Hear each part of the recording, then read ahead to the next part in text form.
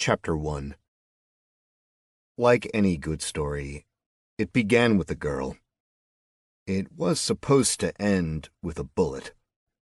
The gun was on my desk, and I was in the midst of writing a lengthy and rambling note explaining my reasons for using the bullet to make a delicate hole in one side of my skull and blow out the other in a glorious, gruesome display of Polakian gore.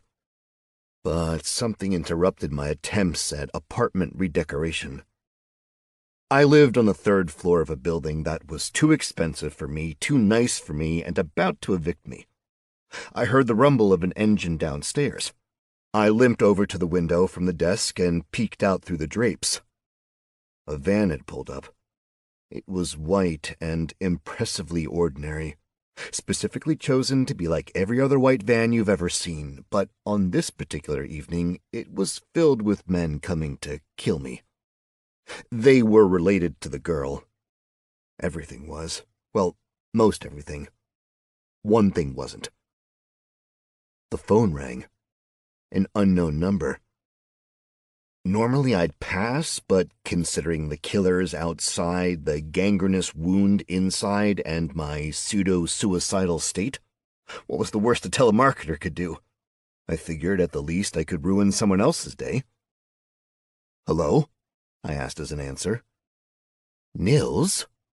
A voice from my past replied. "Yeah. Is this Normand? No last names, I'd venture." My former boss, a friend, perhaps the last friend I had, eccentric millionaire and all-around good guy. I highly recommend eccentric millionaires as friends. They're almost always worth it. "They're probably listening, yes," I said. They being the police, or the FBI, or both. As far as I knew, I was being investigated by multiple agencies. "I've heard a few things about you. Some might be true. Not everything, I hope." I didn't answer, but I think he knew what I would have said. "In that case," he said, understanding me, "I think I have something for you." I took a chance at peeking out the window once again. The men were outside the van now, talking to each other. One at the back was loading bullets into a clip. Up and down the street it was deserted, as if the rest of the neighborhood knew to avoid the area on this night. "Normand, I appreciate the call," I said. "I really do, but I'm not sure I am offering a way out." "Better get here in the next 30 seconds or it's too late." "Should be there now." Normand, check your email." "Seriously?" "Seriously." I limped back over to the desk and sat down with a grunt. Something definitely oozed out of my stomach wound. A quick few clicks, and I had my email up. Sure enough, first in the inbox was from Normand. A few more clicks, and I was confused. "It's a link," I said. "Click it." I thought you had mere seconds." "Seconds might be pushing it." "Then trust me and click it." I sighed. I had very little to lose at this point, and almost hoped it was going to lead me to something like Blue Waffles or Lemonade Party, so I could have one last laugh. The link took me to a web page for a game with a rather silly title, Incarnate. There wasn't a ton of information about the game, just a lot of marketing type hyping the game up. All about changing lives, living in a new world, and being free. A game with total freedom. More than a game, a life. "What the fuck is this?" I asked. It is a way out. A way for you to live, or continue to live." "I don't get it." "Unfortunately, I don't think I have time to explain further, do I?" I stood up and looked out the window just in time to see the streetlight get shot out. "Nope," I said. "So you will have to trust me. It's something I've been investing in, bringing this, opportunity to us. To people whom I find worthy. And there's really not many who are going to be given the chance to join, to be part of this, I guess, experiment." So I'm a guinea pig? To an extent. What extent? Does it matter? From what I understand, you're about to die anyway. How much do you know about me, Normand? Enough, he said. Enough to spend a lot of time, money, and other things in order to give you this chance. I took as deep a breath as my wounds would allow, then exhaled slowly, giving my brain a moment to consider. It promptly spat back that this seemed the only option for continued existence.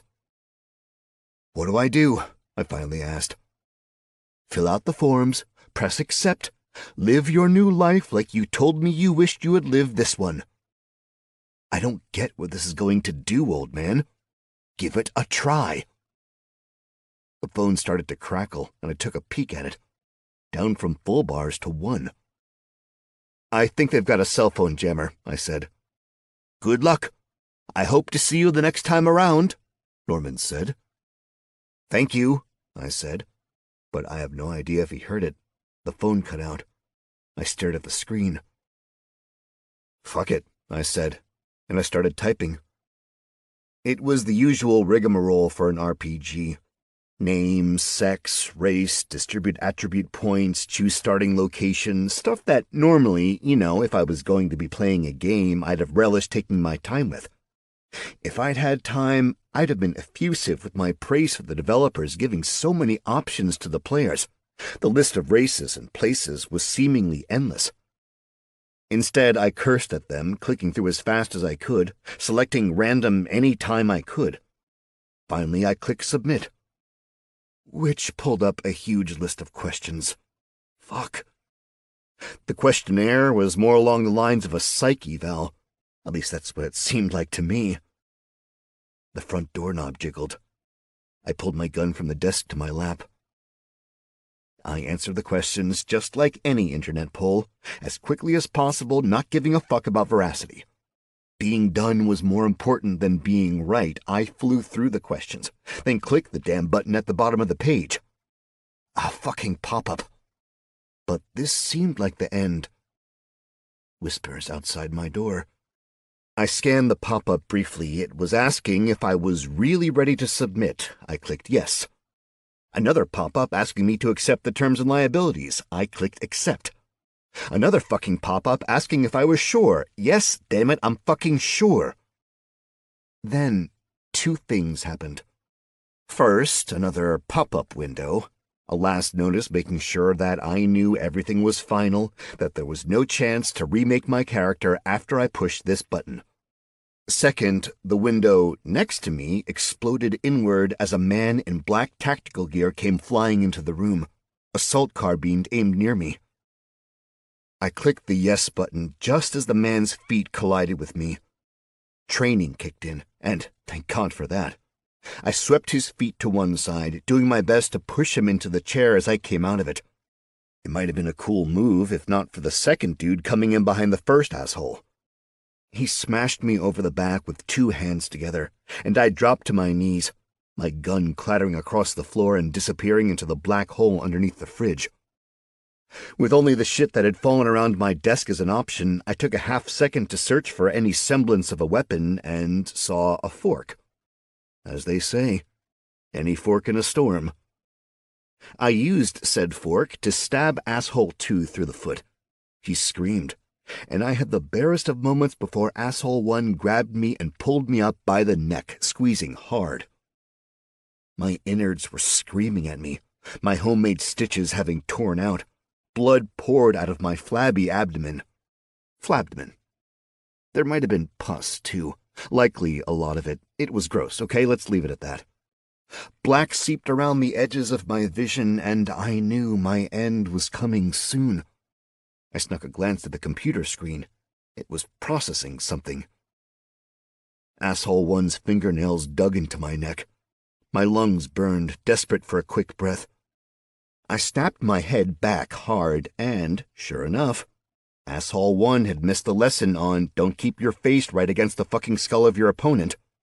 I did a number on his nose. I could feel the hot rush of blood from his ruined schnozola soaking my neck. His grip loosened, and I took in a huge gulp of air. Asshole 2 had his gun up and trained on me. I'm sure he was desperate to fire, so desperate, in fact, that he hadn't taken the safety off, and the gun just kinda did nothing when Asshole 2 pulled the trigger. I stomped on the fork, driving it all the way through the man's foot into the previously unblemished hardwood floors below. So much for getting my security deposit back. Then I stomped on Asshole 1's insole and bit his hand. I grabbed Asshole 2's hair and pulled him towards me. He punched me, absolutely perfectly, his fist going through my newly reopened wound and actually into my intestines. There was quite a bit of screaming from everyone involved. We were all in solid amounts of pain and conjoined in a seriously unpleasant way. I was barely holding on. The only thing keeping me going was that at least I was going to go out in style. Then, a telltale, terrible noise. The tink, tink, tink of a metallic object bouncing across the floor. The grenade came to a gentle stop on my fucking foot. A sharp bung rang out from the computer, and everything went black. Chapter 2. I thought I'd died. Everything was black. Everything. Not like your eyes are closed black, but like a ceaseless, unending void of darkness. Besides, as far as I could tell in that moment, my eyes were open and there was nothing to see. An absence of light and matter and everything. I felt and saw and tasted nothing. All my senses reached out as far and as hard as they could. They all stopped at me. I mean, given that I'd heard a grenade bounce across my floor and seen it wind up balanced neatly on my boot, I figure this was what death was. A void. Awesome. And wrong. I mean, obviously. "Welcome, hero!" A deep and melodious voice boomed out from the nothingness. "You have been summoned to the world of Voldrani to be a noble—" There was a bit of a pause, a very obvious, unplanned pause. The voice continued, much quieter, as if speaking to someone off stage. "This can't be right, it says—" Then there was muttering, people talking off mic. "Yeah, and there's also 3 of them," the deep voice snapped angrily. 3, yeah, because I can see them, numbnuts." I looked around. Still nothing. Blackness. But for the first time, I could feel something near me. That vague sort of vibration surrounding living beings. Someone, perhaps, was almost touching me. "This isn't supposed to... I was told this was a professional operation and..." There was a loud click as the mic got turned off, and lights flicked on. Bright, sterile lights illuminated a blank white room. A large window to one side revealed an empty recording studio. To my right, Asshole 1. To my left, Asshole 2. Which left me, Asshole 3, I suppose, in the middle. Just a bunch of assholes. They still had all their gear on. We were all dressed as we were in my apartment. It meant I had no weapons on my person, which was a minor minus in my book, but, plus side, I was also no longer bleeding out my gangrenous wound, which, oddly, didn't seem open or gangrenous anymore. Asshole 2, for the record, still had the fork stuck through his foot. Below that, a very large section of hardwood floor had come too.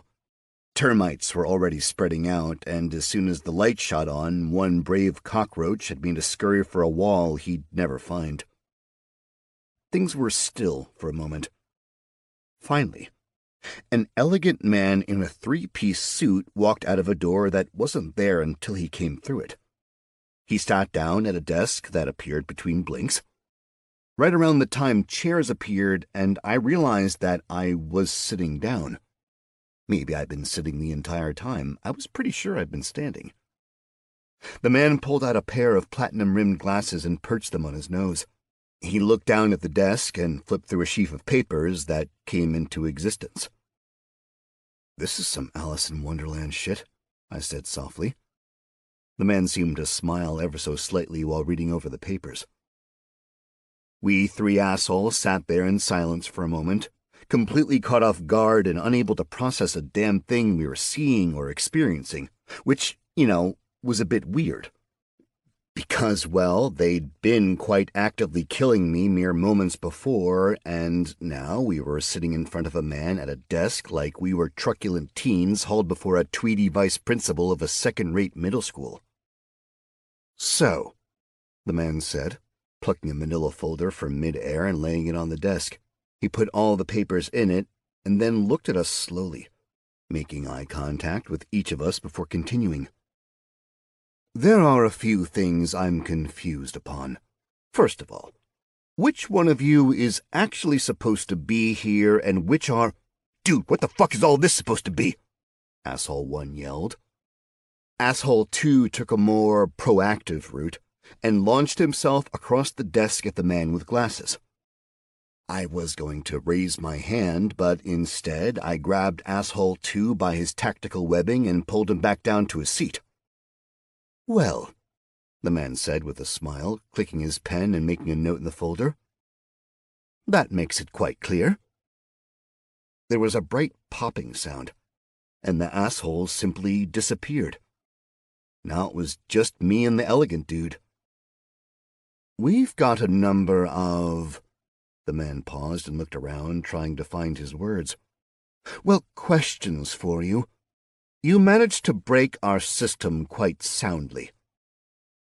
"I'm a little confused," I replied, "because I have no clue in the least what's going on."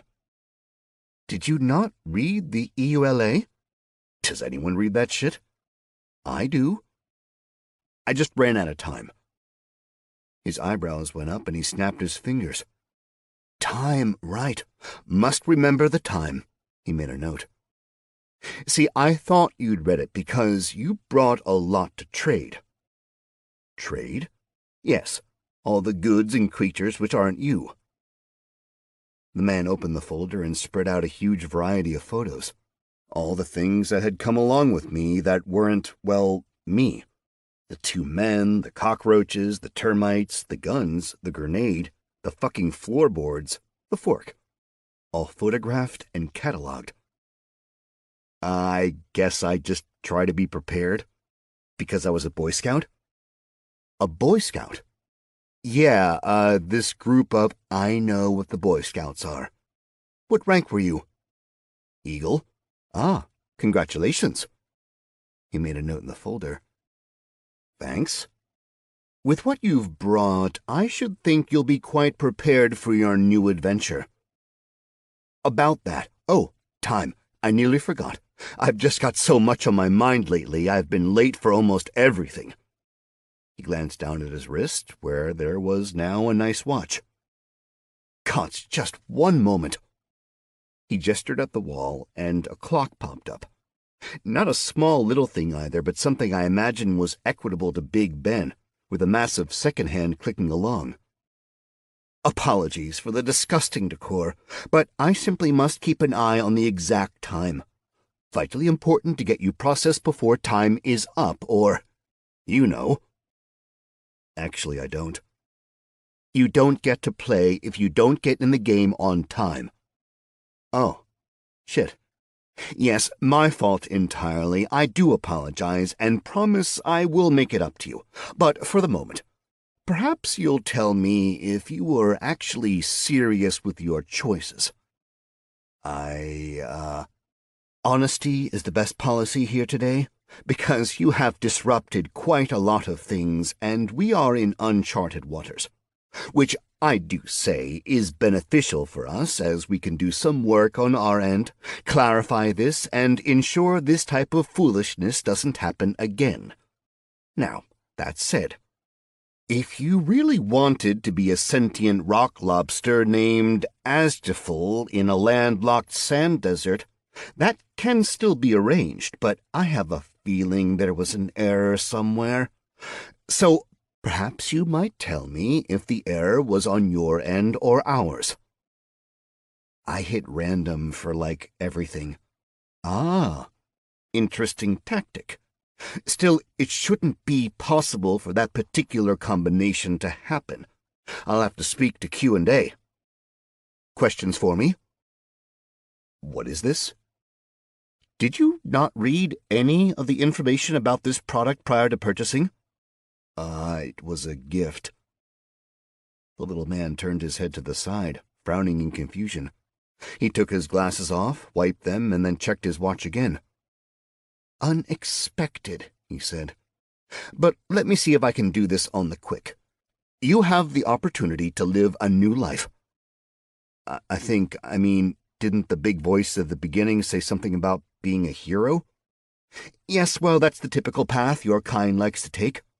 My kind? Humans, from Earth. In this, verse. Verse? Let's not focus on the cosmology and instead answer your question.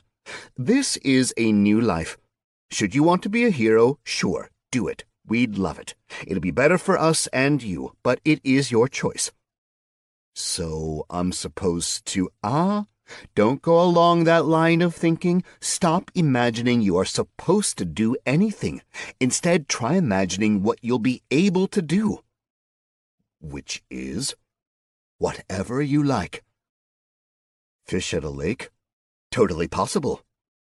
Build a house? Rather advisable. Not be a hero? Sure. Be a villain. Dig ditches, bake bread. Steal cookies from children or save infants from fires. Do something or nothing. But be aware, if what you are doing is awesome and wonderful, you'll find that more viewers tune in to watch, and that those viewers will find ways to send you things.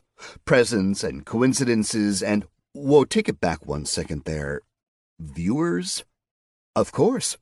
This is largely free to you, but we must fund our operations somehow. So many of the universes find this entertaining, hugely popular, I might say. Hence why everything is done in a gamified way. I'm really not getting this. 1, I'm sorry. 2, usually that's why we don't do this sort of interaction. We've got a lovely video that explains most of it, plus a brief tutorial to introduce the concepts to you, play the game and understand how it works, give the chance to view the world and make educated choices. But, unfortunately, due to time constraints, well, you were on the fast track already and now you are on the even faster track. So the day is getting away from us, and we have run out of time for questions. You will simply have to learn as you go. But... Right. Trade goods. Bother, and your character. So much to do, and we are very late. Character or trading? Character might be a good start because you might be able to make better choices with your trades.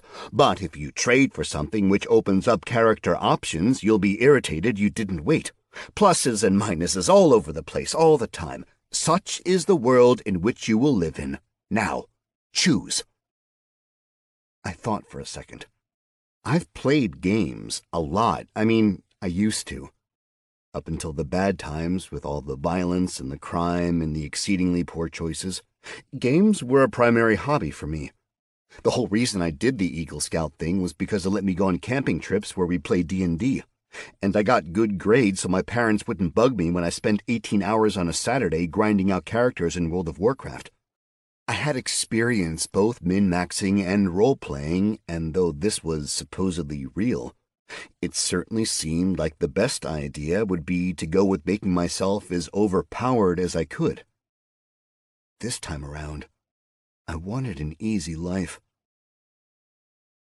Do you mind if I ask your name? I asked. Mr. Paul will work, he replied with a smile.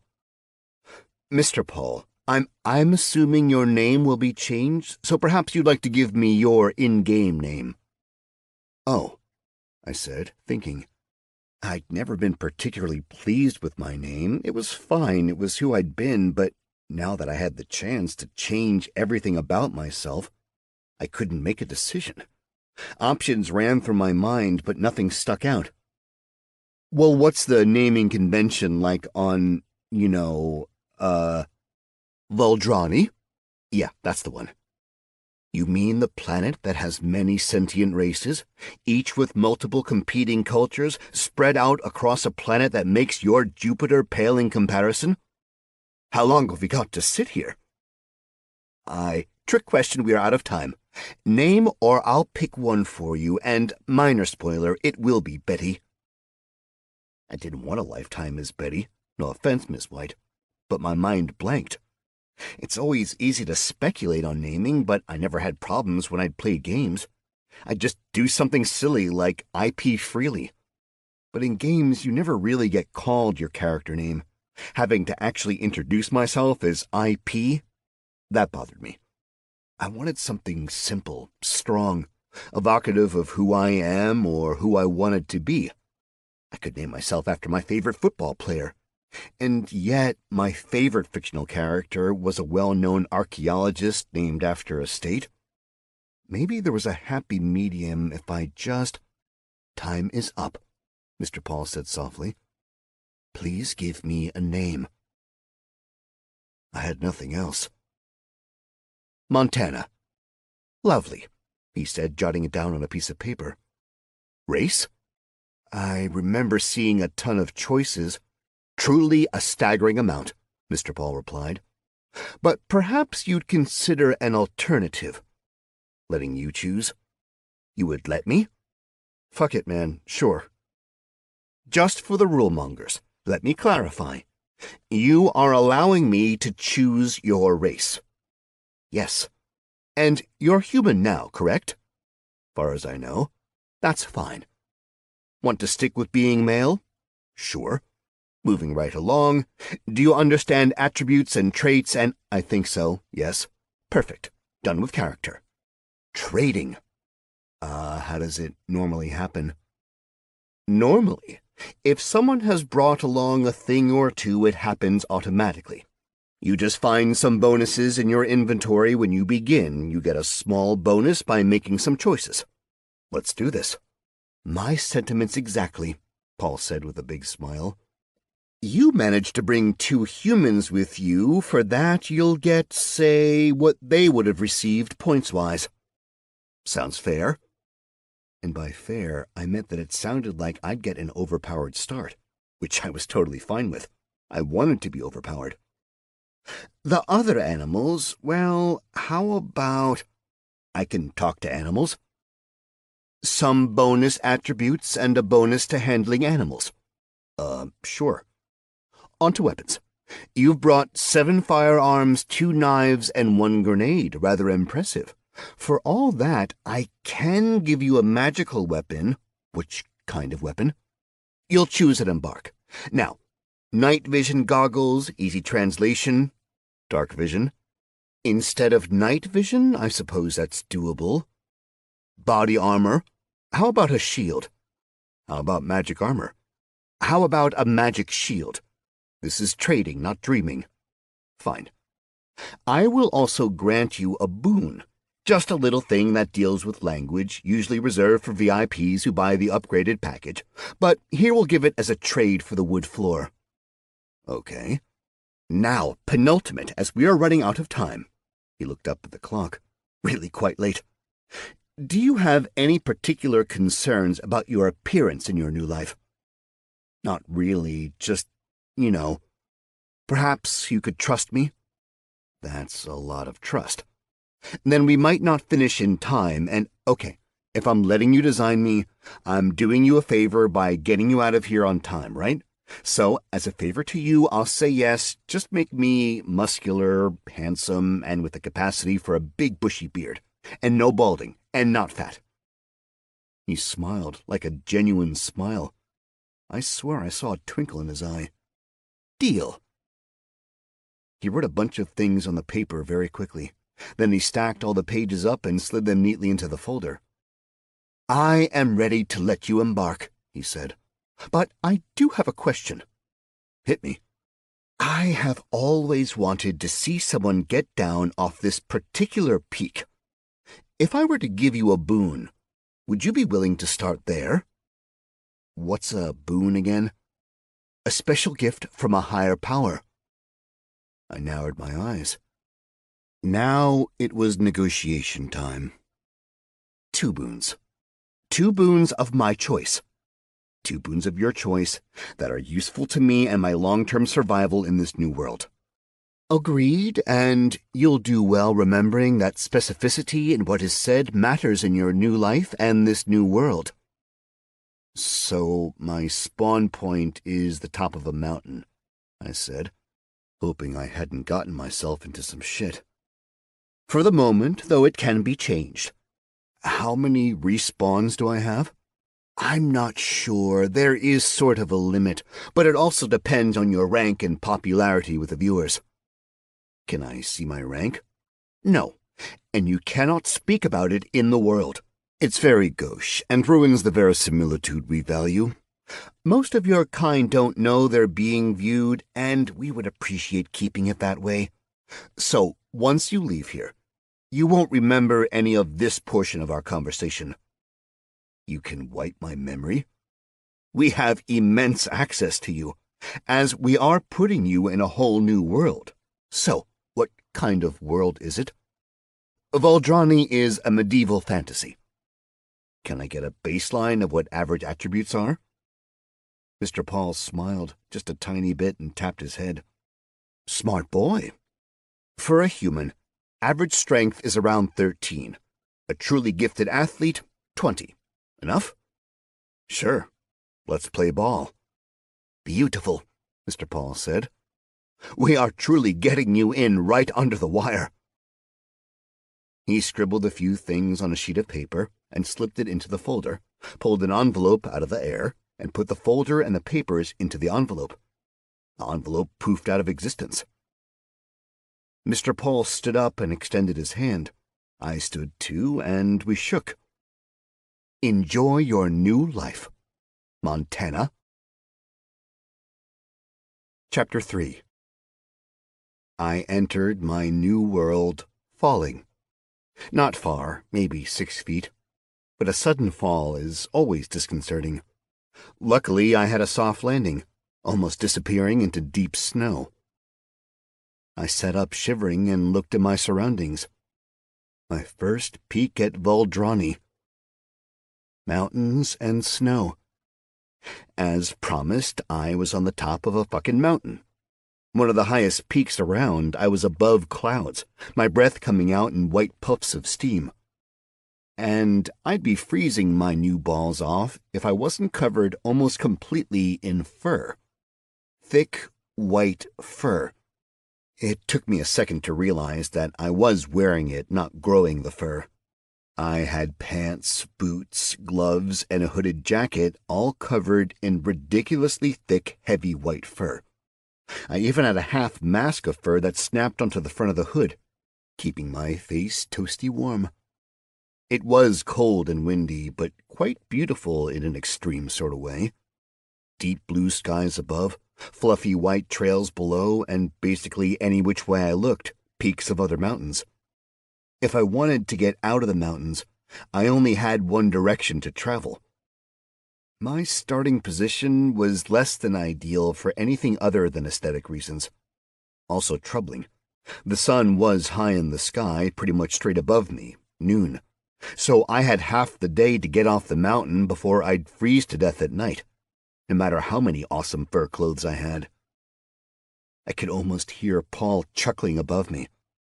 I stared at the snow and the rocks and the rugged world all around me, wondering how the hell I'd survived this nonsense. Something nagged at the corner of my vision, and that made me think about points and abilities and all that. At which point my vision was completely filled with various prompts and menus and options to the point that I was overwhelmed. I took a step back, tripped over my own feet in the snow, and fell on my butt, which did absolutely nothing for all the crap blocking my vision. I waved my hands around my face, and after a moment, I realized that I could move the prompts about space, and for the most part, the prompts would stay there. I put things where I could in order to get a handle on the situation. The attributes seemed to be the normal gaming affair. Attributes: Strength, 10, Agility, 10, Dexterity, 10, Constitution, 10, Wisdom, 10, Intelligence, 10, Charisma, 10, Luck, 10. Unassigned points, 54. At the bottom flashed a grim warning that I had 36 hours to allocate my points or lose them forever. I didn't bother standing. I needed to do some quick thinking before starting my hike down the mountain. If I got triple points for the assholes with me, that meant a normal person new to the game would get 18 points. So if you split your points evenly across all attributes, you'd be just below average in everything at level 1 with maybe one attribute just above. Interesting mechanics. That means the starting character needs to grind right away in order to approach heroics. But I'd start ahead of the pack, which was perfect because I wanted to live a life of quietude, not spend my time embroiled in combat or courtly intrigue. In that regard, dumping points into charisma seemed unnecessary. I put 10 points in strength immediately. Given that Valdrani was a medieval fantasy world, strength would be something to keep me out of trouble. 5 points into dexterity to be nimble and avoid trouble, 5 points into agility so I could run away from trouble, 10 points into constitution so I might survive unavoidable trouble.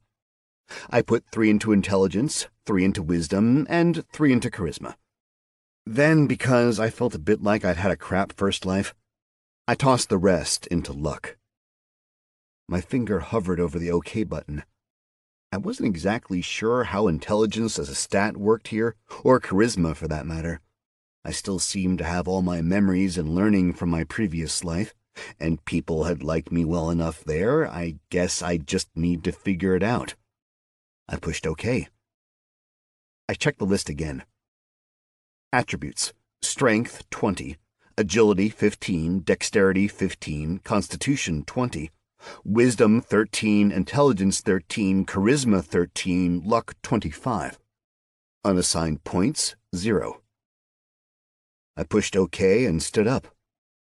I felt different. My body responded faster, better. I could breathe deeper, feel more. My muscles felt big, robust. I felt powerful and smiled. I flexed and my muscles responded, feeling taut and hard and awesome. I was big and beefy and not fat or balding.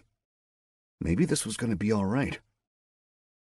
The next set of notifications concerned the boons from Mr. Paul. The first was, Powerful build. Count as 1 size larger for all strength-based skills and rolls. Dope boon. Meant my strength of 20 would count as a lot more than normal human. Might be super useful in this world. And offered me a slight surprise should anyone get a look at my attributes. Regeneration. Outside of combat, your body will repair rather quickly. Given enough time, it's possible you will heal from nearly any wound. Now that was useful. Probably the most useful thing I could have received as a boon. As long as I could hide for a bit, I'd get better. And it meant I could be pretty cavalier in combat, provided I could win. The final one was a thing he'd said was usually reserved for VIPs or something. Gift of Gab, Mr. Paul. Should you encounter a language you do not understand, as long as you hear at least 3 words of it, you will understand it and speak it perfectly. Seemed to be the ideal thing to have as a tourist in an entirely new universe. I always wanted to speak another language. Now it looked like I was going to be speaking all of them. I needed to start down the mountain. This was taking a bit longer than I wanted. But I figured if I started down now, I'd end up paying too much attention to reading my notifications and walk right into a crevasse. Then, who knows? I'd be stuck there forever, regenerating my health as fast as starvation depleted it. I sped through the welcome notices, mostly things about being in the world of Valdrani and how the mountain that I was on was my respawn point. Then I saw the little tab marked Equipment. I pushed on that and saw that I had some equipment gifts. You have found Sword of the Gods. Sword of the Gods. Item type, Legendary. Item class, one-handed melee, two-handed melee. Material, Celestial Adamantium. Damage 390 to 420, slashing. Durability 20,000 of 20,000. Weight 4.8 pounds. Requirements, Strength 8. Description. A straight-bladed sword having a cruciform hilt with a grip for one- or two-handed use, made for and by the gods for the purposes of smiting everything. You have found Shield of the Gods. Shield of the Gods. Item type, legendary. Material, celestial adamantium. Armor, plus 120, 100% immunity to fire. Durability, 20,000 out of 20,000. Weight, 18 pounds. Requirements, strength 18. Description: a massive shield designed to protect from everything. The sword was your standard fantasy longsword, kind of big but well done. The pommel was solid gold and had a nice glow about it, and the blade was balanced perfectly. I mean, I had very little experience with swords, so everything seemed fine to me, but what the fuck did I know? The shield was a giant gold saucer with a bevy of runes etched across the front, all of which had a light blue glow to them. It was heavy but holdable. I swung the sword around, doing this and that with the blade, totally thinking Snickers snack as I chopped off the heads of imaginary enemies.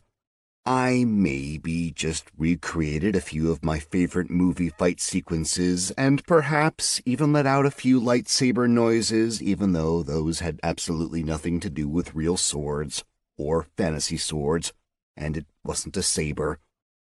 I also announced I was Inigo Montoya. I pulled up the inventory screen, thinking to see how much I could carry, and if there was some sweet gamification concept that allowed me to carry a ton of shit even though I didn't really have a bag or anything. Inventory. Worn, furs. On person. Sword of the Gods, Shield of the Gods. Starting gear. Starting gear. I felt around myself, and maybe felt a bit of myself, which, check, still there, and, proportional. That's also when I discovered that I had pockets around the belly area of my stupid huge furs, and from said pocket I pulled out an orb. As I held it in front of my face, a message popped up, pointing at the orb. Do you wish to open your starting gear? Yes or no? Yes, I said, and immediately wondered why I was talking out loud to myself when I could just think the yes. The orb seemed to shiver out of sight, and a list of gear popped up. Different starting packages. Please pick one. The game was polite, a welcome change. Mr. Paul had been pretty damn snarky, and I figured the game would continue in that vein. There were 5 different sets to choose from, obviously geared to differing playstyles. A dagger and a bow and some lockpicks for the nefarious types. A sword, a shield, and a piece of leather armor for the fighter. And what I figured was for crafters, a hammer, a saw, and a carving knife. The final kit. That one was all mine. A fishing pole, a pick, and a hatchet. Easy choice. You have found the starting kit, Gathering. Fishing pole, bronze pick, bronze hatchet, harvesting skill book, rations, rope, knapsack, bandage, money pouch, lifeform identification spellbook, basic object identification spellbook. All the stuff just dropped out of the sky, and half of it disappeared into the snow. And then I had a bunch of crap I had to put about my person. I had no, bag of holding or anything. The inventory system here could use some work, considering it was, more or less, just reality. I wrapped the rope around my torso and got it tight enough that I could tuck the hatchet across my chest. The pick went in my belt opposite my sword. I put everything else into the knapsack. I then slid the sheath onto my belt, put the sword away, slung the shield over my back, and was ready to hike down the fucking mountain. I took a single step, and a little text bubble popped up. You have an unaccepted quest. Do you wish to read the quest? Well, sure, sounded like a good idea. You have been offered a quest by Mr. Paul. Descend from the peak. Get down from the peak of the mountain, preferably with verve and excitement, and alive. Failure.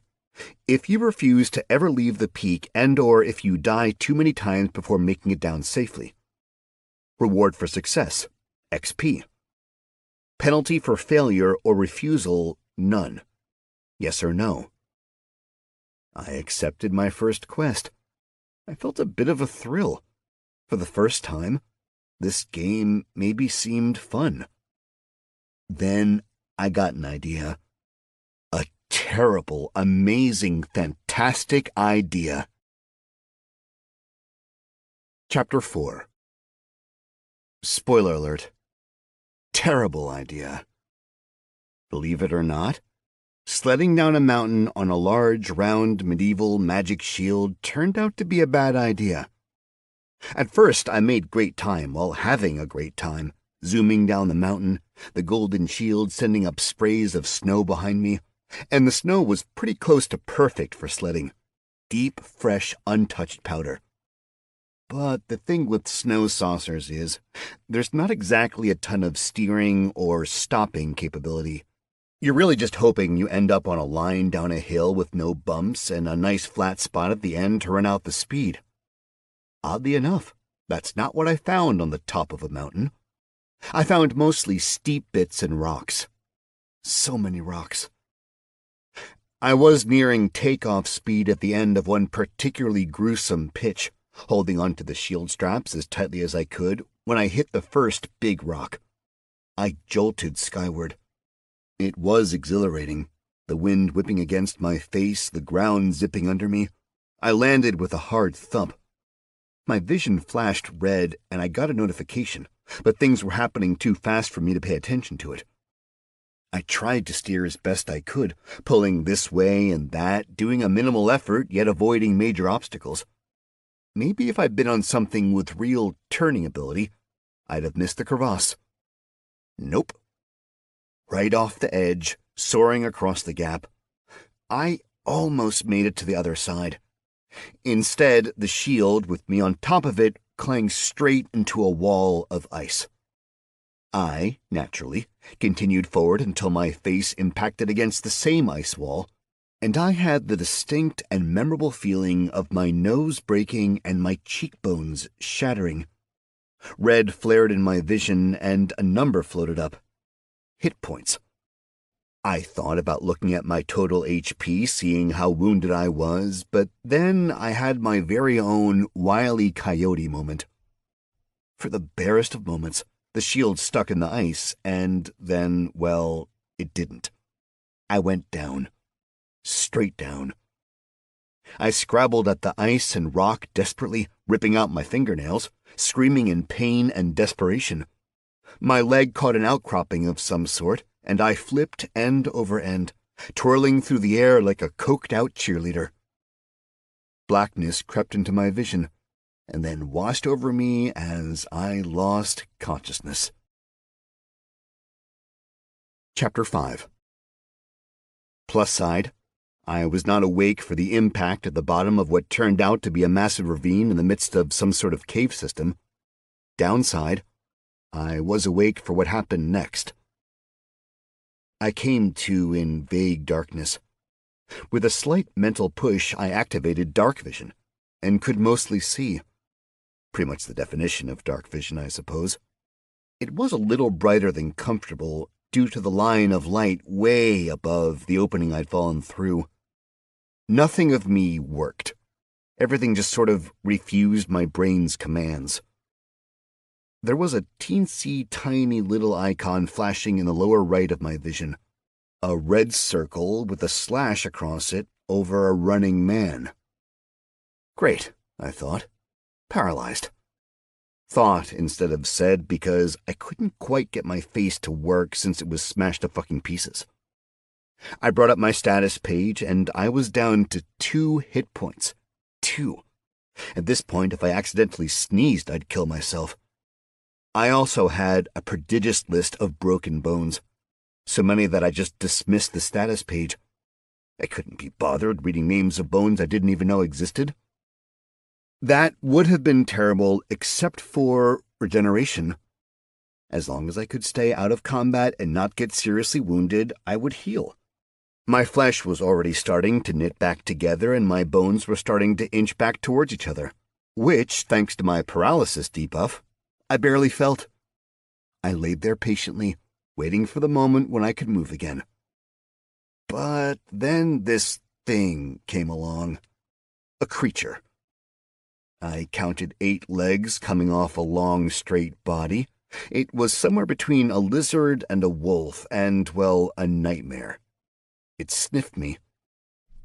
Despite my attempts at screaming, the creature didn't seem to care in the slightest, and, instead, took a rather large bite out of me. And then there were other bites taken out of me. Something I could only really feel because of the way my body was being pulled from one side to the other. Lots of chewing and hearing my own bones snap. I got a great view of its teeth at the end.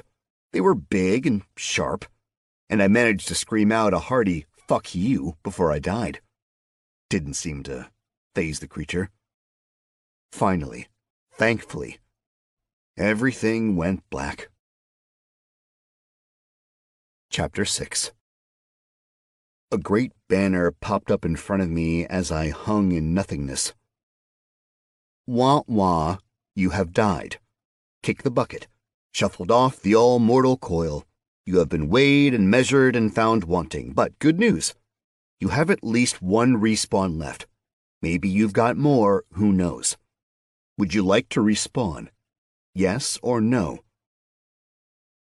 I took a moment to think. This new world was brutal. The pain was intense, and there were big, weird creatures that ate humans. Still, what was the alternative? Yes. Chapter 7. I popped into existence in the same spot I had at the beginning, falling a few feet until I plopped into the snow. I jumped to my feet, my fur-covered feet, and I did a little dance, feeling good because all of me worked again. I willed my status page up. Montana, Level 1 nothing. Statistics: HP 110, Stam 320, MP 172. Level 1 nothing? Well, fuck you too, game. It did make me wonder if there was some sort of class system I'd yet to discover. I was back to where I started from. Sweet. Slight disappointment in that my weapons were gone. My god-tier weapons. Down in a cavern beneath a crevasse on the top of a fucking mountain, likely inside a creature with lots of teeth and a hankering for human flesh. I did have my starting gear, so it was nice to know that if I died over and over again, I could slowly accumulate a massive assortment of picks, fishing poles, and hatchets. I could make my fortune starting the first REI outpost in Valdrani. The sun sat low on the horizon, meaning there'd been a time lapse between death and rebirth. Good to know. But it was going to be dark soon, and I had a long climb down. A small dark purple light blinked slowly in a corner of my vision, letting me know I had notifications to go through and decisions to make. Still, I needed to book it or freeze to death in darkness. I started walking, being safe this time. I hoped I'd given Mr. Paul enough of a show, because I was going to be absurdly boring this time. I spent some time slipping down steep inclines and doing some minimal climbing when I got into a point I couldn't jump or crawl down. It wasn't the most challenging of hikes, but there was an endless quality to it. The snowfields just seemed to go on forever. Had I been a skier with skis, or one of those people who develop ski resorts, this would have been a hell of a find. With the sun down below the mountain ridge to the west, the temperature began to drop. The sky darkened into something I had never experienced. The stars were bizarre and obviously otherworldly.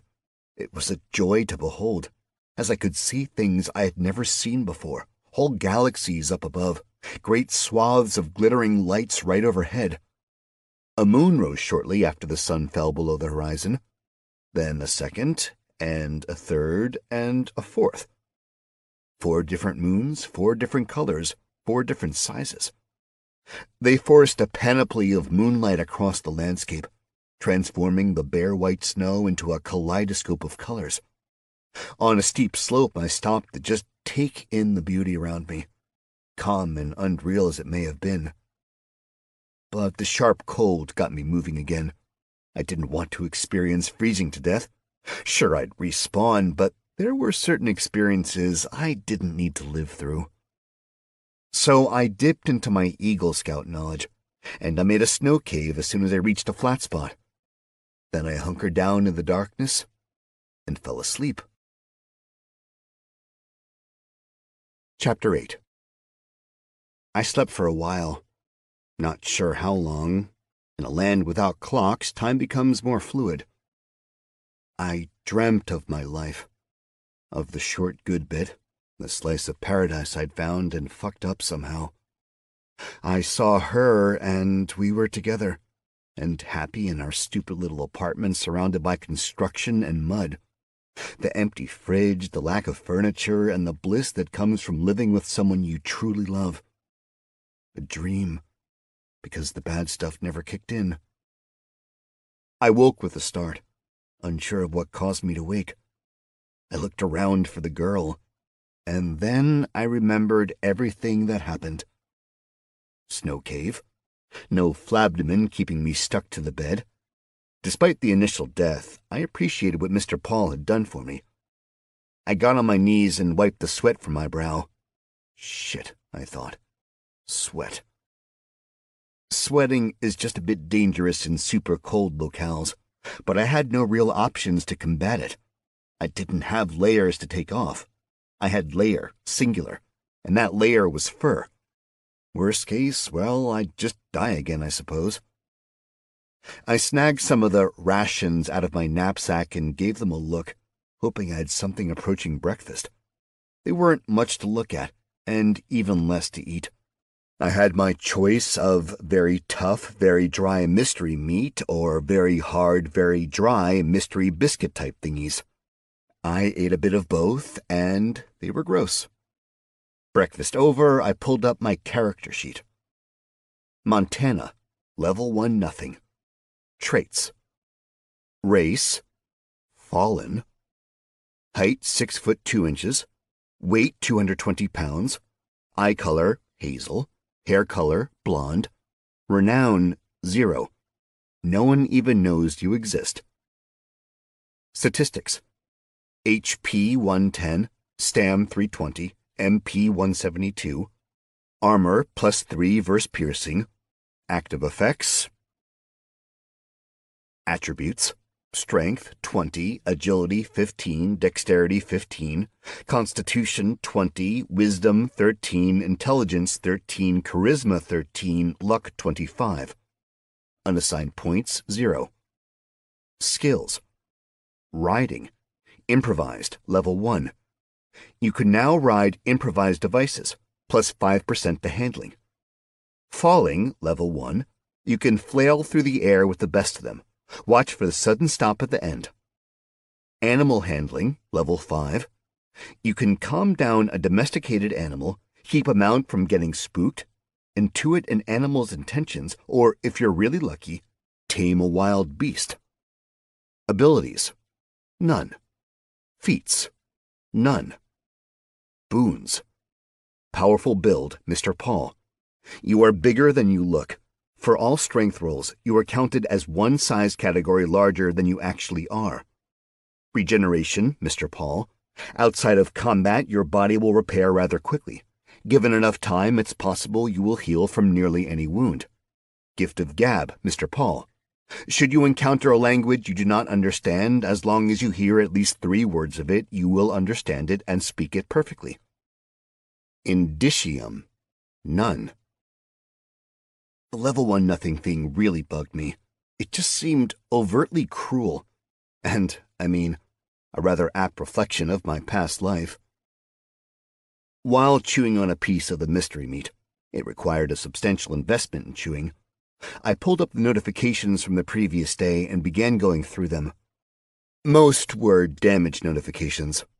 Hit points lost by bashing into a rock, hitting a branch, hitting the ground, fall damage, bite damage, that sort of thing. Then there was the paralysis and death. A lovely trip down memory lane. I pushed through the snow cave and stepped out into something almost like morning. The sun was at the edge of the horizon. but there was enough wind to whip up the loose top snow, swirling it all around me and making it difficult to see. A small box wrapped with a red ribbon sat right outside my snow cave, precisely where I would see it upon exiting. It had to be a trap. This was a game, after all. Thing was, I could see my footprints going back up the mountain, and I could see where I'd walked around to make my shelter, but I couldn't see any prints around the box. I looked up to the sky. Nothing. I knelt down and felt around the base of the box. Snow. There was a small tag tucked into the ribbon on the far side of the box. Without touching it, I laid down in the snow next to the tag so I could read it. Montana. Forgot this. MP. Well, shit. I bet he was laughing at my display of paranoia. Cool beans, you've learned the skill investigate. Now, when you don't know, try and figure it out. Plus 5% to find the hidden. Plus 5% passive perception. Well, thank you, paranoia. I picked up the present, pulled the bow, and the box just poofed out of existence. Instead, I held a small vial of iridescent green liquid with a delicate little tag tied onto the stopper. It said, attribute points. As soon as I read that, a note popped up in front of me. You have found bonus attribute potion. Item type, potion. Item class, rare. Item quality, exquisite. Durability, 4 out of 4. Weight, 1 pound. Requirements, the ability to drink. Description. This rare potion gives you some additional attribute points, 6, to spend as you see fit. Beware, as soon as it is exposed to the sun, it begins to degrade. Shit, I cried, watching the durability drop by 1. I flicked the stopper off and chugged the whole damn thing. There was a loud bing, and then a notification came up. Wowza, you've got 6 additional attributes to assign. Do it in 36 hours or lose them forever. I sighed and pulled up my attributes. Attributes.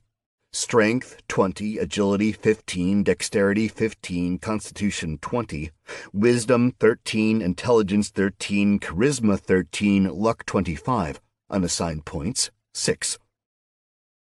I had to wonder, had my Agility or Dexterity been higher, could I have grabbed the rocky outcroppings and avoided becoming lunch? Would increased Constitution have staved off the paralyzation? What would I need to stop making stupid mistakes? I put the points into Intelligence, but then my finger hovered over the OK button. But I couldn't push it. I put 2 points into Luck and then 4 into Charisma.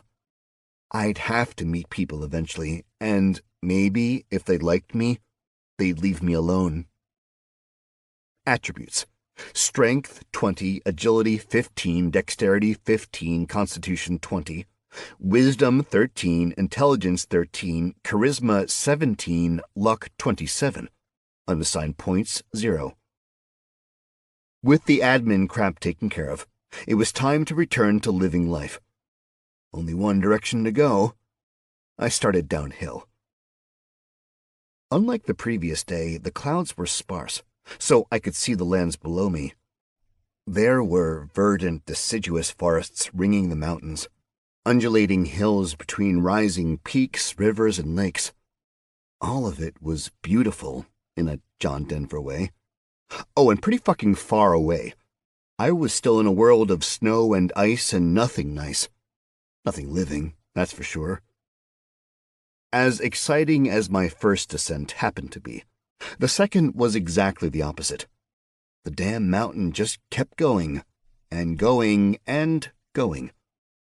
All the time alone with my thoughts meant too much thinking about the girl, and I didn't need that shit.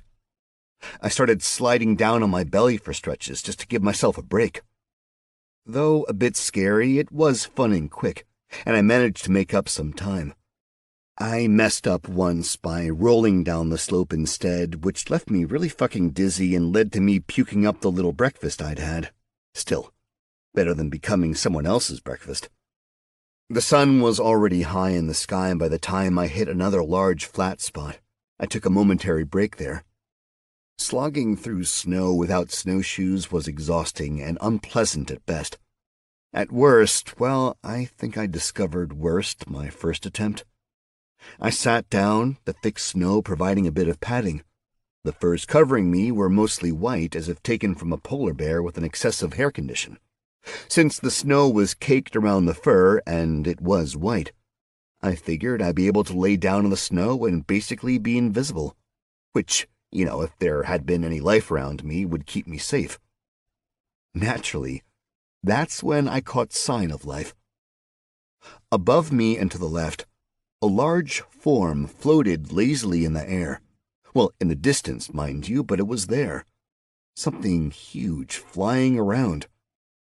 I wouldn't say it was the size of a 747, but it was definitely up there, easily besting a regional jet.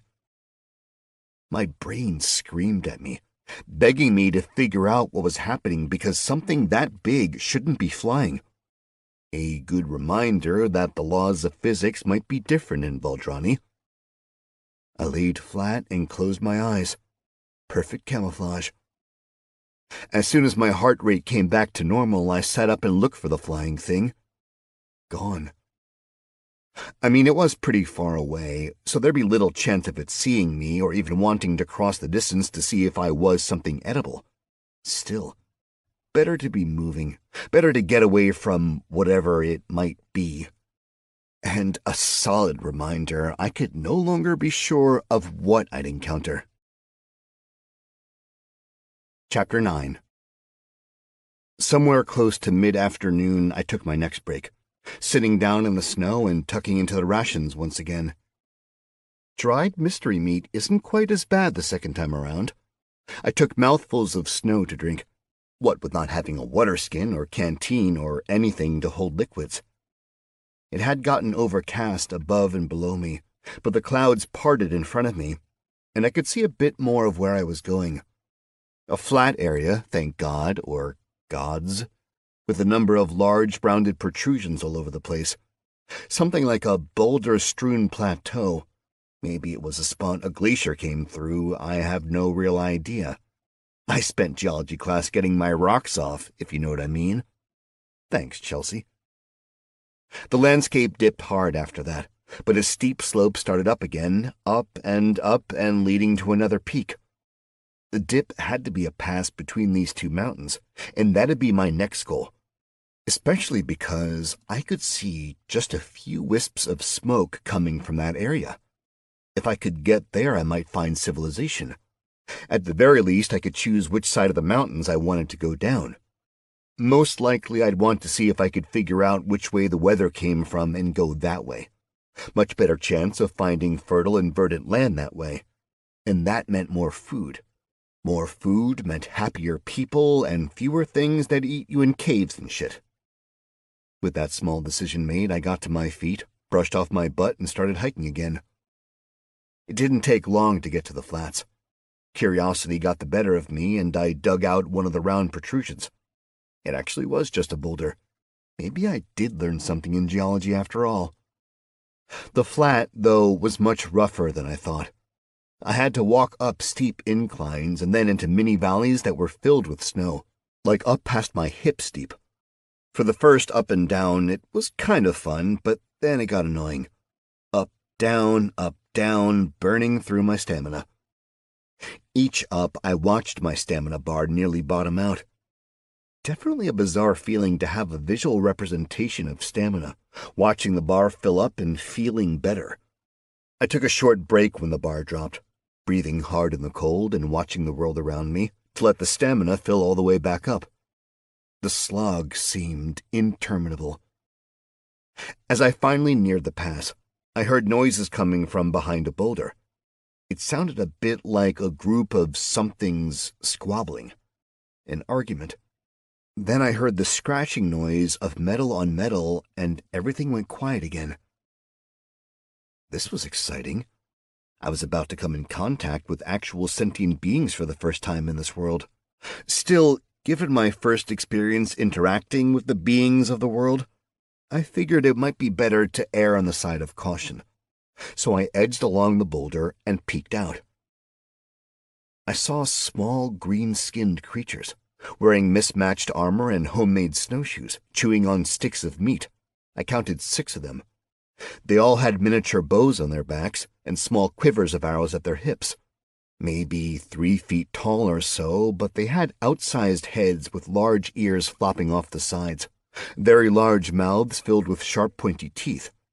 Their hands and feet didn't fit their body either, to the point that I wasn't exactly sure they even needed snowshoes. A 7th creature, slightly larger than the rest, knelt at the top of the next crest, looking sharply down and watching something. It had to be the pass. Every once in a while, one of the 6 would snap, make some offhand comment, or throw something. There'd be a retaliation and escalation until they made enough noise the big guy on the ridge would turn around and shush them. I wondered what they were, trying hard to concentrate on them, to see if there was some way I could get some information on the creatures, like a pop-up or something, species name, level. Nothing happened. Something finally clicked, and I remembered the books I got with my starting gear. I pulled them out and gave them a look. The first and smallest was a green book with an embossed, sparkly leaf in the front. As soon as I made to open the book, I got a prompt, floating up between me and the book. Would you like to learn the skill harvesting? Yes or no? Obviously yes. The book vibrated for a moment, pulsing in and out of existence.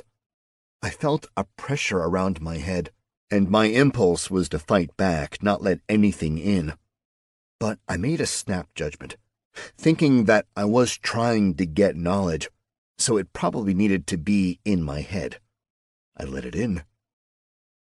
Thoughts swirled around, and my brain immediately raged in pain. New pathways were forced open, and suddenly, I knew a whole hell of a lot about the plants of Valdrani. Cool beans, you've learned the skill harvesting, level 5. You can pick plants, you can grab fruit, you can cut neat things out of creatures you slaughter. That'll save the world, right? At level 5, you are able to harvest common elements with no penalties. Plus 10% successful gathering chance. Sweet. Next book. Small with a black cover and a gold magnifying glass. As soon as I tried to open the book, I got the prompt. Would you like to attempt to learn the spell Life Form Identification? Yes or no? I noticed the word attempt, which meant it was possible I'd fail to learn the spell. I wondered if that meant I'd lose the book and the chance to learn the spell. Still, I had to take the chance. Yes. The book did the same as the previous. A bit of vibration, some pulsing in and out of reality, and then head pressure and pain. A feeling in my head of newness, and I knew the spell. Look at that. You've learned the spell Life Form Identification. Life Form Identification allows you to examine creatures and know certain traits. At higher spell levels, you will gain access to additional information. I had magic, boss. I also had one more book.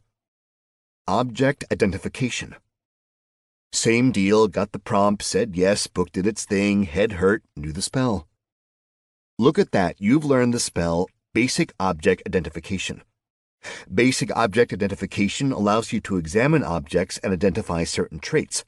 At higher spell levels, you will gain access to additional information. I was on my way to opening my own pawn shop. With a bit of intense thought and a whispered word, I cast Identify Lifeforms. A little bubble appeared above the creature I was looking at, moving along with the creature. Goblin, Level 2 Scout. Not a ton of information, but better than nothing. Plus, I could see that it wasn't a much higher level than me. Goblins are usually evil creatures in games and literature, worthless shock troops of the Dark Lords to let noobs grind up until they're actually useful characters. But was that the case here? Were they evil? I mean, they weren't really doing anything evil. They were just having a bite to eat and spying on someone. I took a deep breath and let it out real slow, doing my best to release my nerves and get my thinking cap on. I had to make a choice. Either assume I knew everything about this world and go in with violence, or, the more dangerous choice, be open-minded, try to be friendly. Maybe this was a nice world, cave beasts not included. I pulled my gloves off, tucked them into my belt, and folded my hood down. Now I figured I just looked like an ordinary dude out for a stroll in the Arctic. Totally normal and non-threatening. "Hiya," I said, taking a step around the boulder. I had 7 sets of yellow eyes on me immediately. 4 whipped bows out, their arrows pointed in my direction. 2 had spears I hadn't noticed. Those were out and ready, pointy end towards me. The de facto leader, the dude spying on the ridge, had a sword of sorts out. It was a large curving blade that looked like something between a cutlass and a scimitar, with several holes cut in it along with the non-sharpened side. Thick rings hung from the holes, giving it a bit of a jingle-jangle when moved. I said, holding my hands up. "I come in peace?" We held that tableau for a moment, and I figured I needed to let them make the first move. The leader eyed me up and down. He said something I didn't understand, but apparently it was enough for my boon to kick in. "Smashing, you've learned a new language, Goblin." "You need answer. Where you come from?" He barked at me, his voice somehow both high-pitched and guttural, like a toddler with a 6-pack-a-day habit suckling from bottles of whiskey.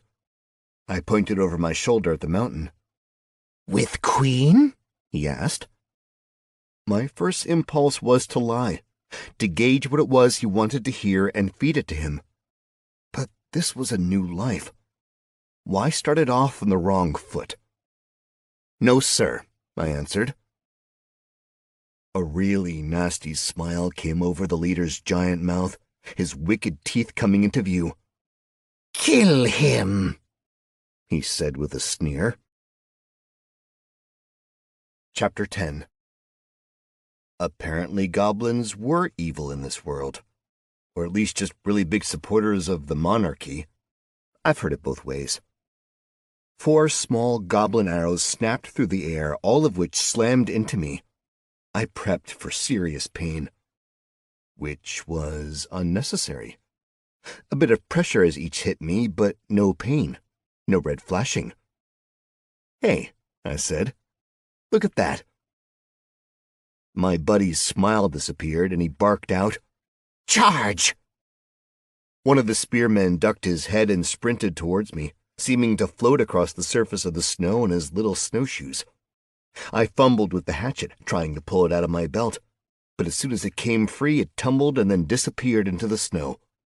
"Well, shit," I said, but looked up just in time to see the spear coming right towards me. There was no dodging it. I just watched the raggedy point jam directly into my thigh. I screamed in pain as red numbers floated up into my vision. I took a deep breath and willed the numbers to go the fuck away and let me fight. The familiar cold came over me, and the world slowed down just a little bit. The focus of rage that comes from a lifetime of fighting and being embroiled in violence. Seeing how effective the spear had been, the rest of the goblins all dropped their bows in favor of melee weapons. My initial attacker tried to push harder to get his spear deeper in, but I stopped him. I pulled the spear out of me, the spearhead coming out with a rather revolting sucking sound and a depressing amount of pain. The little goblin had his mouth open in surprise, but was still gripping the spear. He only weighed like 20 pounds, so I just used the spear to pick him up and slammed him as hard as I could into the boulder, leaving a green-black splotch behind. "GG, you've killed a goblin, level 2 scout. You've earned 50 XP. What a mighty hero you are." GG? Good game? Brutal. The notification popped up, and I immediately shunted it away, making the mental note to hold shit like that until combat was over. I spun the spear around to get the pointy bit towards the goblins, then looked at what I imagined had to be my most dangerous opponent, the boss goblin. but he just had his sword out while waiting for the underlings to do the work. Typical boss. The next goblin up had a sword out, a crudely made thing that had a very roughly serrated edge and a fine coating of rust. He swung wildly. I jumped back, but his blade still managed to cut some of the fur off my midsection. I lifted the spear straight up as the goblin pulled his sword back for a mighty thrust, and just as he was about to strike, I brought the spear straight down, striking the goblin's big head. I hit with enough force that the point went right through the guy, all the way into the frozen ground. He made a disgusting gurgling noise, a green-black ichor pouring out of his mouth. A quick tug let me know the spear wasn't leaving easily, so I snatched the sword out of his limp hand. The next goblin was moving towards me in a bizarre fashion, and I was exceedingly confused for a moment until I realized there was another goblin right behind, hiding as well as forcing his buddy into me, a living shield. The shield goblin swung his little sword with vim, vigor, fear, and randomness. I thought about parrying his strikes, but it was easier to just stand back out of the way. As soon as he paused to take a breath, I lunged forward with a thrust, plunging the sword in as hard as I could. It went straight through both goblins. A notification popped up. Double kill. Brutality bonus. By killing 2 enemies at once, you've managed to make 1 + 1 = 3. Congrats on the double XP for the kills. I grimaced and mentally yelled at the notification to get the fuck out of the way so I could see. Then I snatched up a goblin sword and gave it a heft. This one was straight until the end, where it kinked to the left, and had a very clumsily done edge on it. It was more of a club than a sword. All the goblin weapons seemed like they were custom-made, or, custom-scavenged. 3 goblins remained, 2 wee ones and the boss. In a surprising act of courage, one of the scouts charged at me, sword way back, preparing for a massive swing. He looked like he was posing for a heroic painting. As if I was playing tennis, I planted my foot and pushed my whole weight into swinging the club sword. The pointy bit went straight into the goblin's skull. Dude died instantly. I decided I'd had enough of being reactive, so I charged at the boss goblin. Big mistake. I stepped right into a crater and sunk into snow up to my waist. The boss smiled at me. Time to die, he grunted. The grubby, green-skinned assholes came at me from either direction. I could barely move. They were cautious for a moment, creeping at me with their stupid snowshoes keeping them on the surface. Maybe they thought I'd set a clever trap. I hadn't. I tried to back out of the snow, but my feet kept slipping on something. Glacier droppings at the bottom of the hole, I guess. I just couldn't get traction. With little choice, I just smiled at the boss goblin. This enraged him. He lunged forward, swinging his big sword right at me. I leaned all the way back, dropping into the snow just in time to watch the blade sail by. Kicking my leg out, I connected with the boss goblin's right knee. With a sharp crack, the dude tottered over, crying out in pain. The other goblin paused, which gave me enough time to get back upright. A quick swing of the sword didn't exactly cut the boss's head off so much as it crushed it Gallagher watermelon style. I scooped up the big curved sword with all the rings before turning to face my final foe. We locked eyes for a moment, unsure who would make the first move. The little asshole turned and burned, running away from me. I took a chance and hurled the big sword at the retreating goblin. The sword looked pretty fucking awesome, tumbling end over end through the air. I held my breath, hoping it was going to just carve through the coward. Not so much. The sword hit. I was on target in one respect, but the impact was more pummel than blade. There was a very loud thunk, and the goblin face-planted into the snow. I crawled out of the deep snow, then ran along until I caught up with the struggling goblin. For a moment, I wondered if killing the thing was the right move. Clearly, it was a sentient creature possessing its own language, and damn it! The little fucker stabbed my foot with an obsidian dagger. I gritted my teeth and grabbed the boss sword. With a wide and wild swing, I lopped the asshole's head clean off and watched the oversized head twirl through the air until it landed and disappeared in the snow. A miniature geyser of gore erupted out of the shore neck. Done with the carnage, I sat down. Then I threw up. Chapter 11. I sat in the snow, feeling the pain radiating out from my injuries, and I let the world wash over me. I also took the time to go through the notifications I'd received during the battle. GG, you've killed a goblin, level 1 scout. You've earned 50 XP. What a mighty hero you are. GG, you've killed a goblin, level 1 scout. You've earned 100 XP. Base 50 times 2 double kill bonus. What a mighty hero you are. GG, you've killed a goblin, level 1 scout. You've earned 100 XP. Base 50 times 2 double kill bonus. What a mighty hero you are. GG, you've killed a goblin, level 1 scout. You've earned 50 XP. What a mighty hero you are. GG, you've killed a goblin, level 3 scout leader. You've earned 150 XP. What a mighty hero you are. GG, you've killed a goblin, level 1 scout. You've earned 50 XP. What a mighty hero you are. Kill alerts. Could be very useful in the future when I wanted to know for sure if I've managed to kill something. Cool beans, you've learned the skill Swords. Now you can swing sharp objects and likely not hurt yourself. Soon maybe you can hurt others, plus 5% damage, plus 5% skill. Cool beans, you've learned the skill Spears. Now you can swing a sharp stick and likely not hurt yourself. Soon maybe you can hurt others. Plus 5% damage, plus 5% skill. Hey ho, let's go. You've discovered an ability. The sword of my enemy is my sword. You found that in a pinch. Every weapon will do. Plus 1% damage for each new weapon used in a combat. Nice. Weird, but nice. Then I did the nasty, which in this world meant pawing over dead bodies until I had made sure I had everything of value and the corpses had nothing left worth taking. In this case, it also meant I encountered something odd. When looking over the corpses, I noticed a weird glow about the goblin's ears. So, I cut one of them off. You have found one goblin's ear. You have the feeling this might be useful for a potion. Very intrigued, I promptly cut all their ears off and put them in a pile. I was very tempted to cut open the bodies and see if there was anything glowing inside, but I'd engaged in enough butchery for the time being. Most of the loot was useless, broken goblin armor or rusty daggers, but some of the swords looked okay. One of the spears was straight, and each goblin had a pouch.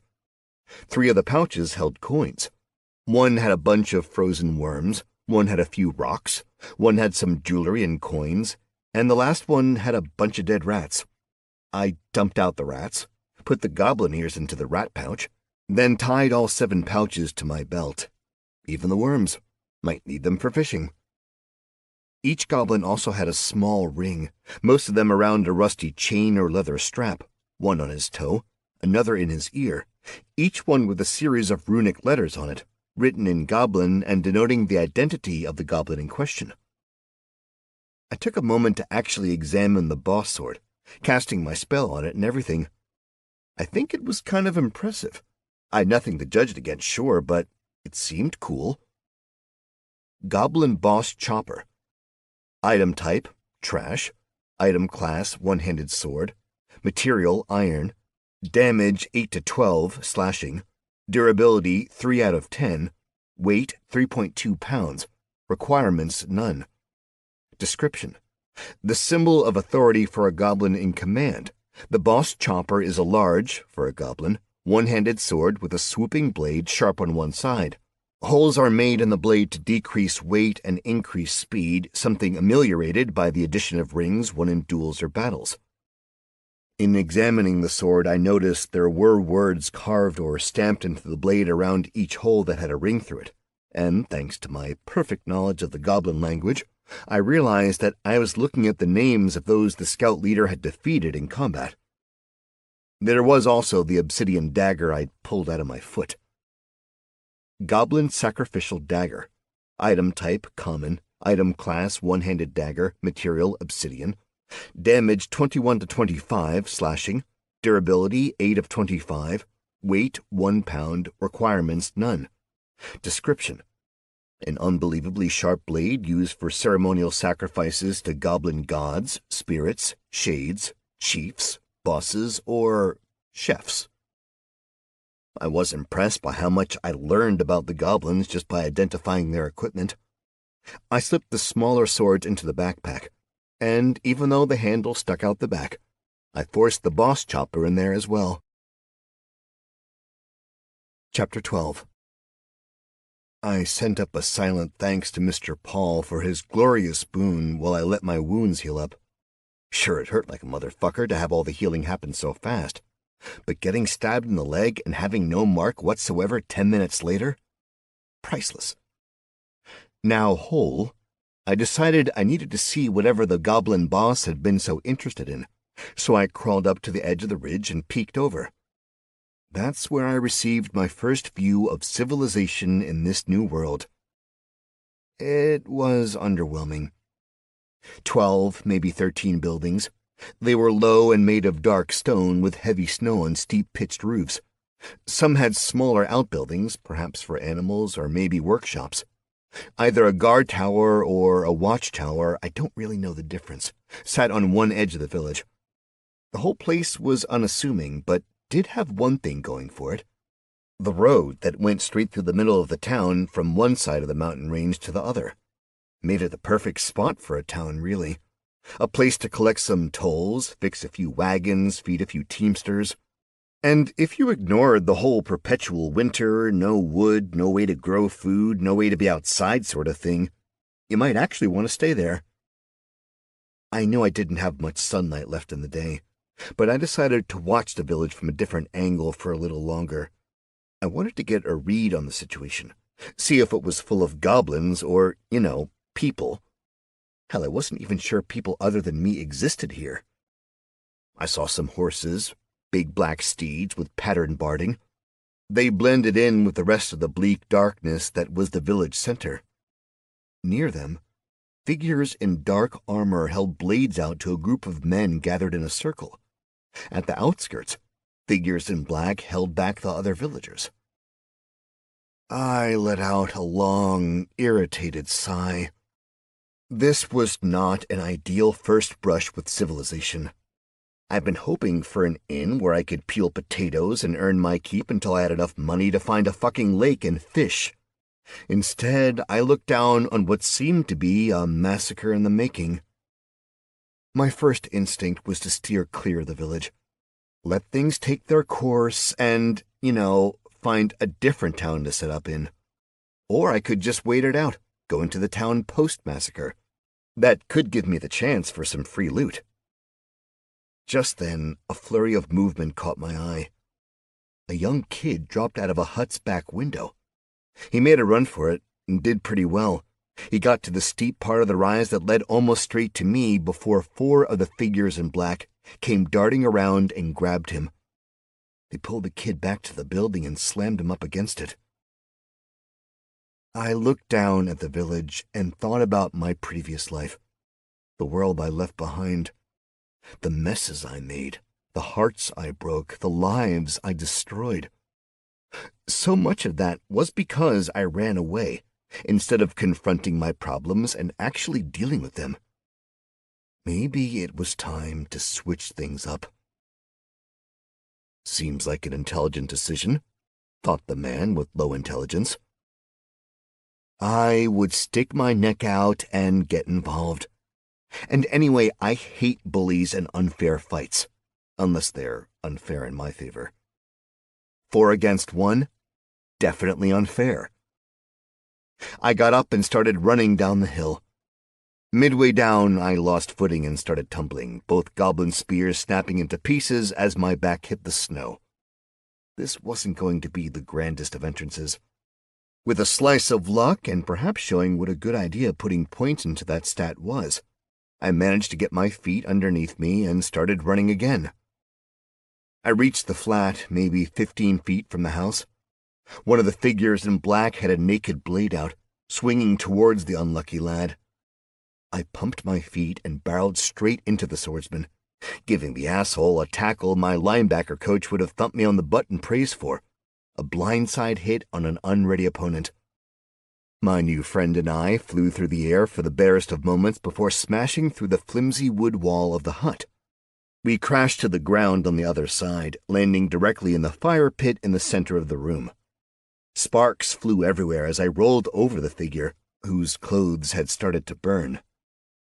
A notification popped up, but I immediately shunted it to the side, and made the mental note to keep the notifications to a minimum for the time being. The dude didn't move. He just sort of lay there, burning. I didn't want my primary possession, my furs, to start burning. So, after a quick glance about the really sad and tragic, basically empty hut, I jumped through the window. Outside, there was a heartbeat to get a read on the situation. The figures in black were wearing cloth uniforms over their armor, which was also black. It looked like a mixture of scale mail and chain mail, with some of the more delicate bits having the scale over the chain. Their helmets were basic, with a nose guard coming straight down, black boots with black leather trousers. Not the best of looks, and a poor choice given the weather. I shot my identification spell their direction. Human, level 4 swordsman. So there were humans on Valdrani. That was nice. But these ones seemed intent on my demise. 2 of the remaining 3 held the kid against the wall, while the third stood closer to the hole in the wall, trying to figure out where their buddy had just disappeared to. Hint. He'd found the hottest spot in the town. The kid, meanwhile, had blood gushing out of his nose. All 4 looked at me as soon as I straightened up after crawling out the window. Then, one of the men in black screamed. I snapped my arm out and popped him right in the kisser, quick and hard. He spun a little and started falling towards me. The other 2 let go of the kid. I pulled the helmet off the falling man and used that to smash in the face of one of the guys. Then I threw it at the other. It didn't hit him, but it flummoxed him enough that he hadn't quite gotten his sword out. I knew I had to keep him from his sword because, unlike the goblins, I was pretty sure this guy actually knew how to use his blade. I could be in a world of hurt. So I bear-hugged the man, tight as I could, pulling his feet off the ground. His breath was fetid and his teeth were appalling. He groaned as I squeezed and did his best to headbutt me, but he had no real leverage with his neck. I pulled in as I took in a great big lungful of air. Something popped, and I felt his ribcage give. He had no air in him, and bloody froth came from his lips. I dropped him to the ground, giving his face a swift kick. But by that point, the man I'd punched had a dagger out and pointed at me. The man started to talk, and after a second I got a pop-up. Smashing, you've learned a new language, Common Imperial. What is this? The man in black asked the panicky kid. Why the fuck you asking? I started to say. The man in black shrieked at me, his dagger leading the way. With a slight twist of my torso, it got stuck in my furs and not my stomach. That left him pretty much wide open. I'd done karate as a kid, taekwondo as a teen, and kung fu as a young man. But it was the few years running as a 1%er that really taught me to fight. Brawling had become my main hobby in the past few years, followed closely by running guns and drugs throughout the western United States. The single stab from this asshole showed me that these guys were relying on fear to get the job done. They didn't have real fight in them. I grabbed his arm and pulled as hard as I could while I turned my body. The asshole flew over me, sailing through the air before slamming onto the ground. Bonus, he left his dagger behind. I tested the blade in my hand as I surveyed the scene around me. One man was burning in the fire, one was crushed, one was knocked out from a helmet to his face, and one was probably knocked out from the throw over the shoulder. I could hear running and the jingle-jangle of metal gear coming from the other side of the house, so help was likely on the way. I took a deep breath, thinking about Valdrani, the savagery and the presented realities on display, and I knew what I had to do. I cut the throats of all the men around me and read over their death notifications. Meanwhile, the kid was still up against the wall. "Get the fuck in the house, asshole," I growled at the kid, "and stay in the darkness. Might be they forget you were the reason they came back here." The kid didn't move. "Fuck, dude," I said. I grabbed him and shoved him through the new opening into his house. "Hide," I snapped. I felt around in the snow, looking for one of the swords I knew the asshole dropped.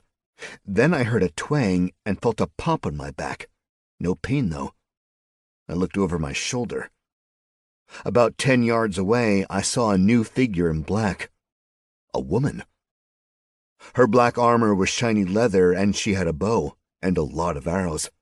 One was, in fact, currently knocked. She pulled the string back quickly and fired almost one smooth motion. It thwacked into my chest and sort of quivered there. Again, no pain. I looked down at it, confused, but quickly realized her arrows weren't making it through my furs. It made me laugh. She went white in the face, about as white as my furs. Then she ran, screaming about a monster. I ran after her, coming around the corner at speed. I looked at the center of the village and came to a skidding, sliding halt. I barely managed to keep my footing. The villagers were on one side of the open area, and a few of the black-armored assholes were opposite them. It seemed that my interdiction had, at least, caused the release of the men of the village. Everyone was now in one big unhappy group. The female archer seemed more secure now that she was back with her group. Every last one of them looked my way. 4 archers, bows armed and ready, and 3 men with swords. One of the men with swords had some plate armor and a very snazzy helmet with a human skull covering his face. Ooh, threatening. Skullhelm said something to the men around him. "Smashing. You've learned a new language, Mardamese." This was definitely the best way to learn languages. "Fire!" Skullhelm shouted. 4 arrows streaked my way. I threw my arm over my face, just in case. Thwack, thwack, thwack, thwack. Like Debbie Legrand told me, I definitely think I felt 2 pokes, but no pain. I stood back up and screamed in defiance. The archers, plus 2 of the swordsmen, looked fearful. They certainly weren't used to people fighting back, and it seemed that coming across something that didn't mind being shot with arrows was demoralizing. "Cowards!" roared Skullhelm. He pulled a massive sword from his side and charged, blade held high, screaming all the way. In my previous life, I'd held my own in more than one knife fight, but my only experience with swords was the goblin killing I'd just done. As Skullhelm closed the distance, I stood still, not knowing what to do. Closer? 3 yards? Fuck it, I thought. Not like I can die. Not really. Not yet, anyway. I laughed and threw my sword at him. It made him falter, but didn't do any real damage. Then I charged him, getting in too close for his big sword, and slammed my shoulder into his midsection. That drove him to the ground. He slammed the pommel of the sword on my back repeatedly. It hurt like a mother. A dagger on his belt dug into my side, and I knew it was the best chance I had for a weapon. We rolled on the ground, moving one way, then back. Finally, he dropped his sword, realizing his steel gauntlets were more useful than the big blade. With a clever move, he wound up on top of me, got his big hands around my neck, and started to squeeze. I reached up and slid my hands beneath his stupid helm. I could feel his actual face, a beard, a nose, and then what I was looking for, his eyes. I dug my thumbs in as hard as I could and felt the pliant orbs give way. The man screamed and released my throat, trying to get away from me. But my thumbs had a good hold in his sockets, and I wasn't letting go. We stood together, me pulling him up by his head, him screaming, his blood pouring down my hands and definitely getting all over my furs. With a twist of my torso, I swept his legs and let his face meet my knee on the way down. He fumbled, clearly having trouble seeing. I grabbed his sword from the ground and swung the great big blade around with all my might. It would have been an awesome end to the fight if I'd managed to hit his neck first, but my aim was a bit off. The sword skipped off his pauldron and went into his neck with less force than it needed. Sure, it got it, halfway through and was definitely a fatal blow, but not like instantaneously fatal. Skullhelm shuddered and blood rushed out of his neck. A low moaning sound came out of his ruined face.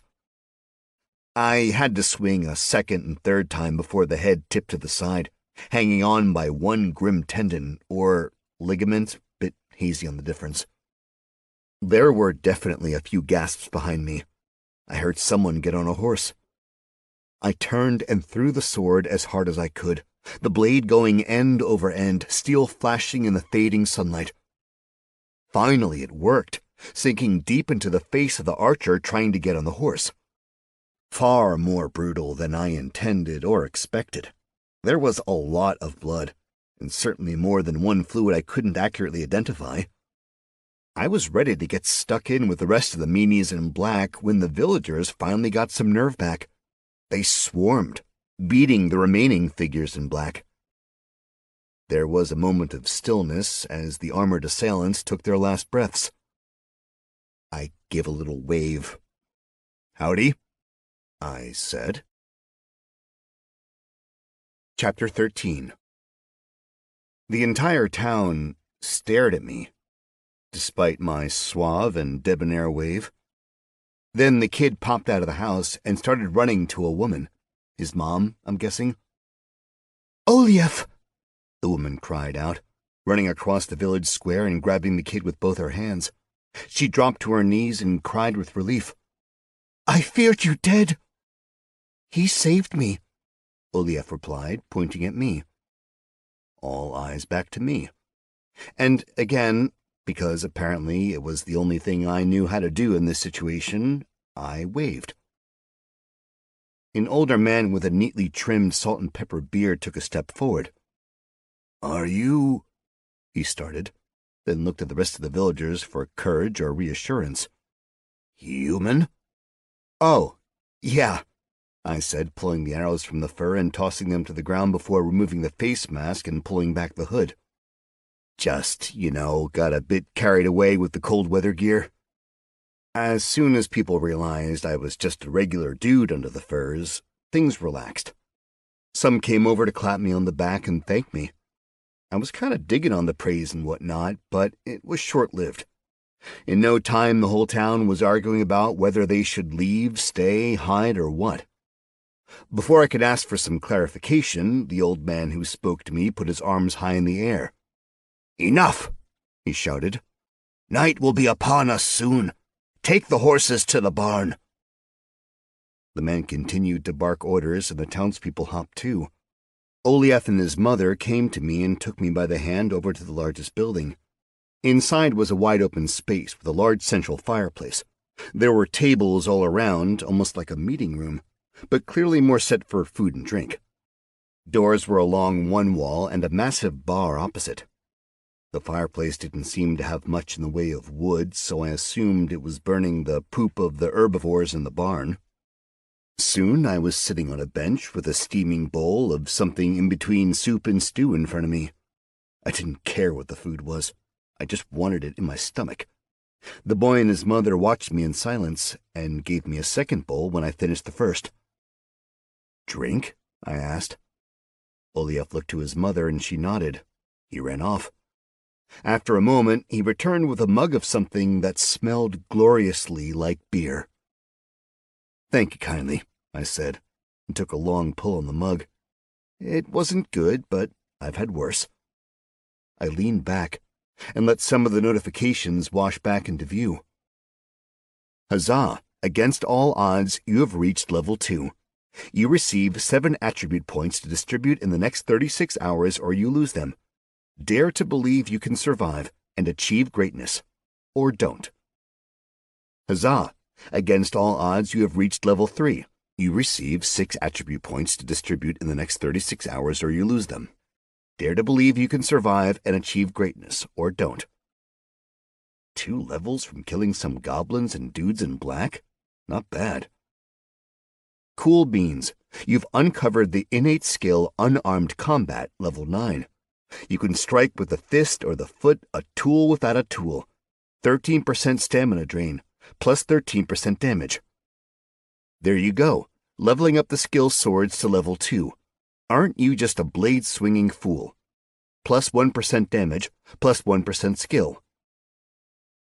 The snark in the messages was a bit much. I wondered if it came from Mr. Paul or if there was another entity behind the scenes writing all this out.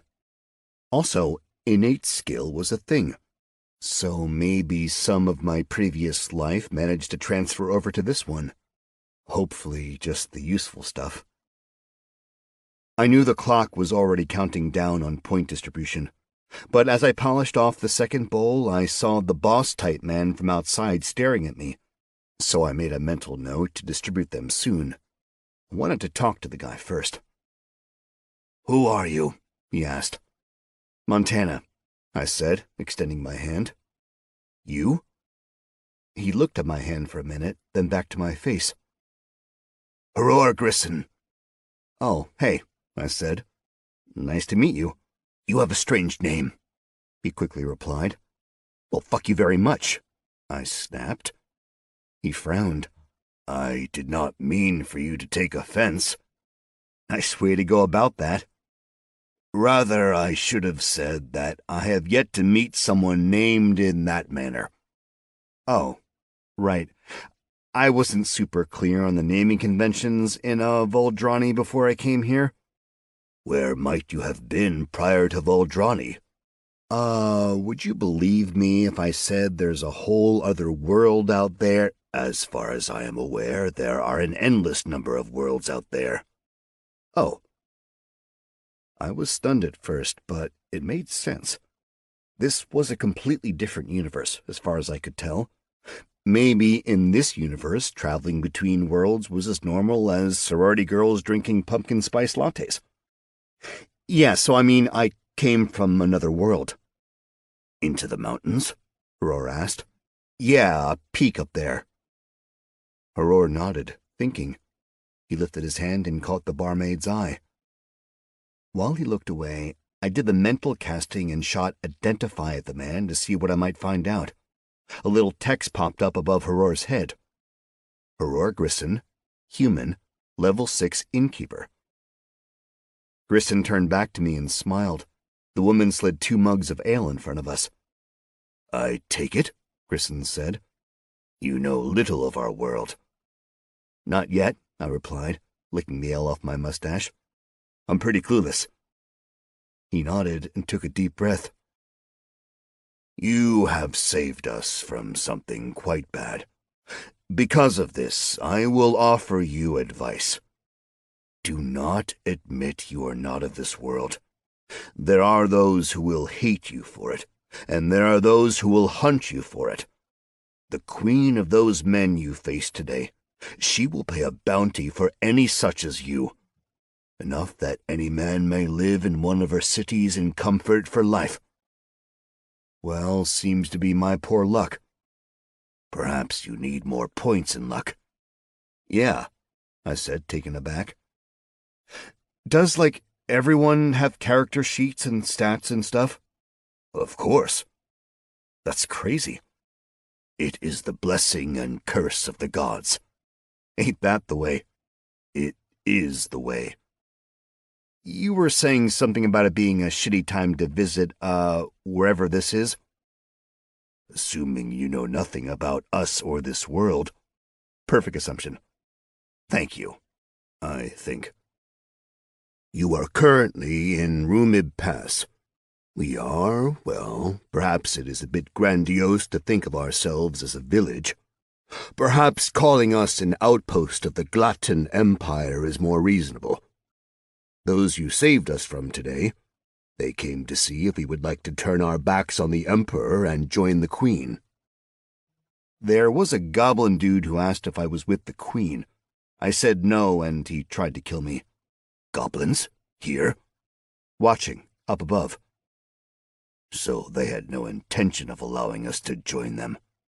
Goblins. Did you kill them? Yeah, good. They are sneaky, conniving, stupid, and unrelentingly evil. Kill them all. They murder for sport. They eat any meat and will run off with any baby they can grab, for it is the chief delicacy in their foul culture. In small groups they are irritating, but in large groups it is as if they compete to see who can be the most savage and disgusting. And if there were some here, it means the Queen is truly dark, for she has willingly engaged their services, and she does not trust her soldiers. He took a long pull of his ale.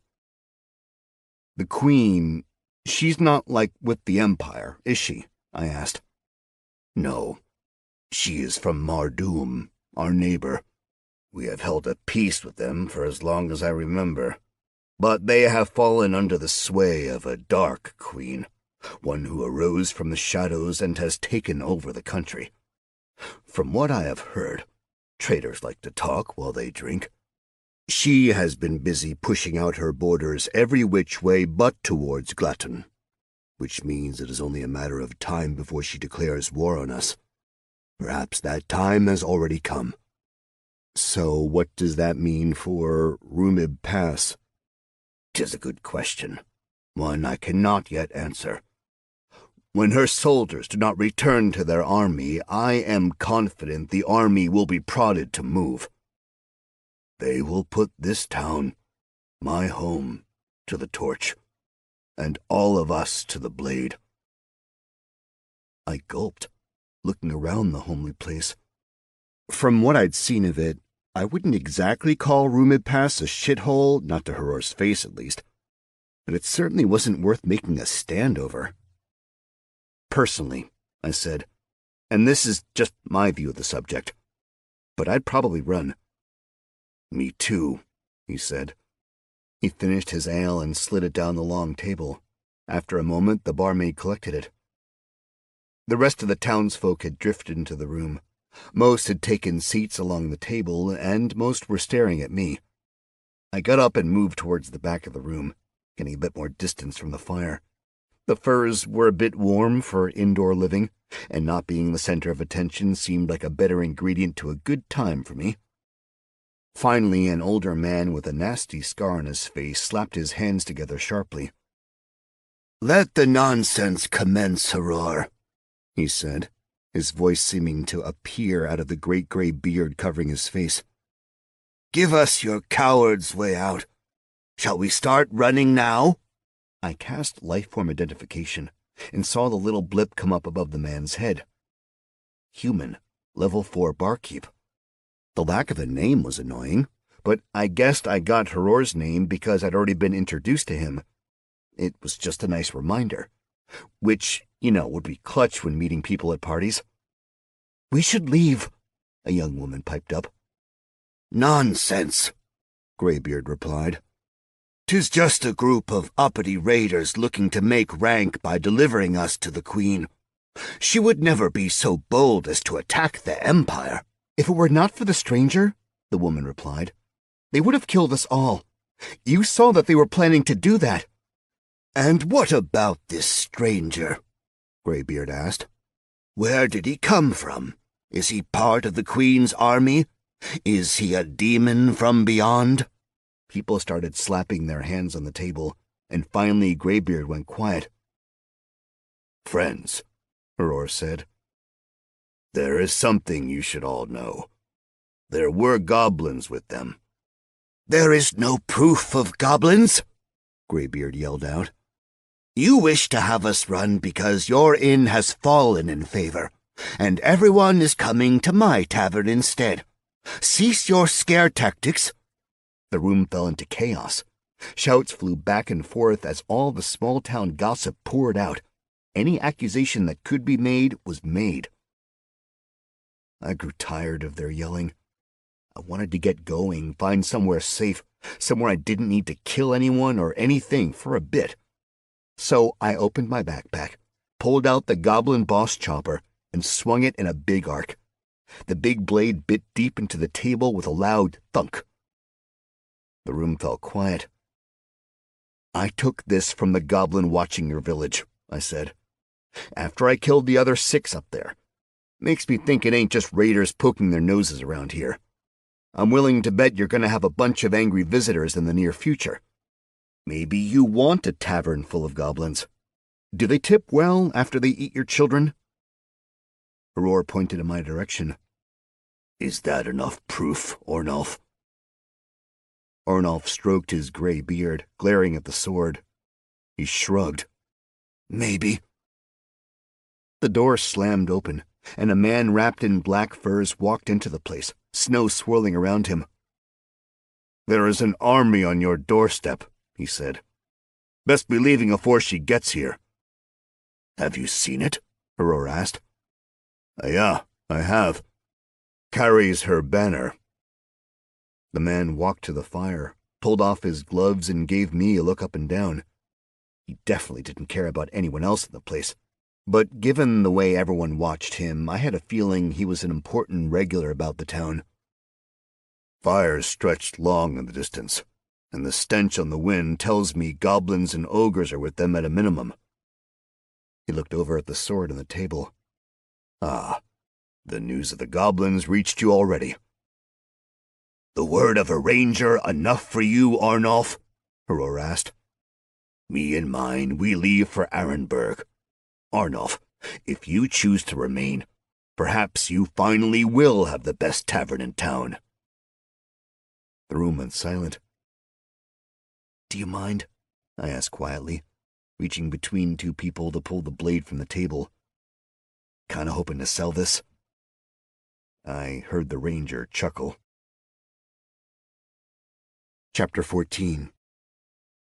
Aurora's decision to leave seemed to make the choice easy for the rest of the villagers. No one was staying. Rumid Pass would be clear by daybreak. The ranger remained by the fire as everyone else disappeared.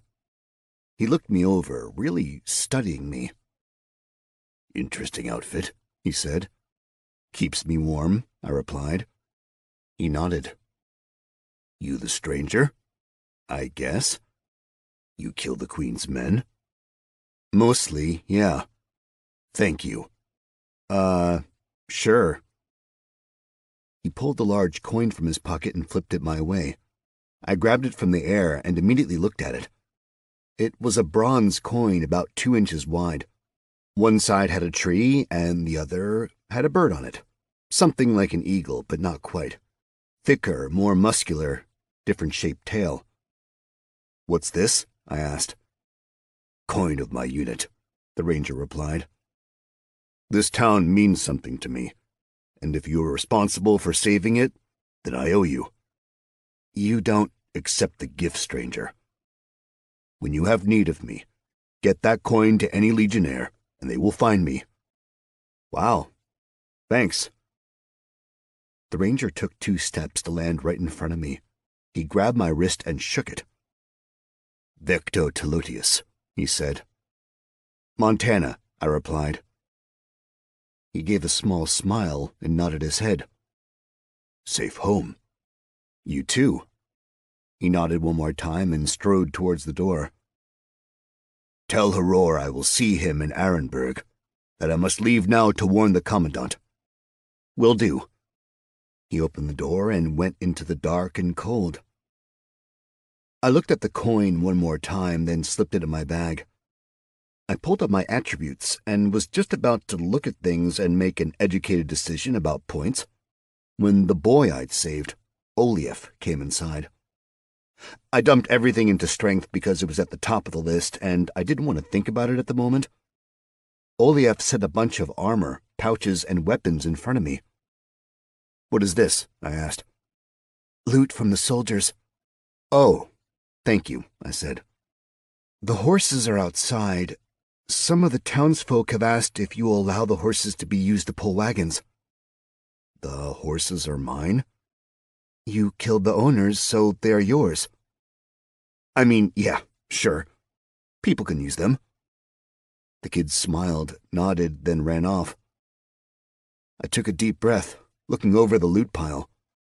First impulse was to grab the armor Skullhelm wore, but it was pretty well marked as belonging to the Queen's army. If I was going to stay in the Empire, it'd be a pretty bad idea to wear the enemy's armor around. Certainly not if I wanted to avoid conflict. To be fair, there was nothing tying me to the Empire besides my somewhat arbitrary decision to help Olief in Rumid Pass. I could just as easily march down to the Queen's army and ask to be part of their country. Though, if the Queen had a bounty out on, new visitors, it could be very awkward trying to explain where I came from, if not the Empire. Plus, the Imperial citizens had given me beer. That's basically like becoming a citizen. I set the armor to the side, figuring that, at a minimum, I could find a blacksmith and sell it for scrap. The Skullhelm was badass in a way, but had totally the wrong vibe for me. I wanted dude you didn't pay attention to, not dude wearing a fucking skull and killing people. Into the sell pile inside my increasingly stuffed knapsack. The dude's sword, though, that was a different matter. It was really nice, much better than the chopper. Longsword. Item type, common. Item class, one-handed melee, two-handed melee. Material, steel. Damage, 10 to 20, slashing. Durability, 20 of 20. Weight, 4.8 pounds. Requirements, strength 8. Description. A straight-bladed sword having a cruciform hilt with a grip for one- or two-handed use. The chopper went into the bag, and the longsword onto my belt. There were 6 pouches in front of me, and to save time, I just dumped them all out on the table. Most of the contents were coins, the vast bulk being silver. There were a few gold pieces, small and heavy. The silvers were larger, and the coppers the largest. Also, some of the coppers were semicircles. Half coppers, I suppose. There was also some jewelry, a number of rings, 2 simple chains, and a locket. Some of it looked nice, some of it less so. One of the rings was quite bulky, and the top had a hinge to it. It opened to reveal a stylized shield with a bloody bear paw on it. A signet ring, I supposed, for sealing wax letters. I was about to scoop everything into my own money pouch when I heard a throat clear behind me. Before I turned around, I suddenly pulled a leather cuirass over the pile. Olief's mother was there, holding her hands tightly. "Hi," I said, not exactly sure what was about to happen, but really hoping it wasn't going to be one of those let me sex you up as a reward type situations. "You saved my son today," she said. "It's fine," I started, but she held up her hands. "Please, I must give you something. No offense, but it doesn't look like you've got that much, and I'm doing okay, so I can still give you a reward for saving my child. It is the way things are done, and the gods might curse me for not doing as is proper."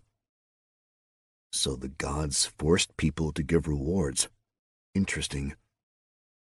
"Please tell no one of this," she said, "for it could mean your end." I tried to interrupt to find out why, her gift might kill me, but she just kept on going. "In earlier times, I was an apprentice to a man far to the north, a user of magic. He taught me many things, many now forbidden." She paused, and her eyes unfocused as if she was looking at something very far away or very long ago. "Okay," I said, nodding at her to continue.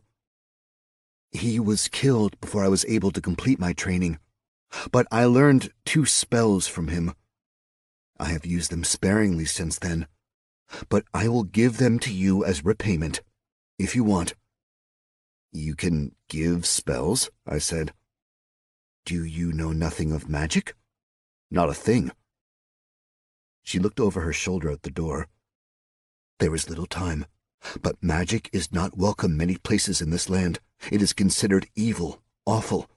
Those who do practice are taken before the Emperor and must enter his service or die. You must not allow anyone to see you cast spells." "Not sure this is much of a reward. I regret I have little else to offer you. It's fine. I didn't mean to. Just teach me the spells, please." "I cannot teach them to you," she said. There is no time. I must give them to you. Is there a difference? When I give them to you, I will no longer know them. The knowledge is given to you. Wait, it is a gift for you to take them as well, Montana. You will ease the burden I carry knowing I might slip and be taken away from the life I have. Please. Okay, let's do it, I said. She exhaled and flashed a hidden sort of smile like we were sharing a secret, which we were, I guess. This might hurt, she said. Then she took my hands and closed her eyes. I did the same. My hands started to tingle. Then they felt like they were on fire. I tried to pull back, desperate to stop the pain, but she held on tight. In a flash, it felt like some barrier broke, and the fire spread over my whole body. I took a huge breath in, feeling very alive, yet with the pain echoing out through me. You have been given the spell Heal Other. Cost 100 mana. Through the use of magic, you are able to heal another through touch. Heal 50 HP. You have been given the spell Humus. Cost 10 mana. This spell gathers dirt, including organic materials, moisture, and bacterial ingredients within 1 mile/level of the caster, and places the mixture anywhere the caster wishes, within range. This is humus, the black, enriched soil excellent for growing plants in pots or gardening. Of course, the mage may use it however he wishes, but it is usually for growing things in pots and window boxes. If no such materials are within 1 mile/level, the spell has no effect. She released my hands gently and whispered a small, "Thank you." Then she staggered up, moving as if exhausted, and left the inn. I stood there a moment, trying to figure out what had just happened. I looked at my hands, expecting to see some redness or burn mark. Normal. I felt my body, also normal, at least as normal as anything had been in this new world of mine. I took a few breaths, did a bit of a stretch, and felt okay. Heal Other I totally got. Humus, though, that seemed, well, I won't say completely useless, but somewhere on the level of a fart in a hurricane. I went back to shoveling everything into my travel pack, then hoisted it on my back. It bulged at the seams. While standing in the warmth of the hall, I pictured it bursting apart while I hiked down the mountain, sending all my ill-gotten valuables tumbling away. Stop, I told myself. Stop thinking about all the possible bad shit. How about we try being positive for once? Talking to yourself, a voice called out. Usually a sign of losing your mind, right? I whipped my eyes around the room, trying to get a bead on who'd snuck up on me. A woman came out of the shadows, young, with a wide, pleasant face. She had a number of small burns on her arms and a wicked tan, which seemed a bit odd for this perpetually shaded mountain town. I was wondering if you might be willing to help us out, she said, her blue eyes meeting mine without wavering. More than I already have? I asked in answer. Yes. I sighed, feeling a quest coming on. What's the ask? We must leave this night and get down to Arenberg before daybreak. You look like you can handle loading a wagon. Maybe help an old woman down the mountain? Funny, you don't look that old. She had a half smile on her face. Not me, ass. My aunt. Dovey Keeler has offered you a quest. Help the town, 1. The town of Rumid Pass is being threatened, and they must run quickly or be overwhelmed by the impending invading army. Load Dovey's wagon and ensure her aunt makes it out of village safely. Reward: increase standing with the town of Rumid Pass and unknown. Accept, yes or no?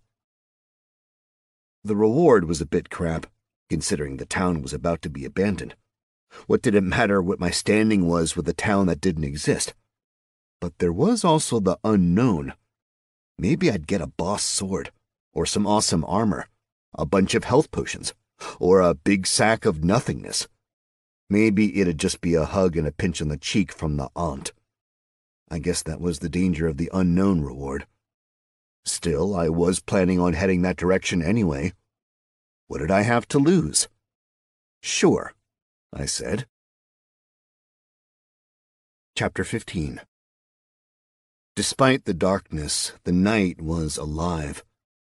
Villagers darted about. Those who had wagons were loading them, and those who didn't were bartering for space in them. The townsfolk were, for the most part, working together.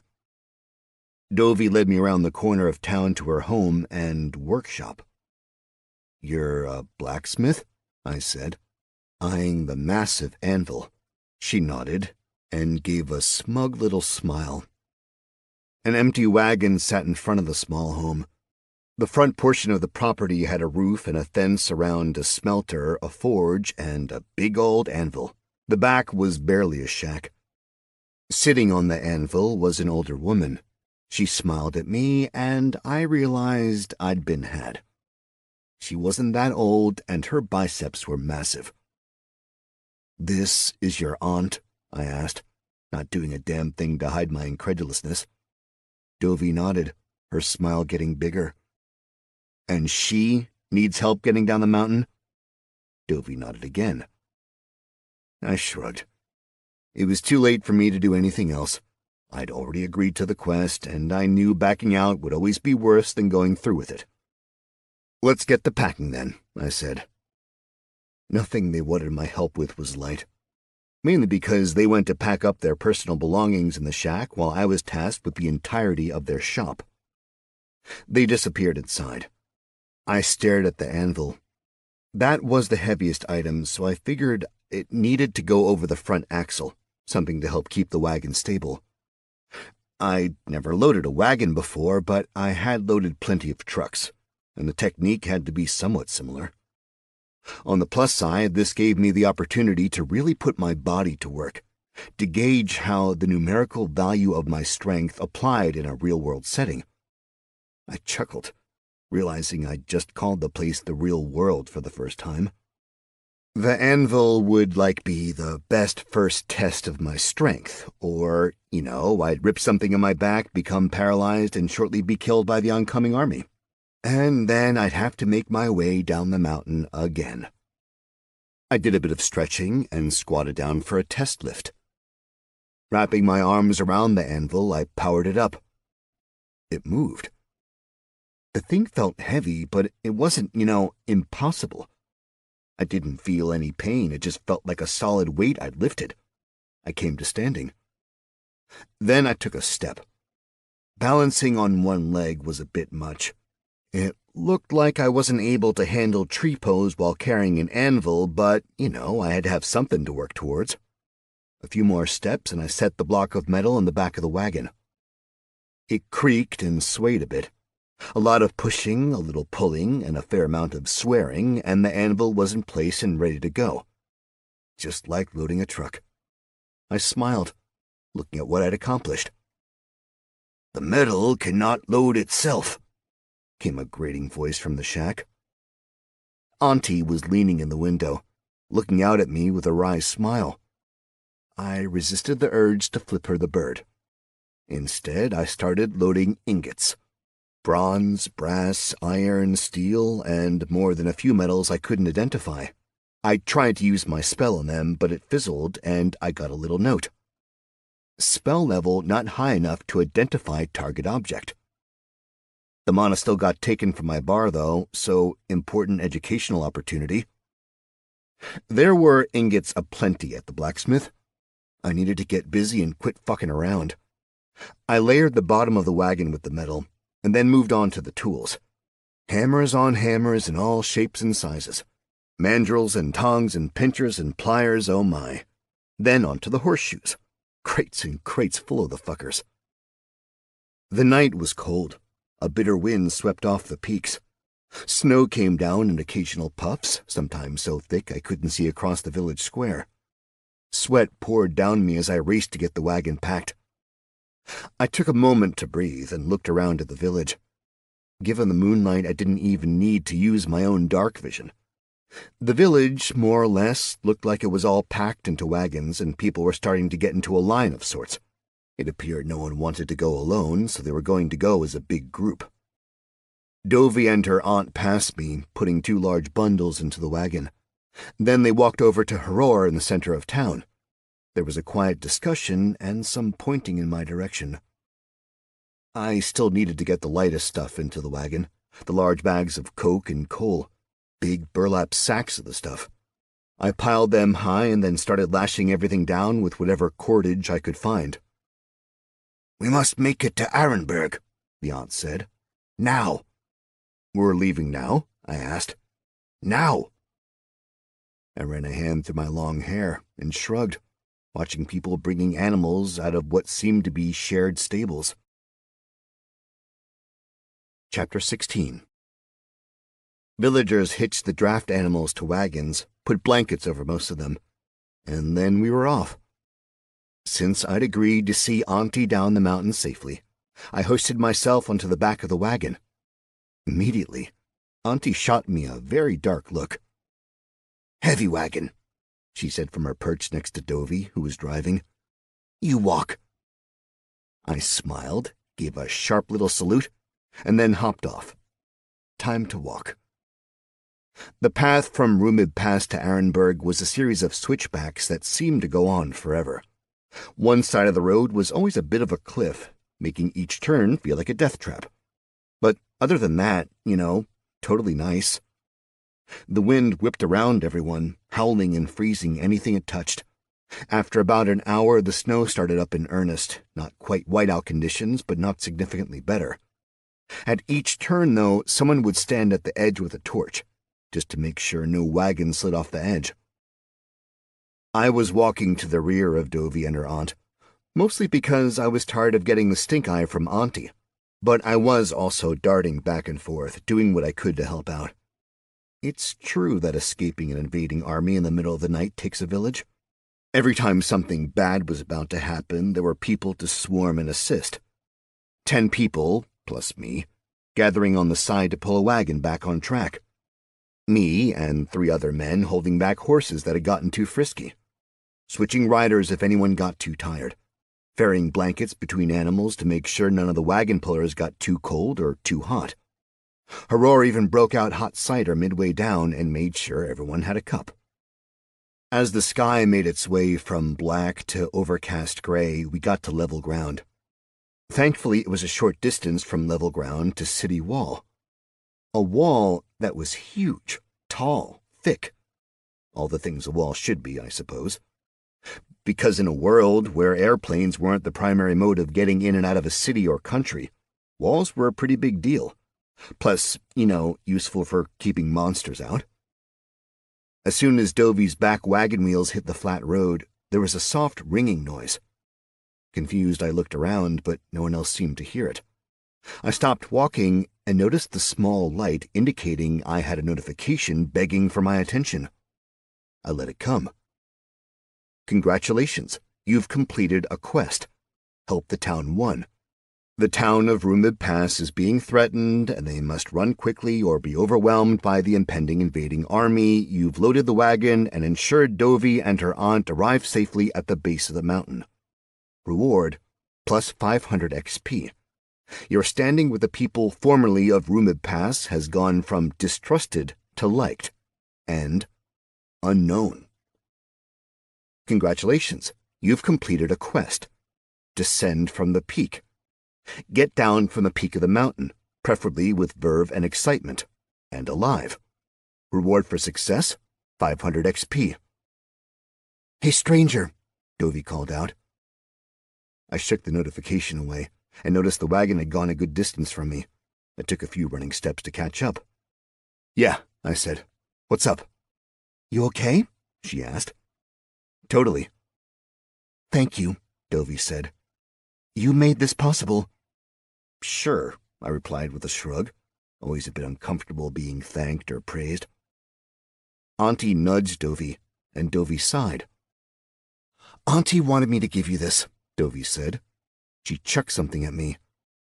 A bag tumbled through the air. I grabbed it and looked inside. As a reward, You have been given 10 ingots of blank. Wait, I said. What is this? Metal, Dovey called back, snapping the reins and getting the oxen to move a little faster. A pretty clear indicator she was done with me. I tied the bag onto my increasingly strained belt and watched the remaining townsfolk pass by. They all looked absolutely wrecked. Exhaustion seemed to radiate from everyone.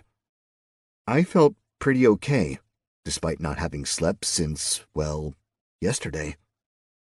Maybe this world wasn't going to be so bad.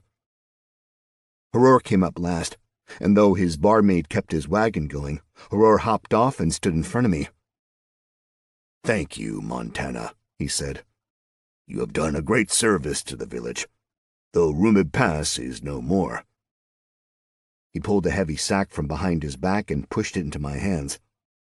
"From the village," he said. "Dude, not necessary." I tried to push it back, but he was pretty forceful that I should take it. "It is a small reward, and a shit price for the horses." I chuckled and shook my head. "I appreciate the honesty, Horror," I said, clasping his wrist. "Safe home," he replied. "Safe home." He released my arm, jogged back to his wagon, and leapt onto the moving cart. Interesting guy. I wanted to get into the city before the snow started again, so I hurried along, promising myself I'd look in the sack as soon as I had a room to sleep in. Chapter 17. The Arenberg guards, men and women in heavy armor with massive shields and sharp halberds, were no less imposing than the huge gate they protected. They stared up the mountain, seemingly unconcerned with the gaggle of people coming down. As the refugees, which is technically what the people of Rumib Pass were, got to the gate, more guards came out of the city and led everyone over to the side where there was an open patch of ground. Some official-looking people with papers and writing boards surveyed the scene. Bureaucrats exist in every world, I suppose. I thought about joining the refugees and seeing what I could find out about the world from the people processing them, but I decided it was better to sever ties with Rumib Pass. Not that there was anything bad about them, just, well, I had the feeling they weren't likely to move out of Arenberg, and I had zero desire to get sucked into the coming war. Plus, I needed breakfast, preferably one with a lot of meat. Now, you'd think it'd be hard for a man who was a little taller than everyone else, not to mention dressed head to toe in white furs, to slip into the city unnoticed. But luckily for me, one of the guards noticed that some of the Rumib horses had the Queen's mark branded on them. There was a great kerfuffle, and I took the opportunity to waltz right through. The main street leading into the city was wide, probably big enough for 3 wagons to travel side by side.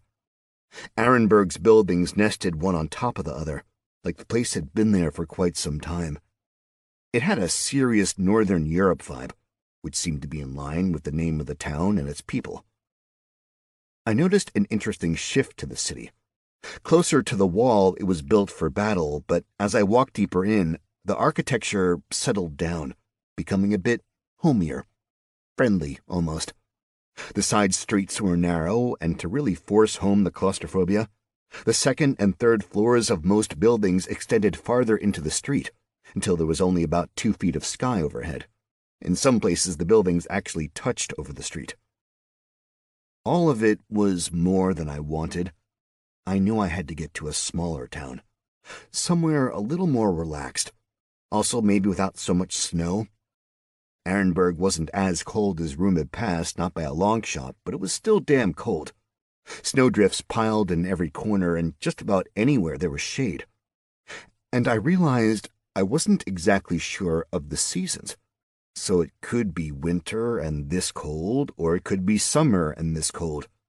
So I wanted to get somewhere that was a bit more temperate.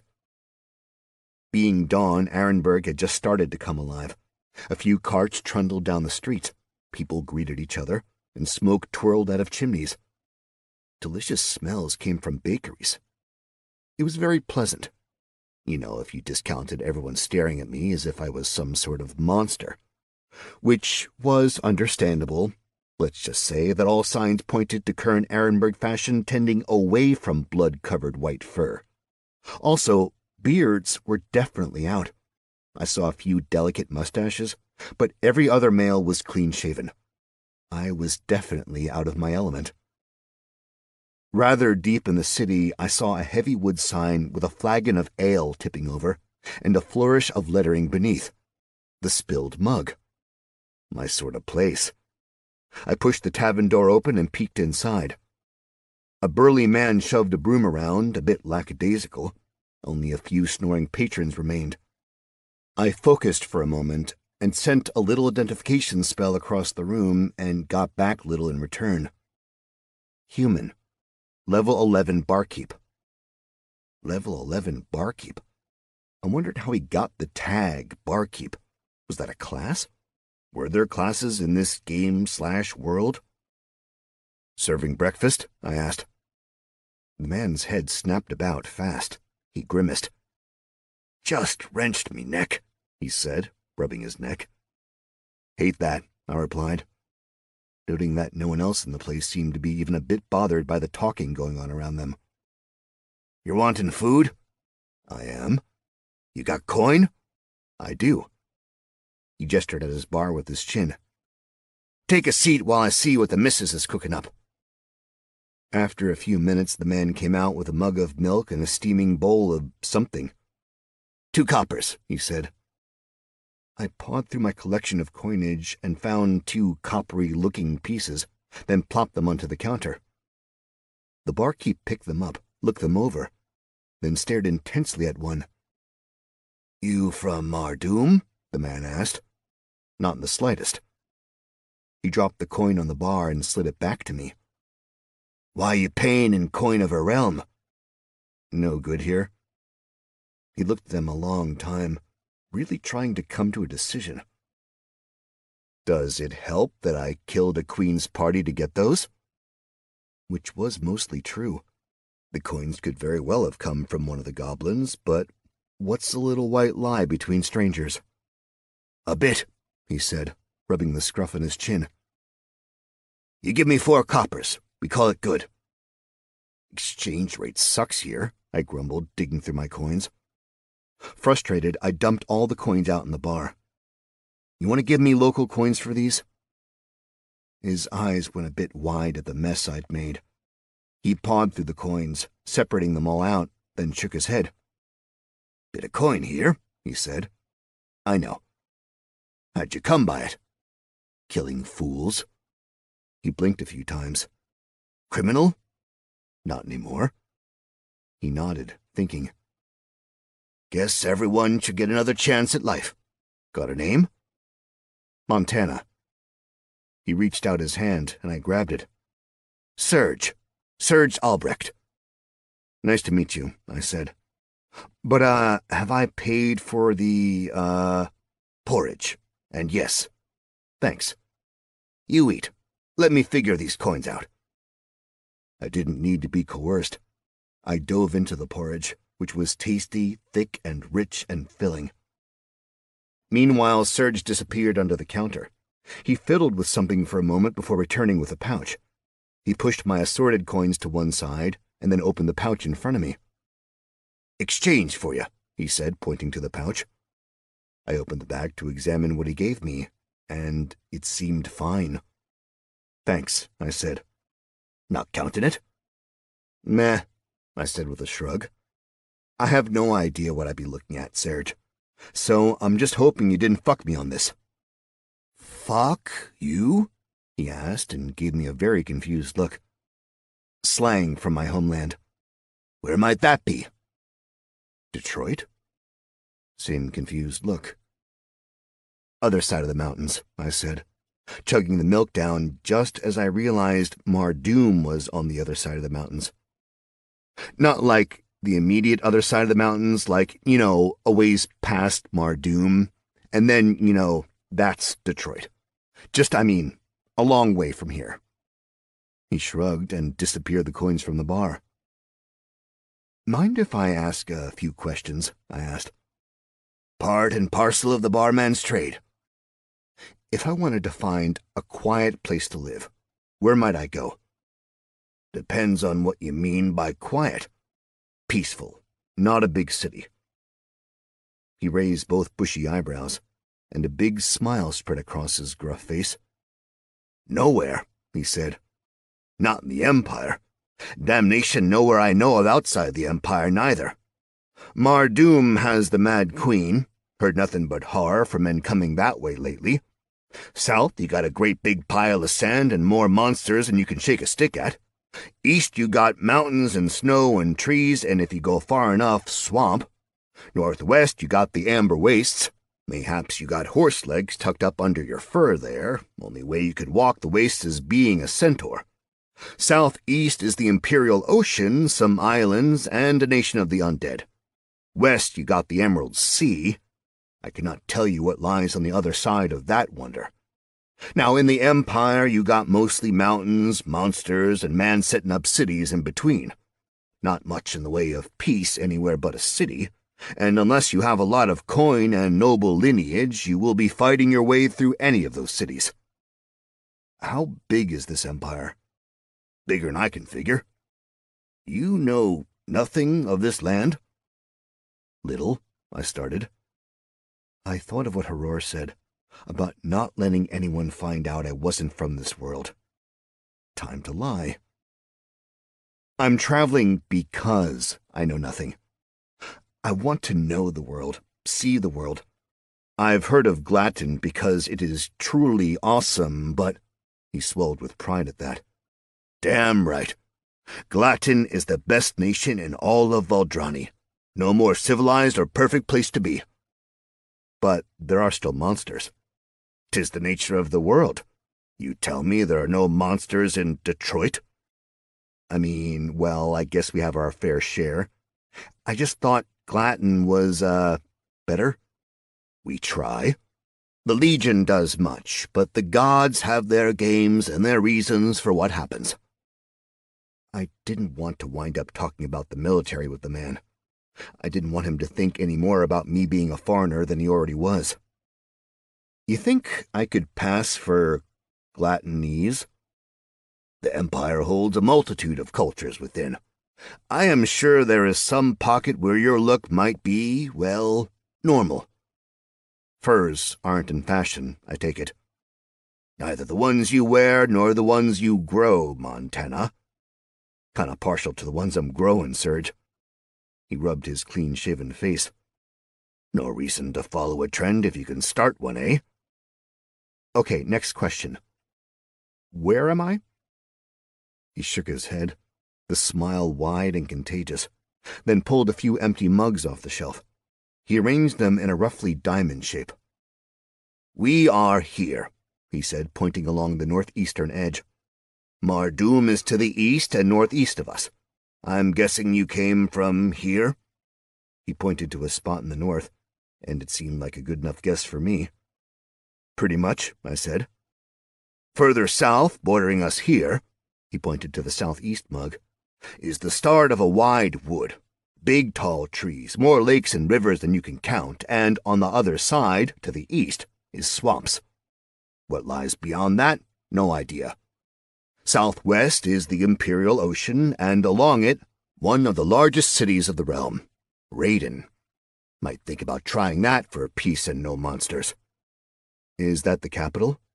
No, the capital is Glatton, named after our founder. It is more to the center of the empire. It is said at the beginning of our nation, Elissa Glatton raised an army and conquered everything between her and the sea. And thus it has become the imperial way, to conquer and grow and spread the best civilization on Valdrani. Doesn't that mean you're constantly at war? Historically, yes. 'Tis but the will of the Emperor to decide our fate in that regard, and most of the Glatton dynasty seem hell-bent on claiming as much of Valdrani as they can. We recently took this. He pointed to an area between where we were and the far west. And this, a point to the southeast where the rivers and lakes started. So I would imagine the legions are but resting before His Imperial Majesty discovers his next target. But I am just a barman. What do I know of politics? Well, bit of a tip. I'm pretty sure that the Mad Queen is about to hit your city, so Is this for certain? I just helped a bunch of people escape her from the top of the pass. Rumid Pass was abandoned? Yeah. Apparently a large army was coming. Some ranger said he saw the army. It was massive. But I'm just trying to get out to somewhere peaceful. The bartender pulled a pint for himself and took a long drink, shaking his head. This is dire news. If you wish to miss the fightin', you must head deeper into the Empire. But you will not find a place like you are looking for. I know of none like that. But were I free to travel, I know there is one place I would visit before I die. The city of Osterstadt, the portal to the Emerald Sea. It's nice there. I have only heard the legends of the city, that it is like nowhere else on Voldrani. I like the sound of the Emerald Sea. Seems, tranquil. Maybe they have good fishing there. How might I get there? He laughed. I like you, a simple man. Best bet for one like you would be to head to the Caravanners' Guildhouse. Find a trade caravan in search of a guard. There are plenty that run from here to the capital, and from the capital you will find one heading up to Osterstadt. Likely you might make it there by winter, though you also might see the capital and decide you love it and never leave. Happened to my brother. If I get to the capital, you want me to tell him something? Ask him where is my gold. I laughed and tossed a gold onto the counter. There's one, at the least. He snatched the coin off the bounce, and it disappeared on his person faster than I could follow. A pleasure, Montana. Last question, I said. For you, I will answer all the questions you might have. I maybe have some, goods to sell. Ah, Serge said with a wink. I know exactly the place.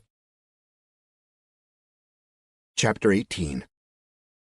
Serge's buddy was basically a junk trader, glorified pawn shop.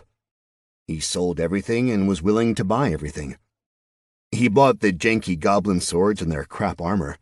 He even offered me a whole gold for the boss chopper, but I decided I'd keep it. He was happy to buy the Queen's army armor, and I was happy to get rid of it. I kept my furs and put them in a tight pack and bought some actual clothing, leather pants and a gray wool tunic. I also got a bit of armor. Studded leather cuirass. Item type common, item class light. Material leather, iron. Armor plus 12. Durability good. Weight 13 pounds. Requirements not applicable. Description: made from tough, flexible leather. The armor is reinforced with close-set rivets. And looked through his shields before settling on a heater shield. Heater shield. Item type common. Item class shield. Material ash, iron. Damage 10, bashing. Armor plus 3. Durability good. Weight 12 pounds. Requirements not applicable. Description: a smaller shield that can be used either on horseback or foot. The heater shield is in the shape of an iron and provides moderate additional protection from attacks. Which I promptly put on my back. It wasn't anything fancy, just a slab of wood covered with a bit of metal that was painted light blue. Mostly, that is, a lot of paint had flaked off. I got an extra pair of pants, some heavy boots, some underthings, a few shirts, and a poncy sort of hat with a feather. I didn't have the courage to wear it, but I wanted one like that since the summer I went to the Renaissance Fair and ate too many turkey legs. I got a wink and a smile when I pulled out the skull helm and laid out the jewelry. Sure, I probably got a bit screwed, but I wound up with a lot of coin for stuff I didn't want in the first place. Happy customer. My bag felt substantially lighter, and after parting with an additional copper, the man gave me directions to the Caravanners' Guildhouse. I started moseying in that direction.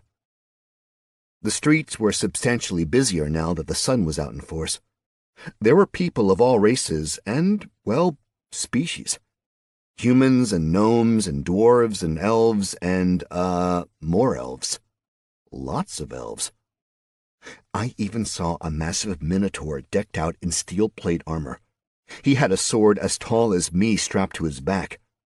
It would seem all the races got along in the Empire, at least in the city of Arenberg. The Caravanners' Guildhouse was a large building near the southern gate of the city, about as close to the wall as it could be.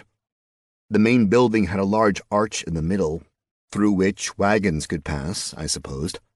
A door flanked either side of the arch. One was very nice, painted a deep red with gold trim and a stained glass window in the middle of it. A small gleaming brass sign said it was for members only.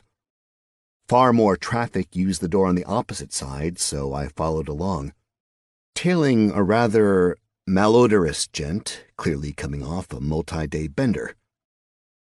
The door led to a large open room full of humanoids of various stripes, most of which were seated in long pews, just sort of waiting.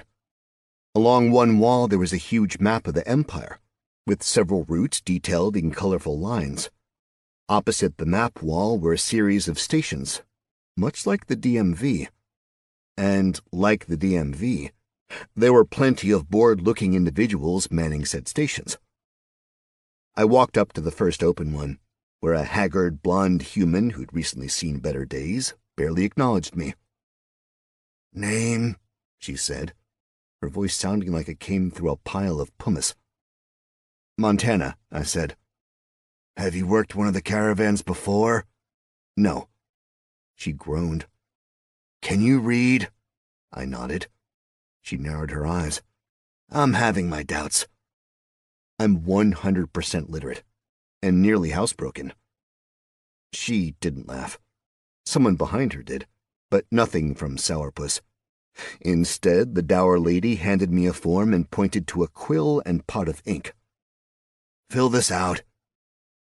Using a quill was quite a challenge, and I managed to get a number of bizarre ink blots all over the paper, but in the end, I think my handwriting was somewhere in the neighborhood of legible, which, kind of a win. The form was basic. Name, strength, skill level with swords, with shields, willingness to travel. Have you been in the Legion?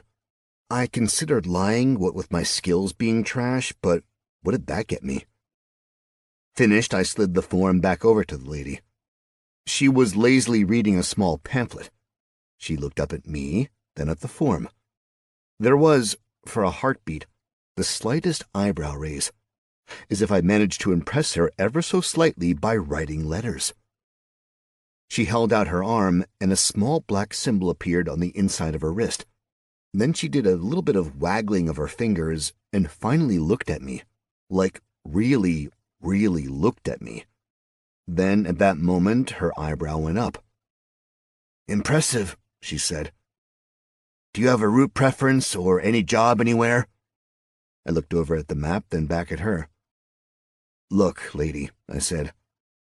"I'm just trying to get to Osterstadt, so whatever it is that gets me there." She made a few marks in the paper. "Take a seat." I sat down where I could look at the map. I had little to go on for scale, so just relied on Serge's assertion that the Empire was huge. It seemed to be broken into a ridiculous number of, states or countries. Little dotted lines with self-aggrandizing names littered all areas of the map. There were red lines running from certain cities, and I assumed those were roads, or just caravan paths. One went straight west before it hooked a sharp left and went south to the capital.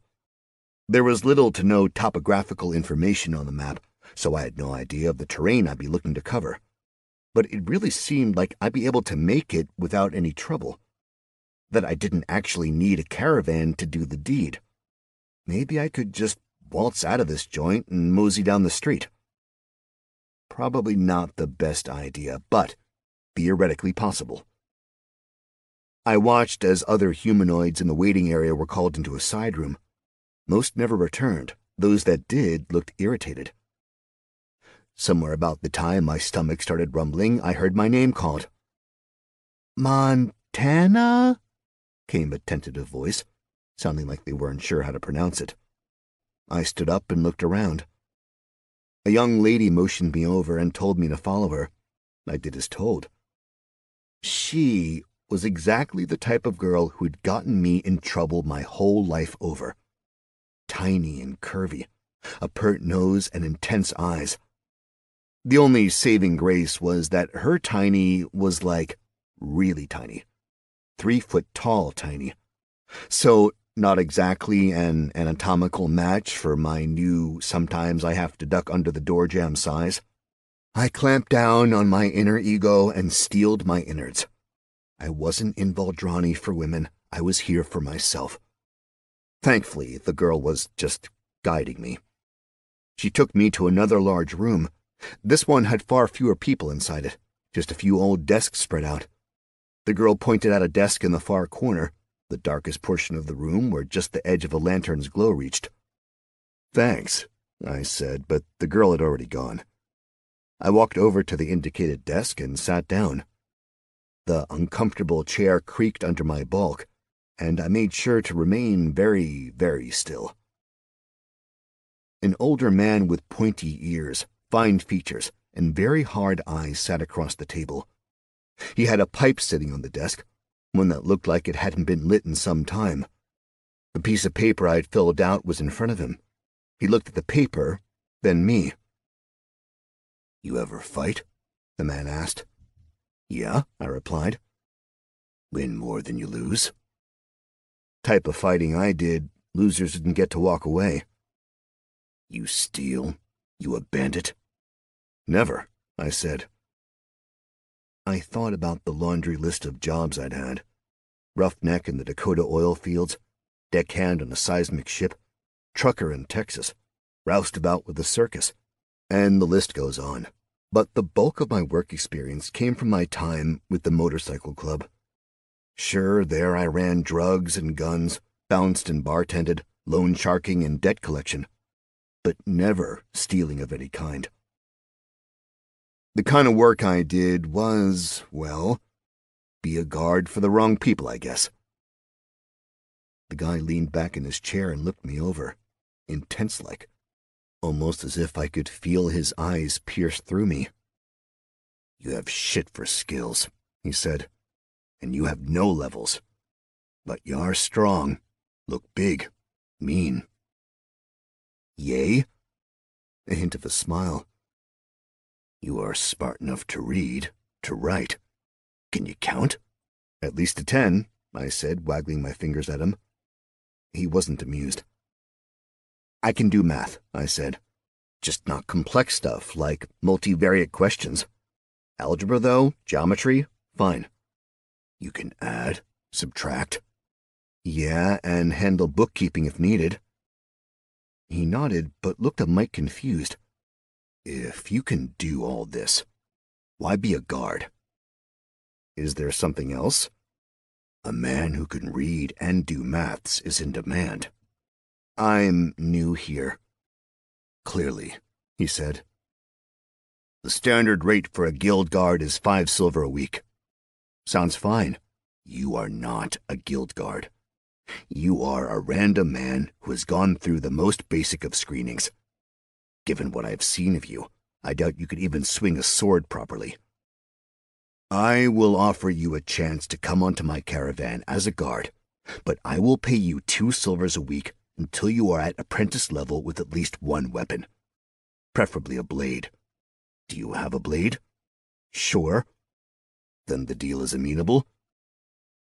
I didn't really want to tell him that I wasn't super concerned about money. At least not yet. I had some gold, enough that I could figure out how to earn more once I got to Osterstadt. "Yeah, totally. 1 question." Would you have more than 1 question?" "1 to start." "Apprentice, what rank is that?" He stared at me for a long time.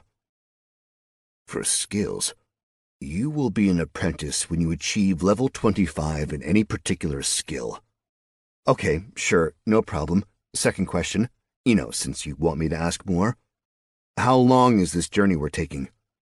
"If we are lucky, if we avoid all the horrors along the route and have nothing but perfect weather, we will hopefully be in Osterstadt in 8 weeks.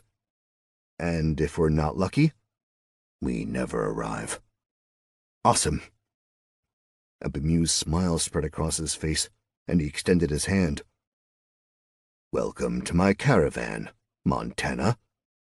"Thanks, boss." We shook. The man did a little writing of his own on some papers, pulled a stamp out of his pocket, and stamped the papers before filing them in a number of different envelopes. Then he stood. I followed as he led me through to the other side of the building, the member side.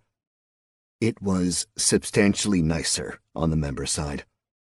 A large dining room with a massive hearth overfilled with burning logs dominated the space, but there was also a lounge, a den, and a place where snooty men played some sort of game with balls. "Cleave die," the boss said. "Sorry?"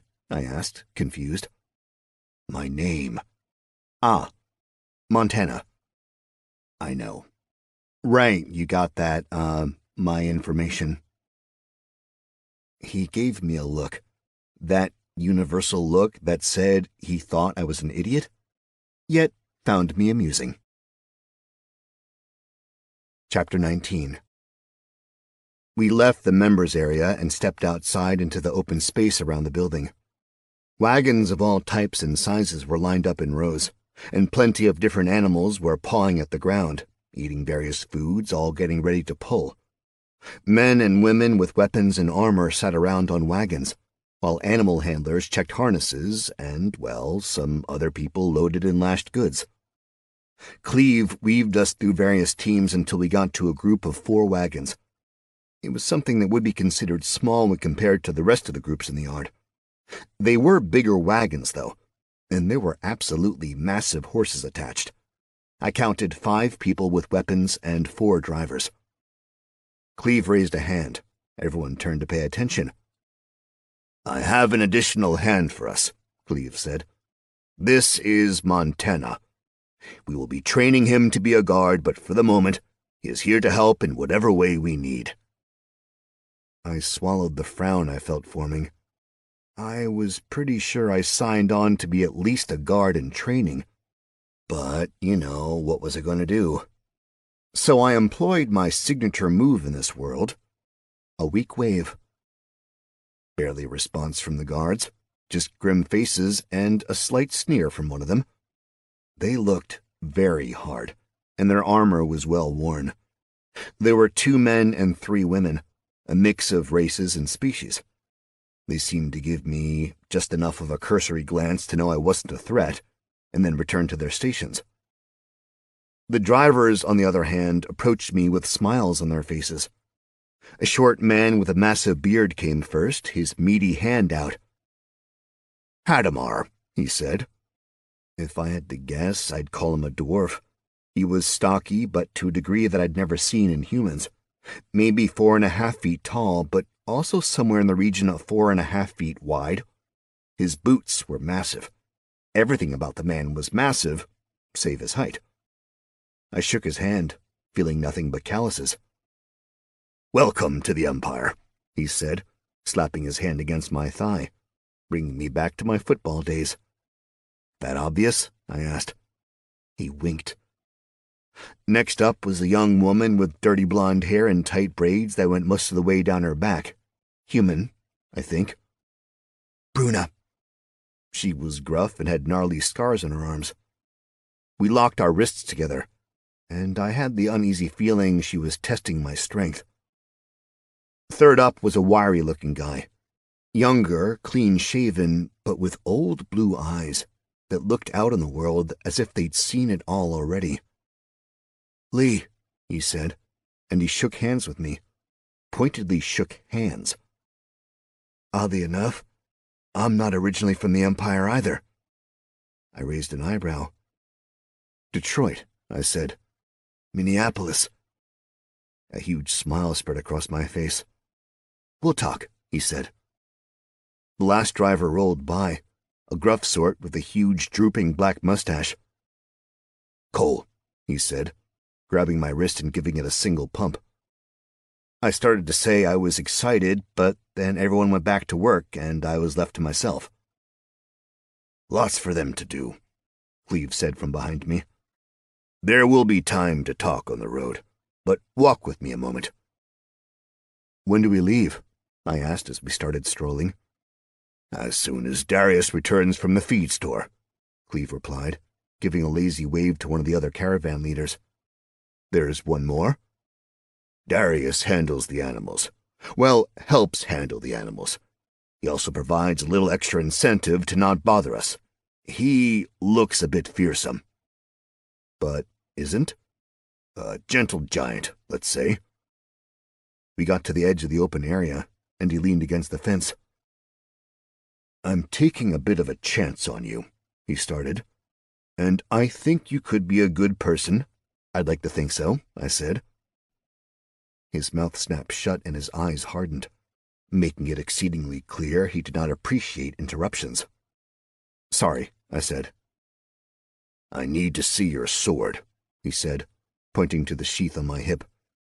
Take off the belt. Do not unsheath it. Just give it to me.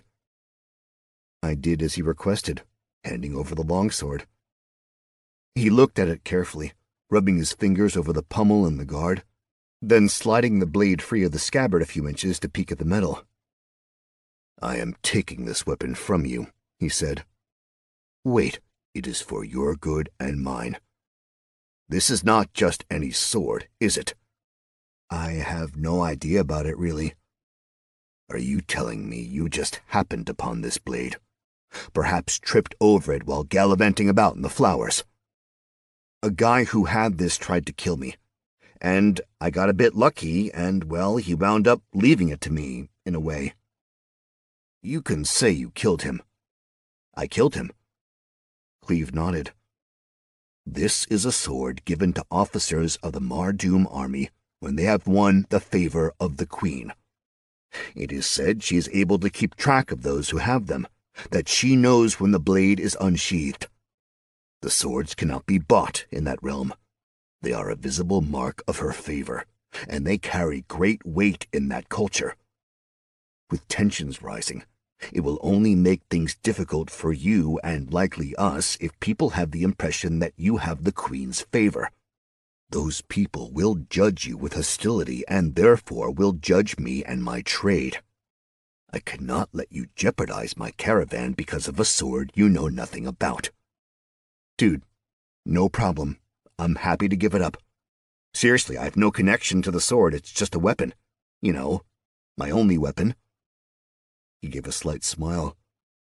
I will provide you with weapons as long as you give this up to me. Dude, you get me out of the city before the war comes? Well, then I'm your huckleberry. War? The Queen's army, the one I took that blade from, they're right up there, I said, pointing towards the pass. I could just sort of make out where it was, as the clouds moved away from the mountains for a moment, revealing a deep azure sky. You are sure of this? She took the pass. Rumib Pass? She didn't take it, the townsfolk gave it to her. And I'm sure because that's where I just came from after tussling with goblins and some Mardoom soldiers. There was a ranger who said he saw the army and it was huge. I helped the townsfolk get down here last night. And now that I've seen the sights of Arenberg, I'm ready to get out and head west. I've heard about cities under siege and... Do you know if she is bringing her entire army? That I don't know. I know the ranger said it was big and carried her banner. And that, I killed a man who carried the sword that says the Queen favors him. He looked me over, as if he was trying to figure out whether or not to believe what I told him. Then he nodded once. If what you say is true, I have at least one last errand to run before we can go. You've got some way to make money on this? There is always money to be made in war. It all depends on what you're willing to do when you know the war is starting. You think I might invest? He frowned. If you have enough coin to invest, why are you taking a low-level position on my caravan? Happy accident. I just happen to have some gold, and, as long as we're being honest, my main goal is to get west. I'd prefer not to spend all my savings doing that. So, going across with you, earning money and earning skills, that's a much better deal. But I've got 30 gold I can invest. His eyes went a little wide, but he quickly hid any emotion and stopped to think about his potential deal. I can always use a little more gold, and the horses can probably pull a tad more weight. I cannot guarantee a return. I know how investing works, I said, and passed over the coin. He looked it over and did a quick count. At least this isn't the Queen's coin. That'd be annoying, huh? Chapter 20. There wasn't a ton left to do to get the wagons ready. I hefted a few barrels here, tied some knots there, but eventually we were all left sitting there, waiting in the sunshine. Somewhere in the neighborhood of a half-hour later, Cleve came back, moving very quickly, followed by a giant minotaur. It was unnerving to see a creature from fairy tales, with the head of a bull and body of a human, in real life, or whatever this new life was. The dude was huge. Shimmering black fur covered his body, and he had a brilliant gold ring between his nostrils. Each shoulder was the size of a basketball, and he had to stand at least 8 feet tall. His pecs strained against the thin shirt, and his horns were massive, pointy, and a little terrifying. The Minotaur had a chest over one shoulder and a massive sack of something in his other hand. Cleve carried a heavy bag of his own, though he was having a bit more trouble with his bag than the Minotaur. "Move out!" Cleve yelled. "On the double!" It seemed like something was wrong. Of course, that was usually my reasoning for any time I had to leave quicker than normal. Everyone snapped into action as if this was just normal. The wagons were already moving before I could ask anyone what I should do. The Minotaur hopped onto the third wagon with Lee and snapped the reins. So, clearly the driver. Cleve had mounted a horse and was already riding along with 3 of the guards, also on horseback. That left 1 guard on the first wagon, 1 on the second, and the Minotaur and Lee on the third. Who was supposed to be the guard was still up for debate, though I suppose the Minotaur could be doing double duty as guard and driver. I grabbed the last wagon as it passed, and hauled myself up on the seat right next to Cole, getting nothing more from the man than a taciturn grunt. Let's just get this out of the way first. Wagons aren't comfortable. They're bumpy and they jostle and toss you all around, and it's loud as hell. And horses fart constantly. And horses' farts stink. Still, riding out on a wagon train was kind of awesome at the same time. It wasn't quite noon, so the sun was just on the morning side of the city. The air was cold and crisp and fresh, and we were moving. We passed through the city wall, and again I was impressed at the edifice of stone. It was like marching out into a different world. Farmland spread out before me, as far as I could see. People worked the fields with horses, oxen, and all sorts of old mechanical machines I'd never seen before. The road below us was stone, wide enough for 2 wagons to pass comfortably. The Empire followed the English rules of the road, so we drove on the left. It was quaint, almost relaxing. But even though the long days were starting to wear on me, I felt my job was to be a guard, which meant I needed to be alert. I shook my head, tried to get the sleepiness to evaporate, and really looked around at my immediate surroundings. We remained the last wagon in the train. 2 horsemen rode a ways behind us on nimble little horses, and 2 horsemen rode up front, ahead of the first wagon. The wagons were big, certainly larger than I was expecting. About 6 feet wide, large enough that I could sit a bit distant from Cole. The bottom was 3 or so feet from the ground, and the top soared to 12 feet. Each was about 20 feet long. Large hoops went up and around the bed of the wagon, with a heavy canvas cover stretched across. Oregon Trail style, but bigger and beefier. Same for the horses. Big draft horses, who towered over me when I stood next to them, with backs so broad I could sleep on one comfortably. All chestnut-colored, they had long white socks and almost an overabundance of muscle. Despite the wagons being loaded to the gills, the horses didn't seem to have much trouble hauling. The goods we were carrying were all covered by boring beige cloth, tied here or there, so all I could tell, there was a box here or a barrel there. "What are they growing?" I asked Cole, pointing to the farm we were passing. Crops, he said, not even bothering to look. Do you know what kind? He glared at me long enough it got uncomfortable, and then went back to driving the wagon. I sighed, resigning myself to an interminable and boring ride, which lasted just long enough for me to remember that my only weapon was a shield. There was no way I'd be able to do anything if there was an attack besides shield Cole, something I didn't particularly want to do. Clearly, the boss man expected me to rest during the day, at least this one day. I leaned against the backrest and crossed my arms, then my ankles, and just enjoyed watching the scenery bump on by. Eventually, I found something like sleep. Chapter 21. My wake-up call came in the form of a sharp pain in the ribs. I opened my eyes. The sun was close to the horizon, right in front of us, and the sky was transitioning to twilight. Our wagons had stopped and formed a loose square. Cole jabbed me in the ribs again. "I'm up," I said, smacking his hand away. "Down," Cole snapped.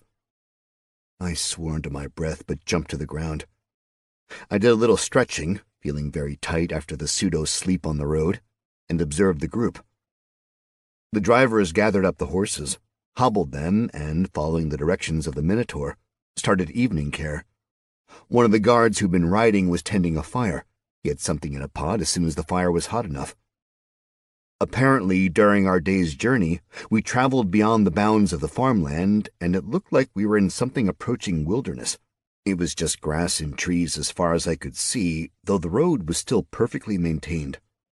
We had stopped for the night in a copse of trees, a spot where our wagons would be difficult to see from any real distance. I had the feeling Cleve wanted to keep the wagons from as many prying eyes as he could. He had guards on for a reason. Cleve walked up to me with a massive axe in his hand.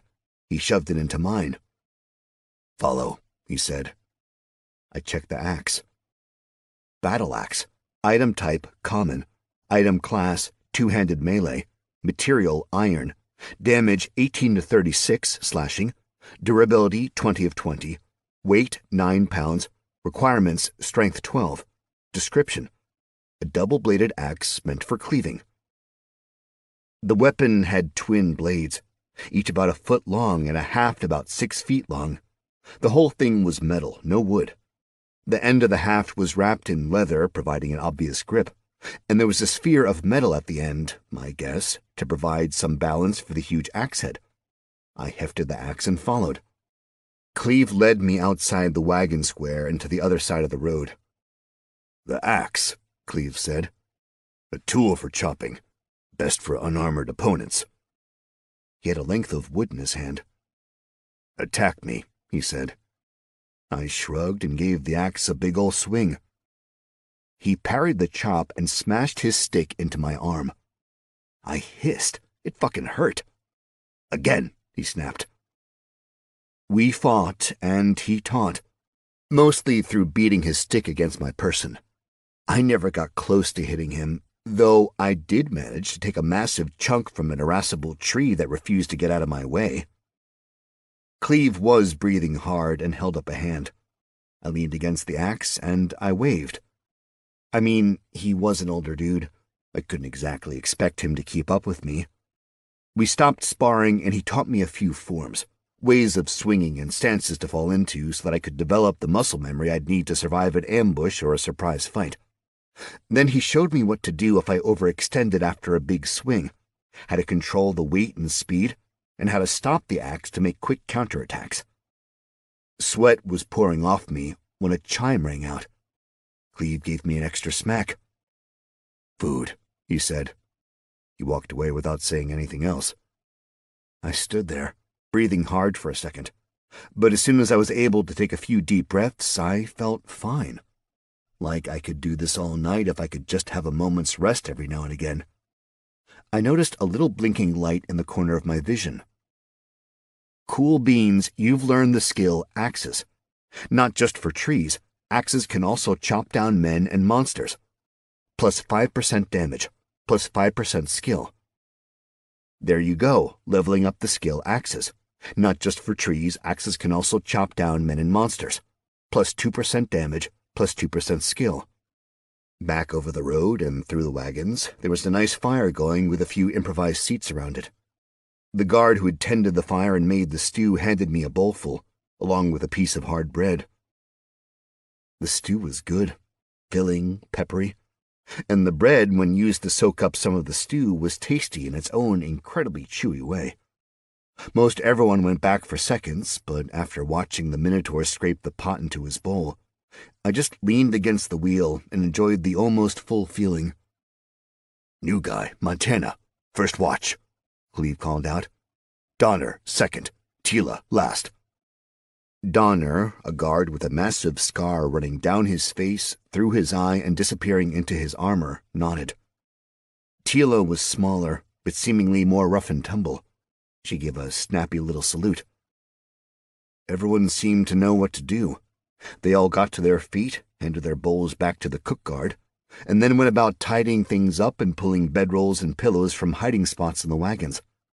Everyone seemed to have their own little sleeping spot already picked out, and the span of time from finishing dinner to general snoring was ridiculously quick.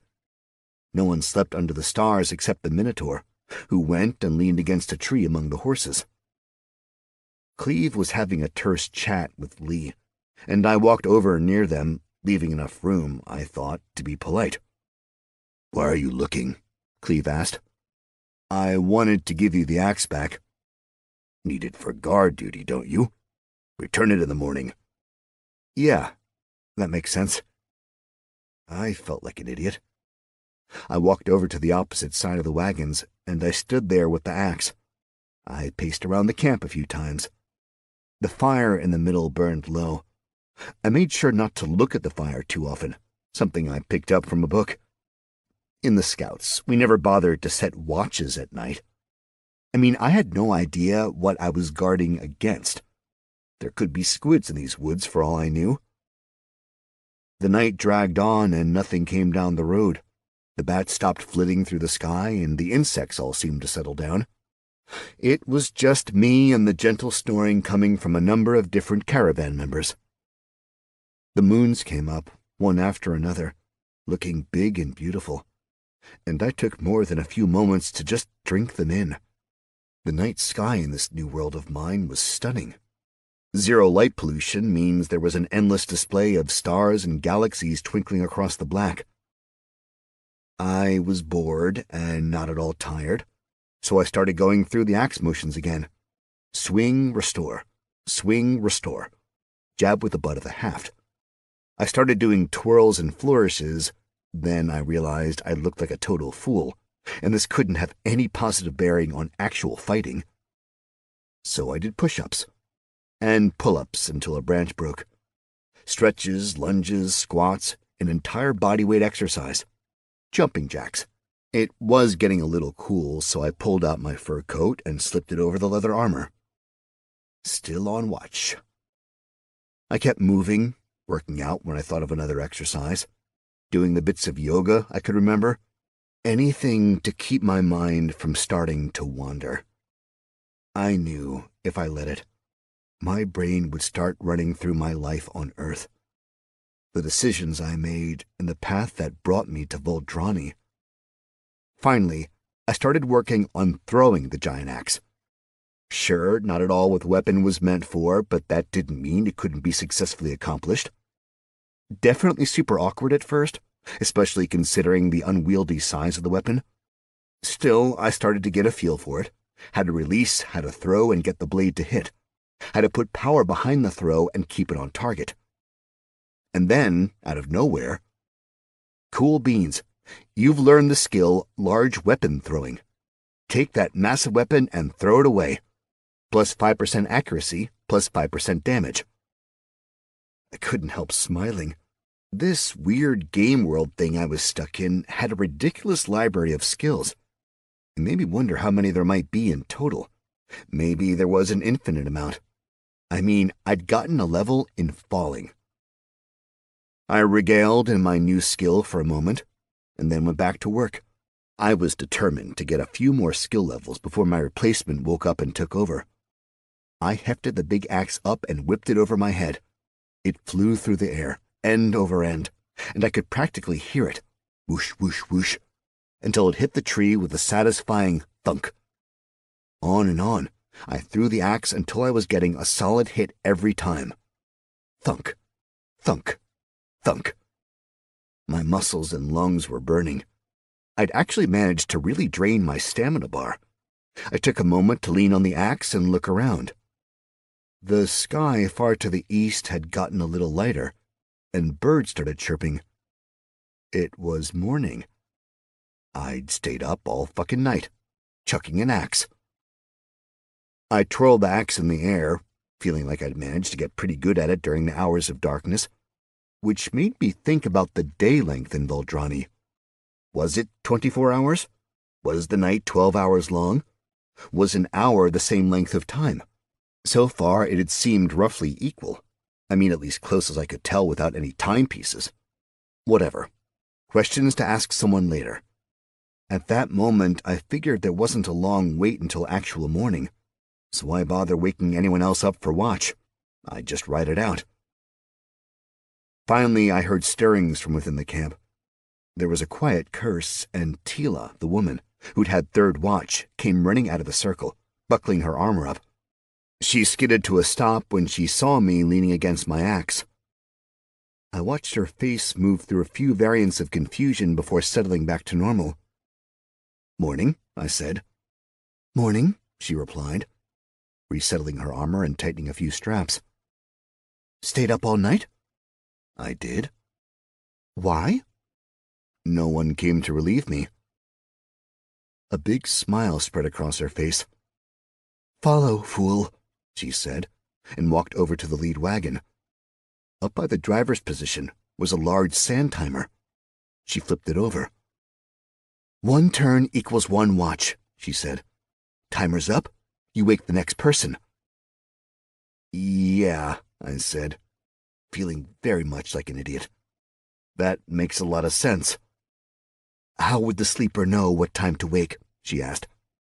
"Yeah, I guess you don't have alarms here." She raised an eyebrow and pointed over to the wagons.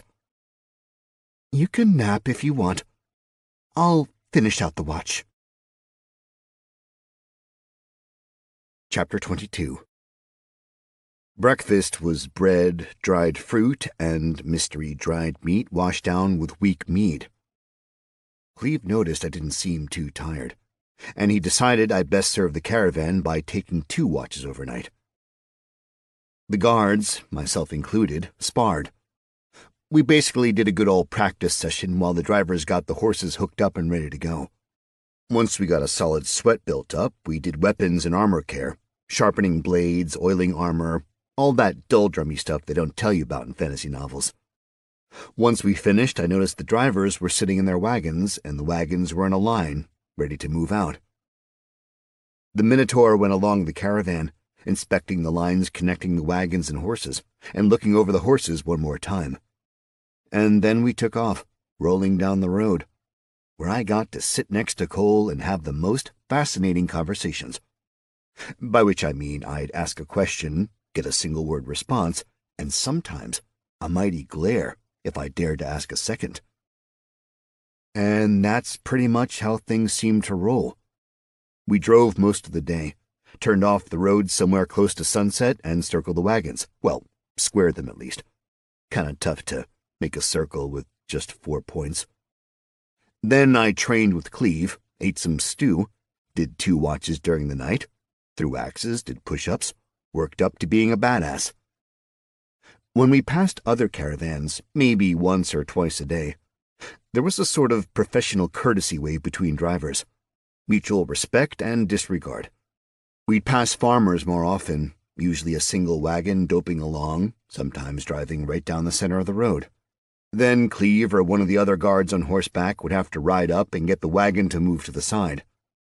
Occasional bands of armed men on horseback would ride by, always sitting up tall in their saddles, letting their flags whip in the wind. Twice we passed small bands of the Imperial Legion, marching in time with long polearms and heavy shields. They were serious groups, and we'd often slip off to the side of the road to let them pass. I swear, once we passed a group of adventurers. Disparate races, outfitted with a ton of weapons and armor, only 5 of them. It was the only thing I could think of that made even an iota of sense. This went on for a week and a half. My skills slowly improved, first with the axe, and then in the warhammer and the spear. Cleve still used wooden rods, smacking the shit out of me on a regular basis. But the notifications kept popping. My skill in the arts of war was leveling up. I got closer to touching Cleve, but it was very clear he was significantly further up the skill tree than me. Also, I'd managed to get nowhere leveling. Killing the goblins and Mardoom's soldiers on day 2 of Aldrani life had done significantly more for me overall than my week plus of being a caravan guard. It forced me to wonder if there'd be any sort of leveling purely through skill development. Were normal people kept low-leveled because of this? The leveling bothered me, but nowhere near as much as the one thing that truly sucked about this world. No one ever talked to me. I expected the guards and drivers to keep separate, but once we were on the road, there was perpetual mixing, at least socially. Everyone talked to everyone, except me. I sorta got it. I was the new guy, and a super green new guy at that. They were waiting to get the measure of me. But if I was being totally honest with myself, I was doing the same with them. Darius and Lee were very good friends, which made sense considering they shared a wagon. But it was a delightful picture seeing the two next to each other, with such a massive disparity in size. They spoke quietly together, and since I knew Lee was new to the world, I started to wonder if the Minotaur, Darius, was as well. Cleve spent a long time looking at maps, reading books, and writing things in a little notebook. Any talking he did was more or less business-oriented. Watching the guards, there was a hint they were all ex-military, as they still saluted on occasion. I wondered if they'd all been part of the Legion, if they'd all been in the same company even. We passed 2 small towns, stopping briefly to restock our food and water, but spent our nights under the stars in the middle of nowhere. It almost made me feel like a Boy Scout again. The campfires, and sleeping outside. Chapter 23. On a frost-tinged morning at a crossroads, I finally saw the full might of the Imperial Legion. It sounded like the road itself was rumbling, as a cloud of dust rose from the south. Mounted soldiers came first, taking up the entirety of the road. They didn't have on full plate, but I assumed that was because they were in traveling mode. Hundreds of heavy cavalry rode on massive destriers, looking hard and grim. Then hundreds more light cavalry, a ton of wagons laden with supplies of all sorts, and then thousands of foot soldiers, hundreds more archers. The command group was somewhere in the middle, a bunch of very smart-looking men in uniforms and a single extra-large wagon that took up most of the road.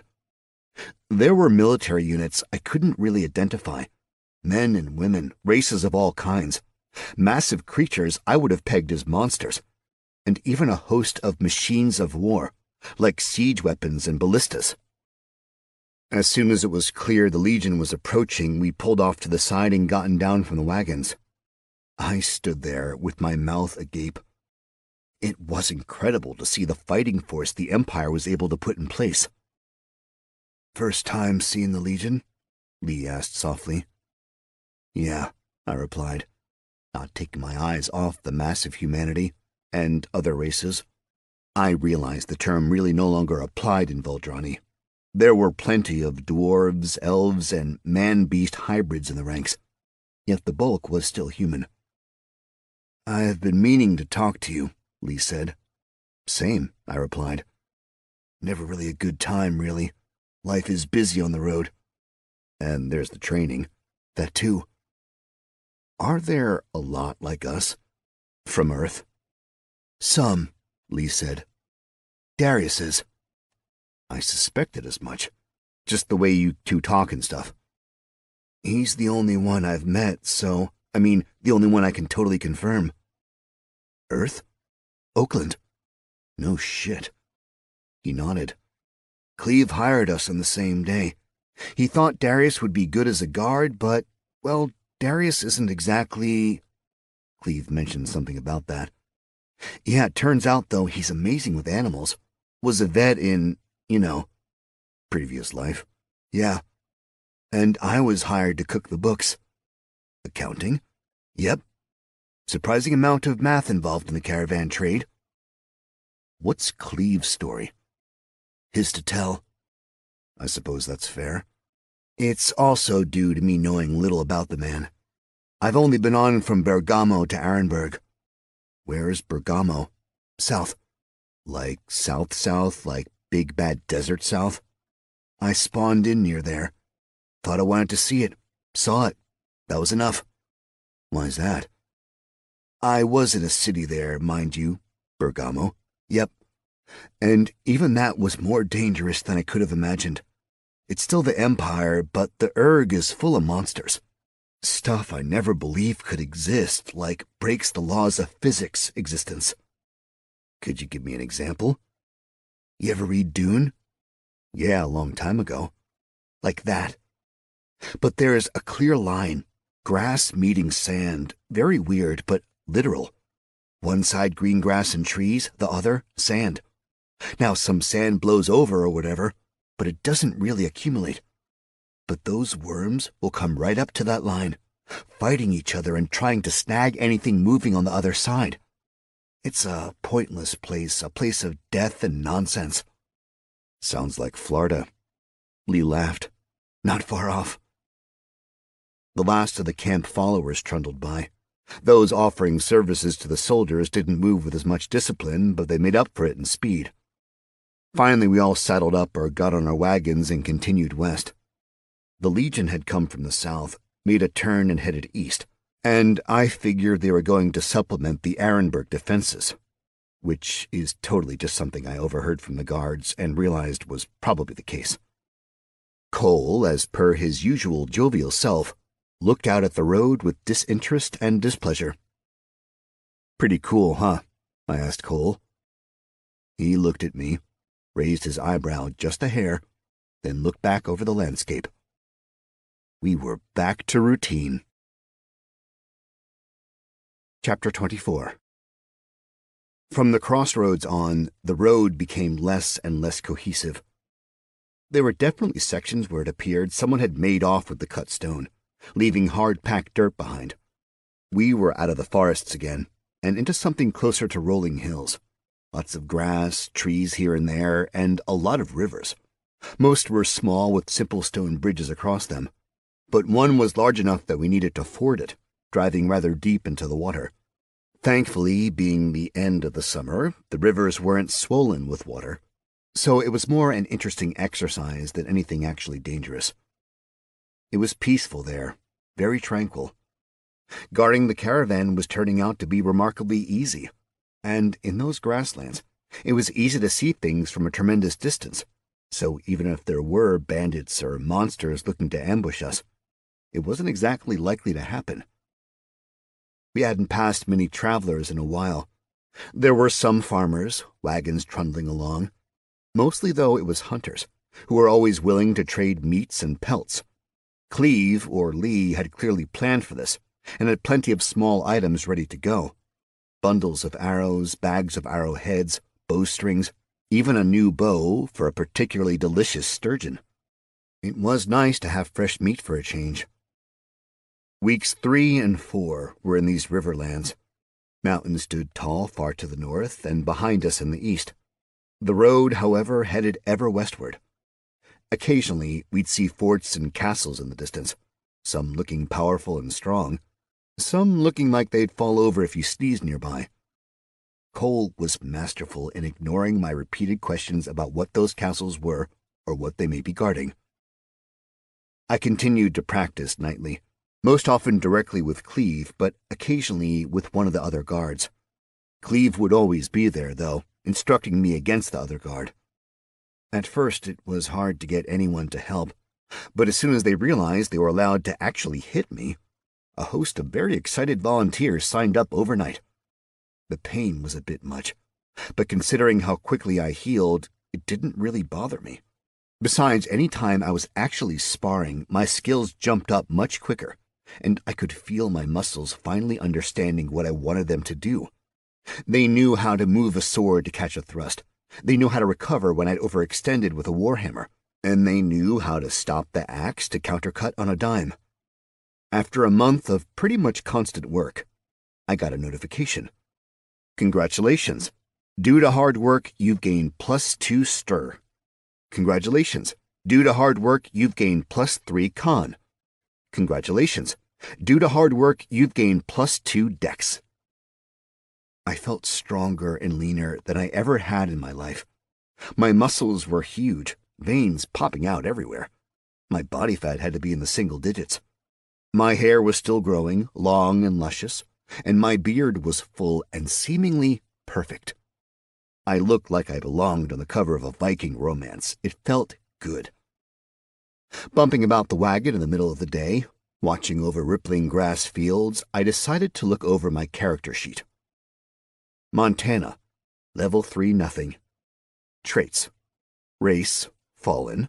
Height, 6 feet 2 inches. Weight, 220 pounds. Eye color, hazel. Hair color, blonde. Renown, 0. No one even knows you exist.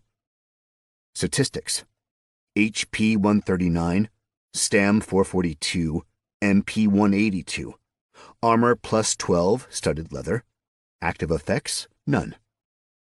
Attributes: Strength 34, Agility 15, Dexterity 17, Constitution 23, Wisdom 13, Intelligence 13, Charisma 17, Luck 27. Unassigned points, 0. Skills: Riding, improvised level 1. You can now ride improvised devices, +5% to handling. Falling, level 1. You can now flail through the air with the best of them. Watch for the sudden stop at the end. Animal handling, level 5. You can calm down a domesticated animal, keep a mount from getting spooked, intuit an animal's intentions, or, if you're really lucky, tame a wild beast. Harvesting, level 5. You can pick plants, you can grab fruit, you can cut neat things out of creatures you slaughter. That'll save the world, right? At level 5, you are able to harvest common elements with no penalties, +10% successful gathering chance. Swords, level 2. You can swing sharp objects and likely not hurt yourself, +6% damage, +6% skill. Spears, level 1. Remember, the pointy end goes towards the enemy, +5% damage, +5% skill. Unarmed combat, level 9. You can strike with the fist or the foot, and must register your hands as lethal weapons. -13% stamina drain, +13% damage. Axes, level 8. You can chop down limbs of trees or men, or monsters, +12% damage, +12% skill. Large weapon throwing, level 9. Take that massive weapon and throw it away, +13% accuracy, +13% damage. Warhammers, level 5. Everything is a nail, +9% damage, -9% stamina drain. Light armor, level 3. A little bit of leather goes a long way, +7% damage reduction, -7% movement penalty. Abilities: The sword of my enemy is my sword. You found that in a pinch, every weapon will do, +1% damage for each new weapon used in a combat. Feats: None. Boons: Powerful build, Mr. Paul. You are bigger than you look. For all strength rolls, you are counted as one size category larger than you actually are. Regeneration, Mr. Paul. Outside of combat, your body will repair rather quickly. Given enough time, it's possible you will heal from nearly any wound. Gift of Gab, Mr. Paul. Should you encounter a language you do not understand, as long as you hear at least 3 words of it, you will understand it and speak it perfectly. Indicium: None.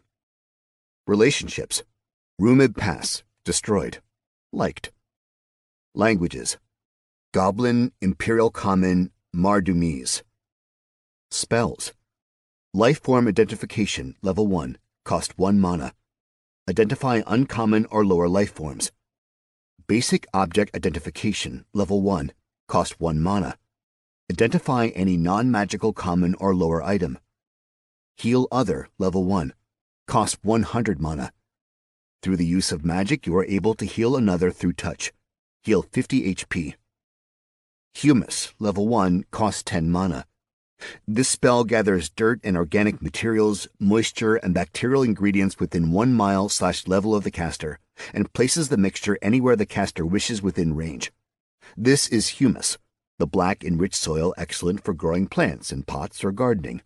Of course, the mage may use it however he wishes, but it is usually for growing things in pots and window boxes. If no such materials are within 1 mile/level, the spell has no effect. Not bad. I was moving up in the world to an extent, and I could definitely see how my nightly sessions were helping me. Despite that, my best skill was, oddly, throwing large weapons. Somehow I don't think Cleve or anyone else in the caravan had any idea that I did. I wasn't exactly sure how useful it'd be in real combat, seeing as it'd mean relinquishing my main weapon, but, well, it might be a good finishing move. I asked Cole about his character sheet, and about leveling and how this all worked.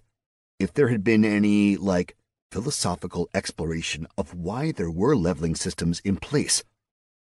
But the moment I opened my mouth, Cole glared at me until I shut it again. I'd have better luck talking to horses. But looking at the sheet did make me realize I wasn't doing what I could, well, as a gamer, to really maximize my build. Any minute of any day could be spent grinding in some form or another. So I started identifying each and every life form I passed. It was mostly trees and shrubs, but there were plenty of birds too, and some occasional rodents. I tested the range of the spell, trying to get a bead on life forms that were farther and farther from the wagon. I discovered it could go about 100 yards. After that, nothing. Also, I needed to keep my attention focused on the object for about an entire second, which doesn't seem like a lot of time until you try to focus on a bird 100 yards away while riding a bumpy wagon. At night, I added some more spell work to my routine, identifying everything in walking range, then casting humus over and over again, leaving small clumps of fertile earth everywhere.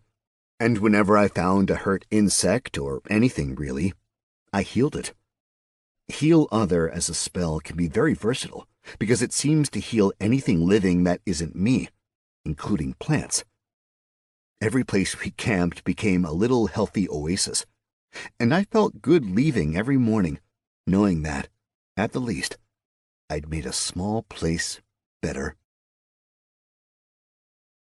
Chapter 25. We left the riverlands and climbed up a long set of hills. The land became thick with trees, big deciduous things, and there were lots of little critters about the place, scurrying about and chittering at us from their upper bough safety. Coming around a bend in a thick part of the forest, we found wagons in front of us had stopped, so we stopped. I saw something across the road, so I pulled the axe out of the wagon. I walked up the side of the wagons until I heard muffled voices. Cleve and Nikolai, the head guard, sat on horseback, talking to each other. "Obviously an ambush," Cleve said. "Question is, what kind?" Nikolai looked around. "Shoddy. They've given us too much time." "New at this?" "Perhaps. Tree is fresh cut."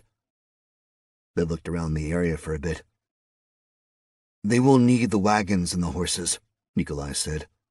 "We are far enough from Sawmirs they will not be able to traverse the distance with our goods on foot." I got a view of the barrier. A thick tree had been felled across the road, its trunk nearly 10 feet wide. Nikolai was still mulling things over when dangerous-looking men and women came out of the forest and the branches of the fallen oak. Most had bows, some had daggers and short swords. There was one ginormous dude, just a straight brute, who had a hunk of wood attached to a handle, kind of like a massive war mallet or something. I did some quick counting. This was bad. Our adversaries outnumbered us almost 2-to-1. The horses whinnied, nervous. The bandits, an assumption at the time that later proved true, were all dressed in dark brown leathers with hoods over their heads. Most had masked faces. Their leader sauntered along the tree and dropped to a seated position. "Looks to be our lucky day," he said in a genteel voice. "Plenty of goods in this hall to make even the most jaded king of thieves smile for a moment." "King of thieves, is it?" Cleve asked. "And here I thought you were but a common highwayman." "You are in the presence of royalty," the self-styled king said with a slight bow and flourish. "Be still my heart," Cleve replied, giving his face a fan of the hand. "Am I blushing?" "No, sir," Nikolai answered quickly. "Just a little," offered up one of the other guards. "Ah," the king of thieves said. "If you are so taken by me, perhaps we can have a little lunch after you give all your goods to us. Just hand them over without violence." "Oh," Cleve said, sliding his blade free from his scabbard. "I wish I could." "But you can. 'Tis easy if you try." "Just as easy as letting us through without taking anything that doesn't belong to you." The king mimed weighing the offers in his hands. One clearly won out.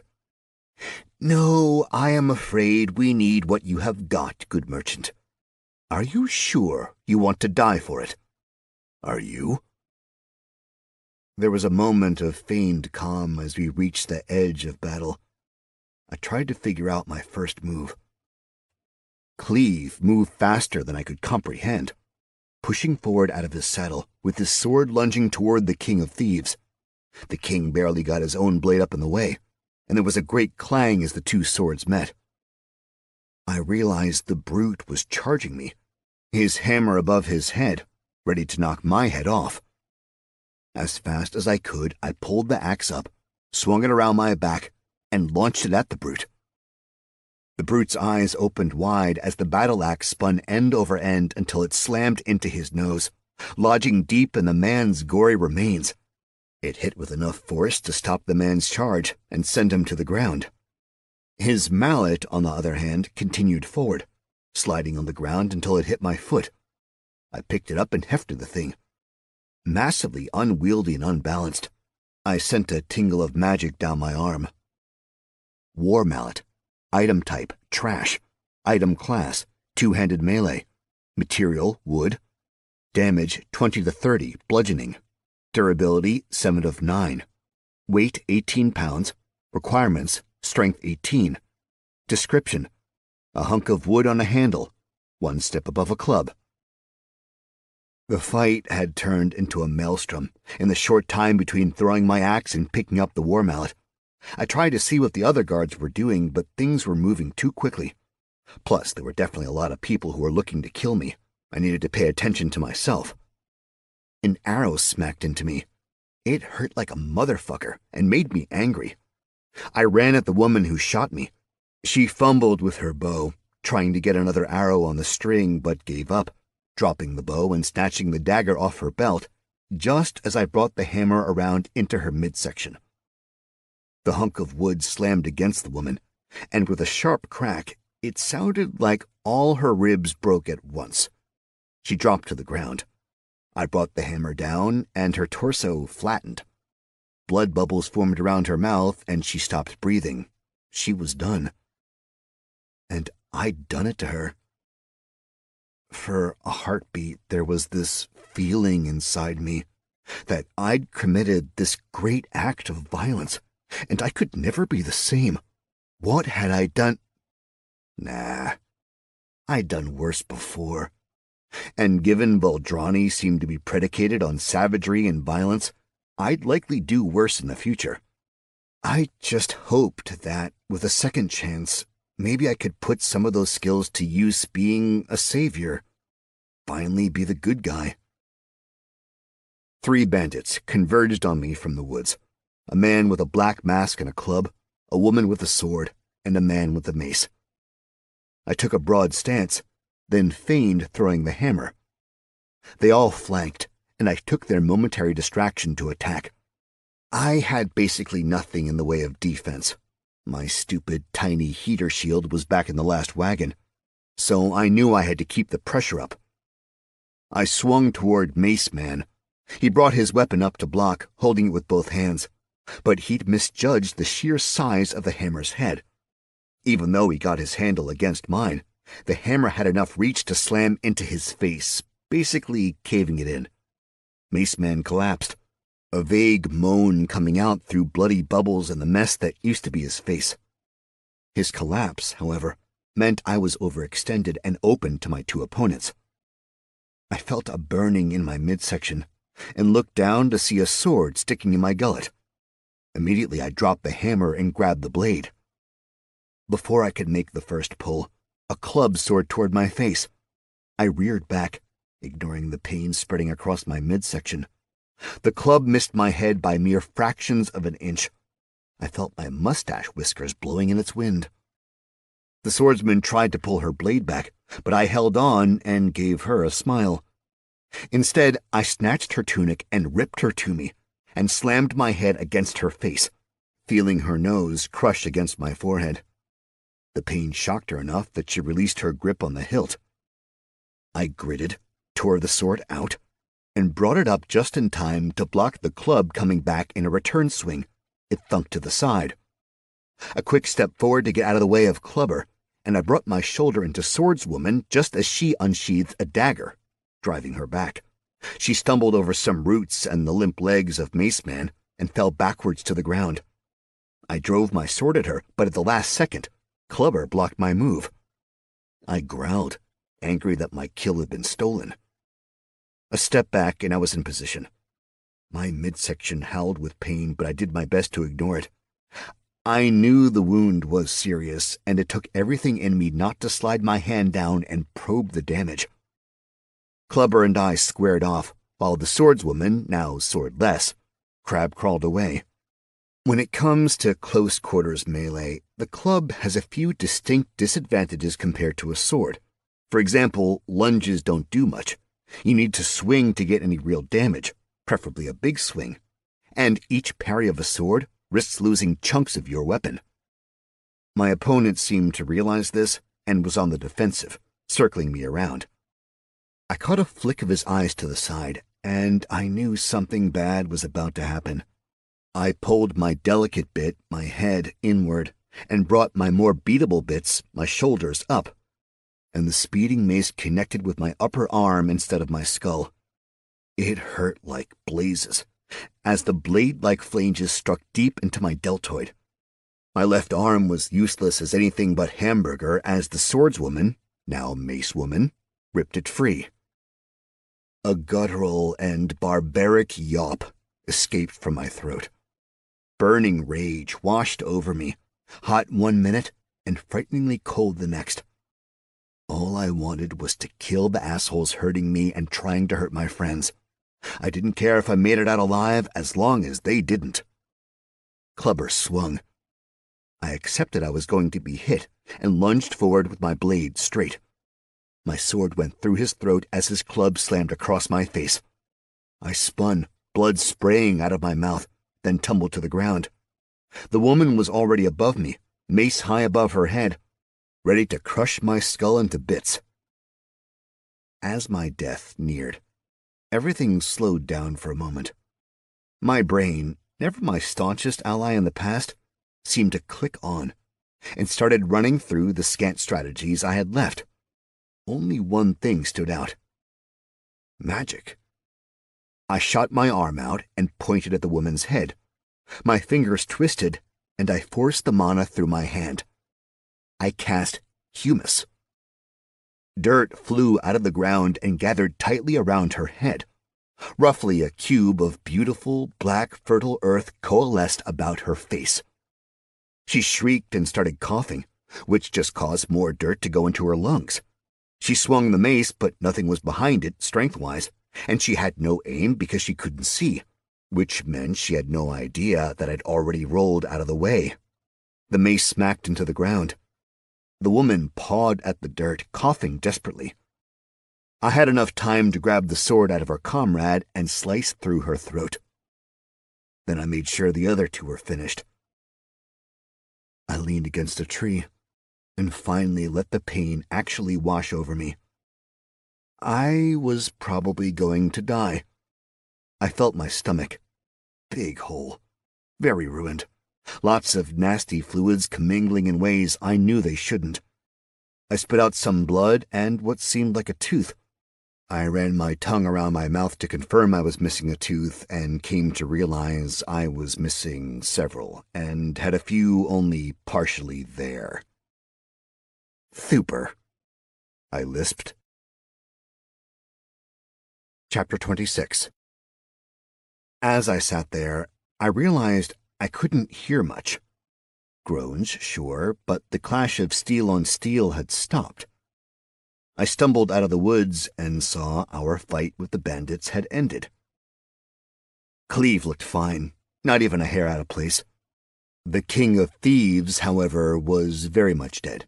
His head had been separated from his body. Lee peeked out of his wagon, Darius hiding right next to him. The rest of the caravan looked pretty good, and even though I thought I'd been close to death, by the time I limped over to Cleve, my teeth had more or less reformed. "You fought well," he said. "Good teacher," I replied. "Let Cole see to you," Cleve said. "He'll patch you up." Cole was at our wagon. He'd opened up a small hatch, making a workstation of sorts. There were some medical tools in place, as well as various first aid errata required for treating wounds. I also spotted a few small bottles filled with a glittering red liquid. Other guards were downing them, but by the time I got there, Tila quaffed the last one. Cole was busy with one of the other guards, wrapping a bandage around the woman's arm where he'd just pulled an arrow free. The already treated guards busied themselves lining up all the bandits' bodies and stripping them of everything. Clothing, armor, weapons, pouches, all of it got set in front of the first wagon. I leaned against the wagon, waiting for Cole to finish with the others. He motioned to me. "Armor," he said. My shoulder worked well enough that I could pull my ruined leather cuirass over my head and drop it to the ground. My shirt was soaked in blood, like I could wring blood out of it. Cole grimaced as he saw the damage to the armor and the shirt. He helped me get the shirt off and then tossed it to the side. There was no saving it. Then he reached over for what I assumed would have been a health potion, but only found empty bottles. He growled. Instead, he grabbed a water skin and aimed a stream of water at my torso, washing off the blood as he searched for wounds. Eventually, he'd washed off my whole abdomen. He poked at a pink scar on my stomach.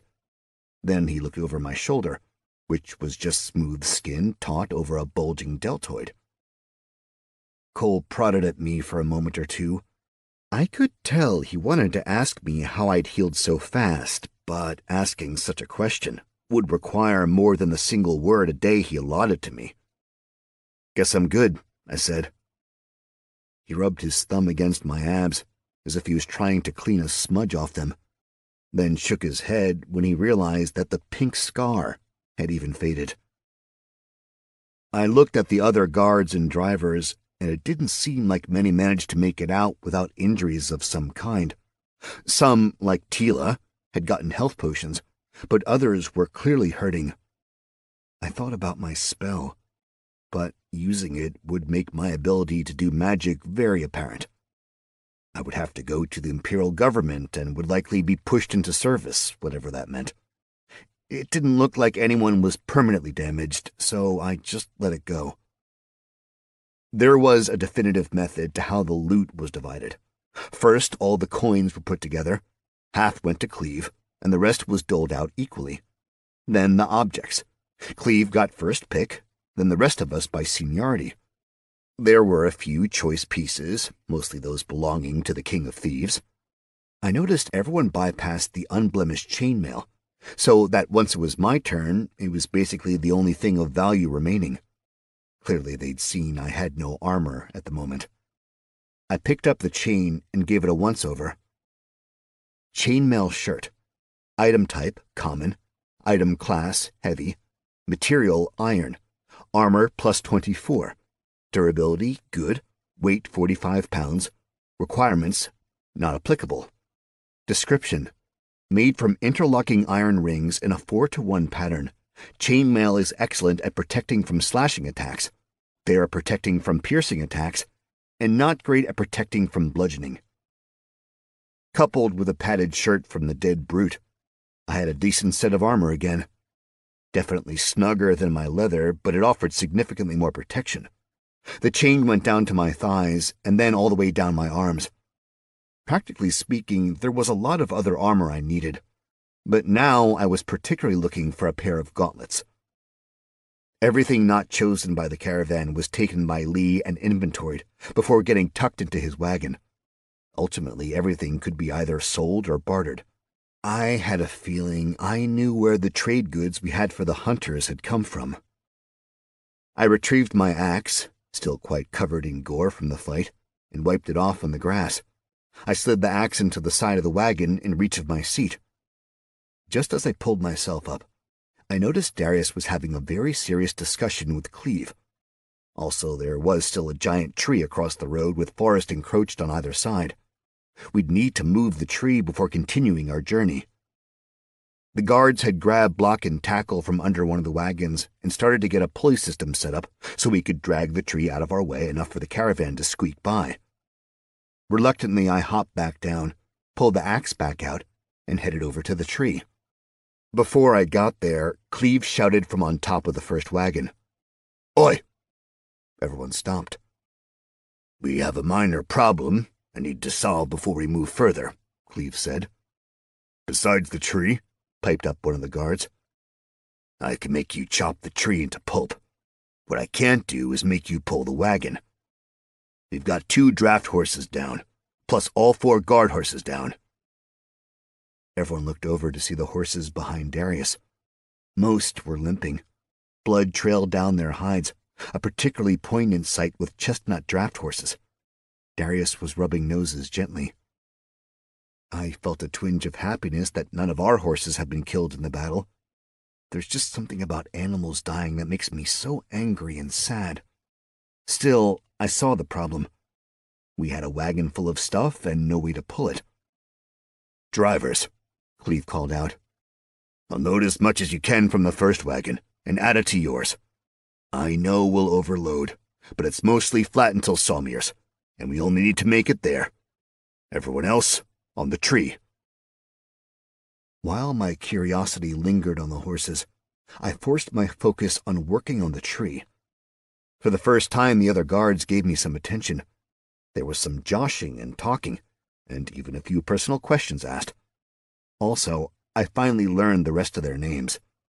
There was Makal Haimedov, with dark skin, big eyes, and one of the biggest smiles I'd ever seen. He was clean-shaven, which seemed to be the general look for the Empire. Virginia Licinius was small but muscular with perfect black hair, a pert nose, and heavy armor. A small sword rested on one hip, and a larger sword hung on her back. She was really good with knots. Donner was a big dude, mean-faced, but surprisingly fond of puns. I'd sparred often with the man, mainly because he was an expert with a warhammer. I also noticed that he'd taken the beefy war mallet and tucked it next to his seat in his wagon. Tila was the one guard I'd had the most interaction with, mainly because we'd traded 4 or 5 words total while switching guard shifts. Finally, there was Nikolai, the boss of the guards. He still didn't really talk to me, but then again, he didn't talk much to anyone. He either barked orders or quietly gave corrections. After getting all the pulleys set, we went about chopping all the branches, roots, and anything else that might prevent the tree from rolling. As a group, we grabbed the line and started pulling. The trunk slowly moved off the road, and soon there was enough room for a wagon to squeeze by. The road wasn't completely cleared, but it was enough for us. It felt great to accomplish something together. Chapter 27. We turned our attention back to the wagons. The lead wagon was still very much full. The drivers were standing around arguing about which wagons could take more weight and which horses weren't exhausted. Basically, they'd made exactly 0 headway while we cleared the tree. Cleve looked nearly ashen. This was something of a nightmare for him. Darius held the leads of 2 horses while Cole tended their wounds. I looked over at the harness, an idea forming. Then I pulled up my attributes just to be sure. Attributes: Strength, 34, Agility, 15, Dexterity, 17, Constitution, 23, Wisdom, 13, Intelligence, 13, Charisma, 17, Luck, 27. Unassigned points, 0. 34 seemed high. But how high? I'd never really put it to the test, beyond pulling up an anvil. Plus, I was supremely curious how Mr. Paul's powerful build boon applied to me and the world. This was a chance to see where my limits were, and I kind of wanted to know. I set my axe in my wagon and walked over to the empty harness. How could I get the leather straps made for horses to match up with a lowly human? I tried settling the big collar around my neck, and I leaned into it. The weight was immense, at first. But once I got my legs down and really pushed, the wheels creaked and the wagon moved. I heard shouts all around me and everyone stared. I didn't care. I had something to do, something to test myself against, and that was everything I wanted at the moment. It took virtually everything I had to pull the wagon, which was great because it meant there was nothing left for my brain. Finally, there was quiet in my head. I didn't think about home. I didn't think about people I missed, people I'd wronged, people I'd loved. I just pulled a big fucking wagon. My stamina bar dropped precipitously, but I kept going. This was my challenge. My legs burned.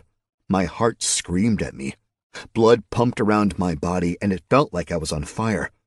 I gulped air in like I was drowning, but I kept going. I could barely see where I was going.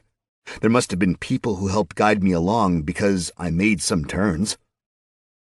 And then there was someone standing in front of me, gently pushing me back. "Time to stop," came a soft voice. I nodded, dropping to my knees, taking in breaths in ragged gulps. True exhaustion washed over me. I thought, maybe I might just keel over and die. I did the keeling part, and a wave of darkness crashed over me. Chapter 28. I woke up to someone poking me. Cleve stood above me with a sharpened stick. "You need to eat," he said. I mumbled something in return, and he lashed out, snapping the stick against my shoulder. "Up!" he barked.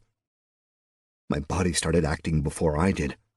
I shook off the cobwebs, stood up, and stumble-walked from the road where I'd fallen to the fire, where Cleve guided me into a seated position on a stump.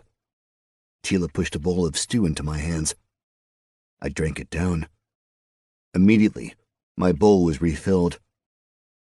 The second helping took a moment or two more. As soon as it was done, I felt a real warmth in my stomach, and things didn't seem so bad. I handed the bowl back and stretched, letting out some sort of god-awful roar as I pulled my screaming muscles apart. My body just wanted to remain still and small, and I knew that was the worst possible thing I could do after strenuous exercise. The whole caravan stared at me.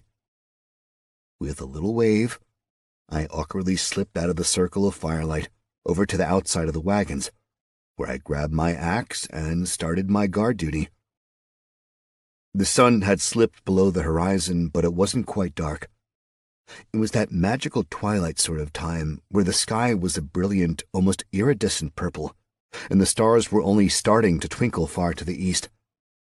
Back in the Riverlands, I'd spent this time watching the murmurations of birds, but here the trees blocked most everything, if there even were starlings above these forests. I did a bit of stretching, rolling my shoulders, jumping up and down. I knew I'd be in pain tomorrow, regardless of my regenerative ability. There were footsteps coming from around the wagon. I turned to watch Cleve come around and lean against the wagon in front of me. "Few questions come up about you," he said, pulling out a pipe from a pouch. I leaned on the axe and smiled back.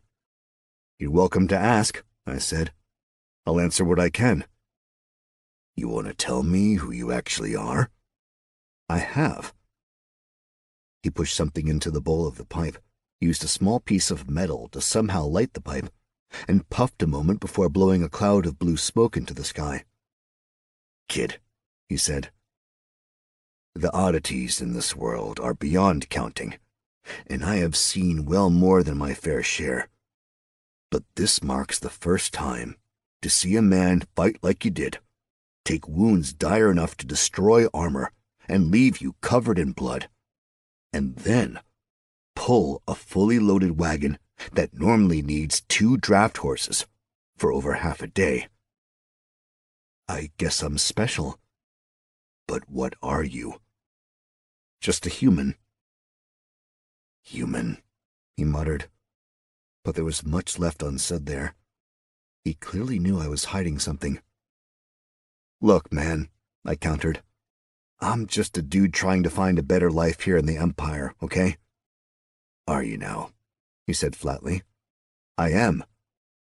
"And you come from?" "Like over the mountains." "Which mountains?" "The ones above Arenberg." "Oh, the Wind Spires." "Exactly." "There is no mountain range called the Wind Spires." "Well, we called them the Wind Spires." "No, you did not," Cleve said with authority. "Here, between the two of us speaking, as free-thinking sentients, let us be honest. Let us tell no lies." I took a deep breath and met his eyes. "No lies?" "None." "I come from another world," I said. I started to add, "like Lee," but I didn't want to out the man. Cleve nodded. "You are wise to keep that quiet. There are many who would see your kind exposed and exploited." "Not you?" "Not me." "So there's the truth. I'm from Detroit, Earth." "And now you are here." "Now I'm here, trying to figure this bizarre world out." "I have heard there are some differences." "Tons. You know how there are character sheets here?" "Yes," he said with a slight nod, blowing smoke rings into the sky. "Does everyone?" "Far as I know." "Isn't that, weird to you?"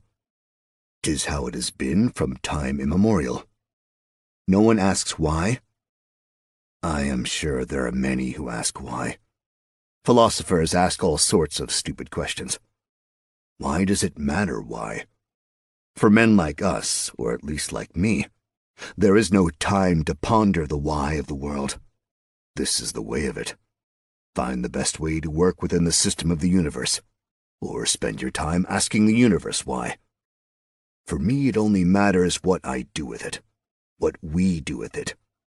Time spent pondering is time spent not doing, and I would rather do than think."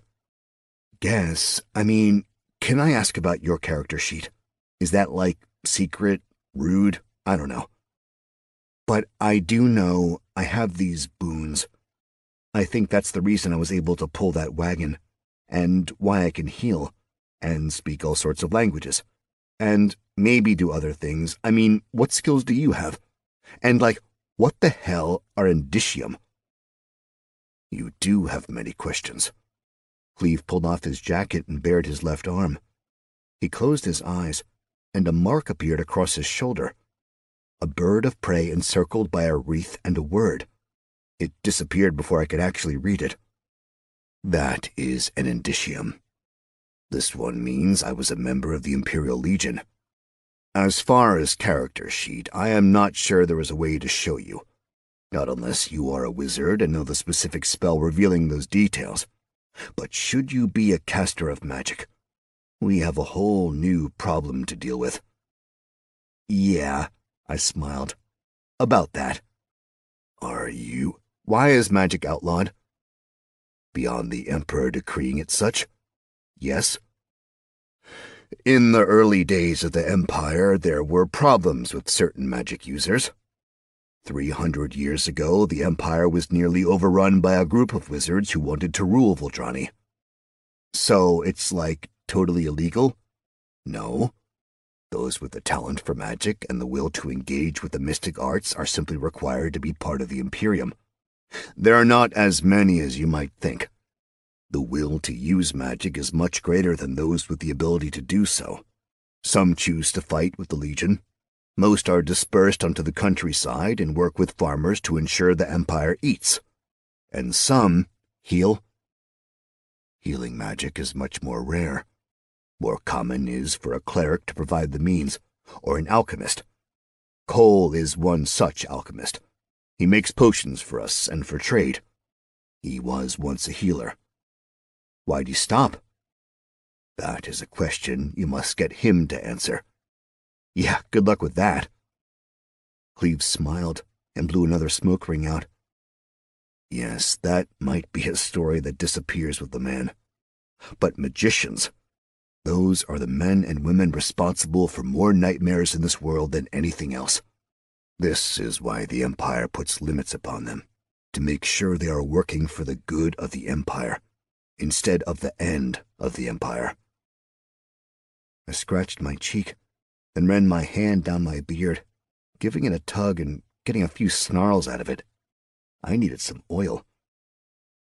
Can you tell me how to earn experience points? I asked. Quests. Above all, quests will give you the most XP. They give the most points and offer the greatest chance for other benefits. Most believe the path to greatness lies in killing, for you do receive points for each creature you slaughter. But that is ultimately a fool's errand. The common folk, they often do not rise far in levels, only receiving what points they may through leveling skills or the few career-specific quests they encounter. But if you sit in a tavern any night, you will hear them complaining that if they just had skill with a blade, they too would be challenging kings and emperors.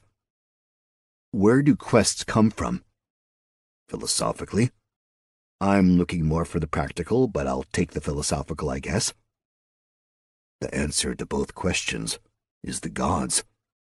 They give the quests, they run the world.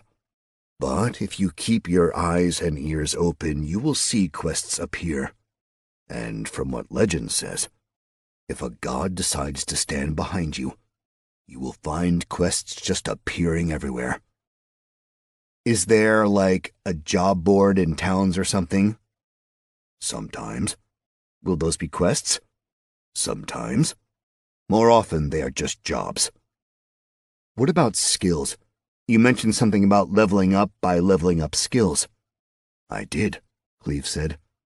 While this holds true for most skills, there are some that are different.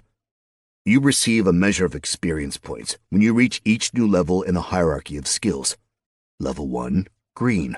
Level 10, novice. At that point, you get some XP.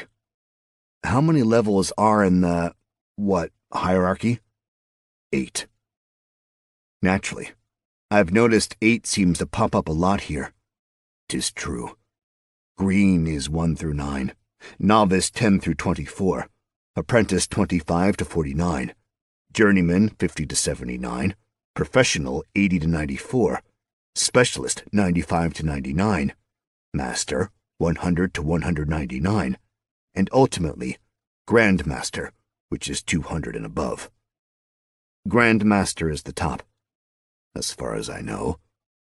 Finding a Grandmaster is rare, exceedingly so. I have encountered but one. What is the highest you know of? There is a baker in the capital, has been making bread for nearly 200 years, and he has a level of 202 in baking. Day in, day out, he's making bread. These days, for the Emperor and his family, save 1 day a week when he sells it in the market. Magical stuff.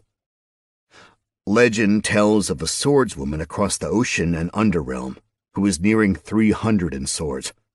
Has never lost a duel, never lost a battle. But that 'tis but in legend. Perhaps when she reaches 300, we will see if the gods have another level for us. At present, it tops at Grandmaster. And at each new level, you receive more XP than before. So despite never killing anyone, the baker is quite high level. My brain was starting to feel heavy with all the information Cleve was dumping in it, so I decided it was time to change the topic. Besides, I was starting to get really tired, and I was worried about staying up for guard duty. Totally different topic. But have you seen the Emerald Sea before? I asked. Once. I have thought often of returning. It is truly a wonder. As long as we are here under the badge of honesty. 'Tis one reason I am selling my medallion there. Medallion? I asked. He pointed to a small metal shield riveted on the side of his wagon. Certifies I am part of the Caravanners Guild. Gives me access to cities, countries. Even some of the most dangerous cities on the planet are still willing to receive guild caravans. You can go anywhere? Usually. Times of war might make things more problematic. But mostly everyone leaves the guild alone. Otherwise the guild might leave them alone. Despite almighty power, one cannot march an army on an empty stomach. At some point you will need a caravan, and without the guild, you will likely not find one. But you can sell the medallions. In a manner. Legally they remain property of the guild. Should you wish to sell yours, you must go through the guild. They hold an auction, and the guild will pay you all but 5% of the auction price. Allows the guild to keep control of their ranks. Seems complicated. Bureaucracy often is. And the Empire is nothing if not a massive bureaucracy. There's a lot about this world I just don't understand, I said. If you have questions, ask, he replied. I cannot guarantee I have the answers, but I will try. Why are you being so nice to me all of a sudden? I asked. You think you can pull the wagon again tomorrow? He asked with a wink. I rolled my shoulders and jumped on the balls of my feet, trying to feel what my legs were willing to offer on the morrow. I wouldn't say I felt good, but there was some give. Probably, I said. You realize you are saving us with this, right? He asked. Just doing what needs doing, I said. He smiled a little, rueful.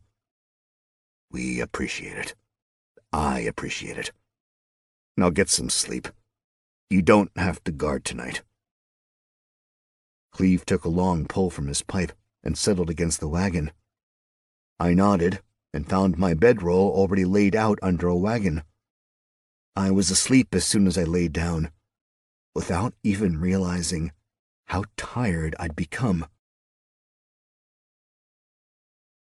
Chapter 29. Morning arrived with a real surprise and kick in the teeth. It felt like the sun was in my eyes just moments after they were closed. Even the act of raising my hand to block the sun sent burning pain all around. My muscles were angry, and they were letting me know. I could barely move. In both jest and kindness, someone had placed food next to me in a feed bag. Everyone else was awake, breaking down camp and going through the morning routine before travel, which meant I'd been allowed to sleep in, which, was nice, considering. I ate the dried meats and fruit and stood, going slow, very slow. I did some soft stretching, clenching my teeth together to swallow the screams of pain. It was interesting because my HP was full, but the pain was still there. All new and fascinating stuff to figure out in this game world. So many things didn't make sense based on what I expected from reality. I knew I needed to stop thinking about things in Earth terms.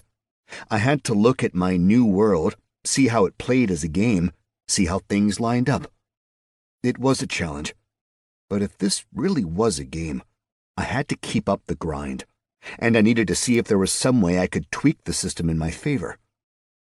Lee sat atop his wagon, jiggling the harness in my direction. "Giddy up, Buttercup," he said with a giant smile across his face. I winked as I slipped into the harness. "Nay, motherfucker," I replied. We weren't quite ready to go.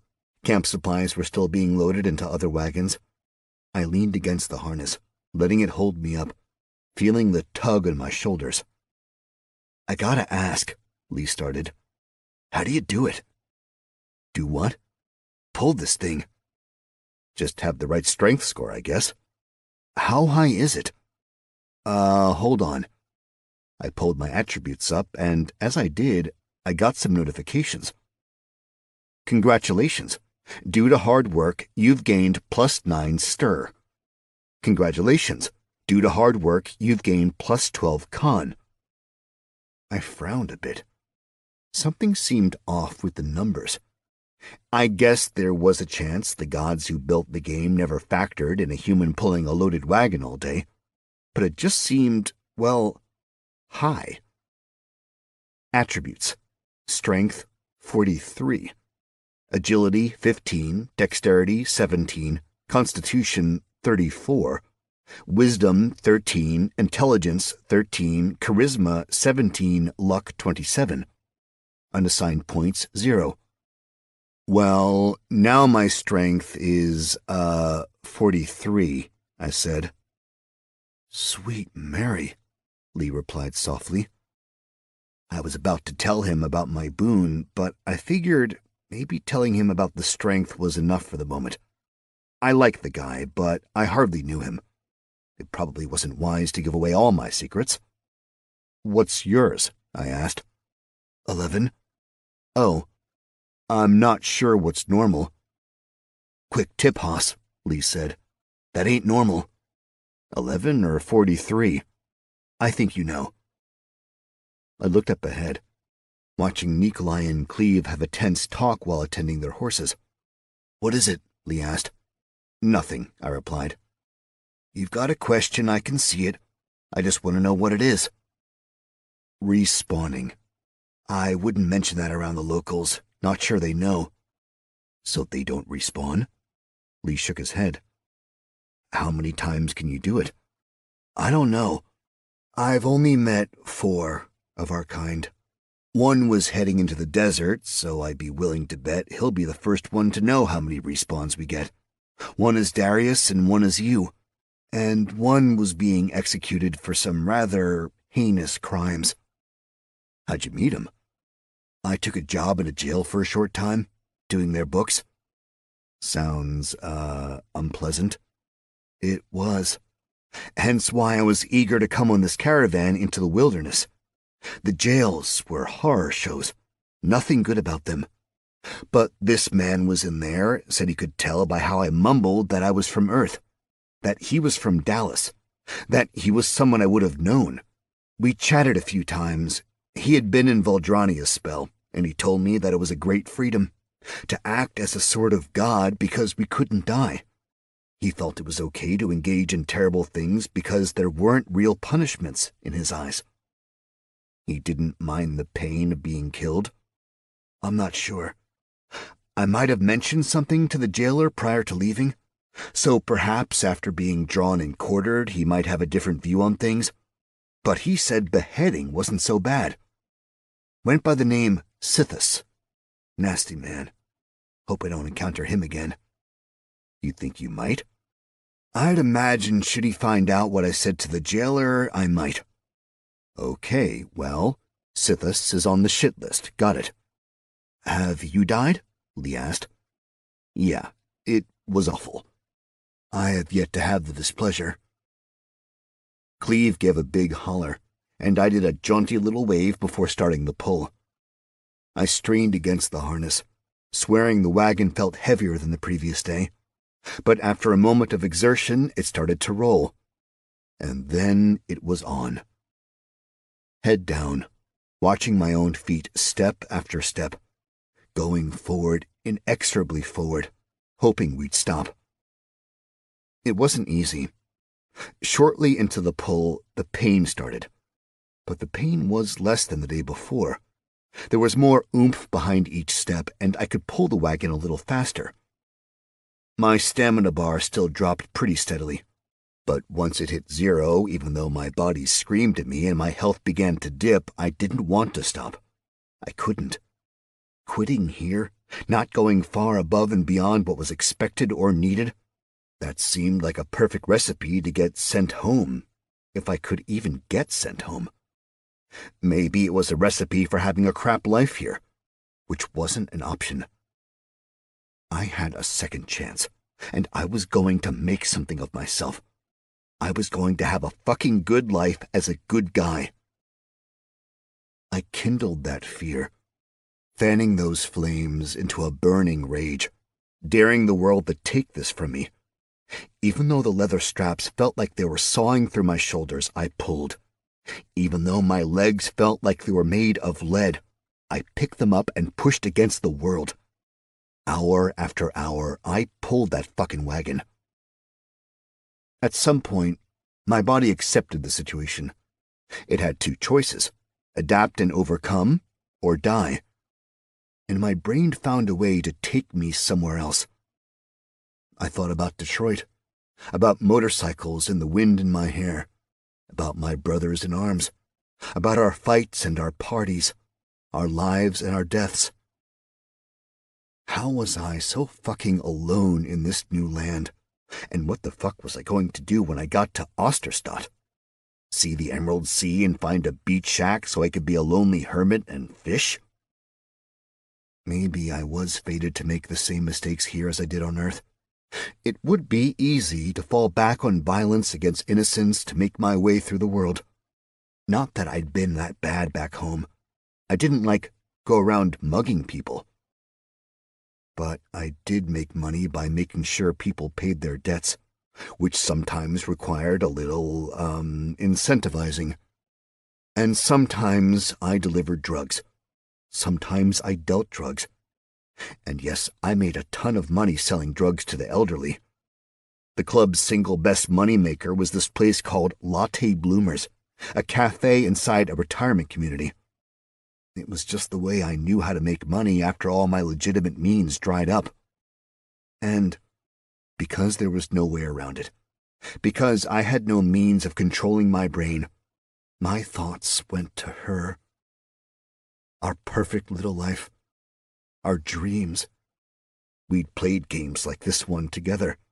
I wondered what she'd think of living in one, how she'd want to play this new world. No. I shook myself out of it and got back some measure of control. I pulled harder. I completely disregarded my body in an attempt to drown out my memories and thoughts. I stumbled forward, just pulling and pulling. My hit point bar dropped lower and then up, then down and up and down and up. My regeneration seemed to balance out the damage my completely depleted stamina was doing. Bit of a loophole. I wasn't technically in combat, so my regeneration seemed to handle keeping me alive. It hurt like a motherfucker. But I wasn't dying, and the more pain that came, the less I could think. I decided I'd stay in this pain limbo indefinitely. Chapter 30. Darkness swept over, and we came to a halt. I dropped to my knees, my muscles quivering. I swallowed hard, doing my damnedest to keep from throwing up. I definitely pushed myself harder than the previous day, and by the end of it, my regeneration hadn't been able to fully keep up with the HP drain. In a technical sense, I was damn close to death. But I'd gone as long as we needed. I'd pulled the wagon all the way tonight. I knelt there, my body shaking, wondering if I'd be able to do it again tomorrow. A hand rested on my shoulder. "You think you can do it a bit more?" Cleve asked quietly. I looked up at him, wanting to punch the man. To be completely honest, I was telling my arm to move, to punch him right in the fucking face, but my body wasn't able to follow through with it. I just stared at him instead. "How much?" I finally managed to croak out. Cleve helped me to my feet, and he pointed. The sun had set in front of us, providing a beautiful spray of colors behind distant mountains. But there was a gentle point of light at the bottom of a gentle grade, somewhere in the neighborhood of half a mile away. That is our destination, he said. Osterstadt, I said, relief flooding my voice. Cleve just laughed out loud, a deep barking laugh, and shook his head. No, Montana, not even close. That is Salmiers, the end of civilization. At least it is the end until we get to Osterstadt. Wait, no roads after Salmiers. I want to ask why. I'm just tired, Cleve replied for me. It is newer land for the Empire. The only road to Osterstadt runs straight from the capital. There are no lords yet. Land is there for the taking. Opportunity exists there like no other, provided you are willing to tame the wilderness. But Salmiers was, in the not-too-distant past, the last city of the Empire. Well, perhaps city is too generous. Village with walls is more accurate. We need to get there, transfer some goods, and heal some horses. Transfer goods?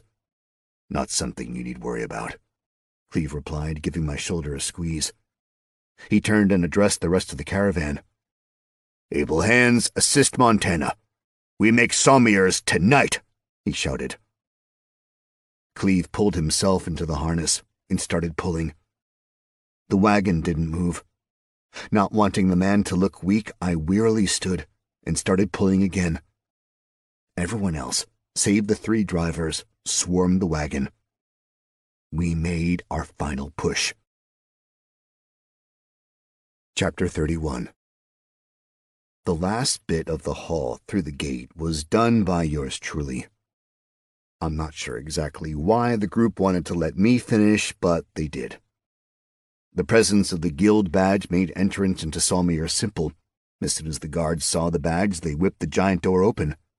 It revealed a positively provincial little town that ticked every last box I had in my head for medieval Europe. Cobblestone roads, thatched roofs, wattle and daub housing. There was quite a bit of common green space within the walls, and sheep lazily grazed on the grass. The rest of it is a little fuzzy. I remember the guards directing us towards a particular inn and hauling the wagon to a large open space next to it. I didn't bother to do anything to help the caravan. I just stumbled out of the harness and into the inn. I gave someone some coin and was led to a room where I promptly crashed into a bed and passed the fuck out. Chapter 32. I woke to moonlight, or moon's light, I guess, considering there were 4 moons up in the sky, streaming through the window and across my face. With the moons high in the sky, I figured it had to be quite a while until dawn. I moved slowly, trying to get up without a ton of hurt. It didn't happen. The pain was intense, and I had to fight to get upright. It felt like I was ripping my muscles completely apart, which, to be fair, was kind of what was happening. I'd almost killed myself through overexertion. Had it not been for the incredibly generous boon from Mr. Paul, I would have died. It should have been an impossible task. Instead, I pulled it off. Pulled. I never wanted to pull anything ever again, but I had a terrible feeling that wasn't going to be possible. I looked around the room while I sat on the bed and let the pain surge through my body. It was a small room, with a single bed taking up most of one wall. A heavy writing desk sat under the window, and a tall dresser rested against the wall opposite the bed. On top of the dresser, I saw a big pitcher of water sitting in a large bowl. There was barely any floor space, but I managed to adapt a stretching routine I remembered from my time doing jujitsu. The pain lessened. I started to feel limber again, less constrained by my body. A body that was, as I looked at it, vastly different from when I'd first come into the world, or how it had ever been on Earth. I used to be strong and had muscle, but it was under a heavy layer of fat. Here, though, I had a metric fuckton of muscle rippling over my entire body. Way more than I'd ever had in my previous life. I looked like the guy who kicked sand in Conan's face. Who knew what we'd been eating on the road? I had a feeling I didn't actually want to know, but the end result was definitely a stripping of the body fat I'd started with. I was jacked A to the fucking F. I wished I had a mirror, or even better, a bodybuilding competition to enter. But the gamer in me was yelling. I was making a hyper-focused strength build, and I needed to get my agility and dexterity attributes on the same level. Otherwise, I'd wind up being some muscle-bound idiot unable to wipe his own ass. I took some water from the pitcher and splashed it on my face. Then I slicked my long hair back. I said a quiet thank you to Mr. P. He'd done a good job on the hair. I'd yet to see my face, but I loved the beard. In the old life, I didn't have the genetics to grow much of a beard. Then I slipped out the door and walked down the hall. Plenty of grunting was coming from one of the rooms, so I started tiptoeing. I didn't want to ruin anyone's after-hours activities. Chapter 33.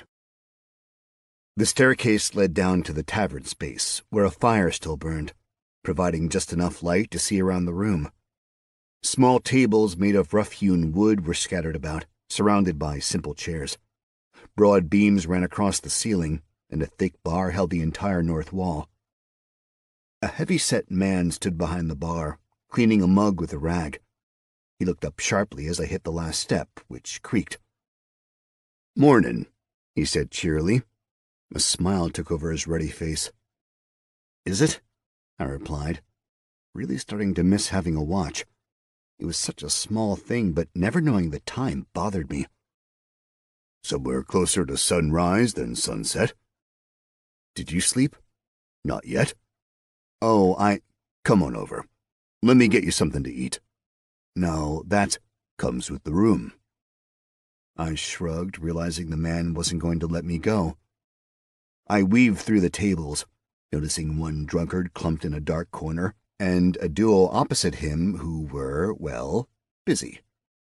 At least it wasn't the last patron. He pointed to a stool. I sat, and he slid a large plate in front of me. A whole chicken. Then he produced a side plate heavy with fried potatoes. "Drink?" he asked. "I know it's weird, but milk?" "Buttermilk?" he asked. But before I could respond, he cracked up at his own joke. "Coming up." A second later, I had a massive mug of milk next to my wooden plate. "Now," the innkeep said. "The name is Owen Stillingfleet. You?" "Montana," I replied. "That's it? Just one name?" "That's it. Is it odd?" "'Tis. For the Empire, at least." "I don't know that much about the Empire. Just, that I'd like to be here." He winked. "Glad to have you." "Thanks. Could you, give me the heads up on the Empire? Maybe tell me a little about the place?" "I am an innkeep. I can tell you something about anything if you buy my food and drink. But perhaps you could tell me something afore I tell you something." "Sure." "Did you really pull that wagon out there in my field by yourself for 2 days?" "Just a day and a half." He reached out and grabbed my shoulder, giving it a bit of squeeze. "I might actually believe that." "Believe what you like," I said, ripping off a chicken leg and taking a big bite. "Now, what is it you would like to know?" "This was the border of the Empire, right?" He nodded. "What happened? Who did you go to war against to get, whatever is next to you?" "There be plenty who will say the land here still belongs to no one, despite the Emperor. I hear you're all headed over to Osterstadt, yes?" "Yeah, is that a ways from here? Still trying to pick up the geography." "Osterstadt was its own nation, own state or what have you. The city has excellent exports, so a fair amount of coin to toss about and keep control. But about 5 years, I think, or less. I lose track of the seasons up here. Osterstadt became unable to handle its monster problem. They believed they were going to be overrun, so they reached out to the Emperor for help.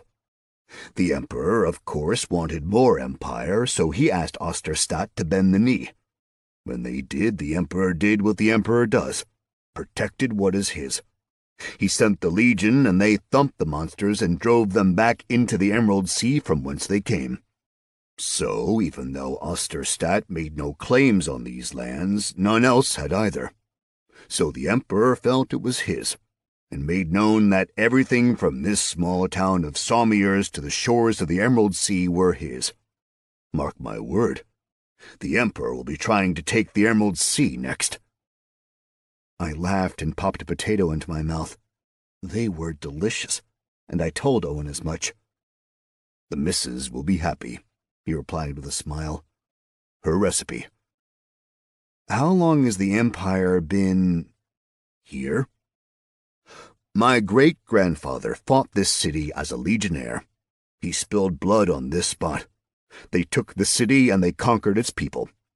After the war, when he retired, he returned and bought this tavern.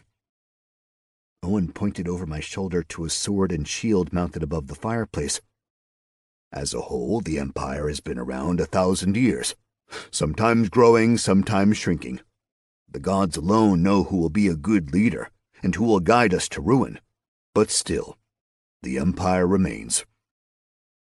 He snatched a mug from below the bar, pulled on a spigot to get a frothy mug of ale, then took a long drink. He sucked the foam from his mustache and leaned back against the wall. You, he said, gesturing with the mug and spilling just the slightest drop, might want to do a better job hiding who you really are. How do you mean? The Empire, as a general rule, is most fond of, well, the Empire. Now, I know you are with Cleve Dye. I know the man. Actually know him, not just of him. And I wager if he trusts you, you are a good sort. But you are either of the Empire or not. So take a second name and start referring to us, not you. Especially once you get around those Legion boys and girls. They are quick with a blade and hot-blooded, the lot of them. Always eager for a fight and eager to prove their worth to the Empire. If you are not an Imperial citizen, there are many laws you are not protected by. Not yet an outlaw, not yet a citizen? He gave a rueful smile. Something along those lines. I mean, I guess I was, in a way, born here. So doesn't that make me a citizen?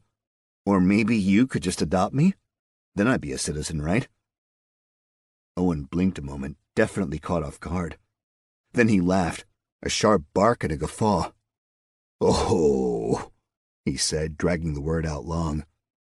It would be all manner of interesting to have you as part of the family. But I have to decline, sadly. You come into this family, and the missus will have you helping out the family business. Afore long, you will find yourself stuck in the ruts of this dump. It's no dump. Oh, you have yet to see the capital, have you? Haven't seen much of anything, I replied. Basically just the road between here and Arenberg. Capital is worth a trip. Most amazing place I ever beheld. I'll add it to the bucket list. He took a sip and raised an eyebrow at me. Saying from back home, I said. And here I thought you were a man of the Empire. Right, I am. So it's a phrase I made up. A list of things to do before you die. You know, kick the bucket. He shrugged. Okay. Not sure that one will do much catching on here. Why would you kick a bucket to begin with? No idea. As commonplace as danger and death are in the Empire, probably not good to go around talking about what you want to do before you die. Probably best to just do it. Is it dangerous out? Where? Here. I mean, if I wanted to go for a nighttime stroll, I wouldn't. You wouldn't, or you wouldn't if you were me? If and I were you, I might, but only to knock a few heads in for some rough lads I want to learn a lesson. but looking at you, I think you might not know how to pull your punches. And we need all those lads we got in case something comes down out of the north this winter. But if I were me, and I am, I might go out and be okay because those rough lads and lasses know where the beer is in town, and who would not be getting any if they muck about with me. So you want to be having a fight. You might go for a stroll." I thought about it, and while I'd never been one to back down from fights in the past, it seemed foolish to go looking for them for no real reason. And I didn't want to be the asshole who murdered a bunch of punks on his first night in town. "Noted," I said. "Thanks." Owen gave a lethargic salute with his mug, then polished off his ale with a last quaff. In an incredibly swift and smooth motion, he went from drinking to hurling the mug right over my shoulder across the room. There was a hollow thunk from the darkened corner. "Ouch!" came a cry. "Get your lazy arse down the stairs and into your bed, you worthless sack of troll dung!" Owen shouted. I watched, bemused, as the young man extricated himself from a young lady.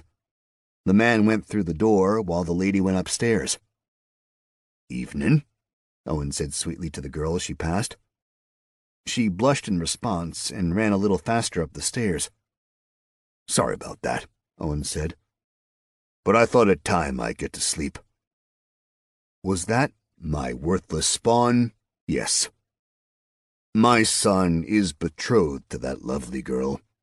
We are waiting for the solstice before they get married, but as her family has a farm a week and a half north of here, she chooses to live and work in the inn, learn the profession she will have. And she is fantastic. Best serving girl we have. My son, on the other accursed hand, is worthless. Cannot cook, burns the simplest of foods, cannot chat or serve drinks, says it is beneath him, says he is allergic to horses and hay, so he cannot be around the barn. He thinks to join the Legion, thinks life there is glory and medals, shiny swords and shimmering armor, not willing to listen to an old man tell him that this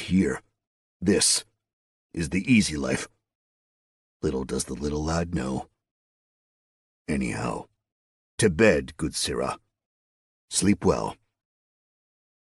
It was perfectly clear he was shooing me from the dining area and back to my room.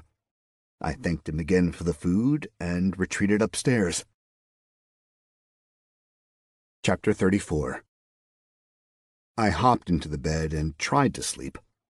Mostly I just stared at the low wood ceiling, so I finally went through the notifications I'd been ignoring.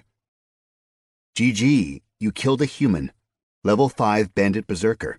You've earned 250 XP. What a mighty hero you are. GG, you've killed a human, level 4 bandit. You've earned 200 XP.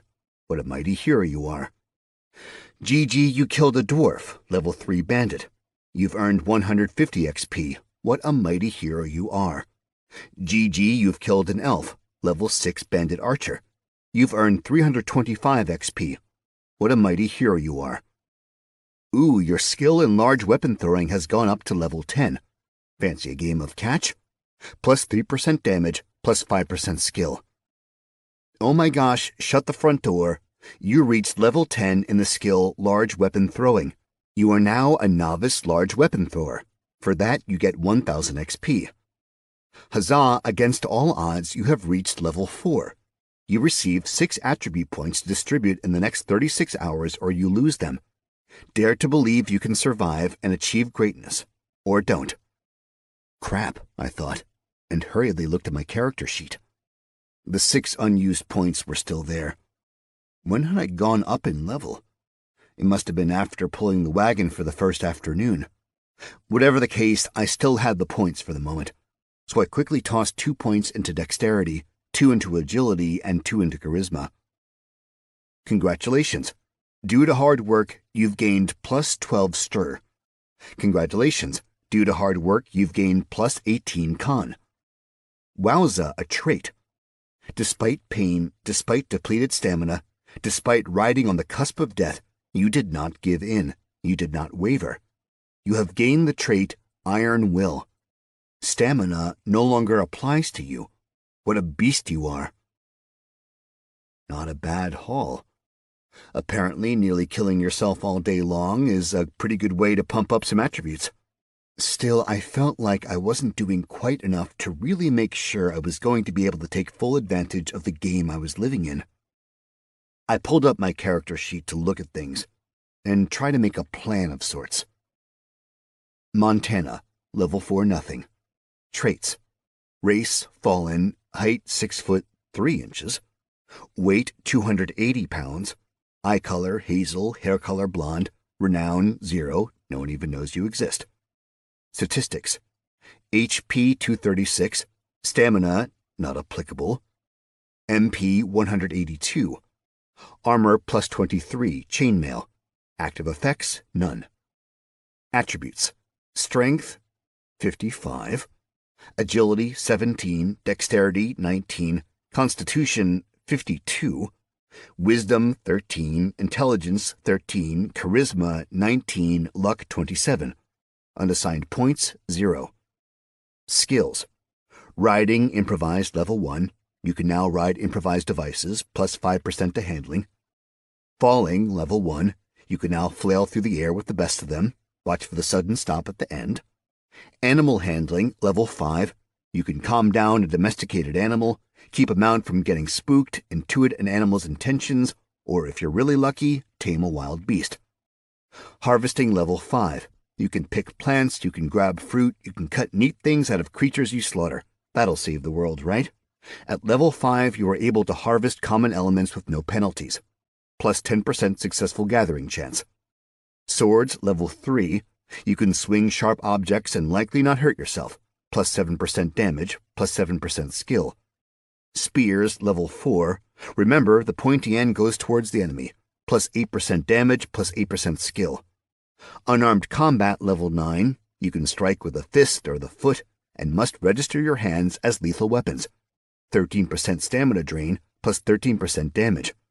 Axes level 8. You can chop down limbs of trees or men or monsters. Plus 12% damage, plus 12% skill. Large weapon throwing level 9. Take that massive weapon and throw it away. Plus 13% accuracy, plus 13% damage. Warhammers level 5. Everything is a nail.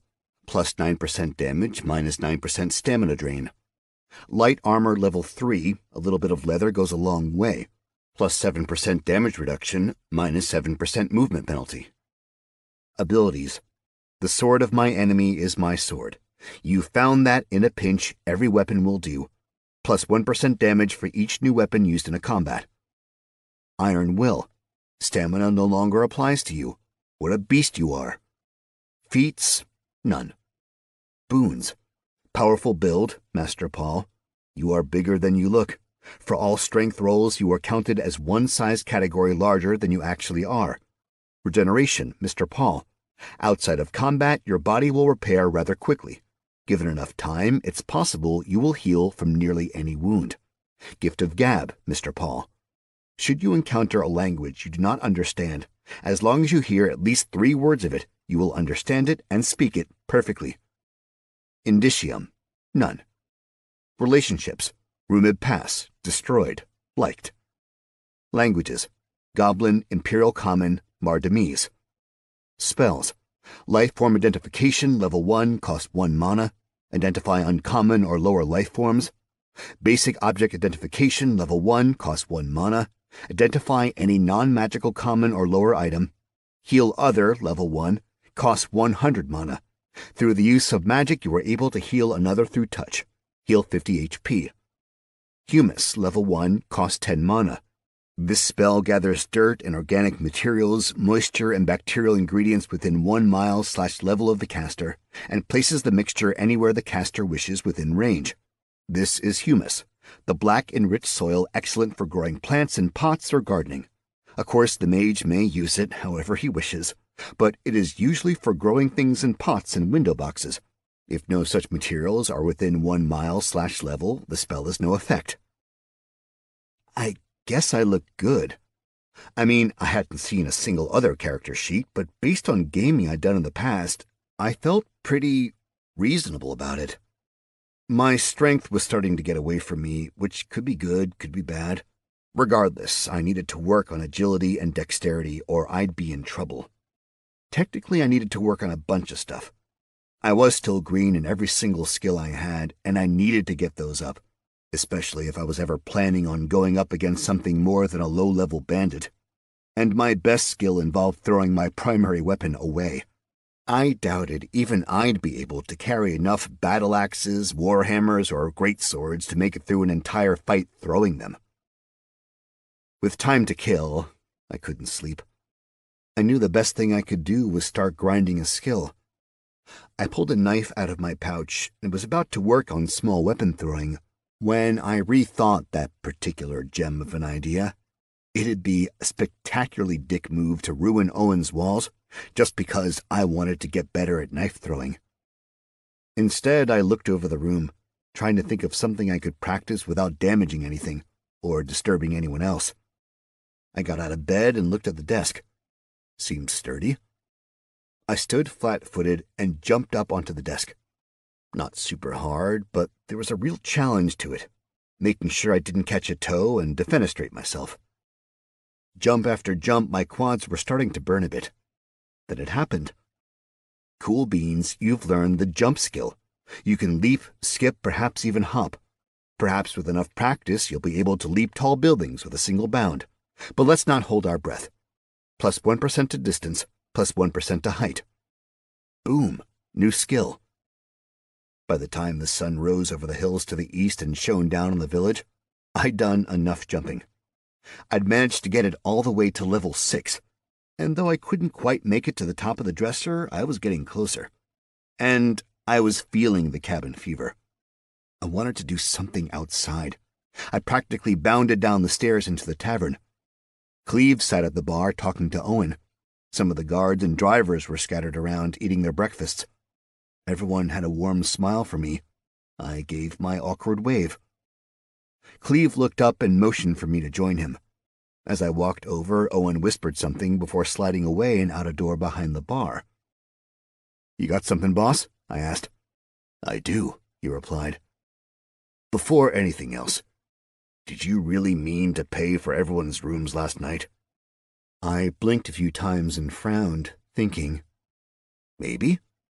You gave him a gold. Rooms here are a silver.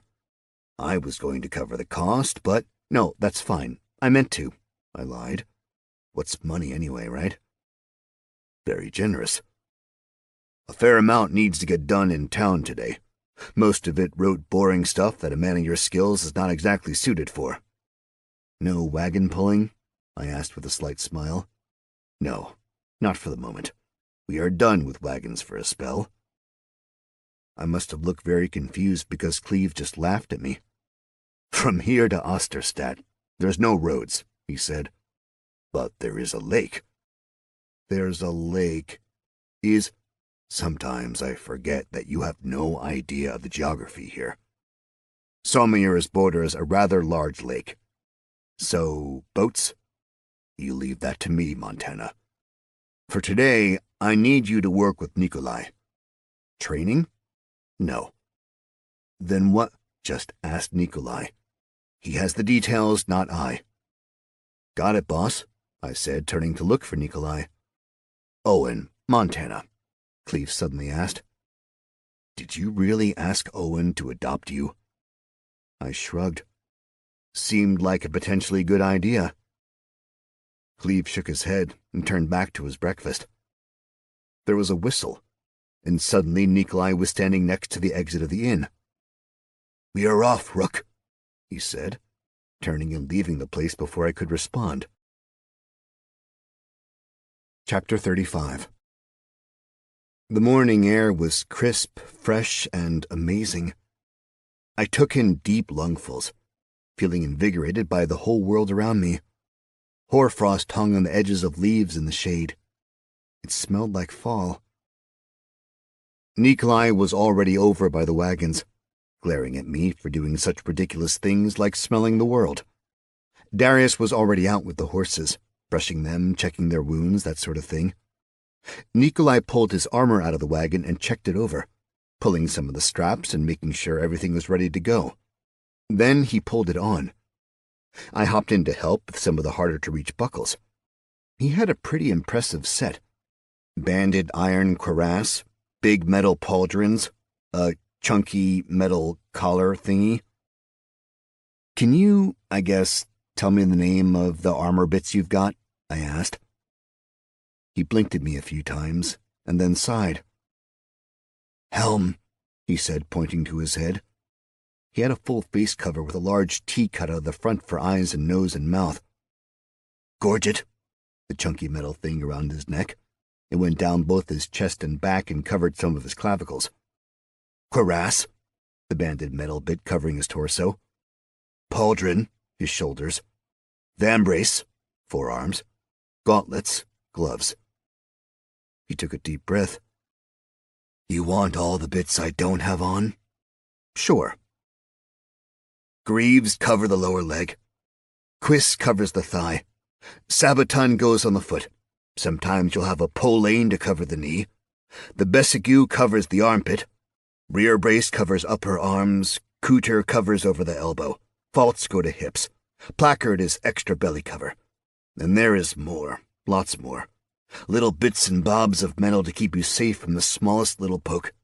And all pointless if you do not know what the fuck you are doing.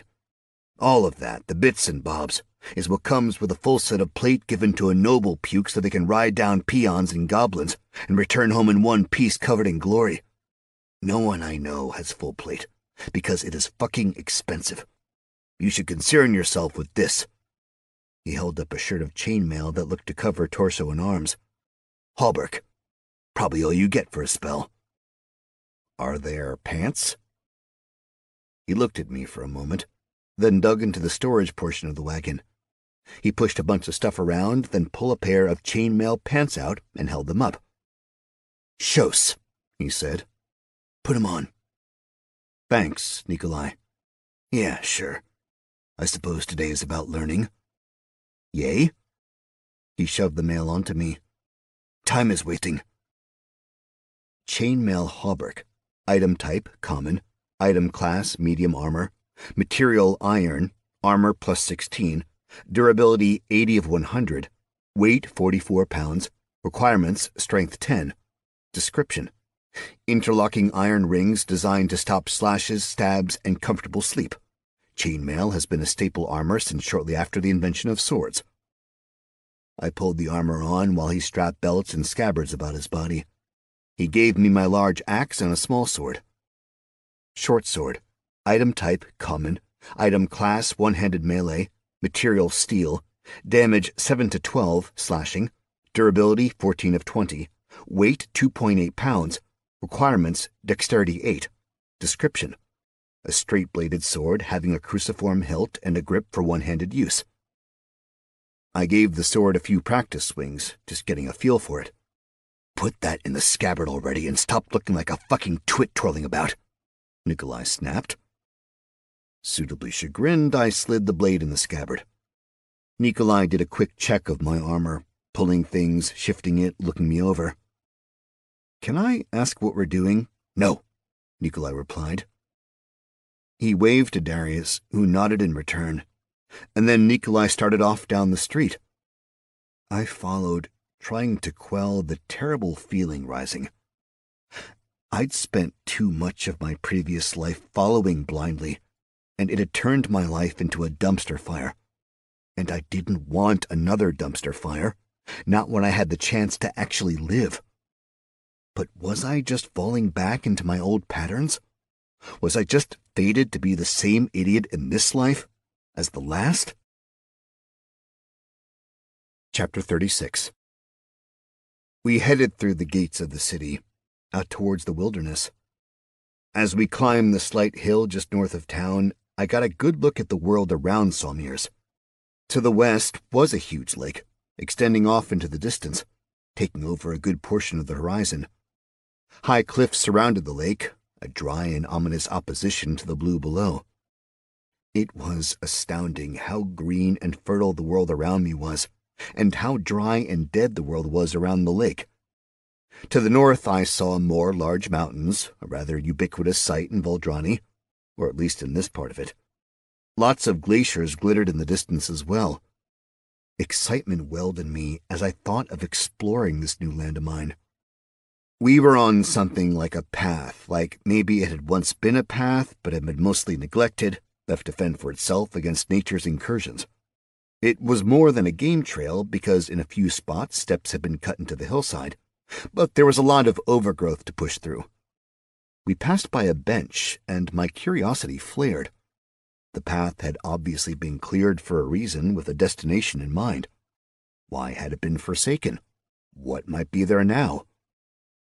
Birds were everywhere around us. Squirrels darted here and there, and 100 animals I couldn't identify made noises as they went about their day, not seeming to care that we were interrupting them. It was a greater explosion of nature than I'd ever experienced, despite my Boy Scout years. This was a much more primal world than Earth, not necessarily younger, but filled with more life and, well, just filled with more. Everywhere I looked, everywhere I listened.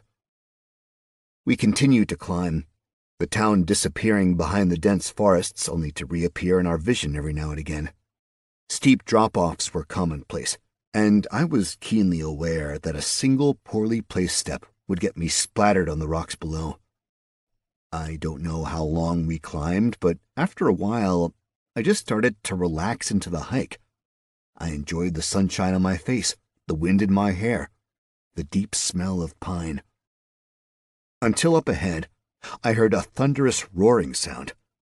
Nervous, I slid the axe off my back and let it rest in my hands.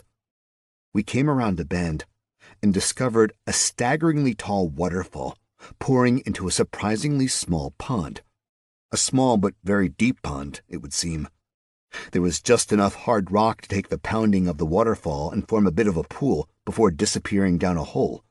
I could see no river leading away. Waves of mist blossomed out and enveloped the area in undulating waves. Nikolai stopped at the edge of the pond, knelt and filled a water skin. He drank deep, then tied the bag back to his belt. Nikolai turned to me, his face hard, impassive. "Montana," he said. "That's me," I replied, still not exactly used to the name, kind of wishing I'd picked something different. It sounded so, well, like a beast of burden. "It is time I told you what we are doing." "Okay." "We are here because it is time to talk about who you are and who we are." "Dude, I can barely hear you," I replied, basically shouting at him. "Is this a hazing thing?" "Only in part," he said, his voice somehow coming straight to my ear like he was right next to me. "Much like Montana is not a real name. Cleve Dye is not a real name." "Wait, is he a—" He held up a hand and cut me off, saying, "Your questions will be answered. First, though, I need to get a measure of who you are. You see, I need to know who and what you are before I kill you or let you live." "Wait, you may attack if you feel that necessary," he said, gesturing with his longsword at my axe. A longsword that I hadn't even noticed him drawing from his scabbard. The dude was fast, scary fast. Immediately I tossed the weapon to the ground. Not only did I know he outclassed me, I didn't want to fight him. "Dude, I'm just trying to figure things out. It's all a bit of a shock." "You concern me," he said. "Your strength is unusual. Minotaurs are known for their strength. Darius can move the wagons around unladen, but he is out of breath after 20 yards. And yet you—" "Hey," I said, hands up to make sure he knew I wasn't threatening him. "I was just as surprised as you." "I do not think so. We know you come from another world, the same world as Lee and Darius, and yet they are not like you. I have spoken with them about their world at length, and about you, Dai as well. They are higher level than you, yet you are so much stronger than them, than anyone. You are faster and fight with, well, not grace, that is sure, but brutal efficiency then. That will not serve you long term. Should you survive today, we will need to break you of that habit. You are an enigma, immense power and yet stupid. You traipse about as a newborn, desperate for a family, for guidance, yet able to knock down a barn. Is this an act? I wonder. I'm completely new here, as was Darius. According to the man, we were among the first faces he encountered here. Though we did not know immediately he was from your world when he was level 1, he had nothing like what you do. And he did not blunder about as you do. He was actually able to blend into the Imperial Society to a degree. So I'm new and stupid. Is that a crime? His blade swept up to my throat as I blinked. I never even saw the blur of movement. It was just there. Are you a demon? He asked. No, I replied, being very careful not to move in the slightest. A devil? Not even sure those are different. An abyssal fiend? No idea what that is. What is your true form? This? You told Dai you were a criminal. Are you still? No. What kind of criminal were you? Bad? Enforcer? Debt collector? You hurt people? I did. For money? Pleasure? The only thing I could do that paid, man, I snapped, grabbing his blade and pushing it to the side. He let it move, but kept his hard eyes glued to mine. And at the end, it was the only job I could get because I'd fucked my life up. The only person I never screwed over gave me the portal to this world because he knew I was about to be killed. And it just so happened I was in the mood to not die, so I didn't pay attention to what I was doing. I just tried to escape as quickly as I could. I have no idea about the Empire. I didn't hear anything about it until I got to it. I don't know where I am or what the rules are here. I have no idea of your history, your geography, the people, the culture, the monsters. I don't even know what language I'm speaking right fucking now. I'm just walking around like, a fucking toddler, hoping I don't die before I figure out what the fuck is going on. Okay? Nikolai frowned. Then he flicked his sword down into the ground, sticking it perfectly in a small tuft of grass, the hilt wavering ever so slightly. He put his hands together, closed his eyes, and his breathing slowed down. A slight glow came around him, and he reached out to grab either side of my head. I saw purple. Different shades, different shapes. It was all internal, though, like my brain was exploding and moving around at the same time. My insides felt weird, like someone was poking and prodding at my spleen or something. And then it stopped. Everything immediately went back to normal. Nikolai had removed his hands from my head and taken a step back. Then he looked me up and down, confused. Finally, he took a breath and shook his head. Things are not as they seem with us, Nikolai said after a lengthy, awkward pause. With Dai. I know it's a fake name. You know nothing. Hey, was that magic? Shut the fuck up, Nikolai barked. I will give you a moment for questions, but that moment is not now. You will give me answers when I ask, and if I do not like your responses or you attempt to lie, I will kill you. Everyone else believes we are on a quest right now, and I will merely say you died fighting goblins, trolls, or snipes. He waited for me to say something, but I had the feeling he was testing me, see if I would pipe up again.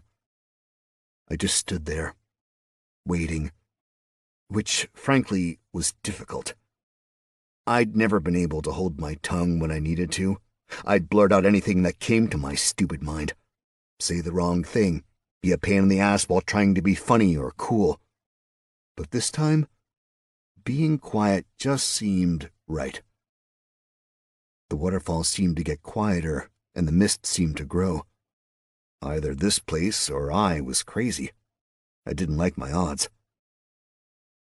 Cleave Dai is nobility.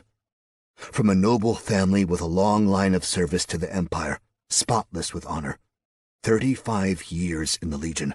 Countless battles won, medals from his head to his heels, and a personal friend of the Emperor. Dai has the chance to be among the top of the land, to elevate his family to a level it has never been. He has promised to offer a place for the men and women who have served him, where they might raise their families in safety, with the promise of a good and wholesome society. In order to make this future happen, he has given up his entire life and tied it to that caravan out there. We need to get it to Osterstadt before the first snows fall. Nikolai stopped to let this sink in. I just nodded. I cannot tell you why, but Dai has an attachment to you. He is curious and he likes you. I do not. I tried to have you removed from the caravan. Dai overruled me. I expected you to fight with the bandits, not against them. You fought bravely.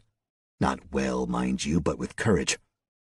Your resolve to pull the wagon seemed a foolish stunt destined to end your life.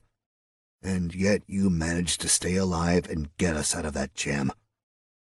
I hate to say I was impressed. I have looked inside you, taken the measure of your character as much as I could. You have immense potential with ridiculous strength. But I cannot help but wonder, if you were but an adventurer, why not remain for the coming war with the Mardum? War is the great path to experience and levels.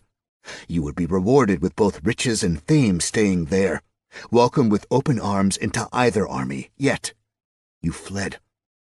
You leave me with questions and no answers. Nikolai walked around me, looking me up and down. The mist was incredibly thick.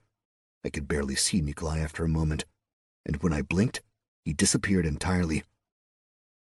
I have never actually met a level 4 nothing, Nikolai said, right next to my ear. I spun trying to track him, but the man disappeared into the mist. Everything disappeared into the mist. Everywhere I looked, mist. I couldn't even see my feet. Tell me who you are, Montana. Tell me and make me believe that killing you is the wrong idea. Or die. Even if you kill me, I said, I will only come back stronger. There are ways to bless a man with the final death, Nikolai said, stepping out of the mist, his longsword in his hand. A dark shimmer ran down the blade, and a spark shot off the end. He had a grim sparkle in his eyes, as if he was almost excited about something. He swung his blade, and instinct took over for me. I wasn't ready to leave this life. I snatched my sword from the scabbard and got it up to block his blade just in time. A sharp clang rang out as the swords met, and a chip of metal flew out, slicing along my cheek. Hot blood leaked down into my mouth. Nikolai pushed my blade away and took a step back. Who are you, Montana? Nikolai asked once again. I don't know. You agree with your classification of nothing? I do. His blade moved so fast. Even though I brought my sword up, his edge was right against my neck. Look, man, I shouted, my desire to live pushing my voice up an octave. It's fucking accurate, okay? I was a nothing in my old life. I did what I had to do in order not to die, I guess. I wasn't good at anything. I stole things. I killed a few drug dealers, stole their cash and their stash. I gave loans out and beat people when they couldn't pay them back. I drank beer on weekdays, dealt drugs to junkies, and I don't know. I didn't have parents, so I grew up in a foster system designed to fucking fail. But then, for one glorious year, all I did was pound stakes into the ground, set up circus tents, sweep floors, groom horses, and was part of something like a family for the first fucking time in my life. But then, like countless times before, I followed a girl and wound up in a horrible fucking mess I wouldn't wish on any fucking person. The mist started to dissipate, the falls returning to their original volume, and in that moment, Sunshine streamed down around us again. Nikolai had something like a smile on his face. He had such hard features that even a grin came off more like a grimace. "This way," he said, and pushed past me to start heading back down the trail. "Don't forget to grab your axe." Chapter 37. It took all of my willpower not to scream at Nikolai. I wanted to curse at the man because I'd been scared as fuck I was going to lose my shot at life, and he seemed to think that everything was fine and dandy after he basically said he was going to kill me. Of course, he was moving so fast I didn't really have the chance to do anything like that. I assumed we'd go straight back to Sawmir's, but after a short traipse along the trail, Nikolai took a sharp turn and we headed uphill. I was definitely jogging. I was tempted to pick up the pace, but I figured that might be dickish and prone to getting myself lost. Nothing like trying to take over the lead when I had no idea where I was going. I lost track of the time again, something that seemed to be increasingly problematic. I wondered, once more, if there was a means of portable timekeeping in this world. Finally, we came up to a rise, the trees thinning out just a bit. Nikolai slowed down and stopped right before we'd have crested the ridge. He knelt and motioned for me to do the same. "Montana," he said, "it is time for you to begin training to be in this world." "Okay, first lesson. Talk less. Right now, you know nothing. You are nothing, understand?" I nodded. "Based on your perplexed look," he said, "you are much more confused than normal, which makes me think you have yet to learn to pay attention to the notifications you receive." I started to say, but Nikolai's hand blurred, and there was an audible crack as he slapped me. "You will look at the notifications as you get them." "It blocks my view," I whined. "I can't—" There was a very deep and disappointed sigh from the man, like he just realized how stupid his pupil really was, and how much trouble any education might be. "You are so new here, so unknowing. It is hard to believe. Let me start with the basics. You know how to read, yes?" "Yeah." "So you are not getting pictorial notices. This is good. We are now one step above toddlers." "They get pictures?" "Some. Pictures, feelings, intuitions, verbal even. The gods know not everyone is able to read, so they make the system work. Do not ask how. It is not—" I wasn't— He slapped me again. I shut up. "Reading is best. You have more control than other methods and more information. But it requires you to be active. It requires you to think and make actual choices to get that information. Bring up your notifications. I know you have some." He was right. There were a few in a corner. I willed them forward. "Before you read them," he snapped, noticing my eyes were already unfocusing, "work on them to make them less invasive." "Like transparent?" "Whatever works best for you. Place them where you will, how you will, just as long as you read them, absorb them, pay attention to the messages from the fucking gods. They will stay in the places you put them. Find what works and stick with it." I thought about it for a moment, and the windows of text got a little clearer. Now I could see through them. I had trouble reading them, though, so I fiddled with the text coloring and the brightness, messed with the font a bit, then I started moving them around, and I did not realize how long you would need to do this.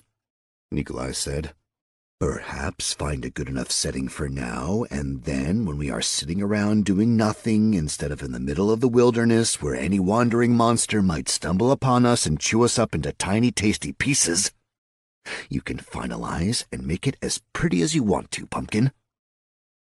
Pumpkin? "Done?" he snapped. I did a quick move of things, just so I could see the notifications and the edges of my vision, arranging everything so it was a little more like a traditional FPS UX.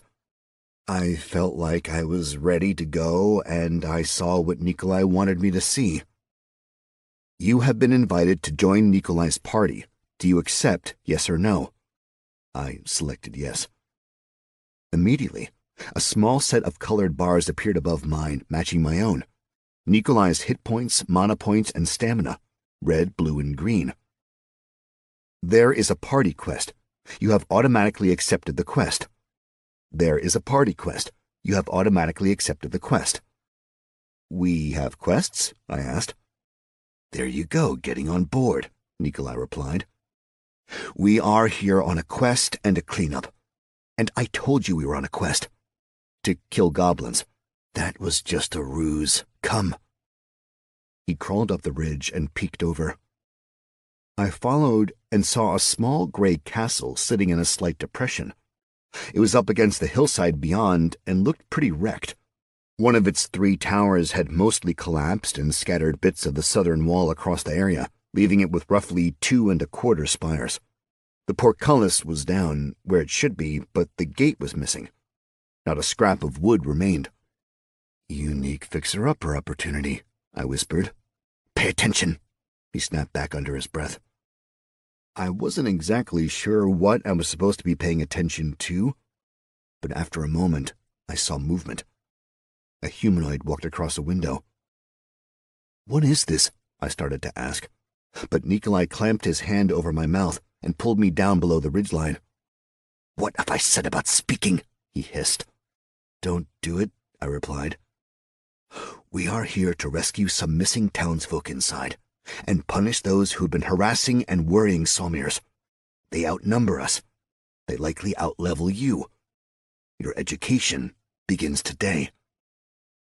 He crawled back to the ridgeline and peeked over. When I attempted, he used his foot to keep me from moving. A moment or two passed, and I rolled over to look at the sky, watching for clouds which got ominously dark over towards the west. Toddler, Nikolai said. Listen. I ground my teeth together but looked back to him. A storm will hit soon. My guess it will be heavy rain. As soon as that comes down, we go over and around. I have a feeling there is a better way in along the side, near the fallen tower. What are we going to find in there? Same as before. Bandits mostly. There is a chance of nastier enemies, but I did not have the time to do the reconnaissance I would like. We watched and waited. And waited. The rain started to fall, and the clouds blotted out the sun. The castle glowed as torches and fires were lit inside. It made the place appear oddly comfy. Follow, Nikolai said. Crouch down. Be stealthy. As I opened my mouth, he held up a finger. My jaw snapped shut. He crouch-walked from tree to tree. I did as he did, trying to put my feet where he put his and doing my best to match him. Still, I managed to make a lot more noise than him. It was frustrating to step in the same exact spot and somehow snap a fucking twig. The damn twig, I swear, wasn't fucking there. The rain saved me, its noise doing a stellar job covering up my mistakes. It soaked me through to the skin, and I could see my breath steaming out, but I didn't feel the cold that much. The ground around the castle had been cleared a long time ago, but in the intervening years the trees and shrubs made a comeback, and there was just a bit of cover to sneak under. Nikolai straight up belly crawled to the wall. I too crawled, which brought about a number of issues. First, the chainmail picked up every bit of vegetation I slithered over. Second, the battle axe dug into my thighs, to the point where I thought I was going to wind up hamstringing myself before I got to the wall. The stones of the wall were rough, old, and not well hewn. Clearly something that had been done by hand, though. They were stuck together with crumbling mortar. It really seemed like the right poke would topple the whole thing. I wondered if climbing was going to be a good option or a bad option. Good, easy handholds. Bad, the stones might just come out as soon as you put weight on them. Nikolai looked up, then along the wall. He pointed to me, then pointed up. He pointed to himself, and then along the wall, towards the mountainside. I nodded. Do not wait for me, Nikolai whispered. We do not know where they are keeping their victims. You must attack when you have the opportunity. He didn't wait for any sort of affirmation from me. He just turned and slinked off along the wall. Chapter 38. I tested the rocks in the wall, and they held my weight. More shifting than I wanted, but they didn't fall out of the fucking wall. It was a unique sort of feeling, hoisting myself off the ground without any trouble. In my previous world, I'd rarely been able to do even a single pull-up, and here I went up with just my arms, like it was nothing. At the battlements, I held off for a moment, just hanging on the wall, letting the rain pour down over me, trying to listen to the world. Then I peeked over. Nothing. I pulled over and made an awkward tumble to the rampart. There might have been a bit of clanging and banging as my battle axe hit the stonework. I froze. No movement anywhere I could see. Ahead of me was the keep. A door led onto the ramparts. Windows along the side of the building showed there was at least light on the inside, so someone was in the building. I edged along the walkway, shuffling my feet and doing my best to keep my silhouette low and my noise to a minimum. I peeked down at the courtyard, and while it was currently devoid of people, that could change at any minute. I saw several wagons in states of disrepair, looking like they were being taken apart, the wood being repurposed for other things, like burning. An offal pit sat in the corner, illuminated by a small oil lantern hanging over a workbench nearby. It was disgusting, and I imagined the stench would be nigh on overpowering were the rain not so heavy. Plenty of tables were down there as well, and it looked like someone had been using them to sort goods they'd taken out of the wagons. Everything indicated a bandit base, and everything indicated all the bandits were currently hiding in the keep, getting out of the rain. Which left me with the question of strategy and tactics. There was no sign of Nikolai, and he'd done impressively little in sharing his plan of attack. Night wasn't far off, and we were quite away from Salmir's. There wasn't going to be anyone running in to save the day if Nikolai and I bit off more than we could chew. All that made me think the best plan would be to hit hard and fast. Shock and awe. Still, I didn't want to just kick down a door and hope I'd overcome whatever was inside. I needed a little more intel. Going in blind could definitely be a death sentence. I climbed laterally along the wall until I could see in the window. A few minor problems. The bricks making up the keep were getting a little smaller and less grippy than those of the wall. In order to give me enough of an advantage, grip-wise, I took my boots off. There had been a ton of rain, and it was tough just getting my foothold secure. And, the giant battle axe on my back gave me just a mild imbalance issue. Slowly, carefully, I moved across the wall until I was right next to a window. I leaned over just a teensy little bit, just to where my left eye was looking into the keep. The window was hazy, probably hadn't been cleaned in some time, and the glass had a distinct wave to it, making everything inside distorted. The scene wasn't bad, almost homey. A large crackling fire filled the fireplace, and candles had been placed around the room. A lone table held a huge roasted carcass of some animal, steam coming out of the various spots where meat had been cut. A number of figures sat around the table, eating, drinking, and laughing. After a few more moves, I was in front of the door and back to thinking. Obviously, as Nikolai was so happy to point out, not my strong suit. I ran through a couple of tactics, including standing on the lintel above the door and then waiting for someone to come out, but decided my best bet was a surprise entrance and a flurry of blows. I'd do my best to whittle down their numerical advantage, and hoped Nikolai would hear and come up the stairs from the inside.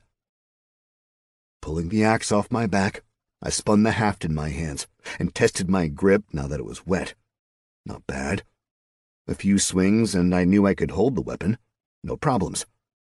I shook out my arms, did a little bit of light jumping up and down, getting the nerves out and muscles ready, preparing to dole out death, hoping these were actually bad guys and I wasn't just being used. Chapter 39. I leaned back, got my foot up, and Sparta kicked the door as hard as I could. The wood splintered and the door slammed inward, tilting as the top hinge popped off, which cantilevered the door hard enough the bottom hinge popped off. The thick wooden door dropped to the ground with a resounding thud. 8 heads and 15 eyes snapped in my direction. Lightning crackled behind, and thunder crashed, as it seemed even the gods themselves were setting me up for one hell of an entrance. I gave a roar and threw my axe at the figure sitting at the head of the table. The axe spun across the room and slammed into and partially through his torso. A font of blood erupted from the ruined man, enough that it caused a few cries of disgust and maybe fear. I had the sword out and covered the distance from the door to the table in a heartbeat. I swung wildly, trying to get as much damage done as quickly as possible. I needed people out of commission before I got my ass handed to me by sheer numbers. A short, stocky fellow with a big, bushy beard pushed his chair back, fumbling with something on the floor. I kicked the chair, which flung the man's head against the table with a thunk. Then I jammed my sword straight down into him, through his body, and into the chair. The blade stuck. I struggled to pull it back, trying to get it free. But whatever reverie had kept the others from leaping to their feet ended with me flailing with a fucking chair. The other 6 in the room scrambled to their feet and grabbed for weapons. I ducked a mace that whizzed right past my head. With no other options, I just picked up the entire chair. And dwarf. You've picked up a dwarf chair. Dwarf chair. Item type, improvised, rare. Item class, 2-handed melee. Material, wood/dwarf. Damage, 30 to 45, bludgeoning, 3 to 4, sonic. Durability, 7 of 11. Weight, 188 pounds. Requirements, strength 24. Description: a dwarf attached to a wooden chair, unable to escape. Not bad damage. The mace wielder had left himself open after his wild swing, so I took advantage. The dwarf screamed with pain as I brought the chair down with all my strength. It crashed into Mace Man, whose body seemed to double over for a moment before something inside snapped and he folded further. The extra weight of the dwarf definitely assisted in the kill of his former colleague. I let my chair dwarf drop, hooked my foot under the mace, and kicked it up. I snatched the handle out of the air and managed to get the mace around just in time to block an axe blow from the left, while sucking my butt in to miss a sword jab from the right. A power step and a duck shoulder, and the slinky swords elf went tumbling over his chair. I couldn't finish the elf off because the human next to me, the woman with the axe, had trapped my mace haft with the hook of her axe head. She gave a wicked smile, then pulled hard, trying to disarm me. But high strength is a motherfucker. I just pulled back and she stumbled into me. I headbutted the girl, feeling her nose crunch disgustingly against my forehead.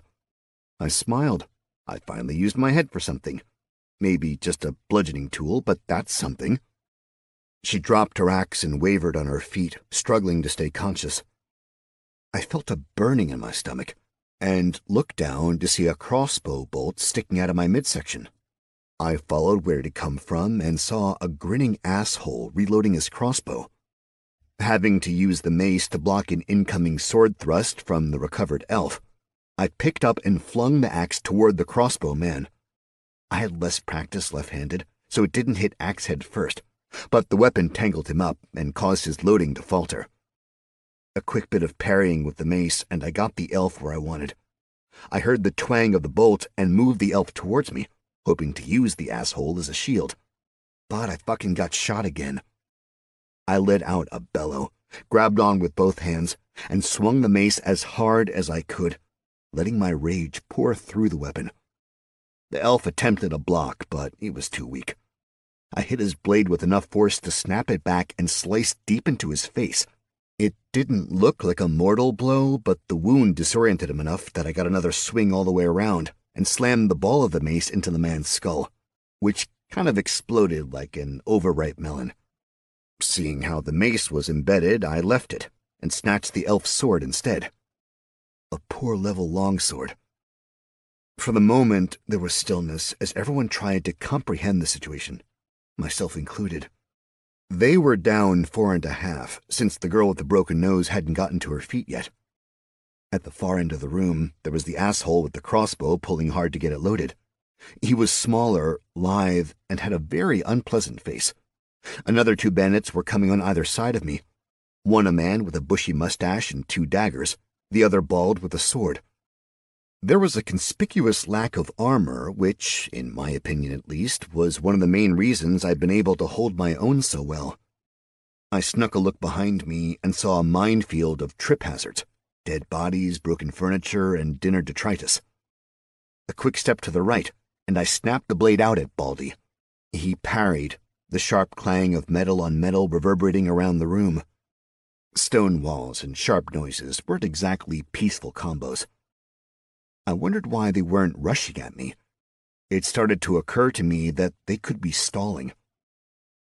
Mustache came at my side, but with a bit of a twist, I made sure his daggers missed. I tried to get my sword in, but it was too long. I was operating without enough space. Then I realized their gambit. Mustache dropped his weapons and grabbed my arms just as Baldy lunged in my direction. I had no option but to trust the too tight chainmail. The sword point hit with force, enough that I felt it, but the mail held. The few rings popped off and the blade sunk into my gambeson just a bit, but the final point barely scratched my flesh.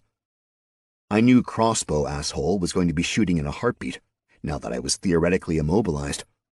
But a little martial arts went a long way, and just as the crossbow twanged, I flipped Mustache over my shoulder. This time it worked. Mustache caught the bolt in his back right before I slammed him into the stone floor, which caused the crossbow to pop all the way out the front, along with a disgusting spray of his last supper. Baldy took another lunge at me, clearly aiming for the same spot in my midsection. But I wasn't held back this time, so I grabbed his arm and yanked him off balance, twisting my torso to push him to the ground before I stabbed in through his neck with my longsword. He gurgled as I stepped over him. Crossbow frantically tried to load his weapon, but as I walked in his direction, he fumbled more and more until he finally dropped the crossbow. He pulled out a single dagger, holding it in his hand, shaking. "Who are you?" he asked. "What are you doing here?" "Avon calling?" He didn't get the joke. I snapped my blade up and whacked the dagger out of his hand. It clattered into the wreckage off to the left. He stood there, quaking. I had him dead to rights. I could stab him, fillet him, flay him, do whatever. But for some reason, it seemed wrong. So I lowered my sword and gestured at the door to the ramparts. "Get the fuck out of here before I change my mind," I said. He took off, and I started towards the stairs leading down. I got 2, maybe 3 strides before there was a terrible pain in my back. I did my best to spin and look around, only to see Crossbow staring at me with his nasty face and yellow teeth. He was hanging on my fucking back. I grabbed him by the leg and ripped him off me, swinging him around. He screamed as he arced through the air until he crashed against the mantel over the fire, a sharp crack as his ear managed to touch his elbow for a moment. Then it was quiet, save the crackling of the fire. I hurt. Not horribly. A quick check of the HP and I saw I had a bleeding debuff, and my health had slowly dropped, but it was still well above half. The bolts came out pretty simply, but the dagger was a bigger problem. I couldn't quite reach it. After some finagling, I managed to hook the handguard of the dagger into the decorative curl of a wall sconce and then just dropped to the ground. There was a sucking noise, and then, pop, out came the dagger. I looked over the disaster of the room, and though it pained me to do so, I slid a sword through the back of the unconscious woman's neck. I didn't want to chance her coming to and killing Nikolai whenever he showed up. Or, sneaking along behind me and stabbing me in the fucking back. Lesson learned. Thank you, crossbow asshole. Another lesson learned. I went through the notifications very quickly, dismissing all the death ones. feeling a little less than great about it all. Granted, according to the game, or the worlds, or the gods, whatever, these were all bandits. Bandits who had an evil alignment. So I'd maybe done some good in the world. My initial impulse was to loot. But looking around, the bodies in the room didn't seem like they'd account for the entirety of the castle. A quick count of the plates got to 10. I had 8 bodies. At least 2 missing. There was a set of double doors at one end of the room, and they opened to reveal a landing. Stairs went up and down from there. I wasn't keen on either direction, figuring that it was easy to get backstabbed again if I chose the wrong way. A cry of pain echoed down the staircase. It looked like my decision had been made for me. Chapter 40. As I sprinted up the stairs, I heard someone beg for mercy and another gruffer voice say some truly horrific things. The stairs ended at a short landing and a large door, but I didn't stop. I knew something terrible was about to happen inside, so I just barreled straight through the door. Said door offered the minimum of resistance and shot inward. With barely a heartbeat to get my bearings, I scanned the room. It was something along the lines of a lord's chamber, with a large 4-poster bed on the far wall and a fireplace near-ish. A desk sat underneath a window, a bookshelf spread across one wall, and a number of dressers, chests, and other storage devices made up the rest of the place. A plush rug was on the floor, and a faded tapestry hung behind the bed. There were women, multiple, tied to the various posts on the bed, and a burly-looking green-skinned man at the foot. He was naked, with a bladed whip in one hand. All the women were nude, and one was either unconscious or dead. The others did their best to shy away from their assailant. He turned to face me as soon as he heard the door slam, confusion swimming over his expression. Closing the distance to the bed quickly, I planted a foot and threw all my force behind a mighty swing of my axe. He started to dodge back, but I'd considered that he only had one direction to go, so I'd purposely aimed just behind the greenskin. It was a pretty perfect strike, the edge hitting him mid-ribcage and cutting all the way through his torso. There was a slight hitch when axe met spine, but I guess I'd put enough oomph into the swing that the greenskin just didn't have the backbone to stand up to me.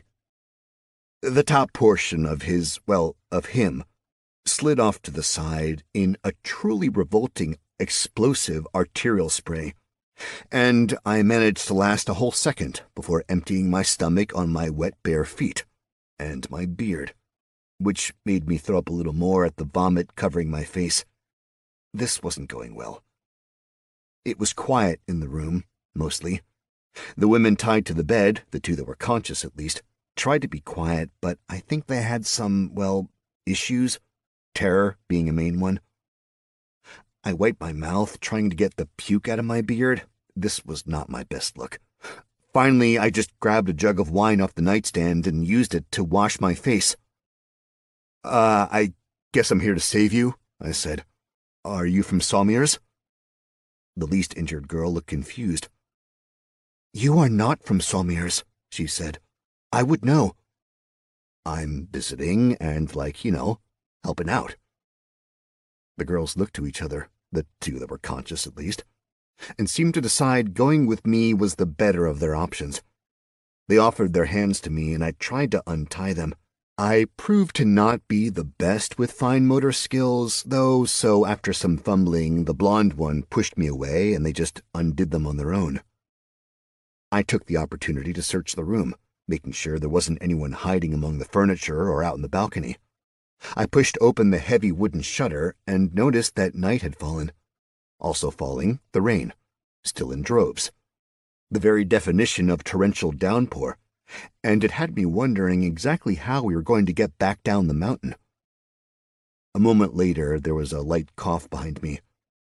The 3 girls had covered themselves with bits of clothing that hadn't been torn to pieces, as well as some larger, non-blood-stained sheets from the bed. The 2 who were awake supported the one who was unconscious between them. Let me, I said, reaching for the girl. They shrank back ever so slightly, but I just grabbed her, and Fireman hoisted her over my shoulder. I carried my axe in the other hand, just in case, and we headed down the stairs into the dining room. It maybe wasn't the best of choices on my part, considering it held the slaughtered remains of 8 people, but it was reasonably safe and had 2 exits. I laid the girl down near the fire and looked over the 2 girls who'd followed me. They were looking just horrified at the state of things. One was blonde and one a brunette. They had very similar features. Not quite twins, but definitely sisters. "Stay here," I said. "Where are you going?" Blonde asked. "How many of them were there?" "Bandits? I apologize, I did not get a good count." 11, Brunette interjected. "There are 2 more somewhere, I believe downstairs. Yunkathu said we were lucky, that he saved us by taking us to his room and not the dungeon." "How many of you, like prisoners, how many of you are there?" "Of us, 3. So who's down?" "There are others they have taken," Blonde said. "Yunkathu said—" I held up a hand and asked, "Who's Yunkathu?" "The orc you slew," she replied. "Oh, duh, thank you. You were saying." "He said they needed to make a change soon, that the prisoners in the basement were not working hard enough, and they were eating too much. Yunkathu ordered Grug and Dagobert to fix things by morning." "Shit," I said. "So there's more prisoners, and they're probably going to be dead by morning?" "No idea," Brunette replied. I took a breath and let it out slowly, trying to get my brain in gear. "Okay," I said. 2 bandits, downstairs. Grug and Dagobert. And they're downstairs, somewhere. Got it. You 3 wait here. I'll be back in a bit." "What if they kill you?" "Then you might need to wait a little longer." They didn't find that amusing. "Okay," I said. "Keep the door closed. Don't let anyone in, and, I guess, wait for the Salmir's guard to come up and rescue you. Or something like that. There is a friend with me, and he's, much better at this than me, okay? So we're fine. If someone comes, ask him who our boss is. The answer is cleave die, or cleave, or die. Any variation on that. If he answers correctly, you let him in. He'll take you back to town. You know, if I die." I had the feeling they'd keep talking if I waited any longer, and I was worried if I didn't get downstairs, I'd walk in on a massacre. So I just walked out of the room and closed the door to the stairwell behind me. I waited until I heard them lock the door, and then I started down the steps, wishing I'd been smart enough to put my boots on before heading down, or even brought them in out of the rain. Lessons learned. Chapter 41. The one advantage to going barefoot was being quiet.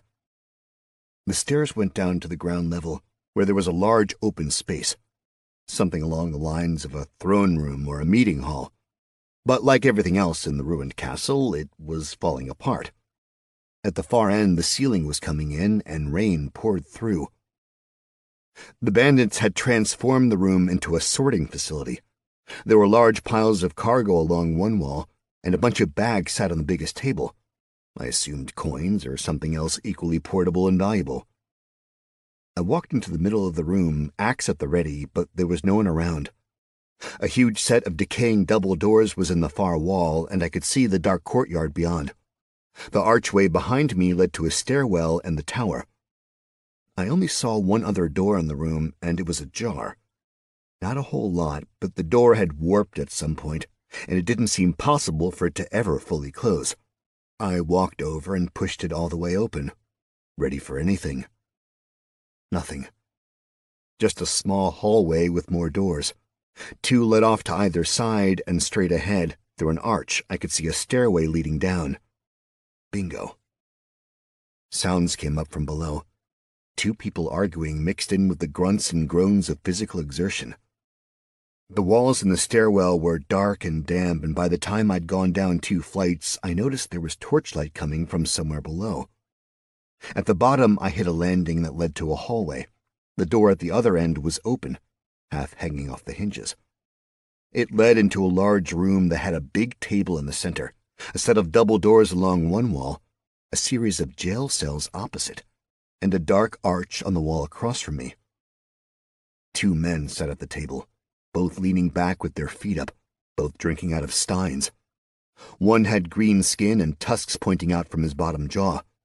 The other had a trim beard and a big nose. Unlike everyone else I'd encountered in the castle, these 2 mooks had armor on. It looked like a darker version of my old studded leather stuff. Black armor covered with dark metal studs. No helms or gauntlets, though. And as I watched them, I noticed that their armor wasn't tightened as much as it should be. They were definitely in relaxation mode. The jail cell held mostly women and children, all disheveled and in various states of despair. They all huddled at the back as far away from the bars as possible, clearly doing their best to keep out of sight and mind of the 2 thugs at the table. The grunting and groaning came from the darkened arch across the room. Mixed in was the sound of people hitting rocks with metal, probably digging with pickaxes. "'Tis possible the man does not know what he says he knows," the orc, Grug, said. "You want to tell him you think he's wrong?" Dagobert replied. "Oh ho, did I say that? Did I say he was wrong? I just think either he is right and we are going in the right direction, or he is wrong and we are going in the wrong direction. No other way. Binary choice, Grug." "Binary?" "Just 2 choices." Grug seemed to muse over that for a second, then nodded. He took a drink from his stein. Empty. Grug upended it over the floor, and a few drops fell. "You need more?" Grug asked. Dagobert held up a finger, drained his own stein, then tossed it across the table at Grug. Grug snatched it out of the air. He got to his feet with a groan. He stretched, cracking his neck while trudging over to a cask of ale. Dagobert slid his feet off the table and got up all in one move. He moved well, smooth. I started to worry about my chances taking the 2 of them on. There had to be a way for me to even the odds, or a way to tip them deeply in my favor. Dagobert was already across the room, and leaning his head through the dark arch. "Faster, you feckless dung heaps!" he screamed. "Faster, or I start raping your children, and you can dig to the tune of your spawn's screams." Grug chuckled over at the ale cask, carefully pouring the ale as his literal partner in crime made horrific threats. The rage in me boiled, and I felt the sheer cold of true wrath. I stood, walked calmly towards Grug, axe held at the ready. As soon as I was in range, I swung at full strength, slicing across the air. The axe hit Grug's back with a meaty thwack, and the blade bit deep. It went straight through the orc, hit the barrel, and stuck there. Grug's legs dropped out from underneath him, but the upper portion of his body sat on the axe. I watched him try to turn around, try to scream, but he had nothing left in his lungs, or really, of his lungs. It's entirely possible I'd have gotten away with being sneaky if not for Grug dropping the steins, which caused a stunning ceramic and mead explosion. "Grug!" came Dagobert's admonishment from the other side of the room, right before he turned. "What the fuck did you—" He stopped speaking as he saw me, and scrambled to grab his sword. I didn't wait for him to arm himself. I ripped the axe out of the barrel, causing Grog's top to join his bottom on the ground. I hauled the axe up, prepping to throw it across the room. The axe, perhaps tired of flight, slammed into a beam and stuck there. "Typical," Dagobert said, his sword held almost languidly now. He lazily moved towards me. "Feel free to run if you like. My brethren upstairs would surely appreciate a little leveling. Tell them you are my XP gift to them." "You know," I replied, feeling along my belt for the sword I was totally sure I'd stuck there. "I tried talking to them, but they all up and died already. Maybe it's something I said." Dagobert's eyes shot to the doorway behind me. "I do not believe you," he said, "and I abhor liars. I suppose I will have to kill you myself." Lying bothers you, but raping kids is okay? How about we save the semantics for when I pull my sword from your gullet, and you would prefer I said blade, okay? He lunged, his sword coming at me unbelievably fast. But I'd been training with Cleave, and fast was Cleave's primary trick in fighting. I jumped back and grabbed a wooden chair. Dagobert swung hard, and large chunks of my chair were sent flying. Frantically, I searched the room while holding the chair between us, trying to find some sort of weapon that wasn't the battle axe hanging from a beam. We did have something of an audience. Those in the jail cells had stood up and taken notice of what was happening. Well, the adults. The women were at the bars, but the children were still hiding amongst the elderly at the back of the cell. A slice of an idea entered my head. I made an overly large lunge at Dagobert. He almost laughed, slicing it down with his sword, taking most of the support out of the chair, which promptly fell apart in my hands.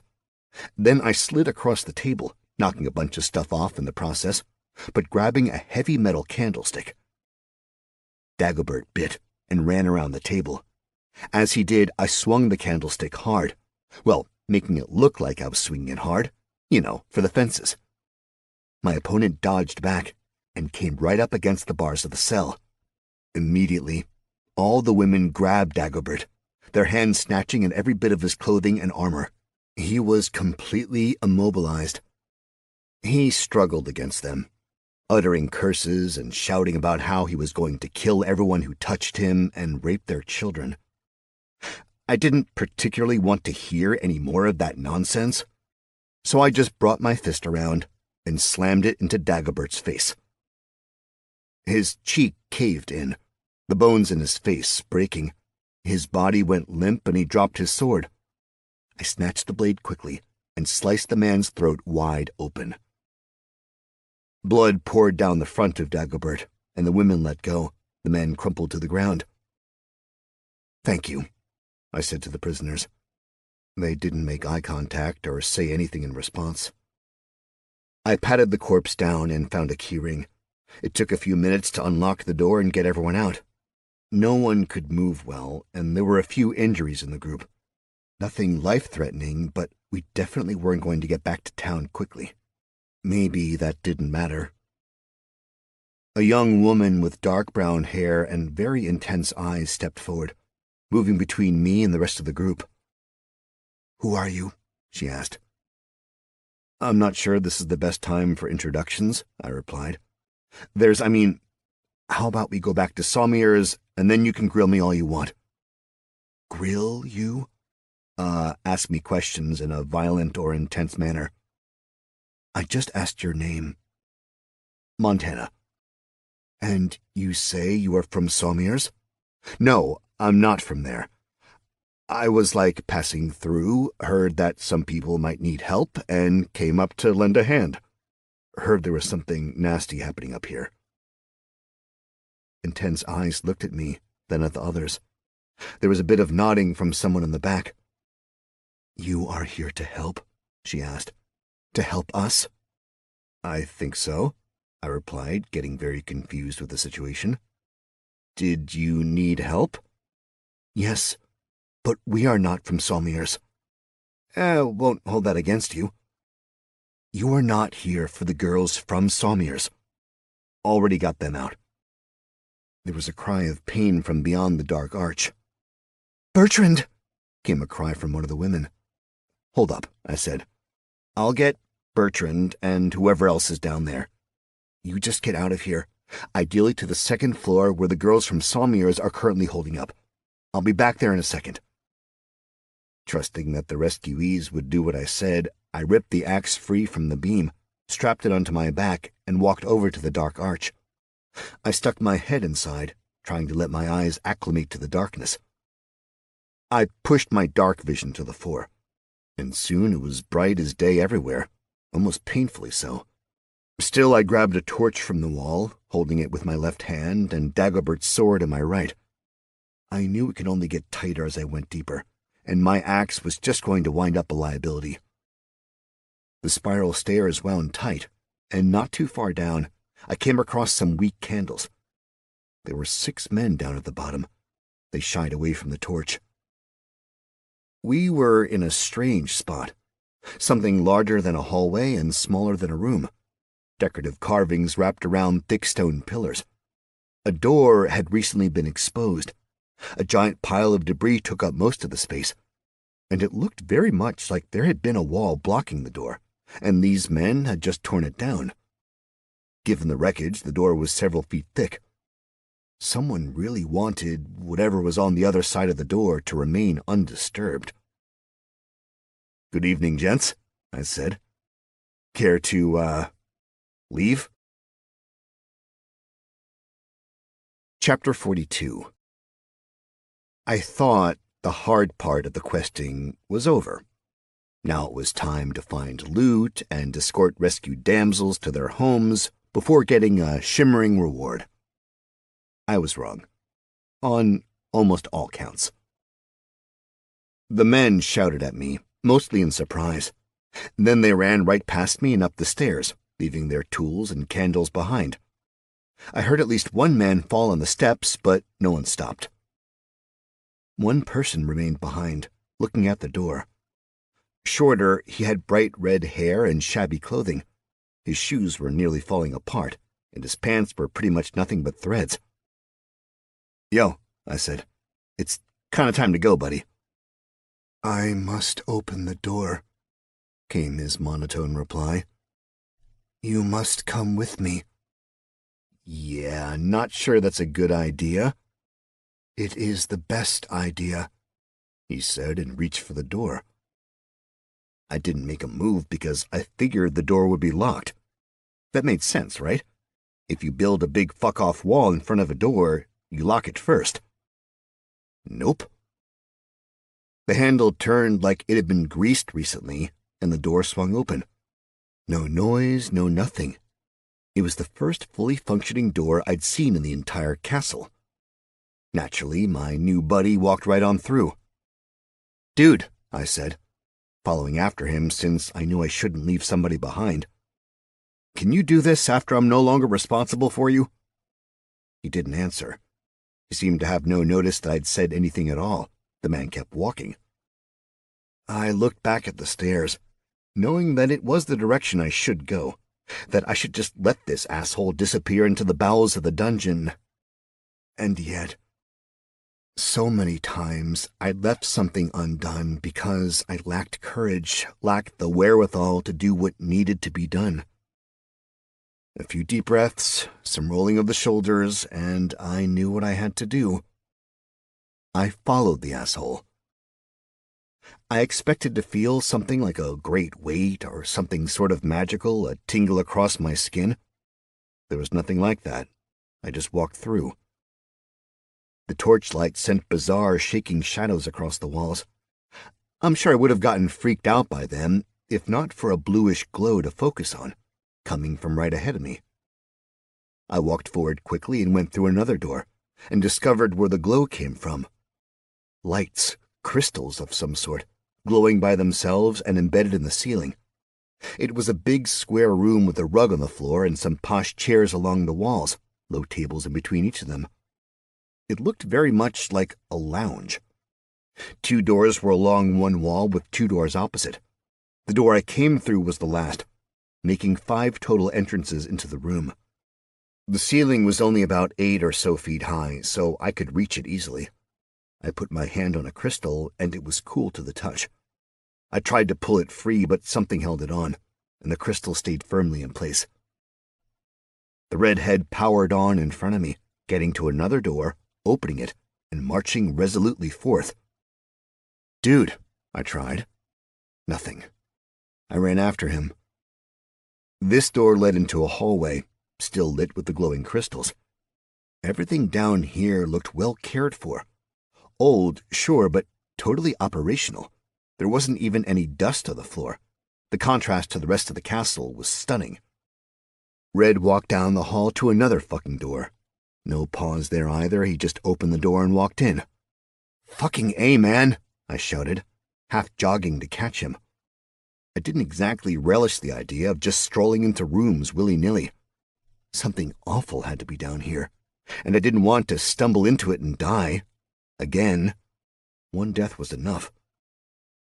This doorway led to a large rectangular room. Plenty of crystals in the ceiling kept the space nice and bright. At the far end, the floor looked like it had a hole in it, and the reflections on the ceiling made me pretty sure there was water in said hole. There wasn't any furniture in the place, but a fair amount of junk was spread around.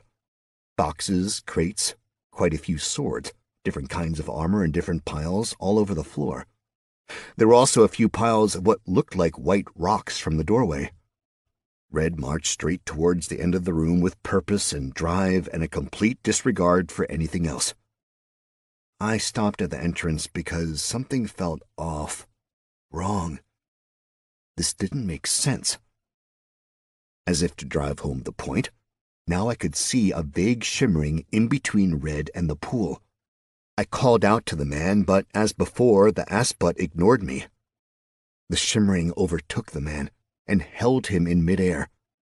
Red started screaming.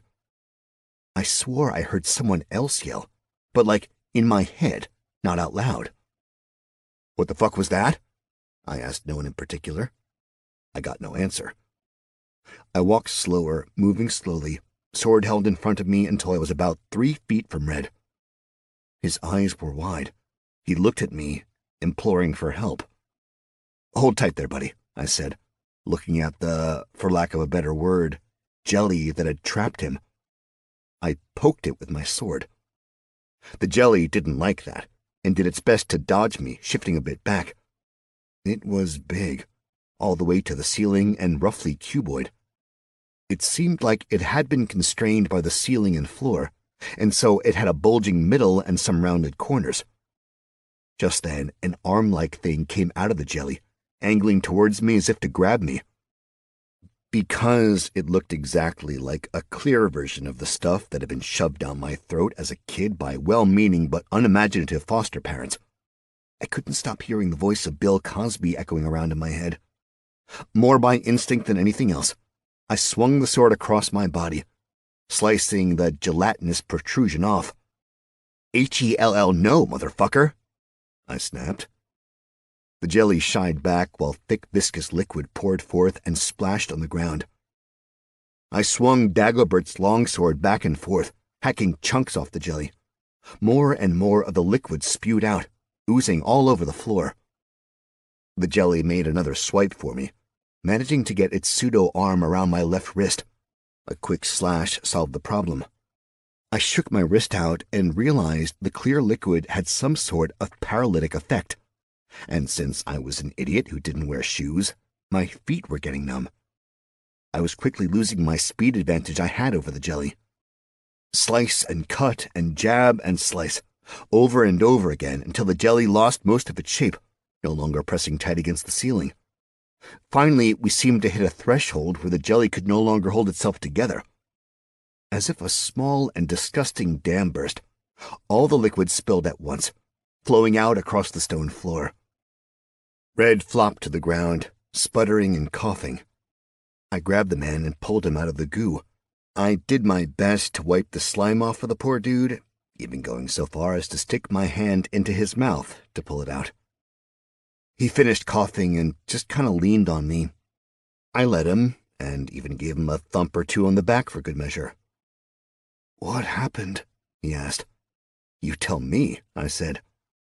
I do not know who you are." Makes two of us. They say life is a journey of self-discovery. "I was breaking the wall, but then I was being eaten by an ooze, which is real. I have never thought—" "Do you think we can get the fuck out of here now?" I interrupted. Side question. You know what the thing was? Jelly demon? Not what I would have guessed, I said, peering at the translucent mess around us. Motherfucker certainly lived up to its name. Speaking of names, I'm Montana. You are? I am... His eyes glazed over just a bit, and his head dropped. Excuse me. He started back towards the pool at the far end. Wait a fucking minute, I said, and grabbed at him. Red tried to hit back and push me off him, but the guy basically felt like a child in terms of strength. I tightened my grip and pulled him along with me as I walked back along the path we'd come in on, a process made easier by the mild lubricating properties of the jelly's goop. I just sort of dragged the jackass along behind me. He wasn't giving up, though. He bit me, which pissed me off, so I hauled off and slugged him. Pow! Red folded like a cheap suit, and I was left holding him up completely with one arm. Maybe I was putting too much points into strength. I resolved to go back upstairs, let Nikolai know what was down here, and then leave it up to someone else to explore this weird place that somehow took over people's minds. Hell, I just wanted to get out of the area before something took over my brain. Back in the lounge room, I noticed one thing that was very off. The door we walked into was shut. I leaned right up against the wall, but he promptly fell over to the side. I pulled on the door, but to no effect. The thing was locked tight. I kicked it. Nothing. Sword, axe, nothing made the door budge in the slightest. Well, fuck, I said, looking around the room, wondering what the fuck would happen next. Turns out that's something I should stop doing, because that's when the other doors opened. Chapter 43. Obviously, the doors didn't just open. Things started coming through them. Humanoid things with completely black, latex-like skin. And devoid of things like genitals or, defining facial features. Their hands were especially nasty, with fingers as long as my forearms hanging down. And just to make sure I'd have nightmares about them for the rest of my life, they had slack jaws filled with too many teeth and sunken hollows where their eyes should have been. "Oh, hey," I said. "Just took a wrong turn, looking for an exit. You know where that might be?" They made a guttural keening and approached en masse, 6 of them. I slid the axe off my back and reminded myself of the low ceiling. I'd need to make horizontal swings. While watching the creatures, I really wished I knew a way to get more information about my opponents. Something tugged at the back of my brain, and I suddenly remembered the goblins. That I had a fucking spell to identify things. I shot the spell off over to them and got back. Eldritch Thralls, level 5. Okay, then, probably not particularly friendly. The closest one reached out for me, its stupid long fingers crackling with iridescent purple electricity. "Let's not play this game, boys," I said, and swung for the fences. Straight through the thing. Axe beats thrall. It was almost too easy. I'd been expecting more resistance, so I was a bit overextended, and the next thrall in line just reached out and wailed on my side. Its fingers just went straight through the chainmail and seemed to rip my insides. I screamed and kicked out, connecting with the thrall and causing it to tumble back and stumble into its brethren. 2 got tangled together, and I brought the axe into them both, double kill style.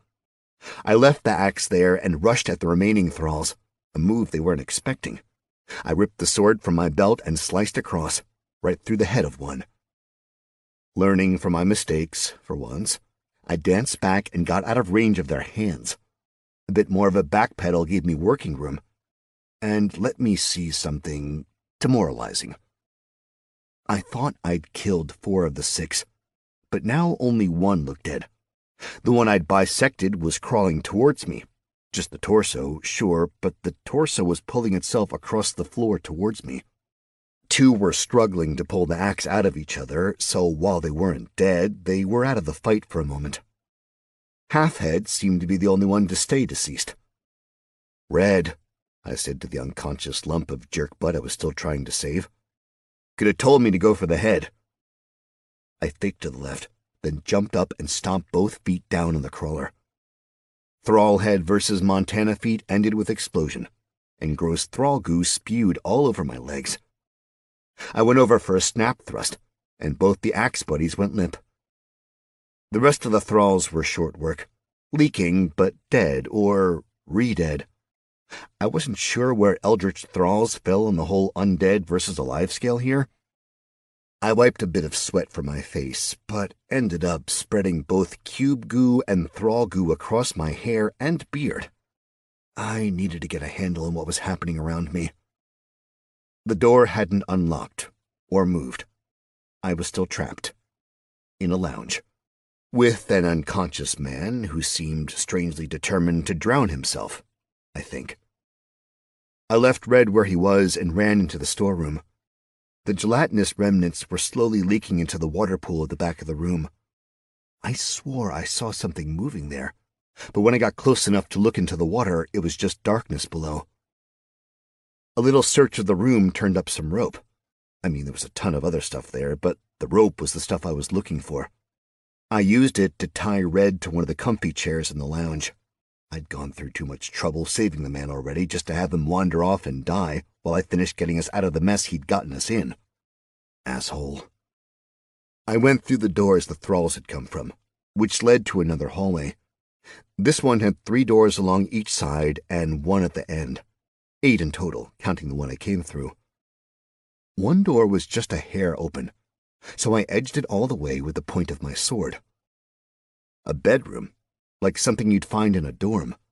But I guess considering the time period I was in, it was a barracks. Small bed, wool blanket. Chest at the foot, small desk, small wardrobe. Crystal up top to light the room. I poked through the chest. It was mostly sundry items, but everything was very old. Cloth falling apart, yellowing paper, and a jar of something that might have once been food. I slipped the jar into my pouch. Could be interesting later. Finally, I found a small bag of coins from the bottom, buried under the rotten cotton, and grabbed it. The wardrobe held a similar story, except no gold. I did find a pair of shoes, though. There was also a little bit of jewelry in a small box. The box went into my bag. Being in the game world meant that loot was important, and anyway, I had to refill my purse, considering I'd been so cavalier with money. The next 3 rooms were functionally identical. Different clothing styles and sizes, different sizes of purses, but basically everything else was the same, nothing of note. The 5th room's chest had a false bottom. I probably wouldn't have noticed except that I'd just looked at 4 identical chests, so the depth seemed off. I felt around the edges, played with the latches, and finally felt a little hole. I used the pin of a brooch and stuck it through. There was an audible click, and the bottom of the chest came loose. I pulled it up and sucked in my breath. Loot. Stacks of gold coins, a bejeweled dagger, a handful of books, and a small golden box. All went into my bag. I'd sort the shit out later. I was almost excited to get to the 6th room, but that's where everything changed. I opened the door to see an old man sitting on his bed, a dagger out, and pointed in my direction. Chapter 44.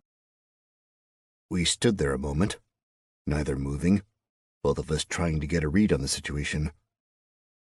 "Evening," I said. The old guy's voice was rough, like he'd been smoking and not speaking for a decade. "Who are you?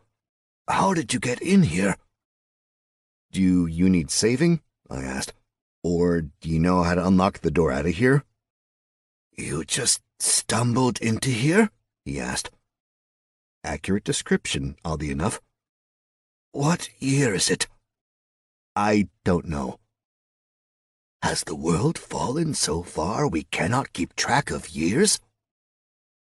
I'm an idiot, I guess. I don't pay attention to that sort of stuff. But I'm a bit weirded out by this place. What is this? "But a corruption of what it once was. A folly of—" Come on, dude. Cease the poetics. Where are we? "A place of study. A laboratory." "So you're a scientist?" "I am a wizard," he replied, haughty as fuck. "Once I was known and feared in all the realms. I was courted by kings and—" "Just tone it down a bit, Hoss," I said. "No need for horn tootin'." "Horn tooting?" And isn't magic kind of outlawed in the Empire? Precisely why I am down here in the bowels of an accursed mountain. We were forced to hide from the fools and charlatans who make rules based on ignorance and fear. I mean, not for nothing, but maybe there's something to the rules, considering you were trapped down here, and there's a bunch of nasty stuff walking around. You have fought the thralls? Yeah, I did, and did you suffer wounds? A little one, just where? Show me. He dropped his dagger and hopped off the bed. I had to catch the old dude and put him back on his feet. I held up my mail and pointed to my side. Gods, he whispered. I could feel his ancient fingers prodding my side. I looked down and was shocked. Black flesh pulsated right under my skin, spreading out from the point of contact almost. The danger with thralls is not what they are able to do in the moment, the old man said, focused on the wound while he spoke to me. They have little strength and little speed. It is more what they do should they infect you. Which is? Transform you into one of them. Okay, that's not good. Can you? I am doing it now. Be quiet. He muttered something while squeezing and prodding at me. I saw glowing symbols emerge in the air, swirl around, and then shoot into my body. My side burned, like fire was straight cooking out my innards. I was about to yell when the old man slapped his hand over my mouth and pulled me down to his level until we were looking eye to eye. Apologies for the pain, he said. Magic is often painful. The burning started to subside. You think you could teach me something?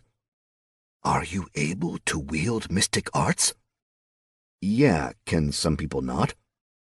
Not all are gifted with that's lame. 'Tis the will of the gods.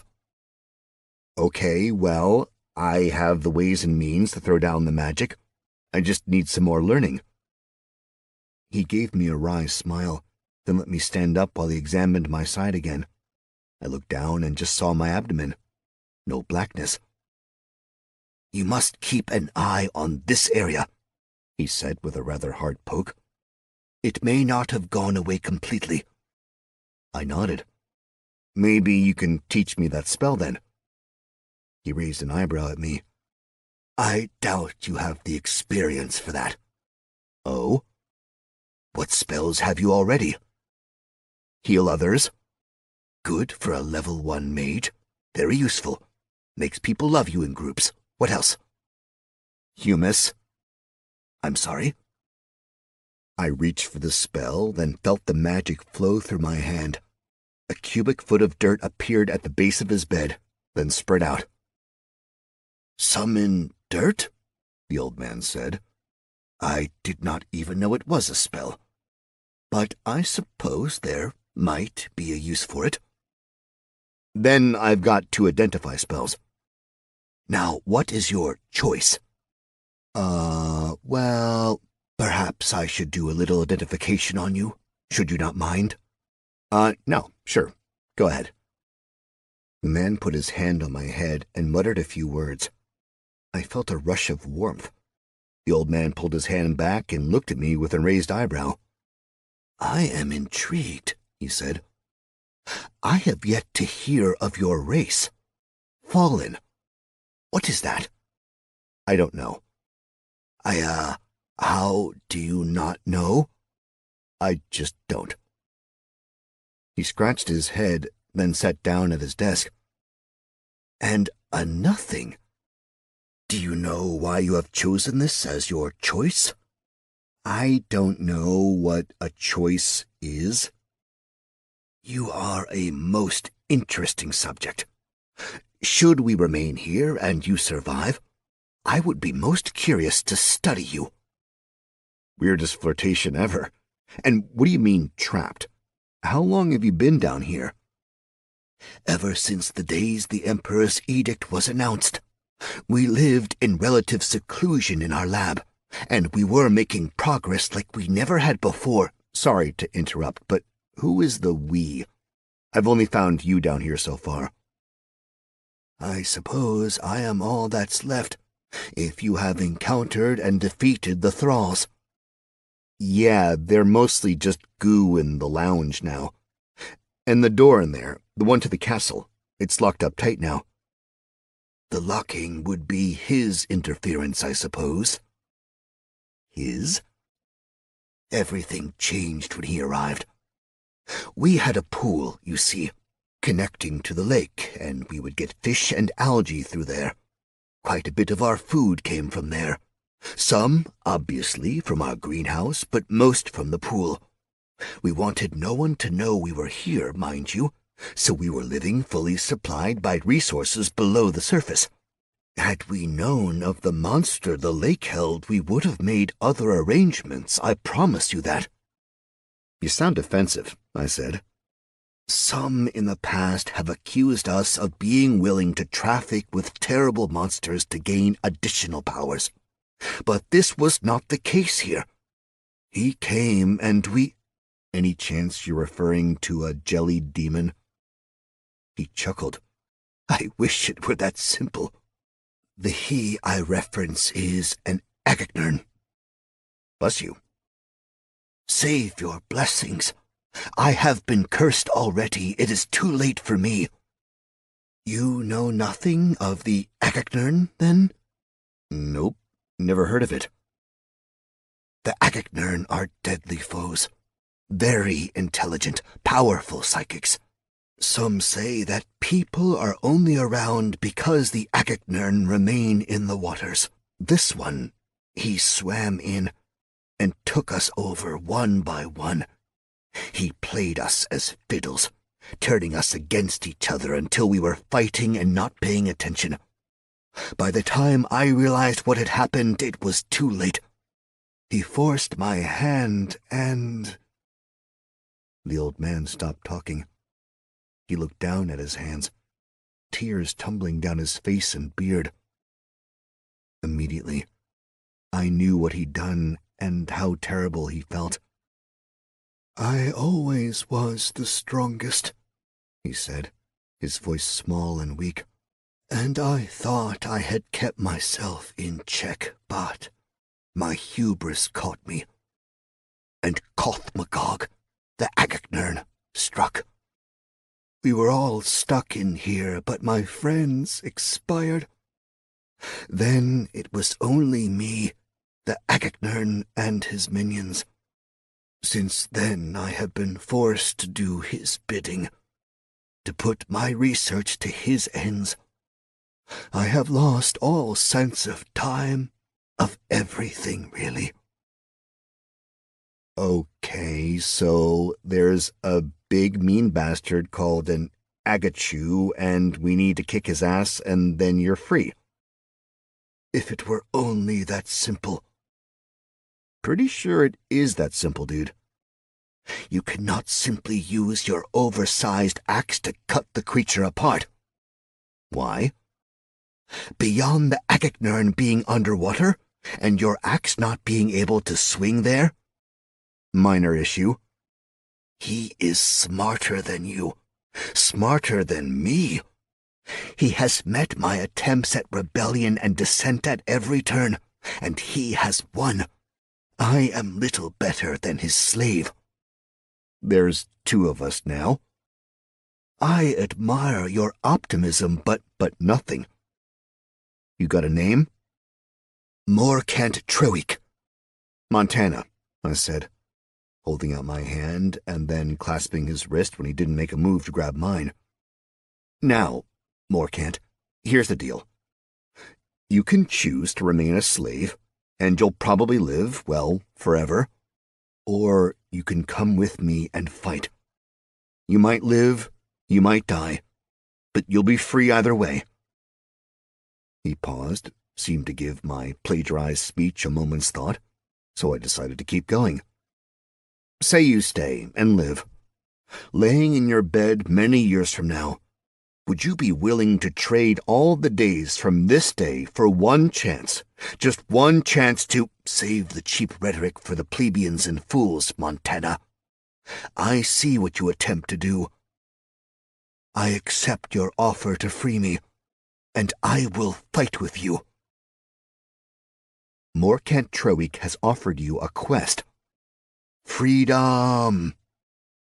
Morkant Trowick has been trapped by a horrific monster for more decades than you've been alive, or even considered thinking about. Even though you weren't able to complete William Wallace's speech, will you free him from the evil clutches of the Agaknern? Reward unknown. Yes or no? I thought yes to accept the quest. Great, I said, clapping my hands together. Now teach me some magic. The old man shook his head with a wry smile. There are 3 means to learning magic, young Montana, he said. First, learning the hard way. You study the concepts of magic, you understand the core rules of the universe, and you bend the universe to your will in the manner you wish. This is the most powerful way to learn, as you can tailor the magic to do whatever it is you would like, rather than memorizing individual spells. Second, you find a book, a magical item in and of itself, and you read the book. In doing so, you gain the potential to learn the spell. It's not guaranteed? No, not in the slightest. It is predicated entirely on your magical capabilities and affinities. If you cannot learn the spell, you will be subjected to quite intense pain, even death, if the spell is substantially over your means. And the easy way? I give you all the spells I have. I'll take door 3, please. With the giving of spells, there are serious issues to take into consideration. 1, I must give all my spells to you at once. Got it. Which means you must be able to take them all. It is an immense amount of pain for your body to handle and your brain to process. 2, it means I no longer have access to any of those spells. I must relearn them all. Noted. Door 3, not an option. Got any of those books? I do, but the spell books I own will not likely help us against Kothmagog. I only made such books for potential lab assistance, so regretfully, I have no offensive spell books. Okay, I said. No new spells for me. So let's go find Magog. Ideas? He is likely searching for food. There has been little these days, and he is constantly hungry. He was overzealous eating the tribe early on, and now they are a fraction of what he had originally, and he needs them to get more food for him. There's a tribe? Are they, loyal? Nothing is truly loyal to an Agaknern. Kothmagog uses the tribe as vessels. He takes them over and forces the tribe members to do his wishes.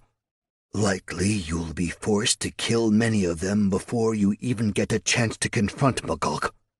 He is, at heart, a coward. All Agaknern are. They are virtually immortal, immune to the ravages of old age, and they will always run away rather than fight a battle they might lose. These things sound like ultimate assholes. They are vile. He definitely took over the guy I was with, but he's tied up now. So hopefully we don't need to worry about him. Now, you said you got a lab. Yes. Can I see it? He hesitated a moment, then shrugged and led me out the door. We went back down the hall and into the lounge, where Red was awake and struggling with his bonds. Morkant led me through another door, which led into another fucking hallway. There were 2 doors in this hallway, the further one open a bit. I could see the reflection of the glow crystals off of the water, which made me think that had to be the pool room. The door in the middle of the hallway led into a massive room that looked pretty close to a modern laboratory. There were heavy stone desks spread around, and shelves and closets lined the walls. Notably, one corner of the room held a pool of water. Large, dark, disturbing. Our library is in the far room there, and the magical item storage is there. Morkant pointed to another door. The pool? I asked. In addition for Kolthmagog. The Agaknern cannot be out of water. Thus he wanted a means to see me and talk to me in every room save my bedroom. So there are tunnels? Yes, they lead all around us, to each and every room. Why doesn't Magog leave and go back to the lake? In our fighting, one of my brother wizards collapsed the tunnel to the lake. He believed he would be able to starve the rest of us, and he would be the only one left alive. Same guy made the tunnels to each room? Under control of the Kolthmagog, yes. The collapse of the connection to the lake happened later. Up to that point, we all thought Byrne had just grown attached to the idea of burrowing and making tunnels. Not a spell you know. I have little affinity for the magics twisting earth and rock. The surface of the water in the pool rippled, and I couldn't help myself. I walked closer. But it was so dark inside I couldn't see a damn thing. Morkant, I said. Those crystal lights, can they be moved? Yes. Can you toss one in the water? I wasn't watching Morkant, so I don't know how he did it, but a crystal sailed over my head, plopped into the water, and shone a light on hell. Chapter 45. Holy fucking shit, I shouted, and scrambled back from the pool as fast as my trembling arms and legs would carry me. The Agaknern sprung out of the water, spraying liquid everywhere as a mass of toothy tentacles lunged for me. One grabbed my leg, but luckily it was still covered in jellied demon goop. The tentacle flexed to solidify its hold, but my leg slipped free, and I scrambled out of reach. I felt a great pressure around my head, as if my skull was caught in a vice that someone was wrenching shut. I curled myself into a ball, holding my head, instinctively trying to protect myself. The pressure increased, shrinking the world around me until it was just the space inside my skull. Slowly, from deep inside, I felt my reptilian brain awakening, pushing back. It roared, screaming that we were powerful, we were strong, and we weren't to be fucked around with. So a little human survival instinct and a healthy dash of American exceptionalism allowed me to open my eyes through the pain. Kolthmagog glared at me with far too many eyes, all glowing a hideous deep vermilion red. I staggered to my feet, glaring right back at the calamari-looking motherfucker. Now, bear in mind, Agaknern don't have much in the way of human features. Multiple eyes, tentacles coming out where his face should be, a massive bulging body with fins. And just to make it all weird, they have two big fuck-off arms with massive claws at the ends of their 3 4-jointed fingers. That said, pretty sure he wasn't expecting me to stand up. And he definitely wasn't expecting me to draw my axe. I spun the weapon in my hands once, then, fast as I could, hurled it horizontally at the Agaknern. The axe practically whistled through the air, but the Agaknern wasn't a dummy, dropping into the water and out of the way as my best weapon made a massive splash before sinking under the rippling surface. I could probably swim down and grab it, but I knew going anywhere near his territory would just be the end of me. For the time being, I was down to the stolen sword. Impressive, Morkant said from behind me. I'm sorry, I asked, turning to face the little old man. You survived your first meeting with Kolthmagog. Didn't seem that hard, really. Most any sentient creature would have walked willingly into his mouth. Which brings up a good question. Why haven't you? Morkant brought up a pendant from beneath his ratty shirt. I was wearing this at the time he arrived, and I have yet to remove it. Protects me from psychic attacks. Useful? It is likely the only thing that has kept me alive. Given his tone, I could tell he was about to launch into his life story again. I was growing weary of his stories, especially since the more I listened to the tale of Koth Magog and the wizard friends, the less it made sense. Like, if Morkant was never under the sway of Koth, why had he been fighting so hard with his buddies? I figured I could waste a lot of energy trying to figure out the story, or I could just kill the Agagnorn asshole and get back to the rest of the world. Okay, so that's the Agagnorn, I said. Strong? Very, agreed Morkant. Fast? Reasonably.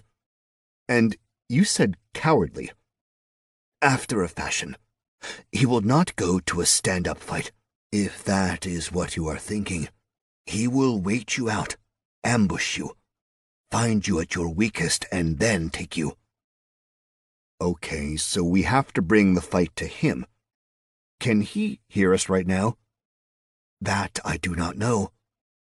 But we can expect his tribe to attack us. They will likely attack you. I am not sure how Koth sees me at the moment. If he is willing to sacrifice my ability to research for him just because I might assist you. Got it. So these tribesmen, are they big and fast? No, they are small and mind-controlled. And I'm guessing old Magog doesn't exactly have the best fighting skills on land. I have yet to be impressed with his land skills, and outside of his control, the tribe are innocent and rather delightful. Focus, buddy. Let's get back to the fight. Any chance you've got some big fuck-off spear somewhere in the building? It is possible there is something that matches your eloquent description in the storeroom. I fear I did not work with weapons much. He waited there a moment, and then I gestured that he should lead because, well, I had no fucking idea where anything in the damn underground bunker might be. Morkant led me over to a door, which I opened, and saw a room full of shelves and chests. No racks of weapons. I sighed and started pawing through everything, looking for anything useful. Bonus, I had to ask Morkant what nearly everything was because each time I picked up a magic item and tried to identify it, I got, "You found a blank. Identify the item to learn more." Super useful. There was a ton of random crap in the room. The bulk of it seemed as if it came from people experimenting on items with no real direction. Academic interest with no real-world uses. So, mostly esoteric, eccentric nonsense. Earrings to let you speak with ants. A monkey paw that was still alive and working despite the rest of the monkey being, well, missing. A journal that could record events even as it saw them, which meant it was full of descriptions of the box and the shelf where it was stored. A helm of encouragement, and so on. There were also failed experiments, my favorite of which was the anti-arrow armor. The armor turned ethereal when hit by an arrow, so the arrow passes straight through the armor into the flesh of the person wearing it. Brilliant. I leaned against the wall and stared at the ceiling. "Maybe if you tell me what you might need," Morkant said, "I could help you find something." Before I said anything, I peered around the edges of the room to make sure there wasn't a pool, that there wasn't a way for the Agagnorn to potentially eavesdrop. "I need a spear gun," I said, but immediately dismissed that. If Koth was a coward, he wasn't going to come at me if I had a weapon like that. "Koth thinks he's smart," I continued, "right? He is very intelligent. But does he think he's smarter than you? I think he is smarter than me. As far as I know, he believes he is smarter than everyone. Okay, step one in our plan. He needs to think I'm stupid. Not too hard to sell that." I frowned at the man. He shrugged back. "So," I said, "now that we've established I look like a moron, what would a moron do?" "Suit up in full plate armor, a sword, and a ring of water breathing," Morkant offered. "Do you have those?" Morkant nodded. but kept a rather morose and confused look on his face. "I am sure we have those, but you will not survive against him. I have seen his teeth puncture iron and steel, even red gold." "Red gold?" I asked. It's not germane, is it? We gotta focus. Koth is badass. I need him to think I'm going to try and fight him so he comes to me. And then? Then I blow him up. I am afraid I have lost your meaning. Big explosion. He looked at me for a minute, blinked a few times, then said, "I believe that would end you as well." "Maybe. Your sacrifice would be appreciated, but it presents another immediate problem. I know of nothing which will explode underwater." "Fireball." "Fireballs and water have strange interminglings. As far as I know, they do not work under water." "You haven't tried?" "I have not, no. But my colleagues did. They fizzled." "No big boom." "None." "Okay, dynamite, gunpowder." Regretfully, I must admit ignorance of those words. "Not a thing, don't worry about it." "Black powder?" "Again, no worries," I said. I walked down one of the aisles looking at crates and crates of crap. Well, fuck. I continued along the perimeter of the room, hoping pacing would bring forth an idea. Dynamite fishing was what I'd wanted to go for, but there was no way to make dynamite. Not to mention the small detail that I had no idea what dynamite was made up of. Explosions. Underwater. That made me think of a YouTube vid I'd seen where this oil company used an air gun to make a cavitation bubble underwater. The bubble's inevitable collapse would cause an explosion with as much force as dynamite, or more even. They'd use the shockwave from the bubble to look for oil. So now I needed to figure out how to make a collapsing bubble underwater. How could I insert a... "Morcat," I asked, realizing that I might have found a way to make an explosion and not get caught in the damage. "Is teleportation possible?" "We experimented with it," he replied, "and we discovered it was possible in a fashion." "What does that mean?" "Limited success." "What does limited mean? Give me a little more here." "We were never able to get it to safely work. There were always issues getting to the exact desired target." "I feel there's a but." "We did manage to make it a one-time use tool, which, broken in half, allowed a user to teleport to the other, but it has quite a limited range." Again, what does limited mean? 10 feet, 10 yards, 10 miles? 50 feet. That'll probably work. Any of those left? "Several," he said, already moving. He pulled a small box off a shelf and held it out to me. Inside were small gray discs with a shallow line carved through the middle. He held one out to me. "You break it in half and leave the left half where you wish to go. When you eat the right half, you must crush it in your teeth. Then it will teleport your body to the other." "How much of your body?" "All of it." "Armor?" "Yes. Anything that would be part of you would teleport." "Buddy," I said with a big smile, "I think we're gonna get out of this one." "Who is Buddy?" Chapter 46. We walked out of the storeroom and right into an ambush. I finally got to meet the tribe Morcant kept talking about. Well, 4 of them at least. The tribe wasn't exactly what I was expecting, though. They weren't human, that's for sure. They were, otters. Just larger than any otters I'd seen before, and ones that stood upright and wore clothes and had weapons. The tribe attacked en masse. 4 stone spearheads jabbed into my midsection, pushing against the chainmail but not going through. Rage blossomed inside my chest, my instinctual response to being attacked. But a thought trickled down from my head, pointing out that these creatures were being used by the Agaknern, and that killing them wasn't the right thing to do.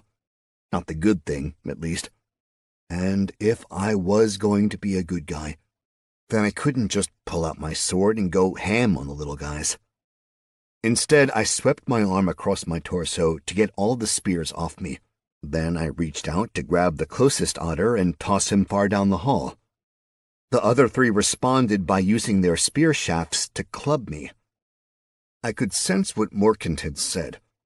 Koth Magog just didn't have a ton of experience moving or fighting on land. He seemed to be struggling controlling 3 different creatures. They were all working in sync, but not making any different movements. I grabbed a second one and pushed him to the side, tripping him with my foot. "Rope!" I shouted to Morkant. "Get me rope!" Morkant scurried back through the door to the storeroom. The 2 upright otters moved to either side of me. They charged at the same time. If I just stepped back, they'd end up stabbing each other, but I didn't want that to happen. Instead, I wanted to put on a good martial show for Koth, so he would believe that I believed I'd be able to take him on in the water. With a sword. I drew my blade and swung up, so both spears went over my head. Then I stepped into left otter, pushing him back, while snapping the flat of my blade out and into the side of right otter's head. Just as both otters hit the ground, Morkant returned with the rope. Now it was just a matter of grabbing otters and tying them up. The otters on the floor were very groggy, looking both confused and afraid, which meant, to me at least, that Koth Magog dropped possession of the otters as soon as he felt they were even slightly incapacitated. We put the otters in the lounge, filling up more of the comfy chairs. Red stared at me with fear in his eyes. Fear and confusion. "Dude, just wait," I said.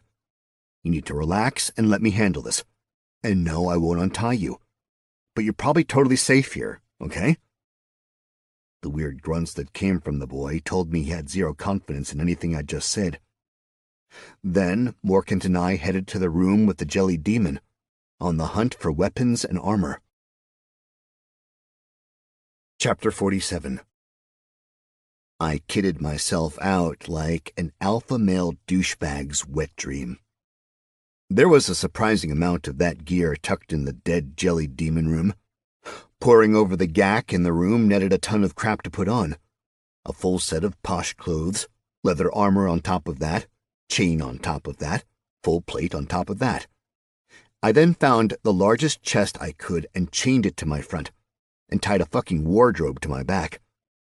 Glow crystals were tucked in everywhere, so light basically poured out of me. To complete my ensemble of stupid, I got the biggest weapon I could find. Mammoth Greatsword. Item type uncommon. Item class 2-handed melee. Material steel. Damage 80 to 120, slashing. Durability 80 of 80. Weight 52 pounds. Requirements strength 30. Description. Built by giants, for giants, the mammoth sword is used for the hunting and killing of mammoths. Some fools use them as ostentatious decorations, but none but giants ever wield them in combat. Even among giants, they are often seen as ridiculous. 10 solid feet of steel, nearly 2 feet wide. I waddled through the room, snapped the teleportation disc, and popped one half of my mouth and tossed the other to the ground. A bit more waddling and I was at the edge of the water. The surface was completely still and completely black. I looked over at Morkant. He merely shrugged. It was pretty clear he had zero confidence in my plan. I took a deep breath and hopped in. Even through all the gear, the water was frigid. My muscles locked up and I wanted to scream out, but I held it in, not trusting the water-breathing ring stuck on my thumb. The crystals turned the black water into a gross green, but I could see. Not that there was much down there, just rough carved rock walls. Given the pounds and pounds of steel on me, I sank like a fucking rock, moving fast down the shaft of the pool until I hit the bottom. Silt exploded out from my feet. In front of me was a horizontal tunnel roughly 20 feet wide. It extended out past the crystal's light. Being underwater and weighed down with a ton of gear, I didn't exactly move quickly. I lumbered down the tunnel, heading in the only direction available to me. I wanted to get deeper in to make sure the cavitation bubble's collapse made as tight an explosion as possible. I ran my tongue over the teleportation half-disc in my mouth and wondered why I hadn't bothered to do a test run. Why had I just taken Morkin's word for it?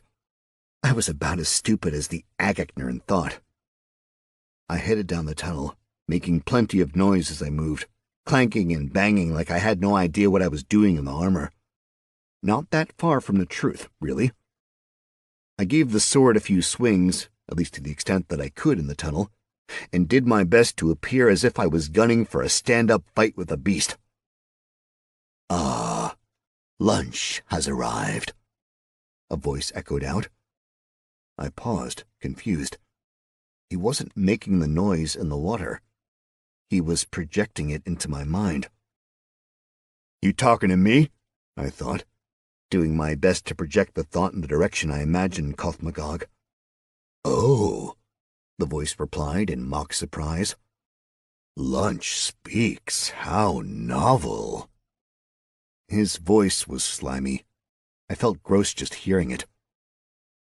"But I am quite hungry," Koth continued. "So please, keep the struggle to a minimum. Drop your blade, and I will kill you before I eat you. Otherwise, well, I have heard my digestion system is rather slow, torturously sluggish even." "I'd rather just stab the ever-loving fuck out of you." "So be it." God, the arrogance in the voice was overwhelming. It just fueled my desire to make the asshole pay. Thing was, as soon as the echo of his last word finished reverberating in my head, he attacked. It was fast, coming out of nowhere. He dropped at an angle from the ceiling of the tunnel, his two hands grabbing my arms and crushing the steel armor with his fingers.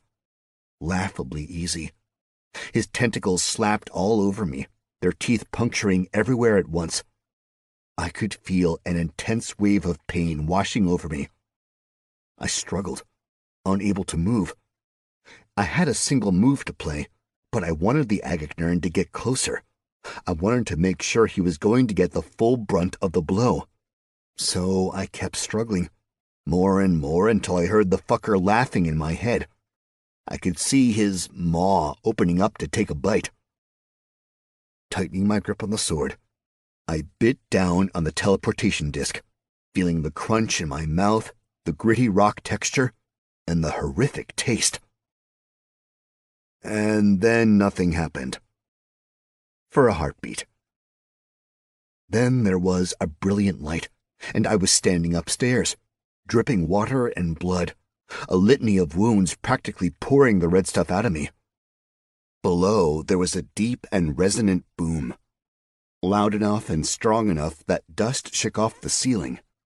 A shriek went through my head, a death rattle of sorts, and the Agacnern died. I know because I immediately checked the notification. GG, you've killed an Agacnern, level 43 Defiler. You've earned 5,900 XP. What a mighty hero you are. Holy shit, I said. That's a lot of XP. "You killed him?" Morkant asked. I noticed he was standing with his back against the wall, a short sword held in his trembling hands. "I did," I replied, tossing a crystal into the pool. The water had turned a thick red, and bits of flesh popped up to the surface. Chapter 48. I pulled at a latch, and the chest and wardrobe dropped off me. Then I snatched up a spear and dove back in the water. I wanted to check for loot. Swimming down was the easy part. It was also the disgusting part. since I was paddling through the liquefied remains of the monster formerly known as Koth-Magog. Something at the bottom of the tunnel glowed ever so slightly. I kicked down and saw small iridescent rocks all across the bottom. I grabbed a handful and immediately got the notification. You have found 15 Agacnern teeth. You have the feeling this might be useful for unknown. Huh.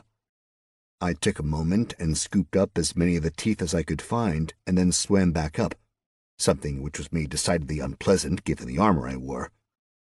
I dragged myself out of the water, and Morkant stood above me, mouth agape, sword held against his leg.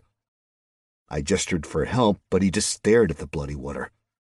I had to roll myself out of the water and get up using my knees. But I did get a notification. Congratulations, you've completed a quest. Freedom! You have freed Morkant Treweek from the horrible clutches of the Agacnern Koth-Magog. You have also completed the optional secret criteria, harm none of the tribe. Reward: 6,600 XP and unknown. Dude, I said, welcome to freedom. Morkant shook his head. I had no confidence you would pull this off. It's okay. I get that a lot. I struggled with my soggy armor for a bit, until Morkant, finally, stopped staring at the mess and helped. It was rather painful getting the armor off, requiring a pry bar at several points. Agacnern were strong as fuck, and I totally won through sheer trickery. Once everything was off, Morkant pulled out a cool spell that doused me with clean water. I got dry clothes out of my pack and pulled them on. Finally, I shook out the chainmail and pulled that on as well. I was back to normal. I had a ton of notifications to go through, but it just didn't seem prudent to go through them until I was back in a safer place, no matter what Nikolai thought. Certainly not in the middle of this weird dungeon lab with a wizard who definitely turned all of his former friends into weird gooey zombie-type things. I got to my feet, snagged my sword off the ground, and headed over to the lounge. I wasn't ready to let Red go just yet. Instead, I turned my attention to the otters. I got them untied and on their feet. Morkant and the otters led me through the compound, until I was in a room with a massive open pool. It was about 100 yards across, perhaps 200 long, roughly round and dug out of the mountain itself. On the far side, there was a bit of a lip and a few tents around small fires. The tribe's home. Otters were everywhere, all of them standing up on their back feet, all wearing clothes, some with spears, some with leather armor. The otters who came with me immediately hopped in the water and swam across. I didn't get a chance to talk to them, not that they'd been particularly chatty beforehand. Are they otters? I asked. No, otters are just animals, Morkant said. These are sentient beings, just as you and I. Okay, but they're also otters. Perhaps they resemble otters, but they are known as Lutra. They are a civilized race, though with a shorter known history than some. Are they native to this area? As far as I know, they are spread throughout the lands. Several of the Lutra dove into the water and zoomed over, and popped straight up to standing. Looking at them up close, when they weren't busy being possessed by some bizarre, terrifying creature and trying to kill me, they still really looked like otters. These guys were between 3 and 4 feet tall, and heavily muscled with super thick fur. They had small faces with almost unnaturally vibrant eyes, more so than any I'd ever seen on a human. Cute nose, set back small ears that moved around to catch sound, and bigger teeth than I was expecting. Long whiskers came out of their snout, though not quite as thick as a mustache. What is this? The front otter said, his voice gruff. This is the man who saved you, Morkant said. All eyes were on me. A cry came from the other side, and all of a sudden, a massive wave of Lutra crossed the water. They all hopped out and crowded around me, their tiny hands reaching out to touch me. I even had a tiny baby Lutra lifted up and presented to me, There was crying and all sorts of emotion. I was completely overwhelmed. I started to back up, the press of the little guys intensifying. But then I realized one of the otters was getting stepped on. "Hey!" I shouted. All movement stopped. I pushed a few of the Lutra out of the way and helped the trample one to his feet. He nodded at me in thanks. "Okay," I said. "I appreciate all this, adulation. But how about we all get out of this shithole and find a nicer place to, talk about what happened, okay?" The Lutra, although I was definitely having trouble calling them that in my head, looked to one another, then at me, then all started nodding. They all jumped into the water. I guess they needed to pack or, knew some other way out. Morkant looked at me with a bemused expression. "You have an odd manner of talking," he said. "Yeah," I replied. "You sound pretty weird to me, too." He nodded slightly. "Perchance I have been down here just a bit too long. The world has moved on, I suppose." "That I can't tell you." He rubbed his head, his wispy hair going every which way at once. "I would like to offer you a reward, a thanks for what you have done." "I appreciate that." "Follow," he said, "if you will." And then he started walking out of the pool room. The Lutra all watched as I left. It was a weird feeling, as if they were, keeping tabs on me. Morkant muttered to himself all the way through the compound until we came to the storeroom. He led me back to a metal door I hadn't noticed in my previous search of the place. "Was that always here?" I asked. "No," Morkant replied in a flippant way that suggested such a question was silly and I was silly for bothering him with it.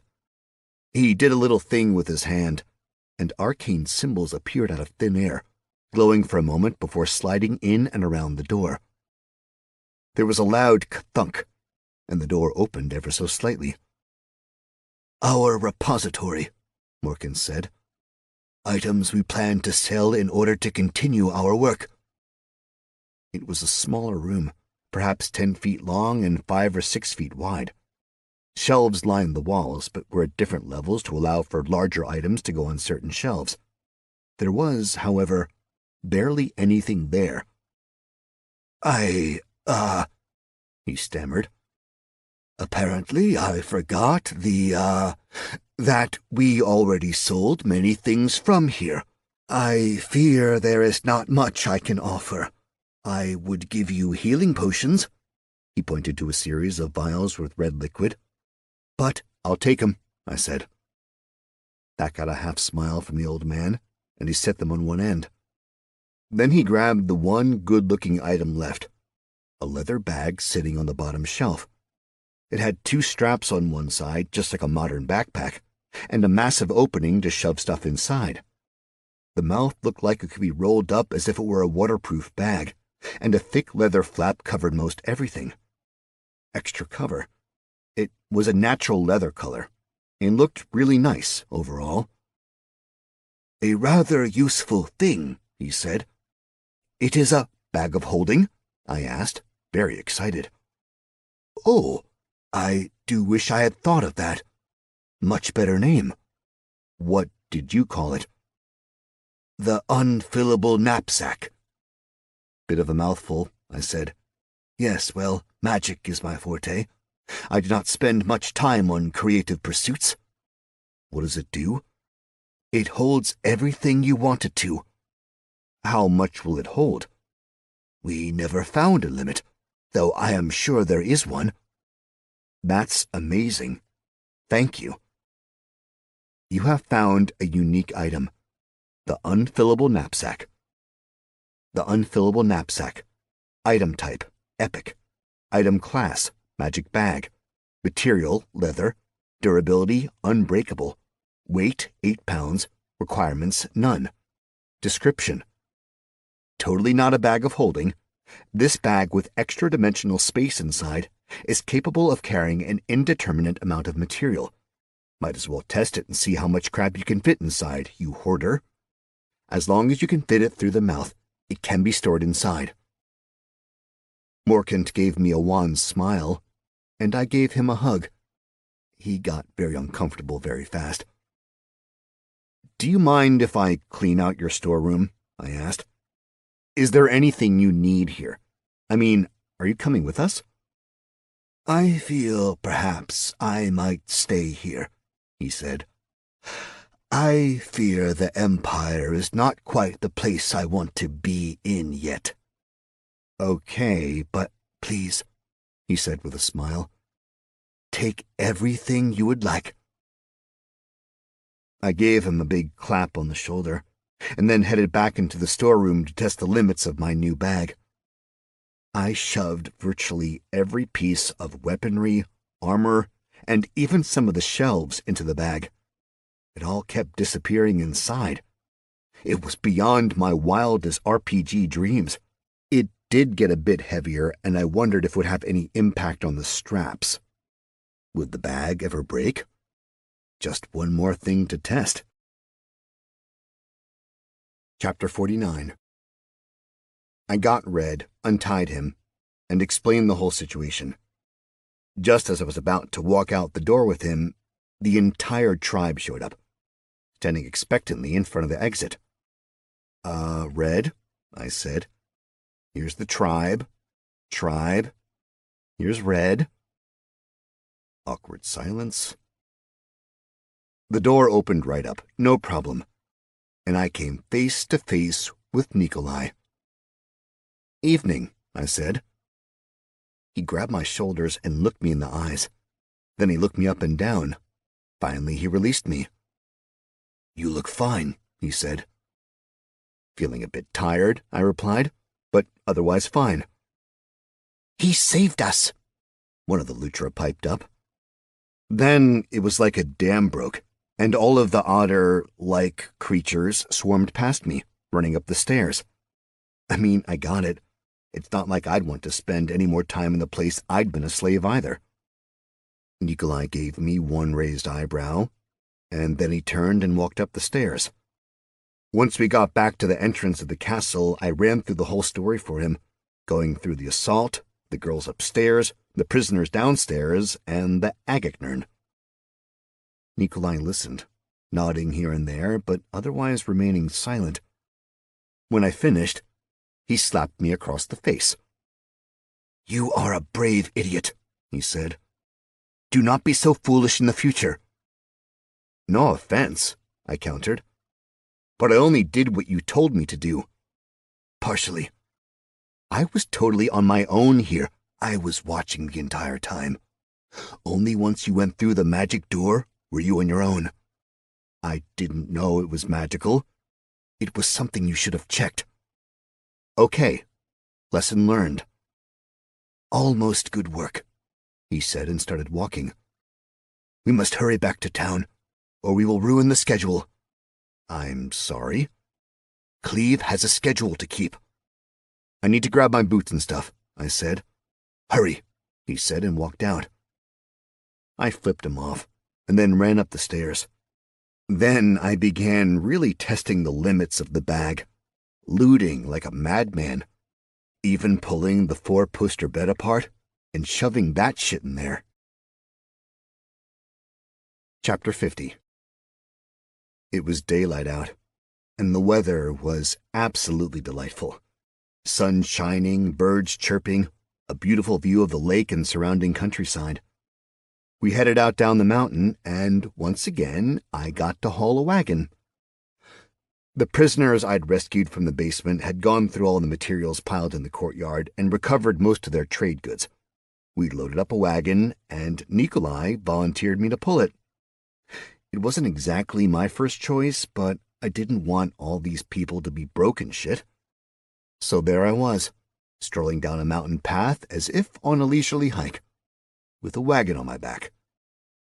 Naturally, because I was little more than a beast of burden, I used the time to go through the nearly countless notifications I'd gotten. Cool beans, you've learned the skill Stealth. Be sneaky, move around in silence, tiptoe up the giants and dragons. You're totally going to start stealing stuff now, aren't you? plus 10% harder to detect. Congratulations, you've discovered an ability, Make an Entrance. You really know how to enter a room. Once per day, you may use your ability to make a grand entrance such that those on the other side of the portal are stunned. Cool beans, you've learned the skill Improvised Weaponry. You can make a weapon out of anything, say a dwarf stab to a chair, plus 5% damage when using made-up things as weapons. Cool beans, you've learned the innate skill Swimming, level 9. You can move through water without drowning, plus 9% movement speed in water.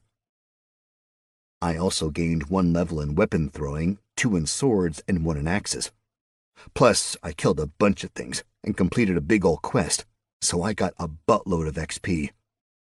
Boom. Huzzah! Against all odds, you have reached level 5.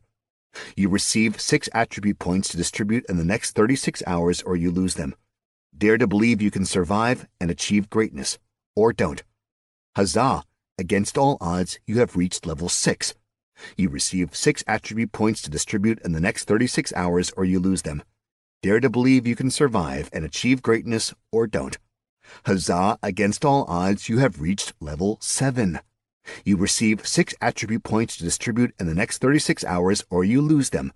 Dare to believe you can survive and achieve greatness, or don't. Huzzah! Against all odds, you have reached level 8. You receive 6 attribute points to distribute in the next 36 hours or you lose them. Dare to believe you can survive and achieve greatness, or don't. Huzzah! Against all odds, you have reached level 9. You receive 6 attribute points to distribute in the next 36 hours or you lose them. Dare to believe you can survive and achieve greatness, or don't. I had a bunch of points to dole out, 30 to be exact, but I wanted to ask Nikolai about them. He put me through all this shit to get the levels, so I wanted his advice on what to do. I was tired of floundering, and I knew just dumping more and more points into strength would be pointless, though at the same time, that would certainly be interesting. The dude was marching at the front of the group, though, and I was in the back.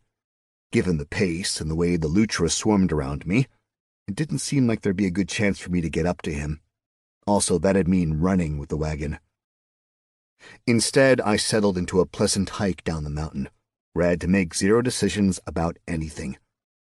I just took a moment to enjoy the new world, take in the clean air, and just be. As we approached Sawmire's, I could see the town had its gates closed, and the guards were at attention. It made sense. Our caravan was certainly odd, and we weren't exactly hard to see, but as soon as we got close enough, several of the rescued prisoners and nearly all the Lutra all broke into a run, sprinting for the city. The gates opened up, townsfolk poured out, and there was a lovely moment of reunion. I couldn't help but smile broadly. Nikolai and I just sort of slowly walked towards the town, letting the moment happen. We slipped through the gate mostly unnoticed. I left the wagon near the entrance, just inside the gates but not blocking the road, and used the mild chaos to disappear through the crowd. Nikolai and I made our way to the inn. I was happy to not be a part of the crowds, never being particularly great with things like accepting gratitude or anything like it. Kind of out of nowhere, as Nikolai stepped into the tavern area of the inn, a notification popped up. Since I had nothing else going on, I didn't ignore it. Congratulations, you've completed a quest. The Sawmire's Rescue. Villagers from Sawmire's have been kidnapped in the night and were taken into the wilds by slaving bandits. You managed to bring them home safely, with barely a scratch shared among them. In addition, you completed the secret objective, saving the traders and their goods. This gives you a bonus reward. And the super secret objective was completed, and you managed to bring the long-lost Lutra back to their families, giving you an additional bonus reward. Reward: increased standing with the town of Sawmire's, 4,000 XP, unknown, and unknown. Congratulations, you've completed a quest. A bandit problem. You have successfully cleared the bandits from the ruins above the Royal Road with extreme prejudice. Reward: increased standing with the town of Sawmire's, increased standing with the Empire of Glatten, 2,500 XP, 40 gold, and a gift from the mayor of Sawmiers. Huh, I said. Odd timing on those. Nikolai nodded, then added, Likely they only truly felt safe once back within the walls of Sawmiers. And the bandits? Perhaps the mayor needed to see the job done before the quest completed. There's a lot I don't understand about this world. Nikolai just shook his head. You have so little knowledge. It is as if a babe is playing with dolls. Nikolai, I said, you gotta work on your phrasing. Eat food, he replied. Rest. Do not leave. Owen, the innkeeper, raised a hand to Nikolai. Nikolai nodded and walked off through a door. I stood there like a fool for a moment, because I got some more news. Huzzah! Against all odds, you have reached level 10. You receive 6 attribute points to distribute in the next 36 hours or you lose them. Prepare for your choice. Dare to believe you can survive and achieve greatness, or don't. Level 10. Nice, I guess. Now I had 36 attribute points to spend. I had the feeling the game's math was off somewhere. I seemed to be drowning in fucking attribute points. But if it was unbalanced in my favor, why rock the boat? I decided to follow Nikolai's orders, and I sat down at the bar. Got any food cooking? Owen just smiled. Chapter 51. Owen brought out a large bowl of potatoes, fried again. God bless him, and a massive slab of steak, the marbled fat still sizzling. There was a tureen of gravy and a tall mug of milk. I could get used to life in Sawmiers. While I ate, I chose, pointedly, to not pay much attention to the world around me. Sure, I took a look whenever someone would come inside, but for the most part, I kept my focus on the food, doing my utmost to present the visage of a man who didn't want to be spoken to. Hence why I was totally surprised when someone came right up behind me. This him? A voice asked. Yup, Owen replied. I turned around and saw an older man, balding with a trim beard, a little portly, and looking like it's been a long time since he'd had a good night's sleep. Involuntarily, I gripped my knife, not at all sure what was about to happen. I swallowed the urge to say something about not knowing it was his daughter. The older man stepped closer to me and pulled a huge sheathed sword out from under his cloak. Then he bent his head and held the weapon out to me. You managed to return my future to me, the man said, face still down, looking at the ground as if he was afraid of looking me in the eye. Yet all I have to offer in return is something of my past. He pulled the sword just a little from the sheath, revealing the metal had a bit of sparkle and glow to it. Man, I said, hands up after I let go of the knife, I'm not sure what it is I did for you. You returned my daughters to me. It's fine, I started to say, but I felt a hand on my shoulder, and Owen pulled me close to him so he could whisper in my ear. 'Tis a mighty bad idea to refuse a gift here, Owen said softly, but in a manner where I knew it was a stern warning. I really wanted to ask why, but with everyone in the tavern looking at me and watching this interchange, a tavern that seemed to be overflowing with all sorts of folk looking at me, I had no option but to slap a big silly grin on my face. You are too kind, I said, but I accept your generous gift. Thank you. With just a tiny bit of a bow, I took the sword. You have been given the great sword, Hellreaver. Great sword. Item type, rare. Item class, two-handed melee. Material, fleetium. Damage, 20 to 45, slashing. Durability, 1,845 of 2,000. Weight, 24 pounds. Requirements, strength 18. Effects, +2 damage on each strike, plus 10 damage against any evil character. Description: a large, straight-bladed sword having a cruciform hilt with a grip for two-handed use. My first magical weapon. "Thank you," I said. "Really?" He nodded. "When I was your age, I thought a magical sword was something worth having. But when you get a bit older, you will see it is nothing compared to having your family." I wasn't exactly sure how to respond. The man nodded once, his eyes brimming with tears, and then left the tavern. I just sat there, most of my food gone, holding a massive sword. Seriously, the thing was like practically 6 feet long. Beautiful, too. The hilt was wrapped in a supple leather with a big old pommel, and the sheath was a strange red leather I'd never seen before. Everything about it was just super cool. Except that I had nowhere to put it. I mean, sure, I could slide it into my bag of holding, but that meant the entire town would know I had a bag of holding. I figured that would be better kept a secret. Thankfully, just as I realized more than one of the ladies in the room were making serious eyes at me, Nikolai came out of the door in the back and whistled.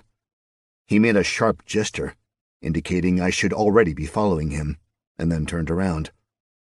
I gave a half-hearted wave to the gathered townsfolk and followed Nikolai on the double. He led me to a small room with an even smaller table and 3 chairs. Cleve sat in one of them. The other 2 were empty. 3 mugs took up most of the table, all filled with a foamy liquid, either beer or mead. Either one good with me. Cleve pointed at the seat directly across from him, and though I expected Nikolai to join us, he merely shut the door and leaned against it, his arms crossed over his chest. I sat. "You are a mighty strange man," Cleve said. "Thanks," I replied. "Take it however you like, for 'tis the truth. These past few days I have spent many an hour trying to figure you out, trying to understand who you are. All I have is that you are different. Hell, man, I've spent my whole life trying to figure me out. And you have no answers?" "Not yet." "See, that is the thing," Cleve said, pointing at me. "You do not say no. You choose not yet. Hopeful. You do not shy away from violence, even if it is extreme and brutal. You make a choice to defend those you believe are innocent. These are uncommon traits in this land." "Really? Doesn't seem that way to me." "I gave you a job," Cleve replied, "but I expected you might die. I chose to hire you, not give you anything. You trained me because I wanted you to protect my goods and my people." I frowned, taking a moment to think over my life, which was easy because at that point it was only a few weeks long. "I've had good luck with innkeepers," I finally said, "but I've barely scratched the surface of this world. I don't know the people here." "It is a hard world," Cleve said. "Violent. People do not live long here. They protect their own and rarely go beyond that. You had no reason to do what you did in the ruins. Wait a minute. I had to complete the quest." "You did. But I refer to when you followed the young man into the dungeon below. You could have walked away at that point, left the young man to his own devices." "Dude had no idea what he was doing. He was, under control of the Ashenfucker thing." "Agignern," Nikolai offered from behind. "Bless you," I said, but no one else got the joke. "Yeah, that thing." "You had no idea, at the time, that the creature was controlling the man. You just went after him. I want to know why." I leaned back in my chair, looking from Cleve to Nikolai and back. "No offense," I said, "but why the fuck does it matter why I did it?" Because I am curious. My hackles were raised. Why did he want to know? What was he curious about? And why did it matter why I did anything? I took a deep breath and let it out nice and slow, doing my best to release my paranoia with the air. My original self, he was a creature of fear and paranoia. I often acted in a way I thought might protect me just in case. That hadn't worked out well. Here, I had the means mostly to protect myself from essentially anything that might serve to hurt me. Maybe it was time to trust. Oh, hell, man. It just seemed like the right thing to do, I said, swallowing my attitude. Dude seemed in over his head, and he seemed like he was going somewhere he shouldn't. There hadn't been a single thing good in the whole castle. No way it was going to start in the basement. You didn't think about a reward? Cleve asked. He tried to deny the reward, Nikolai said. Owen had to offer a little advice. Bad idea to refuse a gift, Cleve said with a nod. Look, man, I said, trying to get both men in view so they'd understand I was talking to them both. There's too many rules for this fucking world. Why? What does it matter if I accept the gift or not? In the same manner you are given a quest, there are those who offer the reward. If they are unable to give the reward, they will suffer. As you must fulfill certain parameters to be successful, so must this father fill his. At a guess, this man promised something to the gods if they would bring his daughters back. The gods, hearing this, made the quest. So he had to give me the sword because he said he would. Likely. So, I pointed to Nikolai. How did he get the quest? Did a god just wing it on down to him? The man found me in the tavern in the morning, Nikolai said. So you are becoming mired down again, Cleve said. The world works in a certain way because the gods deem it so. You may question it, but the questions will never have concrete answers. It is better if you merely accept the manner in which the world works and figure out how to best operate within it. I shook my head. I don't think that's something I can ever fully do. I've always tried to understand things. I need to figure out how they work. Cleve rubbed his beard and ever so slightly raised an eyebrow in Nikolai's direction. Has your opinion changed? Cleve asked. Nikolai scratched his chin. He looked at his nails, then at me. He is a bit of an idiot, he said. You know this, right? Cleve just smiled as an answer. Hey, I said. But other than that, Nikolai said, he fits the criteria you set. Ah, Cleve replied. But notice how you have yet to answer the question. How do you feel about him? Couldn't this have been done when I was out there eating? I asked. Die, Nikolai said. I do not think I asked you. I want an answer. It does not matter what I think, it will. There was a hard silence between the men, as if Cleve had just said something intense. But I have no idea what that could possibly have been. Nikolai stepped to the table, reached over me and grabbed his mug. He took a deep pull, then looked over at Cleve. Yes, Nikolai finally said. I have changed my position on him. Capital, Cleve said with a clap. I think I'm missing something, I said. Always are, Nikolai quipped. Well, Cleve said, pulling out a piece of paper and smoothing it out on the table. I am preparing to adopt you as my heir. Montana of no house at all. That is, of course, if you would like to be a duke in the near future. This concludes One More Last Time by Eric Uegland. Narrated by Neil Helligers, a member of SAG-AFTRA. Copyright 2018 by Eric Ugland. This unabridged audiobook is published by arrangement with Air Quotes Publishing Incorporated and was produced in the year 2019 by Tantor Media Incorporated, a division of Recorded Books, which holds the copyright thereto. Please visit tantor.com for more information on our growing library of unabridged audiobooks. Audible hopes you have enjoyed this program. This is Audible. Tantor Audio, a division of Recorded Books, presents Air Today, Pawn Tomorrow, a lit RPG game lit novel by Eric Ugland. Narrated by Neil Helligers. Chapter 1.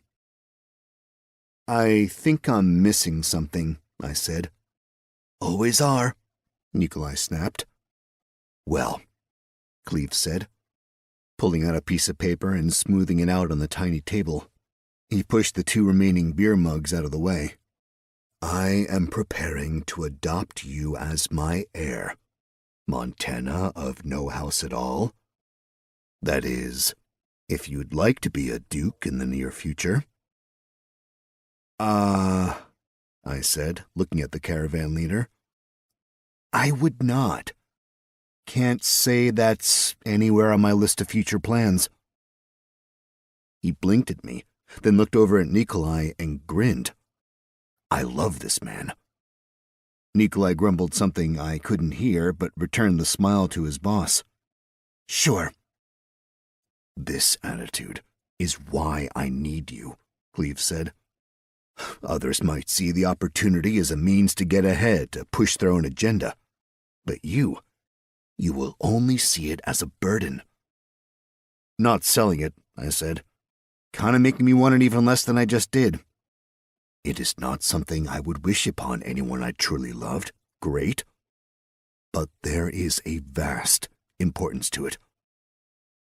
Then, I replied, and I mean no offense here, someone else should really do it. But you are the one. I'm really not. Let me explain everything to you. Is that wise? Nikolai interrupted. You will need to know at some point, Cleve said. Do you think a back room in this shithole tavern in the middle of a backwater town is the place to reveal your secret? Yes, Cleve replied with a slight smile. The man who runs this tavern is an old friend, and this room is built for purposes such as this. So, I interrupted, this is starting to feel a lot like you want me in, like, a position of power and leadership, and those aren't even among my weaker skills. They're in the giant list of skills I haven't even looked at yet. They are skills you will develop. The best leaders are those who do not desire power, but instead understand the sacrifices we must make when power is thrust upon us. This was going to be a giant mess, but it certainly appeared as if I had no say in the matter. I grabbed one of the mugs on the tiny table and took a great big pull. It was warm, and that made me sad. What I am about to tell you, Cleve said, apparently deciding I'd accepted his offer, is only known by 4 individuals in the Empire. You will become the 5th. Guys, I said. Shut your mouth and listen, whelp, Nikolai barked, his face impassive. Cleve just grinned. There are a few things the whelp should answer before you speak, Nikolai said. Nikolai, we don't have time for this, Cleve said. We are running short as is. He is not human. I'm not what now? I asked. Cleve frowned. He is fallen. What is that? Cleve asked. I have yet to encounter any such as him. A moment passed, and Nikolai looked at Cleve. Cleve looked at me. I looked at Cleve. Finally, I pulled my character sheet, which is where I saw how many points I still needed to distribute. Montana, level 10 nothing. Traits, race, fallen. Height 6 foot 3 inches, weight 280 pounds. Eye color hazel, hair color blonde. Renown 0, no one even knows you exist. Statistics: HP 236, Stam not applicable, MP 182. Armor plus 23, chainmail. Active effects none. Attributes: Strength 55, Agility 17, Dexterity 19, Constitution 52, Wisdom 13, Intelligence 13, Charisma 19, Luck 27. Unassigned points 36. Skills: Riding improvised level 1. You can now ride improvised devices, plus 5% to handling. Falling level 1. You can flail through the air with the best of them. Watch for the sudden stop at the end. Animal handling level 5. You can calm down a domesticated animal, keep a mount from getting spooked, intuit an animal's intentions, or if you're really lucky, tame a wild beast. Harvesting level 5. You can pick plants, you can grab fruit, you can cut neat things out of creatures you slaughter. That'll save the world, right? At level 5, you are able to harvest common elements with no penalties, plus 10% successful gathering chance. Swords level 5. You can swing sharp objects and likely not hurt yourself, plus 7% damage, plus 7% skill. Spears level 4. Remember, the pointy end goes towards the enemy, plus 8% damage, plus 8% skill. Unarmed combat level 9, you can strike with the fist or the foot, and must register your hands as lethal weapons. Minus 13% stamina drain, plus 13% damage. Axes level 9, you can chop down limbs of trees or men or monsters. Plus 12% damage, plus 12% skill. Large weapon throwing level 10, take that massive weapon and throw it away. Plus 13% accuracy, plus 13% damage. Warhammers level 5, everything is a nail.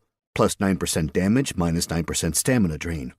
Light armor level 3, a little bit of leather goes a long way. Plus 7% damage reduction, minus 7% movement penalty. Heavy armor level 1, metal protects better but gets in the way a bit. Plus 5% damage reduction, minus 5% movement penalty. Stealth level 1, be sneaky, move around in silence. Tiptoe up the giants and dragons. You're totally going to start stealing stuff now, aren't you? Plus 10% harder to detect. Improvised weaponry level 1, you can make a weapon out of anything. Say, a dwarf stabbed to a chair. Plus 5% damage when using made-up things as weapons. Swimming level 9. You can move through water without drowning. Plus 9% movement speed in water. Abilities. The sword of my enemy is my sword. You found that in a pinch, every weapon will do. Plus 1% damage for each new weapon used in a combat. Iron Will. Stamina no longer applies to you. What a beast you are. Make an entrance. You really know how to enter a room. Once per day, you may use your ability to make a grand entrance such that those on the other side of the portal are stunned. Feats. None. Boons. Powerful build, Mr. Paul. You are bigger than you look. For all strength rolls, you are counted as one size category larger than you actually are. Regeneration, Mr. Paul. Outside of combat, your body will repair rather quickly. Given enough time, it's possible you will heal from nearly any wound. Gift of Gab, Mr. Paul. Should you encounter a language you do not understand, as long as you hear at least 3 words of it, you will understand it and speak it perfectly. Indicium. None. Relationships. Rumid Pass. Destroyed. Liked. Languages. Goblin, Imperial Common, Mardermese. Spells. Lifeform Identification Level 1, costs 1 mana. Identify uncommon or lower lifeforms. Basic Object Identification Level 1, costs 1 mana. Identify any non-magical common or lower item. Heal Other Level 1, costs 100 mana. Through the use of magic, you are able to heal another through touch. Heal 50 HP. Humus Level 1, costs 10 mana. This spell gathers dirt and organic materials, moisture, and bacterial ingredients within 1 mile per level of the caster, and places the mixture anywhere the caster wishes within range. This is humus, the black and rich soil excellent for growing plants in pots or gardening. Of course, the mage may use it however he wishes, but it is usually for growing things in pots and window boxes. If no such materials are within 1 mile per level, the spell has no effect. Yep, there it was, right under my stupid name, Fallen. How long had it been there? Was it something Mr. Paul did? It did explain why so many people had asked me about it. Wait, you guys don't know what that is? I have yet to encounter one, Cleve said. Well, shit. Silence invaded the room. Yeah, so, that's me, Fallen. A side effect of coming here? I guess, yeah, I mean, I had a choice of races, and I guess... You chose Fallen? It was chosen for me, more or less. Such a strange thing. Yeah, I said, having serious reservations about saying anything about the real process. Were there rules about that? And you want me to mentor this idiot? Nikolai piped up. I do, Cleve said, and to do it well. Much depends on you, because you saddled me with a fool. Love the attitude there, Neek, I said. He glared daggers at me. Since you're going to be my mentor, why don't you tell me how to spend my ability points? I asked. Nikolai sighed, long and hard, in Cleve's direction. Then he asked, How many do you have? 36? Both men blinked at me. How many levels did you gain today? Cleve asked. 6. The Agagnern, Nikolai said with a nod. I nodded. 6 levels, and you received 36 points, Cleve asked. Correct, I said. You see why this must happen now, Nikolai? Cleve asked my less-than-happy mentor. Nikolai nodded, resigned to his fate. Montana, Cleve said. I need you to listen carefully to what I say. The Emperor will die soon. Did he not tell you to listen? Nikolai barked. I held up my hand, chagrined. In the war for Akabalt Fields, Cleve started. The Emperor was mortally wounded during an attempted assassination by a traitor. 4 people were in the tent when the coward struck, and it was I who slew the traitor. In that moment, the Emperor barely clung to life, his wound clearly fatal. The High Magus stood with us, and he asked if I was willing to save the Emperor. I had no choice but to agree. The Magus wove a complicated spell which nearly killed the Magus. But it tied the Emperor's life to mine, and my life to his. My life force is used to keep the Emperor alive. But when he dies, I too will die. For my sacrifice, the Emperor gave my family a chance. I was given a dukedom in the lands. If you have a family, I asked, why adopt me?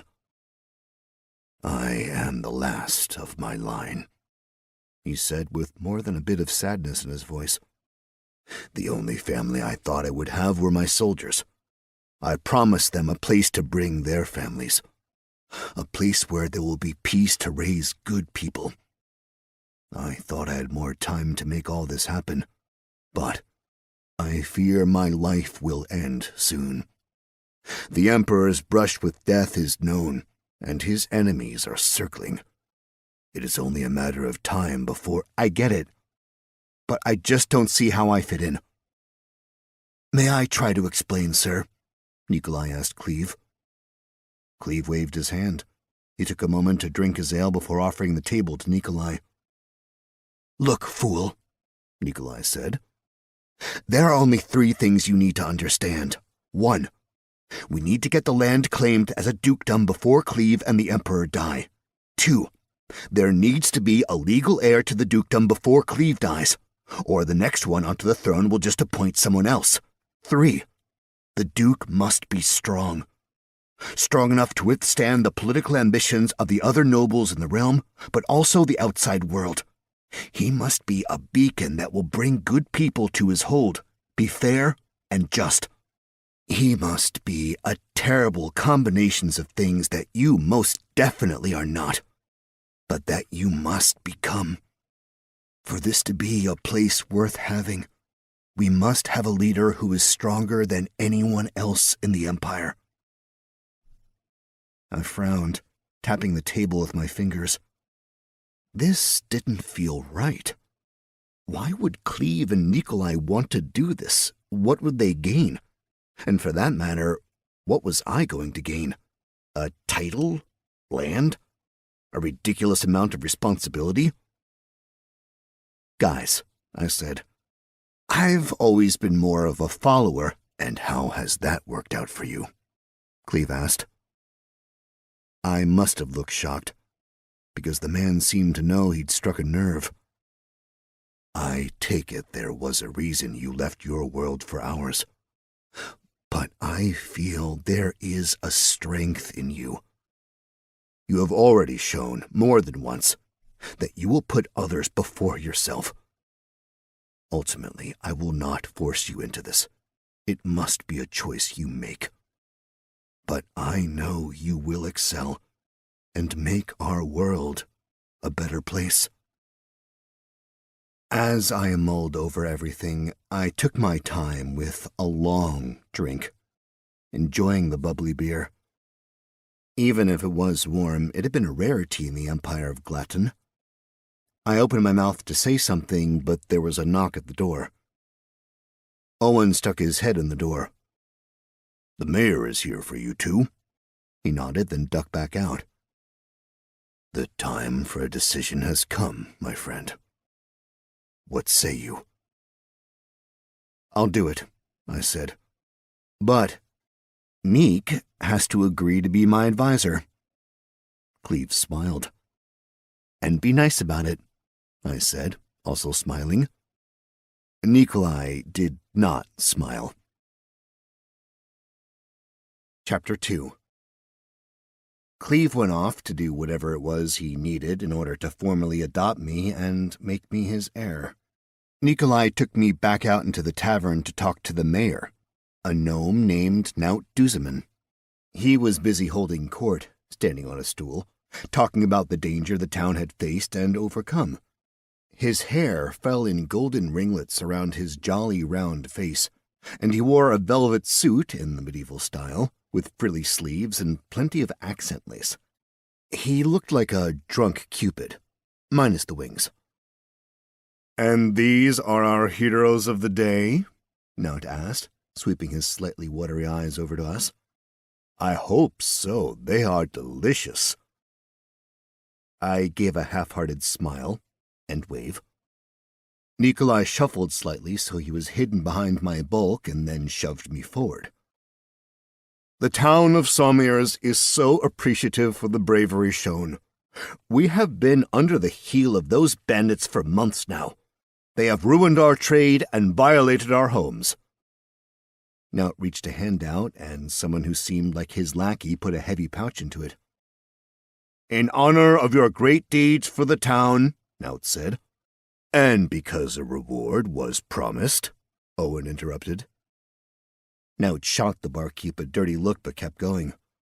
"A reward. 40 crowns. He proffered the bag towards me. As soon as I took it, he grabbed my wrist and raised our arms up together. "The heroes!" The crowd cheered half-heartedly. Apparently, Naut didn't exactly have the townsfolk behind him. He held my hand up for what felt like a full minute. It was remarkably awkward. Finally, Naut dropped my arm, hopped off the stool, and stomped out. I opened the bag and peeked inside. Gold coins, as promised. I leaned against the bar.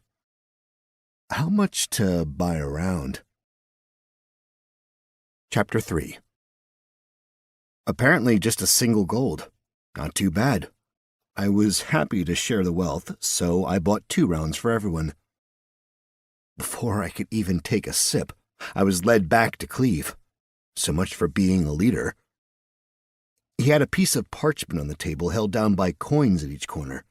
On the edge of the table, a strongly scented candle with a blue and red ribbon tied around it burned brightly. I said. This looks an awful lot like some weird ceremony. It is a ritual, Cleve said. And I cannot say how bizarre it might seem to you. 'Tis quite ordinary for us. Cleve had me strip down to my underwear and sit. Then he did the same, sitting opposite me. The two of us sat there, mostly nude, fully awkward. For an older dude, Cleve had some serious muscle, and more than a few scars. He'd lived his life in the jaws of danger and only barely survived to tell the tales. He put his right hand on the parchment. He nodded at me, so I did the same. It felt warm. Like it was, I don't know, alive somehow. Ew, or maybe it was skin. Discomforting, either way. Nikolai, who stood just out of view off to the side, did something with his hands. A deep indigo light pushed out from the parchment for a heartbeat before it was sucked back in. Instinctively, I tried to pull my hand back, but it was held tight, stuck or something. "What the? Hush," Nikolai said sharply. I felt a prick on my palm, and I knew I was bleeding. I could feel the wetness, but it got pulled away quickly. The parchment was absorbing it. A prompt in red letters appeared in my vision. Recognize. The Elf Lord, Benedict Cogshall, a.k.a. Cleve Dye, has offered to formally bring you into his family and recognize you as his heir. Do you accept? Yes or no? I selected yes. A noise rang out, something like a gong. But given the manner in which it sounded, I'm guessing it was only in my head. Or maybe my head plus Cleve's. The parchment began to fill with red lines, intricate filigree spreading out from our hands. Letters formed as the lines met, almost like someone had pre-written everything and we were merely providing the ink. Faster and faster, the lines spread across the document until there was a bright purple flash. It was done. Then Cleve's upper body seemed to fill with tattoos. Marks popped up everywhere. I was about to ask if they were indicium, but then I recognized the Legion mark on his shoulder, what he had shown when I'd asked. So I kind of assumed they were all different indicium. A burning, itching pain spread across my right pec. I looked down, peering through my beard, and saw black lines spreading across me, connecting to form a symbol on my chest. It was very much like a creature, but one I wasn't particularly familiar with. A bit like a wolverine, but with more teeth and a longer neck. Let's just say it looked bad-ass, fierce. The lines were dark and clear and perfect, more so than any tattoo I'd ever seen. Boom. You've been granted the incomplete indicium, Cogshall Heraldic Achievement. This indicium is only available to the direct line descendants of the Cogshall dynasty. You are granted permission to enter family buildings, granted permission to access family funds, and are granted permission to use the family name. Note: the other bonuses of this indicium are locked until the heraldic achievement is complete. Recognize: the Elf Lord Benedict Cogshall has formally designated Montana as his heir and a member of the Cogshall dynasty. Know this. You are formally known as Montana Cogshall. Know this. You are the final link in the Cogshall dynasty chain. If you perish before you designate an heir, the Cogshall line and dynasty will end with you.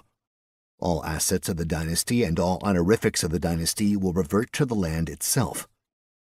The parchment shoved me away, and I looked at my hand. There were a few small cuts in my palm, but as I watched, they healed over.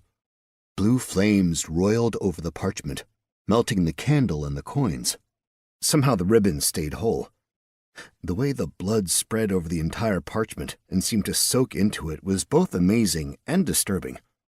The ribbons and coins disappeared into the document for a moment before popping out the bottom, hanging on as if the parchment was a papal bull. It was as if the document had sucked the ribbons and medals and coins into itself so it could rearrange everything perfectly. It looked pretty damn cool. Everything was still for a moment. Finally, the parchment rolled itself up and sat there. Nikolai grabbed the document, slipped it into a tube, and disappeared it onto his person. Cleve, or Benedict Cogshall, extended his hand across the table. We clasped wrists. "Welcome to the family, son," he said with a wink and a smile on the last word. Chapter 4. Cleve said he had business to take care of, but I couldn't imagine it had to do with the adoption and the parchment because Nikolai never passed the tube over. Before he left, my new dad basically ordered me to get some sleep. We'd be heading off at dawn, westward bound. It made me wonder what kind of boat we might take. I was hoping for a setup where I'd be able to laze about during the sunny portion of the day and fish during the remainder. Nikolai guided me outside through a back door, and we emerged near the stable. Darius was talking softly to the horses. We waved, he waved, then he walked away.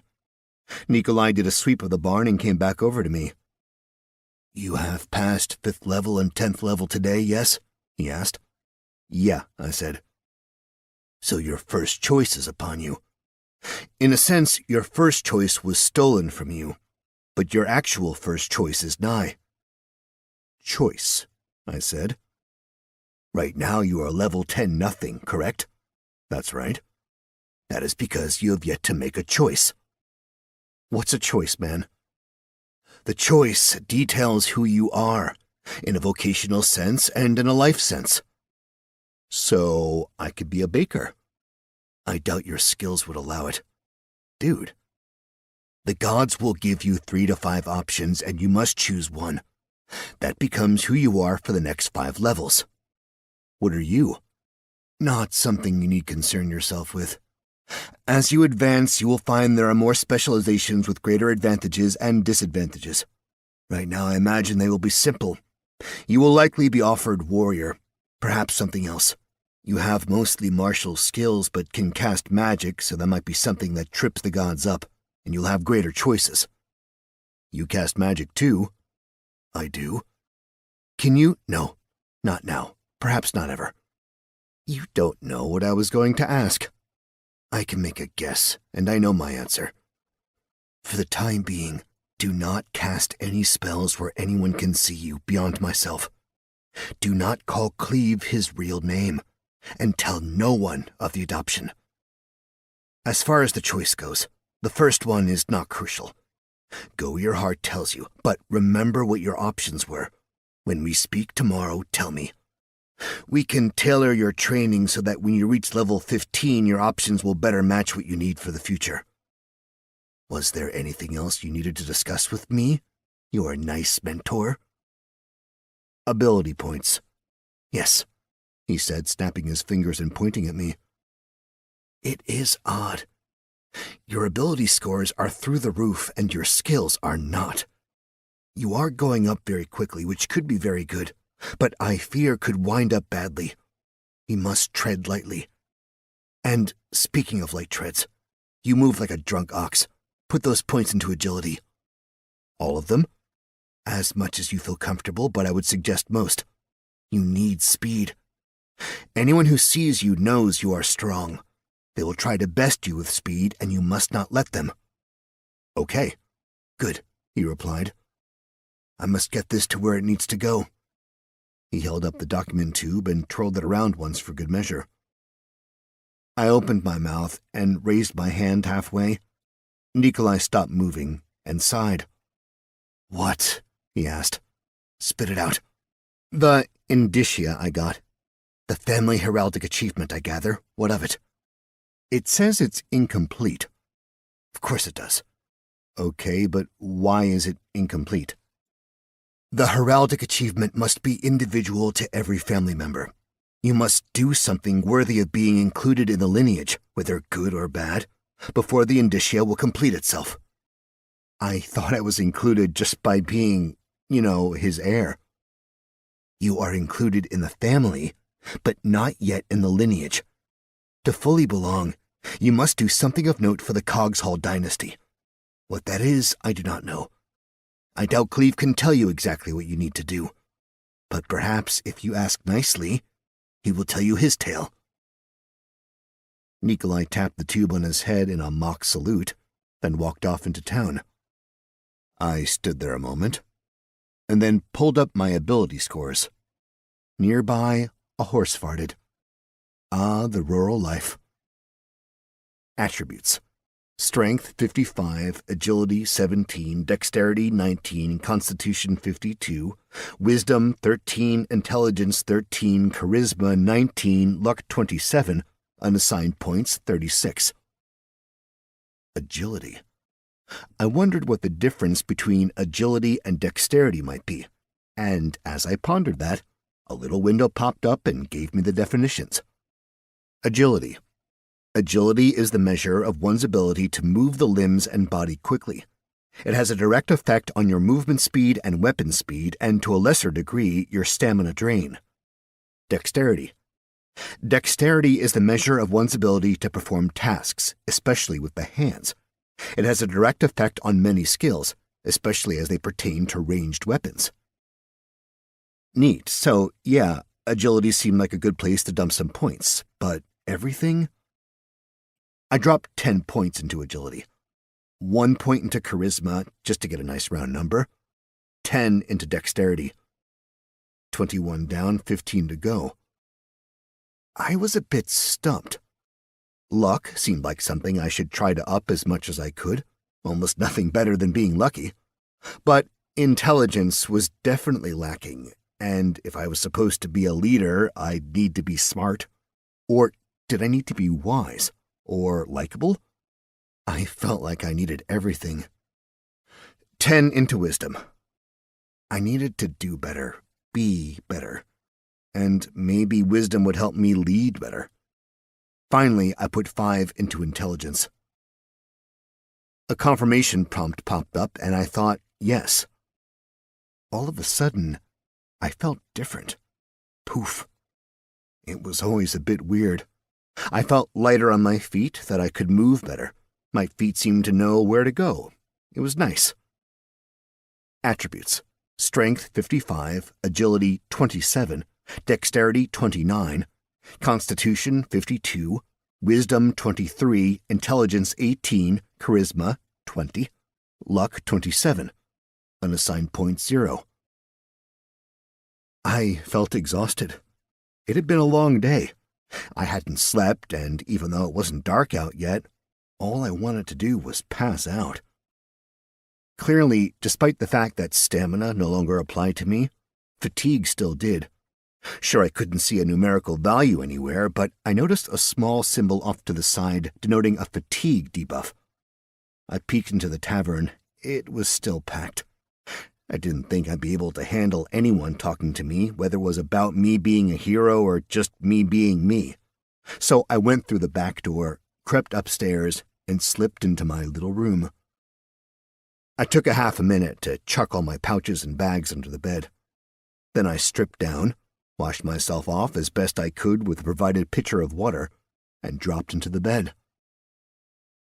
Despite barely being able to fit in said bed, it was the most comfortable I'd ever been. I closed my eyes for a moment, thinking I'd just rest a second before doing some pre-sleep stretching. But of course, I was out. Chapter 5.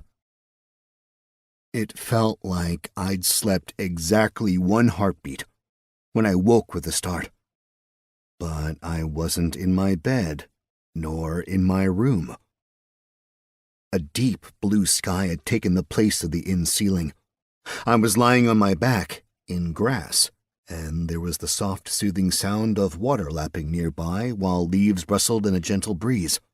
I looked over to my right and saw a large oak with a massive crown, its longest branch dangling perfectly over azure waters. I sat up and saw that I was on a tiny island dominated by the singular tree. The water extended to the horizon in every direction. I saw no other signs of land.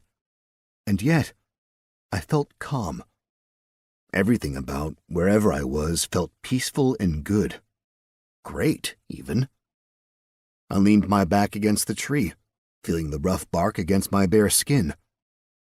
My eyes popped open again. I was also naked. Excellent. At least I look good naked now. I did a minimum-ish amount of flexing for myself, and wondered if this was what would happen every time I had to make the choice. Ripples formed in the water, and an elegant woman in a beautiful blue gown practically sashayed out. She had long brown hair, dark brown eyes, a pretty face, golden skin. She just looked, well, damn good. Gorgeous.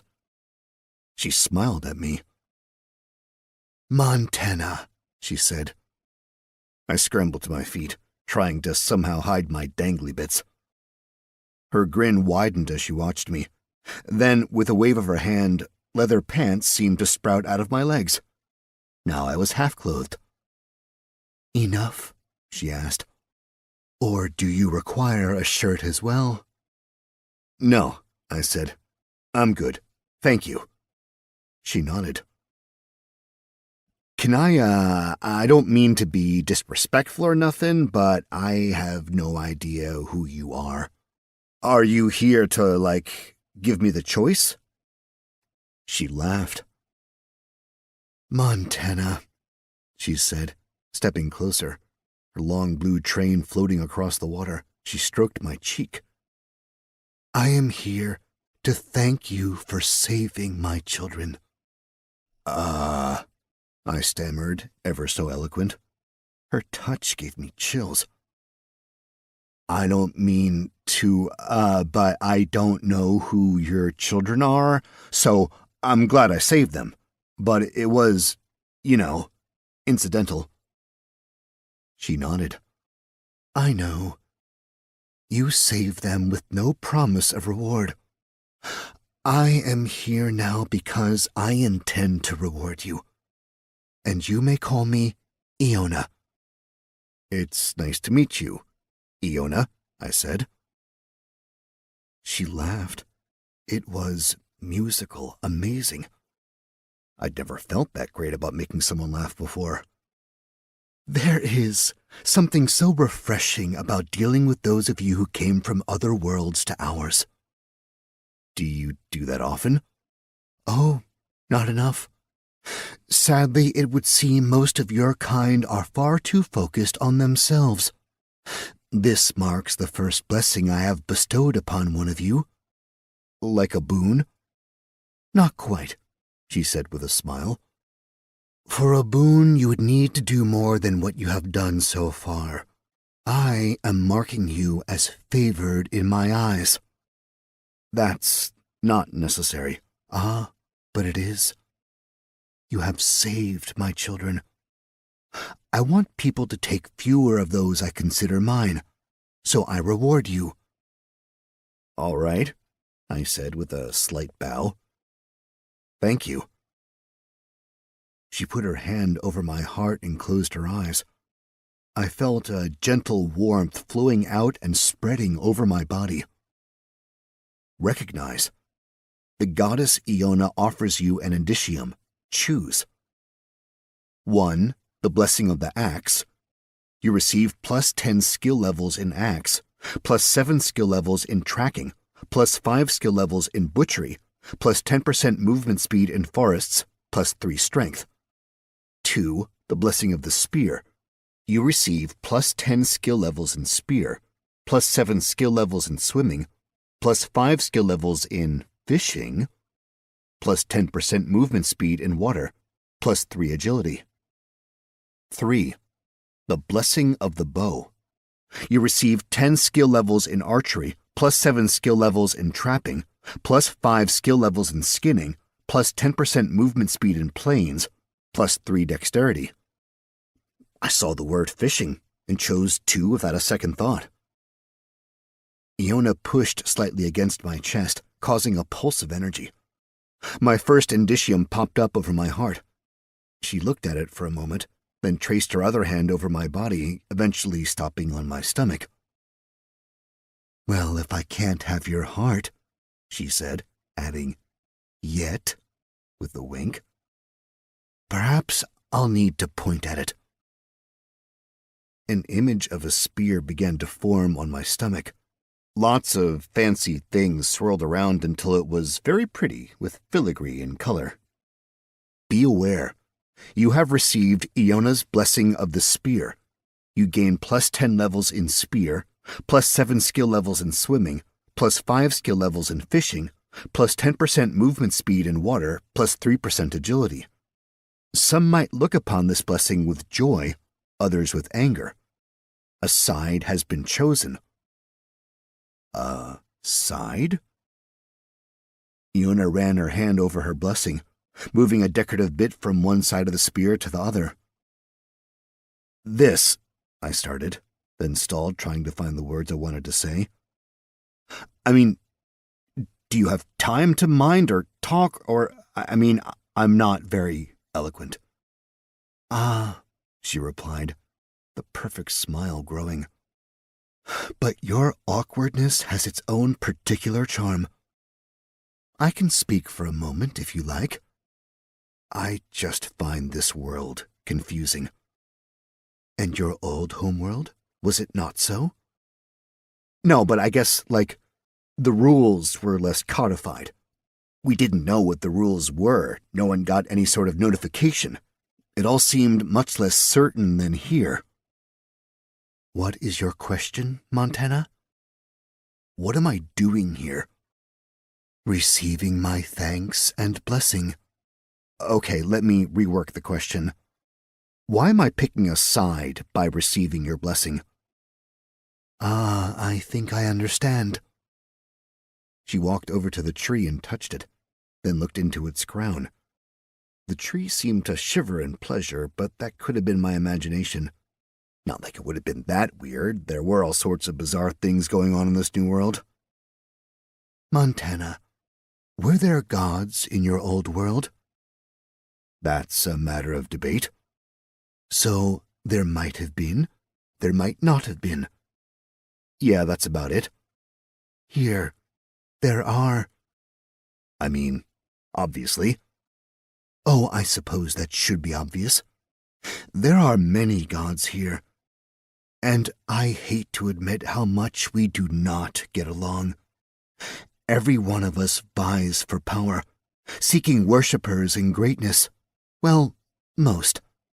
There are some who do not, but they are few and far between." "So you're seeking more worshippers?" "I am more seeking to preserve those I already have. In the time before now, there were always alliances forming and failing, fights and threats and treachery and war.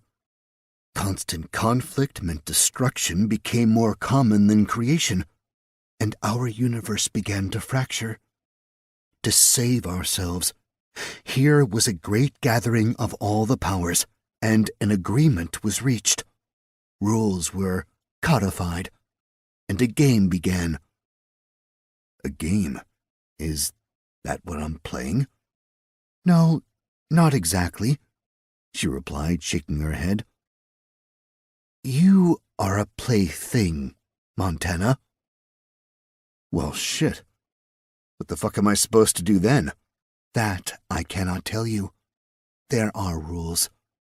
Hence why I could not bestow a boon upon you merely because I wished to. You must earn it. And I may not disclose any more about the game than I have. And even what I have told you might be construed as a violation. But we are in relative privacy here, so I felt I might bend things ever so much." I looked out at the water, the tiny waves lapping against the green grass. The stillness that had calmed me minutes ago now felt stagnant. Nothing changed here, nor could it. "So, your blessing means very little in terms of the larger game. I suppose, if anyone cared to look, it would mean I was supporting whomever brought you here." "Mr. Paul?" She tilted her head to the side. Her eyes seemed to glaze over like she was reading something. Then she came back. I see you have received boons from him already. Interesting.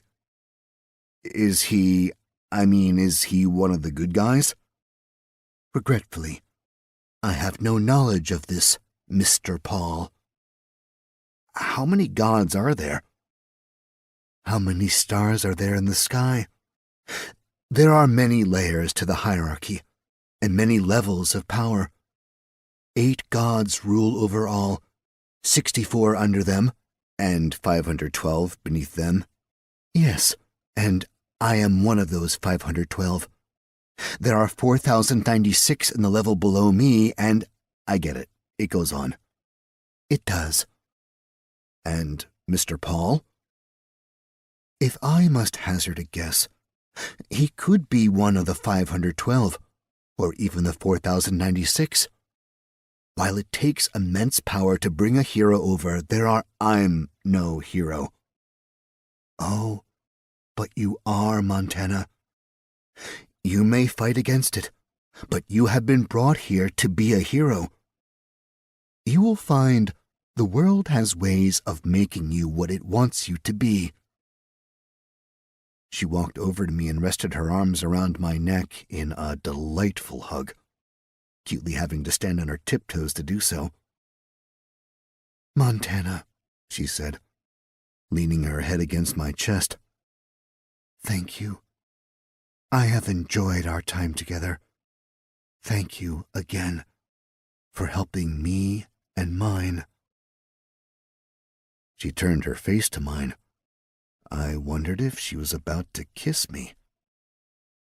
Instead, she smiled, and everything whisked out of existence. Chapter 6. I popped upright in my bed, tangled in the scratchy wool blankets. Interestingly, I still had the leather pants on. Outside it was still dark. Inside the inn was quiet. The moons were high in the sky. Once again, I wished for a watch. I just needed to know the fucking time. I wanted to curse the skies and scream to the high heavens, but 1, given everything that happened to me, I wasn't sure there were high heavens or even heavens to scream at. And 2, screaming would probably just wake everyone up. Then they'd all be pissed at me, and somebody would probably push me off the boat tomorrow and ruin my fishing attempts. Instead, I sulked. I tried to figure out what to do, wondering if I'd be able to get back to sleep. A notification blared up, something even I couldn't manage to ignore. In appreciation of achieving both level 5 and level 10 in the same day, you are hereby awarded a bonus of 10 levels in any one skill of your choice. It is time. You must choose. For reaching level 5 and level 10 in the same day, you are offered but one choice. You must make a choice. This prompt may not be minimized nor ignored. First choice. 1. Nothing. Nothing is as it sounds. You receive no benefits, no penalties, nothing. You receive nothing. You will be nothing. Not the bravest of choices. 2. Warrior. A warrior makes war, not love. What they war is up to them. Why they war is up to them. How they war is up to them. All martial skills advance double. 3. Raider. A raider takes, often kills. They are focused on the self above others. All martial skills, appraise, intimidation, and stealth advance double. Bonuses to interactions with evil-aligned entities. Penalties to interactions with good-aligned entities. 4. Guard. A guard protects, fights for a cause, be it money or orders or something righteous, and places themselves between danger and innocence. All martial skills advance double, plus 10% HP. Bonuses to interactions with good or neutral-aligned entities. Penalties to interactions with evil-aligned entities, nobles. 5. Beast of Burden. A beast of burden carries things, hauls things, basically helps move things from one place to another. -10 intelligence plus 10 strength. Bonuses to interactions dealing with beasts, penalties to dealing with sentience. You have 1 minute to decide. Helpfully, a countdown clock came up, which was a nice change.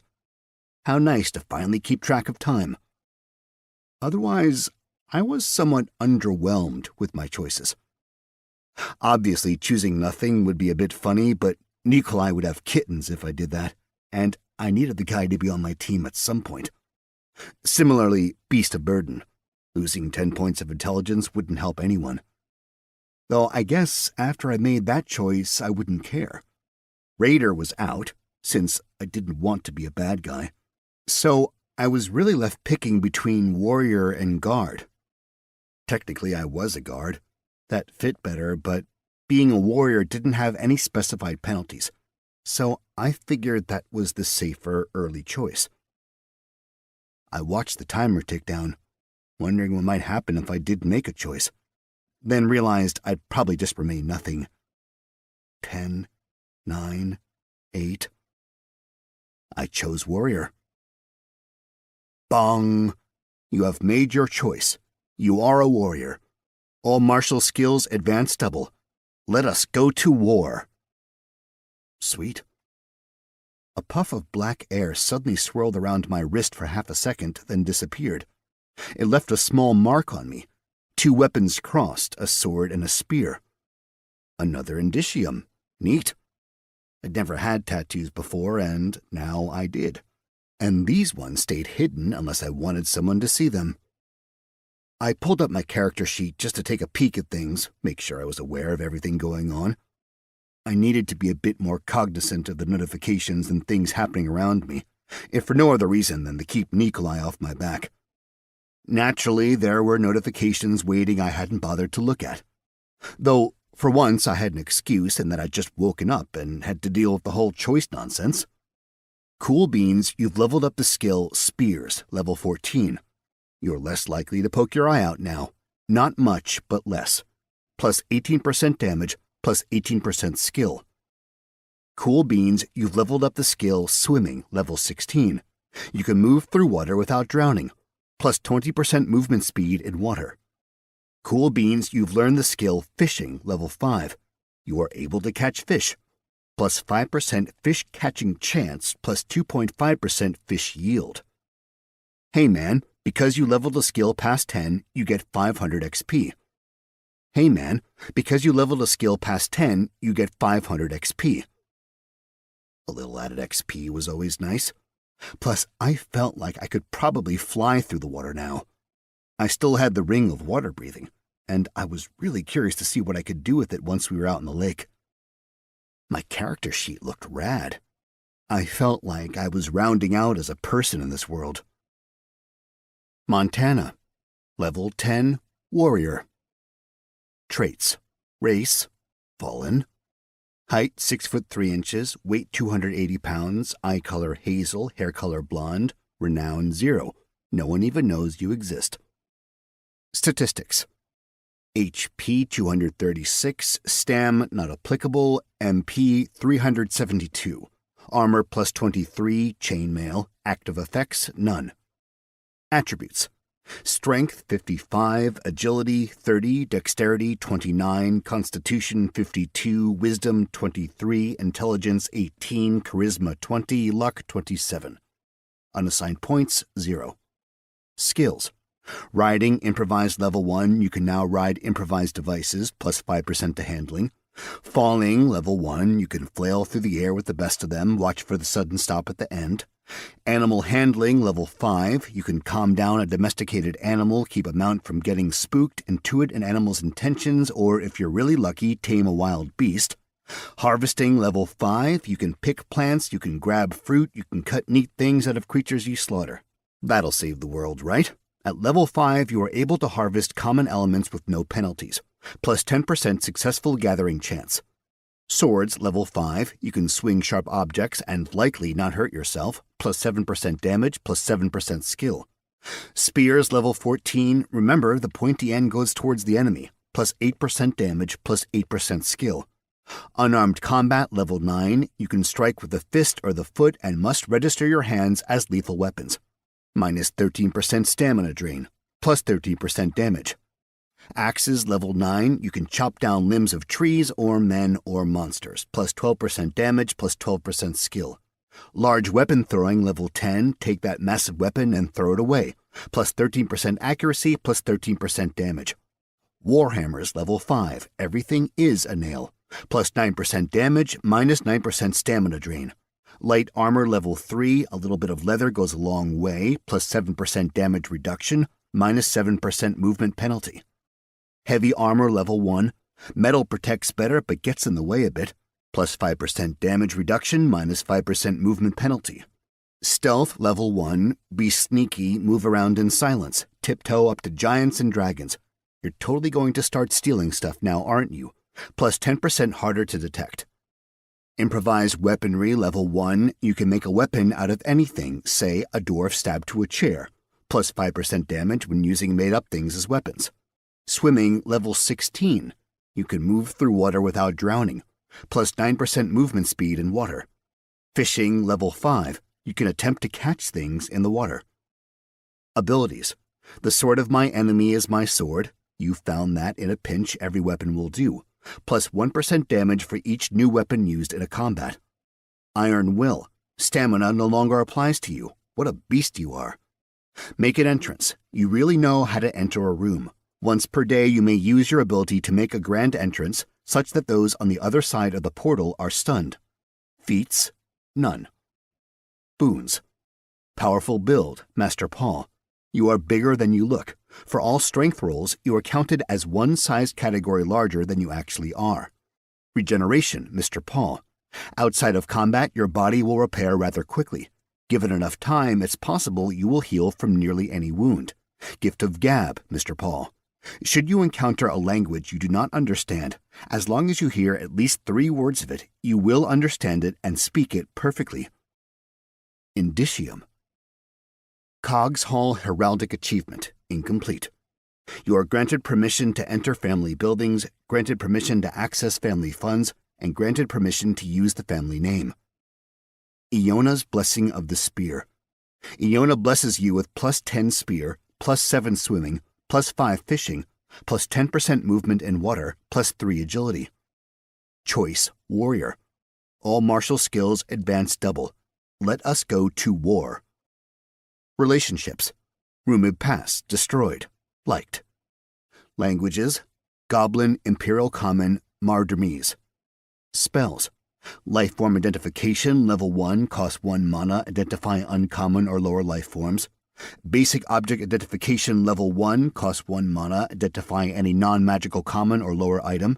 Heal Other, level 1, costs 100 mana. Through the use of magic, you are able to heal another through touch, heal 50 HP. Humus, level 1, costs 10 mana. This spell gathers dirt and organic materials, moisture, and bacterial ingredients within 1 mile/level of the caster, and places the mixture anywhere the caster wishes within range. This is humus, the black and rich soil excellent for growing plants in pots or gardening. Of course, the mage may use it however he wishes, but it is usually for growing things in pots and window boxes. If no such materials are within 1 mile/level, the spell has no effect. Looking good, Montana, I said. Chapter 7. Morning came along far too quickly. I was still deep asleep when someone pounded on my door and yelled for me to get my lazy idiot ass moving. Good money it was Nikolai. Cleve gathered everyone in the stables and then broke us into 2 groups. Group 1 would take 2 of the wagons and all of the horses and use the Imperial roads to go down to the capital and then up and over to Overstadt. Their trip would take them most of the fall and some of the winter, having to go all the way south to the capital city, then turn west and go through another city before heading north on roads which had yet to be completed leading to Osterstadt. Cleve had some time-sensitive deliveries to take care of, and the long way around simply wouldn't make that possible. So Group 2 would traverse the lake, hike through the wilderness, and hopefully reach Osterstadt on schedule. We only had 3 weeks to reach the city, or something bad would happen. I started to ask why, but realized the meeting was not the time for questions. Cleve wasn't exactly a fan of interruptions. Group 2 was the smaller of the two, made up of myself, Cleve, Nikolai, Lee, the elf who was also from Earth like me, and the burly guard, Tila. 5 people. I figured it'd take some time to get the goods sorted out, but apparently all of that had been taken care of while Nikolai and I were gallivanting about rescuing villagers. We lucky 5, the hikers, were each given the medieval equivalent of a hiking backpack, a wood and leather frame with leather-wrapped bundles tied to it. Naturally, mine was the largest and heaviest. It didn't sit particularly well on my back or hips, but once I got it on, it really didn't feel like much at all. I suppose because it wasn't, 1,000 pounds, it wasn't too heavy for me. "Don't unpack this," Hadamar, one of the drivers, said.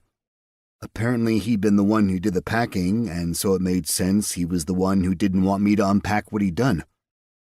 "There's nothing I'll need in here?" I asked. "No, don't touch it. Just wear it and leave it alone." I just shook my head. Whatever. As soon as we got to the lake, I'd drop the pack onto the boat, kick my feet up on the side, and drop a line over. It was time to fish. It took a bit of work, but I got my other pouches tied to my main pack, and tied the unfillable knapsack to the very top. The bag of holding by another name was definitely my most valuable possession, and I didn't want to risk it falling in the water and disappearing. The wagons rumbled away. The 5 of us stood in the stable yard, watching them go for a moment longer. There was a noticeable tension in the air, which confused the heck out of me. Was there something I didn't know? About the lake, maybe? Cleve nodded. "Time to move," Nikolai barked. Ominous clouds filled the dark sky, looming over the city. We walked all along the roads by ourselves, and either no one was awake this early or they were all busy somewhere else. The lake was calm and dark, the water almost glass-like. A small building stood at the edge of the lake, and a single thin dock stretched out into the water. 2 things were a bit odd. 1, no boats. Anywhere. Not tied to the dock, not out in the water. 2, a group of Lutra stood between us and the water. Cleve came to a stop as the otter stepped forward. They looked very serious, and walked right up to me, ignoring all the others. There were about 20 of them, and they ran the gamut in terms of dress and manner. But the one in front definitely looked in charge of the group. A dark metal circlet ringed her forehead, and she wore the equivalent of a Lutra gown. "You are Montana?" the leader asked. "I am," I said. "You were the one who saved my clan?" "I guess so, yeah." "Then, as a means of gratitude, I, Thorv Armodottir, clan mother of the Zubaydah clan, give you 2 of our best warriors as herdsmen." 2 of the largest Lutra stepped forward. They were somewhere in the neighborhood of 3 or 4 feet tall, and heavily muscled under their sleek fur. They each had supple leather armor and roguish smiles. With packs on their backs and spears in their hands, they were ready for travel. "I'm not exactly sure how this works," I started. Cleve grabbed my shoulder and pulled me behind him. "I beg but a moment, clan mother," he said. She nodded. Cleve turned to face me. "I'm missing something about how important this might be, huh?" "You are," Cleve said, speaking very softly. "This is something I imagined you would deal with in the future, but not yet. Rulers, nobles, leaders, those types. They will have what is known as a hearth. Those in the hearth are herdsmen. They are individuals who tie their fate to you. In a sense, they function as an extension of you. Like a party? Like a party, but different. A party must be formed up, and a party can be dissolved at any time. Herdsmen are with you for life and beyond. They swear to protect you and yours until they are no longer able to do so. I don't think this is a wise idea. It only lacks wisdom if you do not treat them well and do not understand the full effects of Hearthmen. Yeah, I don't. Do you have Hearthmen? No. Montana, he said sharply. We must be moving. Perhaps this can be a topic more fully explained on the road, or, if we are lucky, after we are in our new home. Face Clan Mother Thorv. Be very polite, as they are two sentient beings giving their lives to you. Accept the Lutra into your hearth and let us get moving. Is there a, special thing I am supposed to say? You will know what to say when the time comes, Cleve said, stepping back to make it clear he expected me to stop stalling. I turned, saw all the Lutra looking at me, and nodded. Didn't exactly know how to feel about this. Frankly, I was really over the perpetual confusion in this new world of mine. I gratefully accept the honor you are bestowing upon me this morning, I said. I do not— Too much, Nikolai hissed. Thorv seemed to smile just a bit, then bowed slightly at me. Montana, she said, on behalf of the Zubaydah clan, I offer you Skeld Woodingson, the larger of the two knelt, and Ragnar Helfdane, the other knelt, as hearthman for your hearth. Words rose to my throat unbidden. Do you, Skeld Woodingson, enter my hearth freely? I do, Skeld replied. Do you, Ragnar Helfdane, enter my hearth freely? I asked. I do, Ragnar replied. Do you want to form a hearth, yes or no? I chose yes. Notice, you have formed a hearth. A hearth is a fundamental group and will not be counted against any parties you may join. As the leader of a hearth, you are the only one able to release a hearthman from his or her vow to you. I blinked a few times and felt, weird. Here were two sentient beings that had tied their entire lives to me, and if what the notification said were true, their afterlives. I was more than a little uncomfortable about the whole thing, really. It was a horrible idea for people to just do exactly what I said when I said, because I was kind of an idiot, especially in this world. For a moment, we all stood there, unsure of what to do. Then Cleve pushed me out of the way, bowed slightly to the clan mother, and walked down to the dock. The Lutra parted, watching us walk away. The small building was something like a boathouse, except what it held weren't boats I could see carrying people across a lake as big as the one we were about to cross, or at least as big as it had been made out to be. They were really more like rafts than boats. No gunwales or seats or anything like that, just platforms. Very high boots, like we were about to do a ton of wading, lined the walls. I leaned back out the building and looked at the lake. Then I looked back at the boat thingies. Everyone else seemed to know what was going on. They busied themselves pulling on boots and grabbing rafts. They pushed by me, left the boathouse, and started down the dock. Nikolai shoved a pair of boots into my chest as he headed out the door. Am I missing something? I asked. Many things, Nikolai snorted in response. Move faster. The two hearthmen already had a raft for me, and were trotting down the dock after the rest of the group.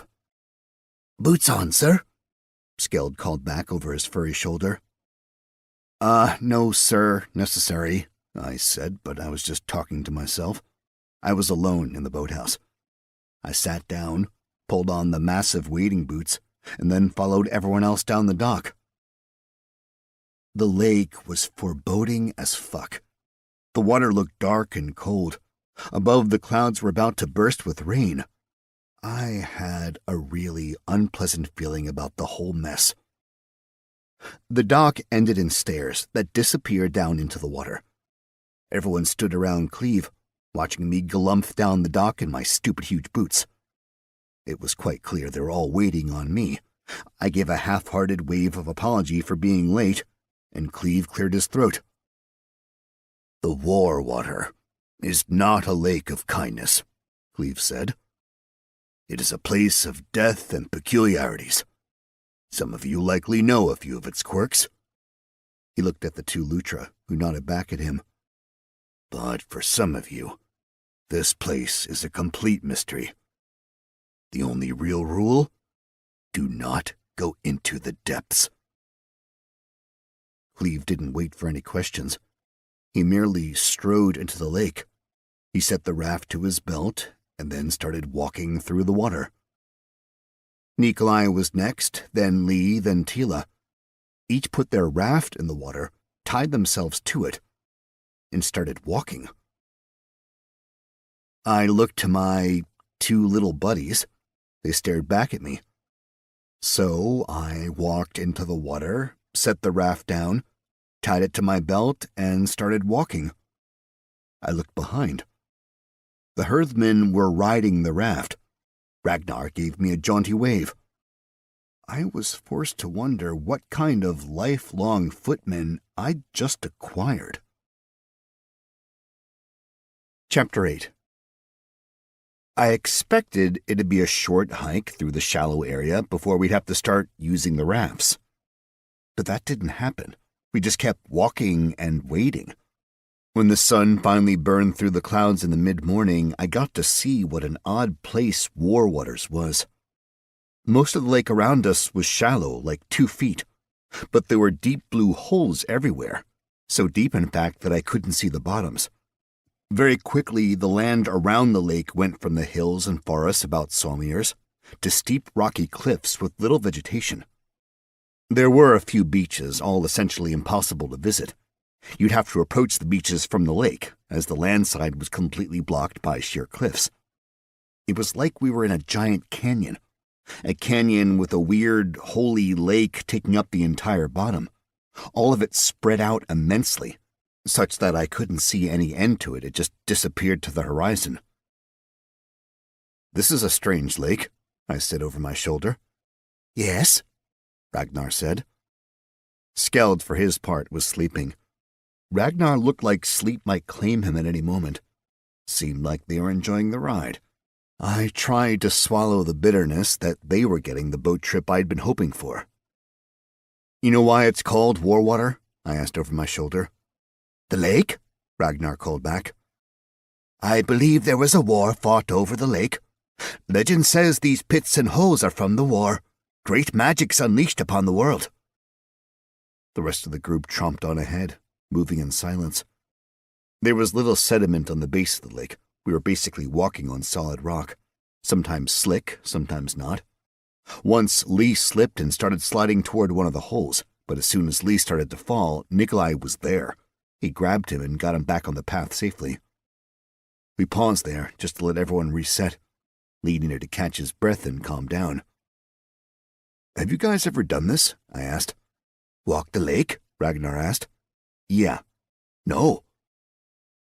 I waited to see if he'd expound, but it wasn't to be. We resumed the hike.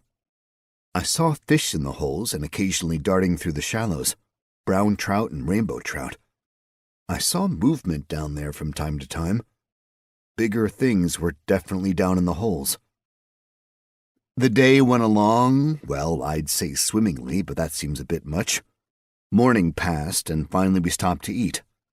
That's when I finally understood the rafts. There were small legs tucked into the edges, and they could be screwed into the bottom of the raft, transforming into small platforms that gave us a spot to rest and be out of the water.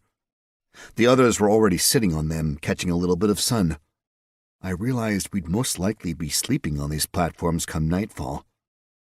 The cliff walls soared to well over 100 feet, and with both walls in close proximity, there was a fair amount of wind whipping along the lake. It was colder than it had been around Solmiers, and everyone just sort of wrapped themselves up in their cloaks. Lee broke out some rations, hardtack and dried fruits. It was filling in a disappointing sort of way, making me miss real food, especially the potatoes from Owen's wife. Cleve and Nikolai whispered for a moment, then looked around. Nikolai shrugged. Cleve nodded, then closed his eyes. A notification popped up. You have been invited to join Cleve Dye's party. Do you accept, yes or no? I accepted. Notice, there is a party quest. You have automatically accepted the quest. Really grinds my gears I can't see the party quests, I said. You cannot look at your quest list? Tila asked. There's a quest list? I asked. You see what I am forced to put up with? Nikolai snapped, pointing to me but looking at Cleve. We all put up with him, Tila said. What makes you special? I must be the baby's mentor, Nikolai replied. Come on, it's not that bad, I said. Tila just looked at me and shook her head. She didn't need to say anything. I could imagine it all just fine. Why do you know nothing about quests? Ragnar asked. I opened my mouth, then closed it again, unsure how to answer the Lutra. Might as well tell him, Cleve said. They are with you for life. I gave the man a smile, but really wanted to tell my adopted father to go fuck himself. I kind of wanted to find a time to talk to the herdsmen on their own so I could explain things. But I guess I was going to be forced to go into the details in front of everyone. I'm kind of new here, I said. From a different world. We didn't have quests and sheets and stuff there. Oh, Ragnar said, nodding as if this were something he heard all the time. He went back to eating his hardtack, drinking copious amounts of water as he tried to combat the dry mouth that came with the incredibly nutritious yet horribly disgusting biscuit-type things. Good thing there was plenty of water around. Skeld didn't seem to care either. He just let his feet dangle in the water and kicked a little, splashing a bit while keeping his face turned to the sun, eyes closed. He had a wry little smile on his furry little face. I wished I could relax the way he did. I did some thinking, focusing on finding a quest menu. I was given the choice of seeing active or completed quests. I figured there might be a reason to look through completed quests at some point, but for the time being, it was better just to look at the quests I needed to complete. You've accepted a quest. Delivery date. Get Cleve Dye in a secret shipment to Osterstadt within 3 weeks, or else. Reward for success, gold, renown, and land. Note, quest already accepted by party leader, cannot refuse. Penalty for failure or refusal, loss of title, loss of family, loss of everything except your worthless behind. Perfect. No pressure. Again, I wanted to talk to Cleve or even Nikolai about the quest, and about this walk across the freaking lake. But it just didn't seem like they'd warm to that at the moment. Our break over, we resumed our hike, going deeper into the canyon. Chapter 9. The hours passed, and the sky darkened. Nikolai called a halt, and we transformed the rafts into platforms. Everyone was quiet, and exhaustion permeated the group. Cleve, in particular, didn't look so great. It took a little bit of scrounging along the cliff edges, but we managed to find some wood and a wide, flat rock to get a small fire burning on Tila's raft. Cleve waved me over, and so I waded through the water to go sit on his converted raft/platform. I thought he wanted to talk to me, but it seemed he was content to just sit with me. Small waves lapped at the platform. If I closed my eyes, I could almost imagine being back with Iona. It was much more pleasant to think of the beautiful goddess flirting with me than to focus on reality. The walls of the cliff were somewhere in the realm of 100 to 200 yards away, and I could no longer see the shores of Salmirs. Nor could I see anything on the other end of the lake. I feared we'd be completely out of sight of land soon, because the walls surrounding the lake were shooting off in opposite directions. For the moment, though, I figured we could probably make a break for the cliffs should something horrific slurp out of one of the holes. I fear it is time we begin speaking about some of the things you need to know, Cleve said softly. I had to lean in to hear him. I was going to ask you about the heraldic achievement, I said. 2 things. 1, what's the animal? Our family charge is represented by the Bandersnatch. Excuse me? You are unfamiliar with the animal? Never heard of it. It is an uncommon creature of the Empire, and likely beyond. A renowned predator, it is legendary in its fighting, said to feel no pain, and to resist death until a fight is completed. A Bandersnatch. Yes. Okay, I said. Cool. 2, mine is incomplete. Cleve nodded. Just the family portion, right? A hollow shield with our name below? Yeah. When you are head of the family, the leader, you will receive a crest at the top, but the centerpiece. The text or whatever said I needed to do something worthy of the family to get it. Cleve nodded. What did you do? I was fighting with the Legion, and we were attacked by a rock troll. I managed to score the killing blow after it had laid out nearly all those under my command. That is when the indicium flared. But as far as I know, defeating enemies is not the only means to completing the achievement. There are plenty of stories about what our family has done in the past, but bear in mind, there are only 2 members of this family remaining, so 'tis hard to know much beyond what has been written in journals or whispered down through the generations. There are a few different levels of the heraldic achievement. The base is what you have. It signifies you are a member of the family and offers few benefits beyond being a member of the family. Once you have earned the centerpiece, you will unlock more benefits which have been gifted upon our dynasty by our ancestors. The next step is to unlock the wings. I unlocked the wings when I earned the dukedom, so I suppose it is done by adding something significant to the family. Supposedly there are other levels as well. If you ever have the honor to see the Emperor's heraldic achievement, you will understand that compared to him, I have only unlocked the bare minimum. And we're the only 2 left. Yes. If you die childless, my family dies with you. But who were, we? How did we get down to just 2 of us? Cleve smiled, rueful. Then he laid down on his raft, looking up at the darkening sky. To know that is to know the stories and legends of the Cogshall family. There might be but a grain of truth amongst all this, you know. A grain is better than nothing. I'd like to have some modicum of knowledge of, who my family is and whatnot. Now that I've got a family again. You make an excellent point, Montana, he said, smiling.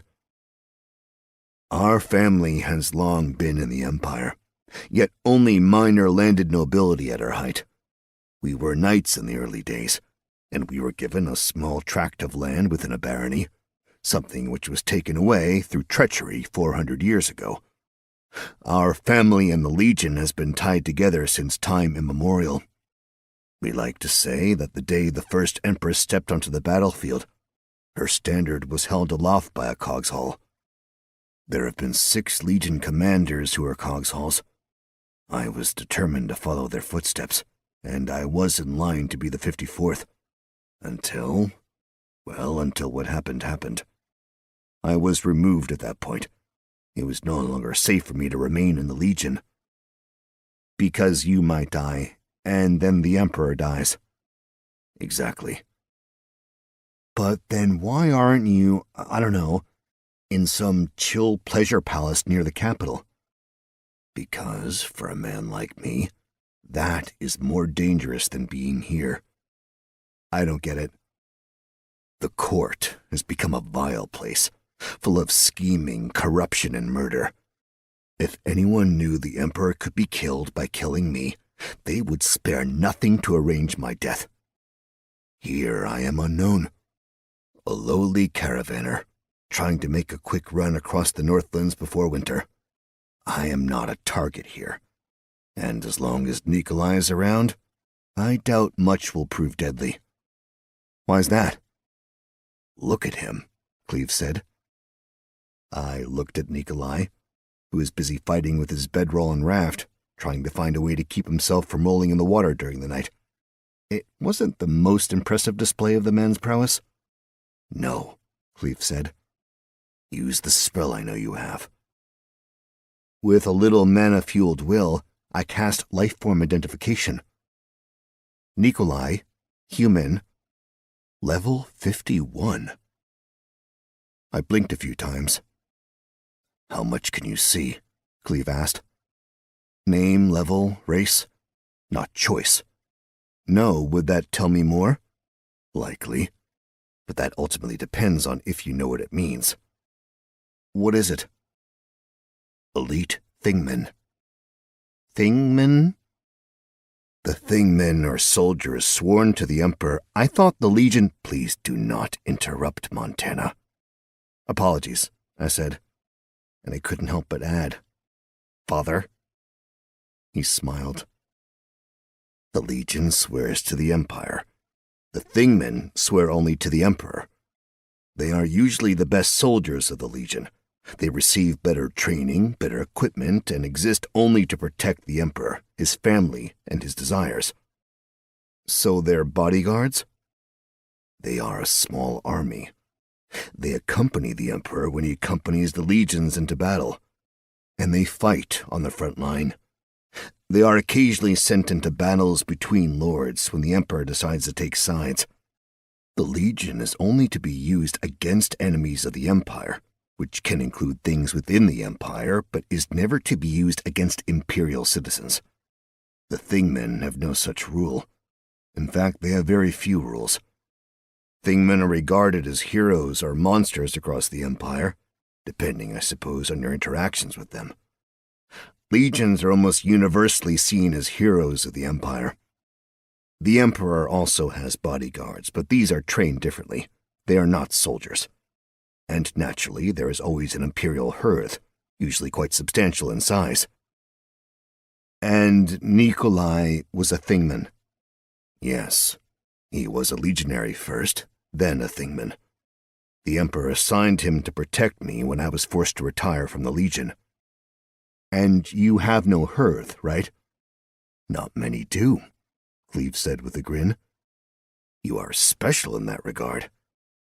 Cleve, Tila called out. Dinner. Cleve patted my leg, then reached out for my arm. I helped him to his feet, and we went and ate a dinner of stewed something or other.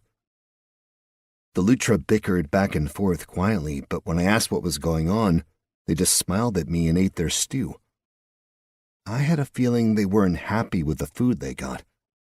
They did offer to take watch, seeing as they'd spent most of the day snoozing while I pulled them along. Nikolai had them take 2 of the 3 watches, and Tila was given the 3rd.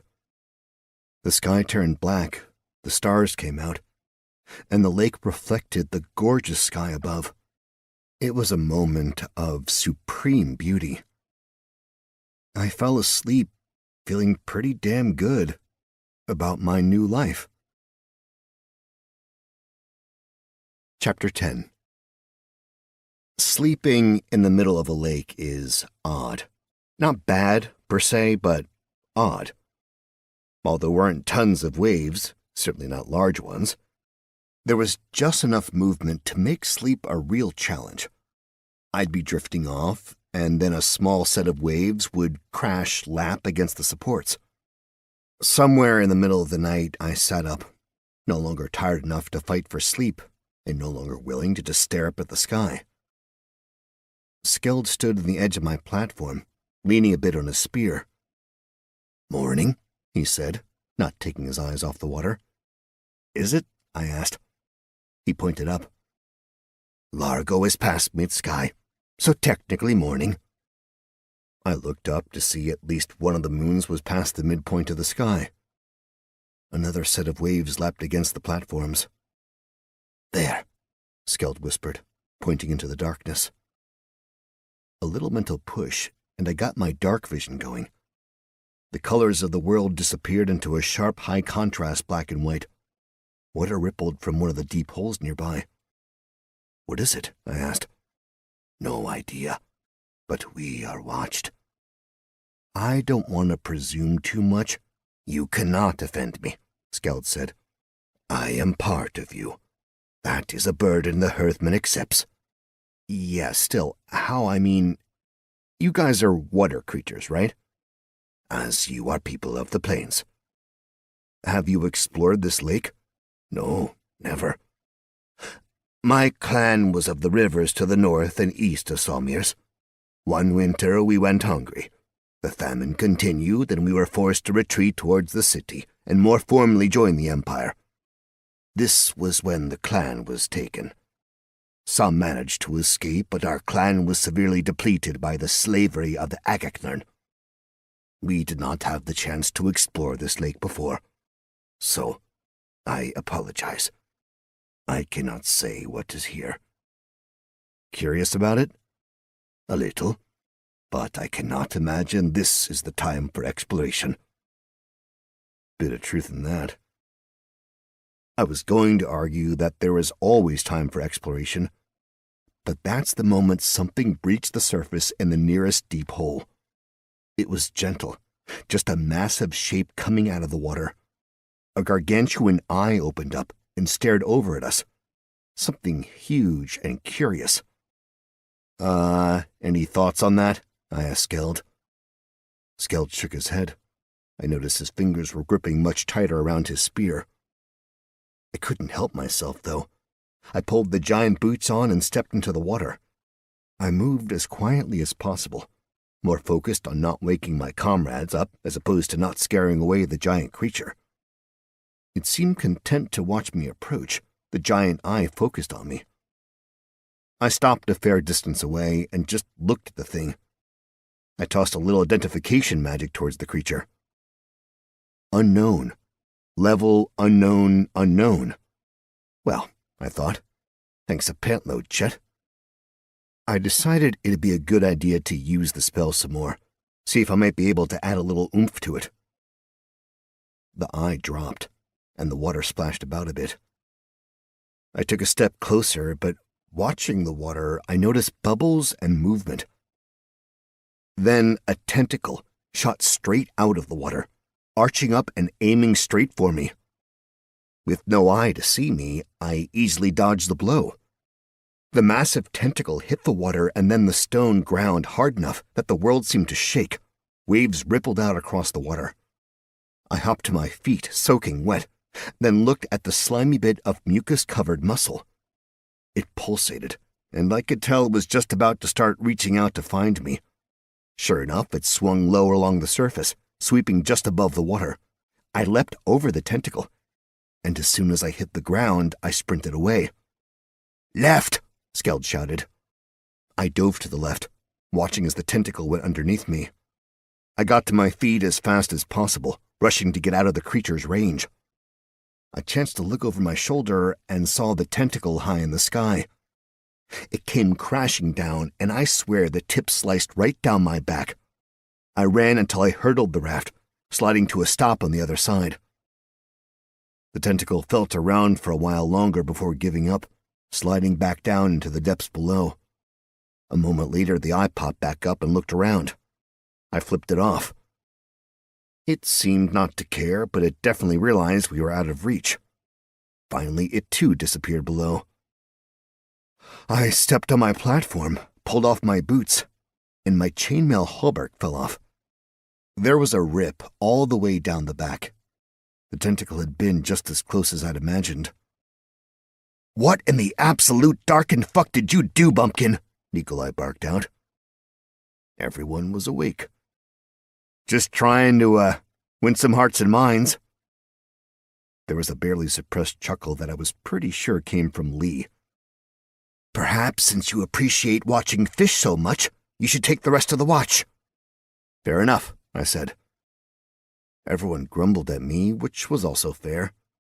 Slowly, they went back to sleep. I sat there, a bit grumpy, and very wet, and rather unarmored. I felt foolish. Skeld sat down next to me. "Still curious about the lake?" he asked.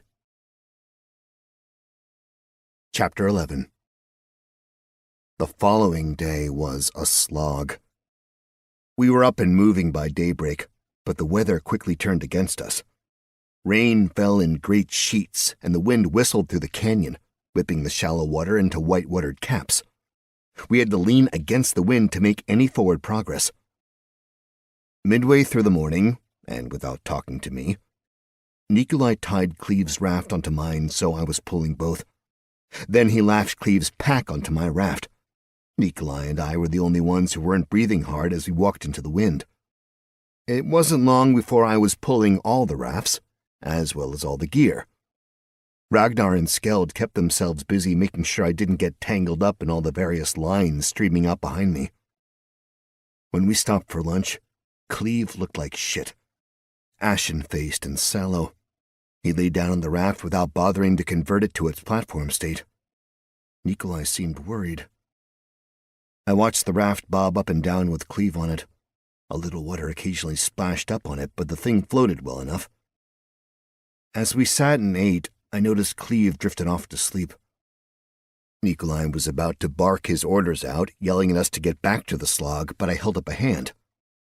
Naturally, he glared at me as if I had just violated his mother, but I pointed to Cleve and made the universal sign for sleep, then tried to suggest through sign language that we let Cleve sleep while I pull him through the water. "Are you suffering a fucking fit?" Nikolai hissed at me. "Just say what it is you're trying to say." "Let him sleep," I said. "I can pull him." Nikolai looked at me, then over at Cleve. He nodded once, curt. "Have your men walk alongside," Nikolai said, "to keep it stable." A small hand wave to Lee and Tila, and we got going, heads down into the wind once more. As the lake opened up, things got even worse. The wind picked up, and the rain seemed to be going sideways. It stung when it hit my face. Cleve didn't wake for hours, sleeping fitfully on the raft until late afternoon. He groggily called for a stop, confused at what was happening. Nikolai went over to the man. They had a hushed conversation, and after a moment, Nikolai told me to keep going. The storm didn't slack at all through the daylight hours. Somewhere in there, Cleve fell back asleep. We stopped at dusk and did some eating of the terrible travel food that made me long for airplane food.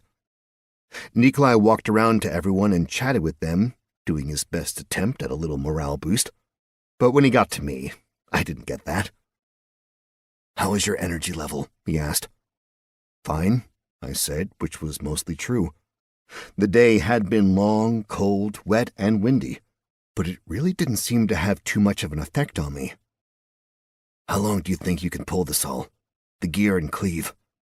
"How about you tell me what's going on with Cleve?" Nikolai looked over at the older elf and shook his head. "He is sick." "With what?" "Perhaps flux, perhaps Agno's fire. Could a spell help?" "I could—" "No," Nikolai hissed, his hand grabbing my arm. "No magic in the open. You hide that." "I'm just saying I could help if it comes to that. I will request your assistance." "Okay, fine. If that's the case, I can pull Cleve and his gear, and maybe everyone else." "You want to go through the night?" "I worry about Cleve. I believe he overestimates his health. This path is detrimental to him." "Yeah, I can see that. You want to get off the lake?" "I do." "I mean, sure, no problem. I'll keep going until I can't. Hopefully the whole length of the lake. But I really don't know how long it'll be until I get tired." Ragnar hopped into the water, which came up past his waist. The Lutra had otter-like bodies, which meant short legs and long torsos, and their pants seemed much more like shorts. "We will scout for him," Ragnar said, planting his spear into the water. I think the move was supposed to look bold and brave, but ultimately it came off looking a bit silly. "You can see in the night?" Nikolai asked. "We can," Ragnar replied. "Once everyone has eaten, we will get on the rafts and be off." Nikolai went back around, and everyone got their little boats, except for me. More crappy dried food was passed around, and I scarfed it down. Everyone seemed settled on their boats. As I hauled on the line, I definitely felt some weight this time. The rafts were primarily built to be stable platforms, so they had little in the way of hydrodynamics. But even still, it was a massive step up from pulling the damn wagon. Skeld walked along the raft with a mostly unconscious Cleve, while Ragnar headed out far in the front, making sure I didn't accidentally step into one of the great big holes. I worried he'd find a tentacled beast and we'd wind up in a midnight rumble. At least I had a weapon with me now, so I could put up a fight. But even where I was, level-wise, I had no idea how I'd fare against something I couldn't even identify. I made a mental note to talk to Nikolai about level limits and identification and all that. In the darkness, pulling a bunch of rafts through the rain, I figured I had time to do all the thinking I wanted. And I barely even thought about my previous life. Or her. Chapter 12. Can't say that I recommend walking through a lake in the rain in the middle of the night. Pretty miz, actually. Ragnar and Skeld traded off every once in a while, but for the most part, we just slogged on.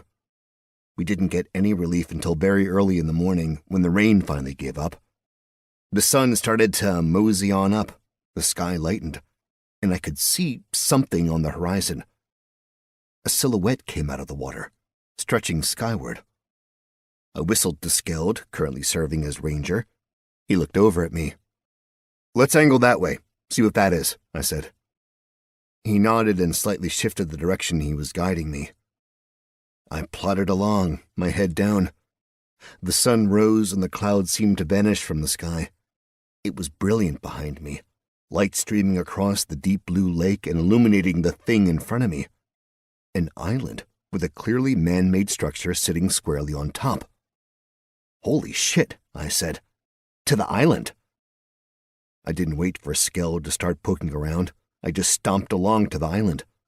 With the sun out, I figured it wouldn't be too much of a problem to see where I was going.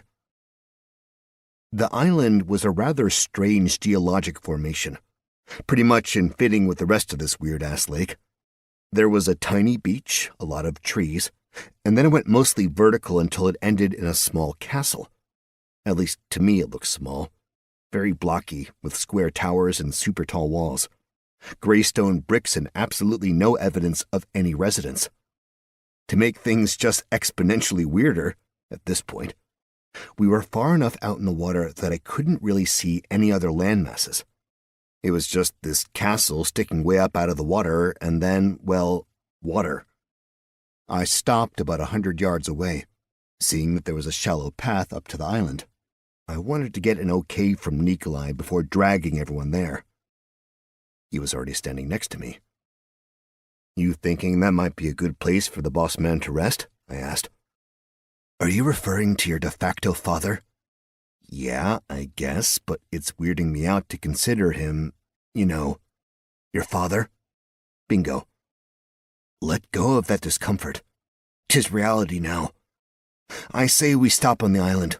We dry out, we rest up, we resume walking at night." "You're planning on me walking through the night again?" "I am.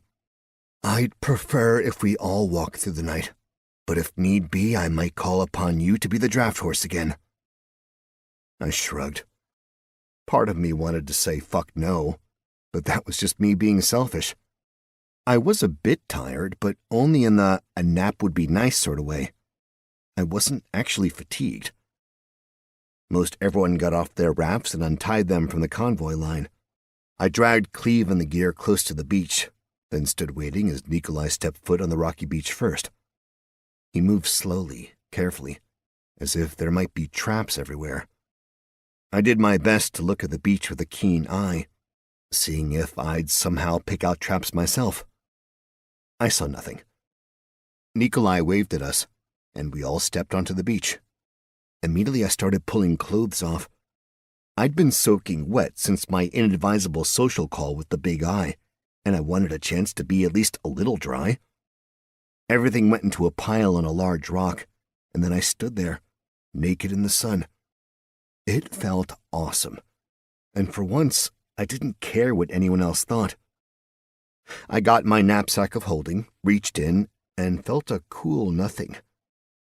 At first, I panicked. But then I thought back to the times I'd had a bag of holding in games and how they worked.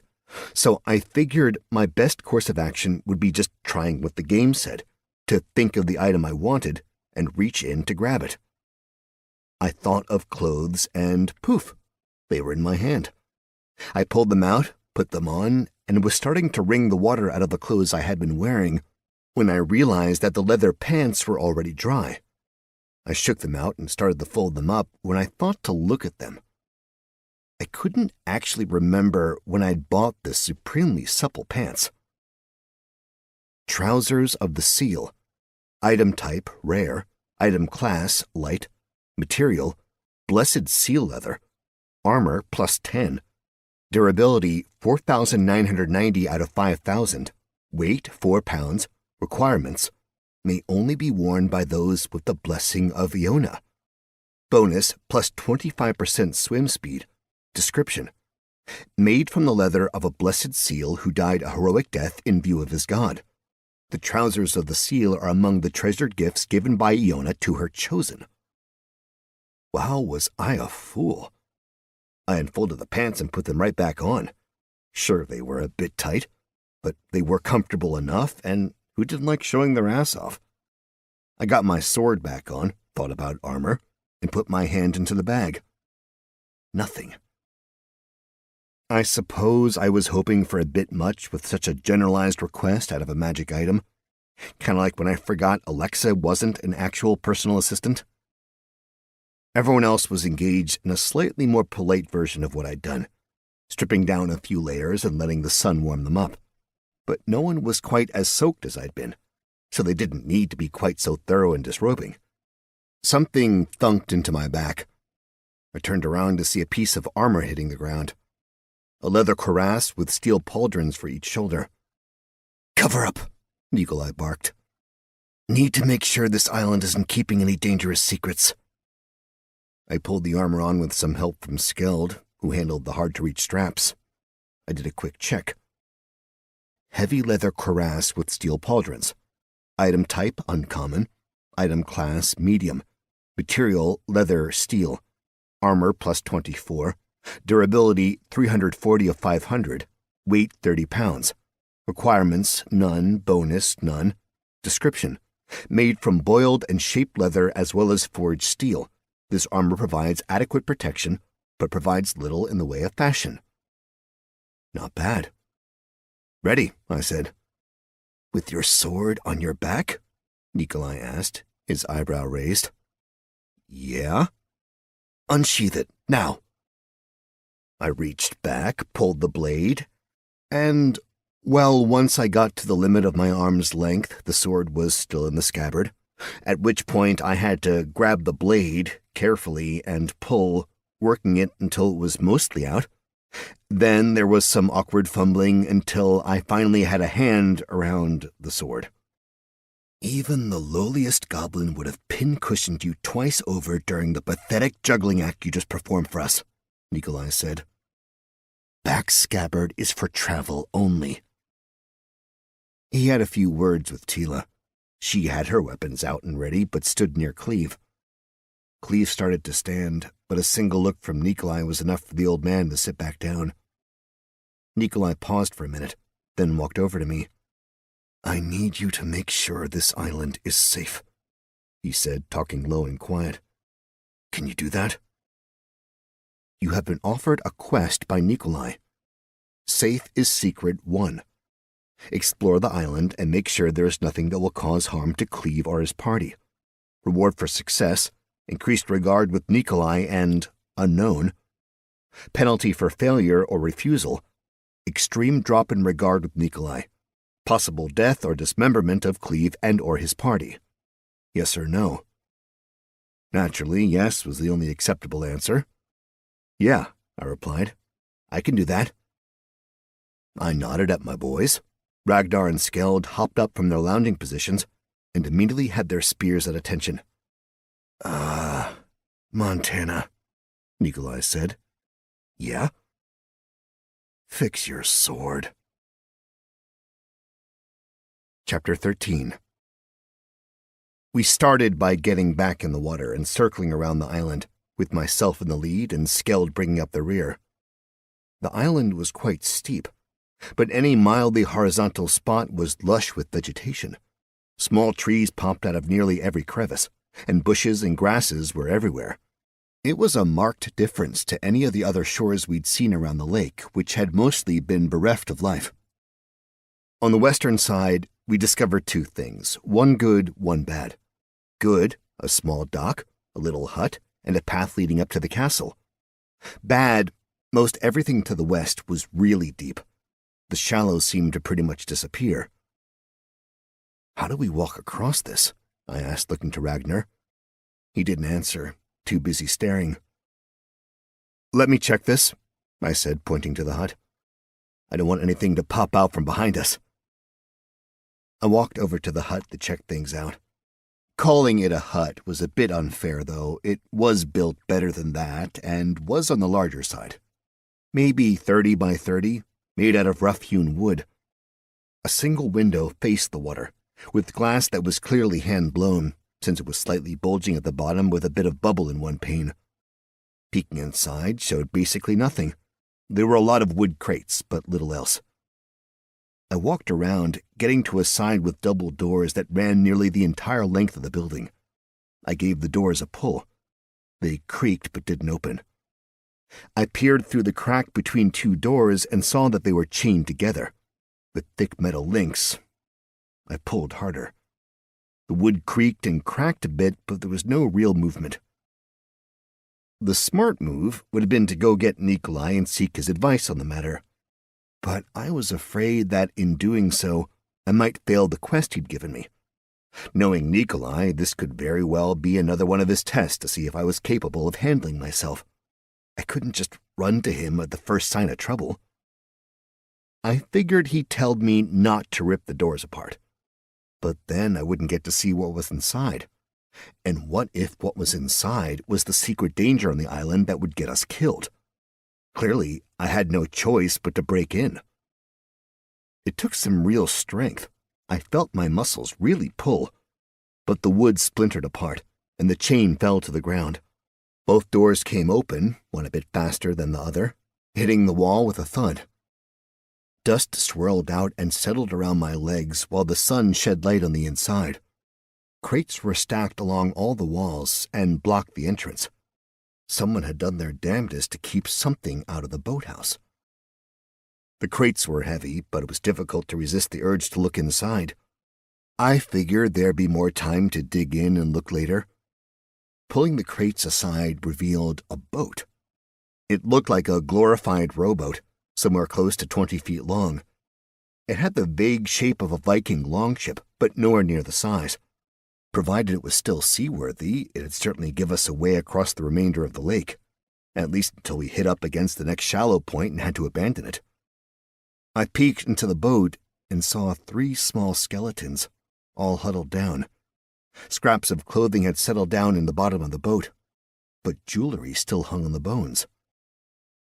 Ragnar popped up right next to me and peered in. "Ideas?" I asked. "They are dead," he replied. "Yeah, got that bit.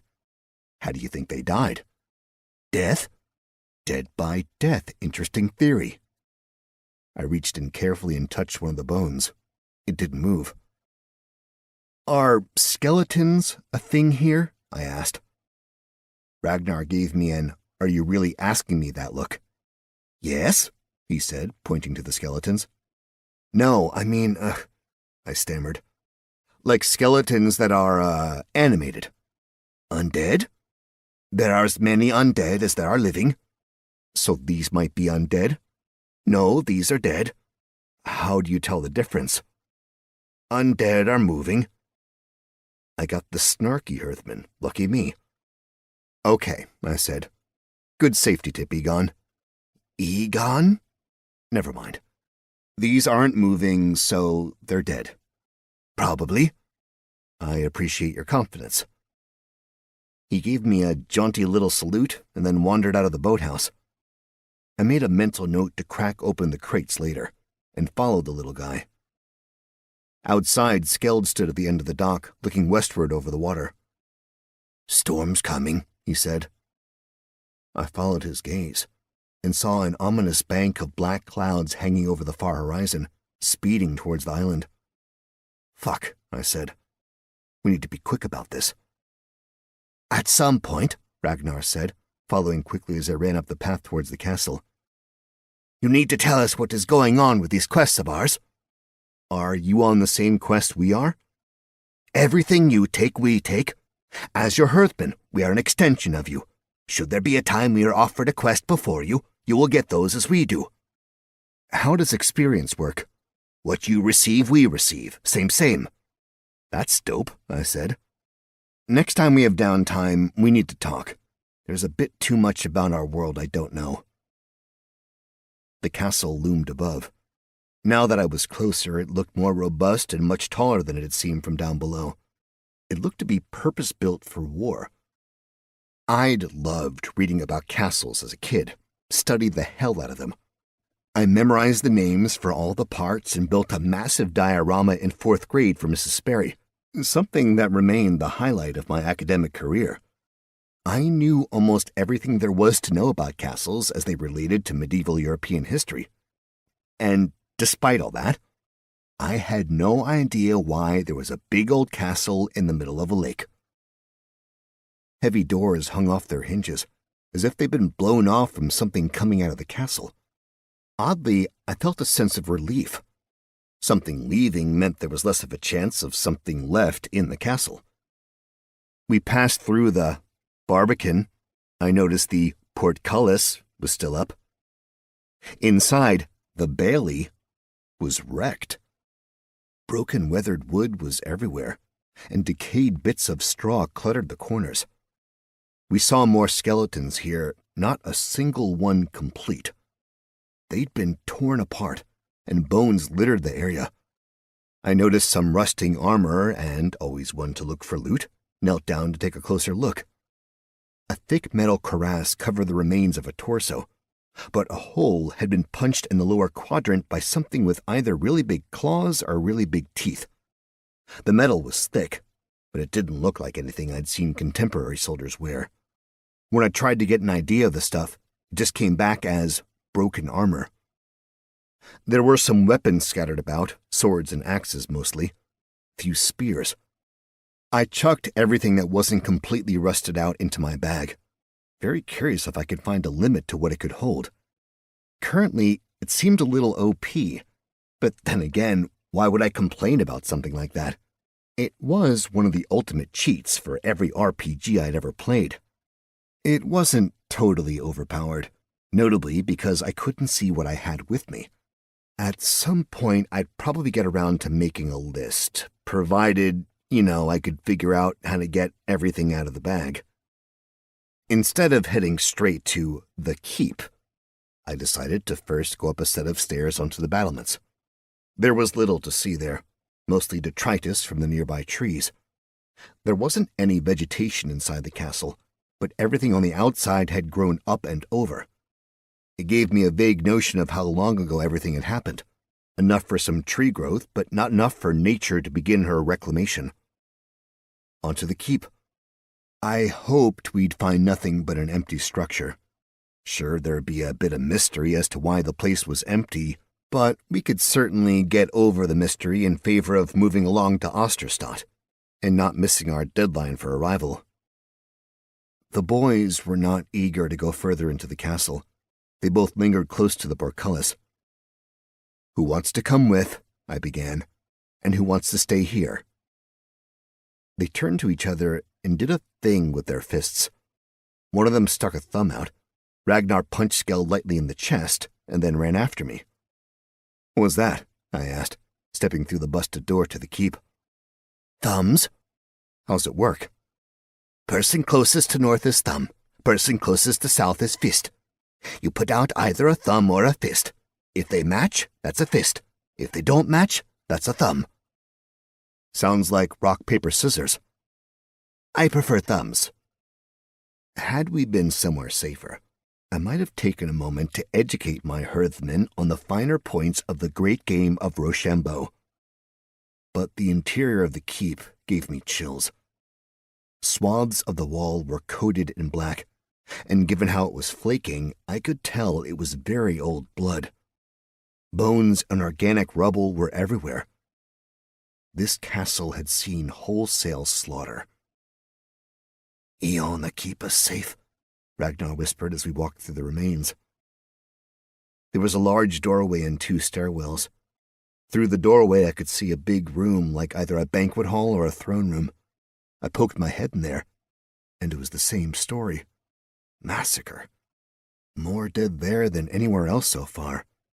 But now I saw the remains of things that weren't human, or at least weren't of the various humanoid races. There were bones that belonged to things I couldn't name or even begin to guess at. While I'd been content to leave all the other bones alone, these ones intrigued and confused me, so I popped them in the old bag. A large throne had been knocked over and shoved into a corner. The rest of the space was dominated by long tables and benches. There were remains of a meal. Nothing food-wise, but all the serving plates, tableware, and silver candlesticks still lay there. That also went into the bag, since sooner or later there'd come a time where I'd need more money, and silver was, for better or worse, money. I couldn't, in good conscience, leave it behind. A single door led out of the banquet room. It led us to a kitchen and then a storage cellar. The cellar's contents had rotted at some point. An impressive array of mushrooms and other dark-loving plants had filled the space, and there were definitely a few small creatures who scurried away into the dark corners when approached. A single small chest sat on a shelf, basically unmolested. I couldn't help myself. I scooped it up and dropped it in the bag. Back from the cellar, we went through the throne room, then up the stairs and into the residential areas. The second floor housed barracks. Twin rooms ran the length of the keep, with just a single hallway between them leading to a privy. Basically just a seat with a hole in it. The hole led to a shaft that headed outside somewhere. There was a glint of sunlight down below, so I figured it could work as an emergency exit should things get truly bad. Up to the 3rd floor. This seemed to be the place where whomever was in charge lived. Large rooms, well appointed. There was a small bookshelf with a number of tomes on it, into the bag, and a massive 4-poster bed with the remains of a feather mattress on top. A large copper bathtub was in a room by itself, along with a few copper pitchers, likely used to fill said tub. With a little help from Ragnar, and after I explained the magic bag, we managed to get both the tub and the pitchers into storage. The magic elicited a slight eyebrow raise in the Lutra, but no comment otherwise. A bit of jewelry was out on a dresser, and we found more inside. All of it went into the bag. We saw a chest I couldn't open at the end of the bed. Inside. At that point, Ragnar got a little overexcited, and basically anything that wasn't nailed down in the master bedroom went into the bag. I had to draw the line at chamber pots. The 4th floor had small rooms, each with a rough-hewn bed, a small dresser, and a chamber pot. Nothing particularly interesting. There were some coins, which we took, and some personal effects, which we took. But there was nothing of real note or value. The last staircase led to a door that was blocked. Nothing a little banging and shoving couldn't solve. I broke the door and we got out onto the roof. Some bits of furniture had been made into a barricade, but it hadn't seemed to have done much good. We found more skeletons up top, ones that had been torn apart. This must have been the last stand of the posh owners. There was a ton of jewelry, including something that was definitely a crown, as well as a big fat signet ring. Weapons, however, seemed to be in short supply. I guess the soldierly types had their own stand somewhere else. As soon as I grabbed the crown, a ghostly apparition swirled up. A slightly green and lightly translucent woman stood in front of me. She had a very noble bearing. She bowed her head to me and spread her hands. "You have been offered a quest. Justice for a duchess. The Duchess McDermott and her kin were killed by unknown, and she seeks vengeance on that which slaughtered her family. Reward for success, XP and access to the royal treasury. Penalty for failure or refusal, none. Yes or no? It didn't seem right to refuse, and if the unknown thing that had done the slaughtering was still around the castle, completing one quest would mean completing the other. Bogo was always my favorite. Yes, I said to the ghost. I will bring you justice. The woman smiled, nodded, and disappeared. I don't think I need to say it, but I will. All the goods on the roof went into the bag, as did the few weapons that were there, most of which were more ornamental than useful. A fortune in jewels tacked on to already gaudy sheaths. Ridiculous. I leaned over the edge and looked down. Skeld was standing at the edge of the bailey, glancing about. "Everything okay?" I yelled. It took him a moment to locate us, and then he proffered a thumbs up, which was a little hard to see because otters have tiny thumbs. The walls of the castle were built right up to the cliff edges. The keep was situated on the southern edge, and the entrance to the bailey was on the west. A tall tower rose on the east, right above where Cleve and company were resting. Ragnar scratched his nose. "You want to look through the tower?" he asked. "I do. I think it's pretty damn necessary." I eyed the storm for a moment, trying to gauge how far it had come in the time we'd taken to clear the keep. My best bet, we had somewhere in the neighborhood of an hour before the storm hit. I couldn't even see the slightest bit of sunshine coming through. It was another monster storm. "Do you have some way to communicate with Skeld?" I asked. "Sure," Ragnar replied with a nod. "Can you tell him to bring the group around, at least to the boathouse? There might be some—" Ragnar leaned over the roof and shouted, "Bring them to the boathouse!" Skeld gave another thumbs up and darted off. "I could have yelled at him, man," I said. Ragnar shrugged. "The tower?" "The tower." Chapter 14. You could only get to the tower from the battlements. It didn't have a courtyard entrance. Weapon stands filled the entryway, still stacked full of spears. Looking up, the tower was pretty open, just a spiraling staircase up to the roof, which led to a broken door. I wasn't super into the idea of climbing all those stairs. Not so much because of exertion, I had that pretty well under control. I just wasn't particularly keen on finding a monster up on the roof with our one exit a tight staircase down. Opposite the entryway we'd come through, there was another door, one that was open just a hint. Getting closer, I heard noise. Scratching, moaning, low growls. A peek inside, and I saw stairs going down. Down or up? Time to choose. Really, the best possible option was closing the door to the tower and forgetting about it. So I stalled the decision by loading all the weaponry into the bag, then the weapon stands, and the side table, and everything else not nailed down in the room. That done, I had to man up.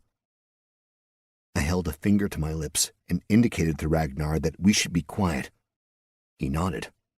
I pointed up. He shrugged, which was enough of a commitment for me. We began climbing the stairs. At the top, a door hung off a single hinge and moved ever so slightly in the breeze. Outside, there was a pointy bit of roof, as well as a small walkway all the way around the tower. There were high crenellations along the walkway, as well as murder holes in the floor. We stepped over some bones, ruined armor, and a few busted crossbows. Nothing worth putting in the old loot bag, even by our admittedly low standards. I looked over the edge and saw our group had already moved from the initial beachhead.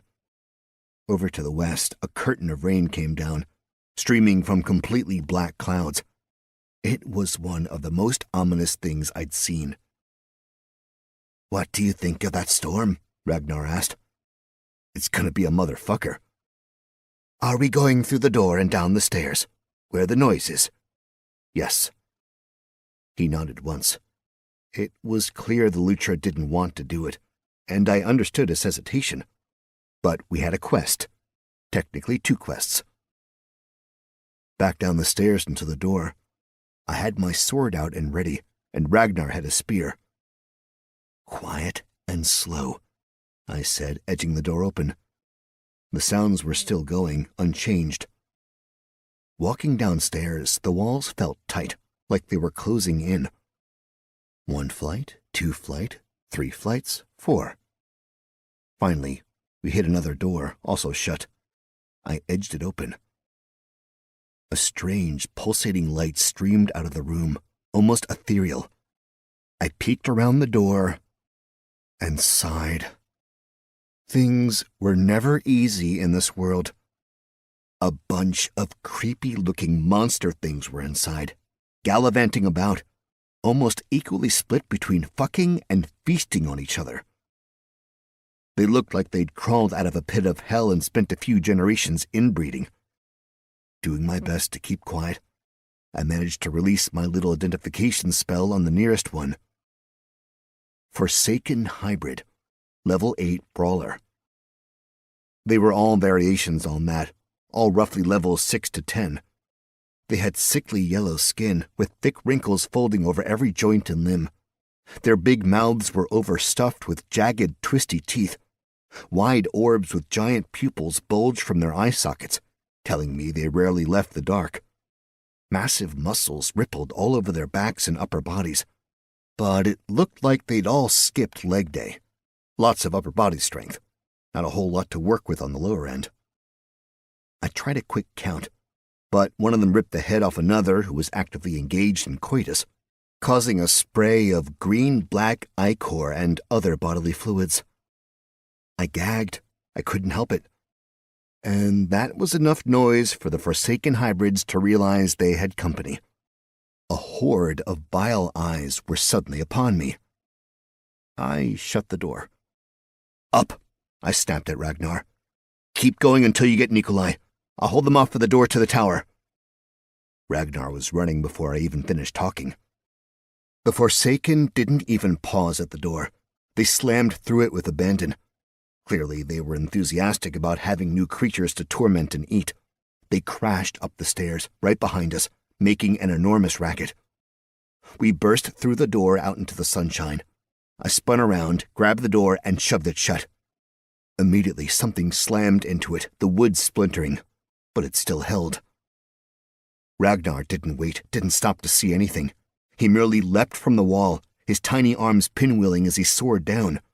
The second he hit the ground, he was sprinting, heading straight down the miniature mountain. I did a quick test with my greatsword, seeing how it felt. Hellreaver was light, easy. I wondered if I should try to go one-handed and get a shield up in the other. Slam. No time to think. Slam. I took a step back and glanced over to the west. The rain would be here in no time. Fine, I thought. Let the water wash their blood off. The door split, and a massive Forsaken squeezed through. It squinted against the sun, and that was all the time I needed. I roared, swinging for the fences. Hellreaver seemed hungry, glowing as I swung the massive blade around until it bit into the side of the creature. There was a sizzle and a pop. I saw the blade sear the flesh of the monstrosity as it tore through. He crumbled immediately, death coming quickly to the infernal beast. The rest of the monsters clearly hadn't fought anyone with weapons in quite some time. They just didn't seem to understand the extra reach I had. Over and over again, the Forsaken charged, full of rage but devoid of brains. But it wasn't neat or skilled work. It was brutal and primal. Swing, chop, thrust, pull, cleave, maim, kill, reset. They scrambled over their brethren, slipping in the ichor, which covered everything, including me. A good swing and I lopped a limb off. A great spurt of the monster's blood came out, coating the battlements. A chop would take off a head, the body still moving for a moment before it realized nothing guided it. A powerful thrust, and the monster would drop to its knees, making disgusting mewling noises as green-black blood bubbled out of its mouth. More than once, a great cleave went straight through a torso, and the monster would scramble at the stone, trying to grab hold as it fell down into the bailey, its guts stringing out behind like Satan's party streamers. And the motherfuckers bled like it was their passion. Fountains of the vile liquid erupted from necks and arms, actually from any hole I put in them, to the point where the ichor was running down the wall and dripping off my armor. Heads, limbs, and other unidentifiable extremities dropped to the battlements, and from the battlements in a truly macabre version of a ticker tape parade. It was a celebration of the god of death, whoever that was in this crazy fucked-up world I'd stumbled into. The monsters kept coming, and had it not been for the beautiful bottleneck the door provided, I'd have probably been overwhelmed. But they could only come at me one at a time, and in their eagerness, they'd often start fighting amongst themselves in the stairwell, so it wasn't unusual for an already wounded Forsaken to come through and meet their death at the end of my sword. Nikolai, Ragnar, and Skeld came crashing through the barbican, sliding to a stop as they watched me lop off the head of the last lingering Forsaken, a rather fat and slow one who'd been breathing heavily after his traipse up the stairs. Whether by luck or happenstance, the head of the fat Forsaken tumbled off the monster's body, then rolled off the battlement, and landed with a heavy wet thud on the bricks below. I gave a jaunty little wave to Nikolai, droplets of ichor flying off my fingers. He frowned at me. Chapter 15. "Sorry," I said. "Thought these guys were tougher." He frowned and poked at some of the remains. "What were they?" he asked. "Can't you do that? Only works if they are alive," Nikolai said. "Dead things are dead." "Need necromancy for that," Ragnar added. Nikolai nodded. "And I prefer we stay away from that breed of magic." "Yeah, okay, noted. Necromancy bad," I said. My crap identification had them as Forsaken hybrids, brawlers mainly. He grunted, which likely meant he was deep in thought, or that I'd done something stupid. Not mutually exclusive. A quick nod at the Lutra, and the three ascended the stairs. The rain was just off the island now, maybe 200 yards away. It made quite a loud thrumming, smashing against the water. "The whole castle was massacred?" Nikolai asked. "Yeah," I said. "Looks like it was a brutal encounter.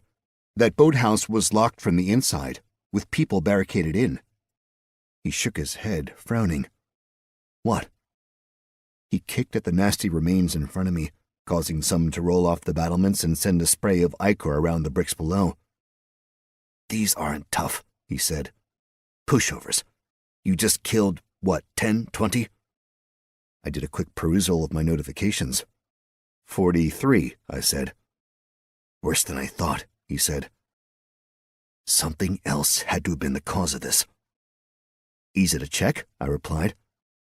"I have a quest to get vengeance on—" "You dumb sack of shit. Hey, you took a quest? Here?" "Yeah, what? You do not think that might fuck with our timeline?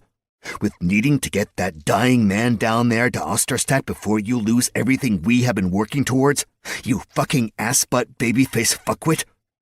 Invite me to your party and your quest, assface." It took me a moment to figure it out, but I sent over an invite.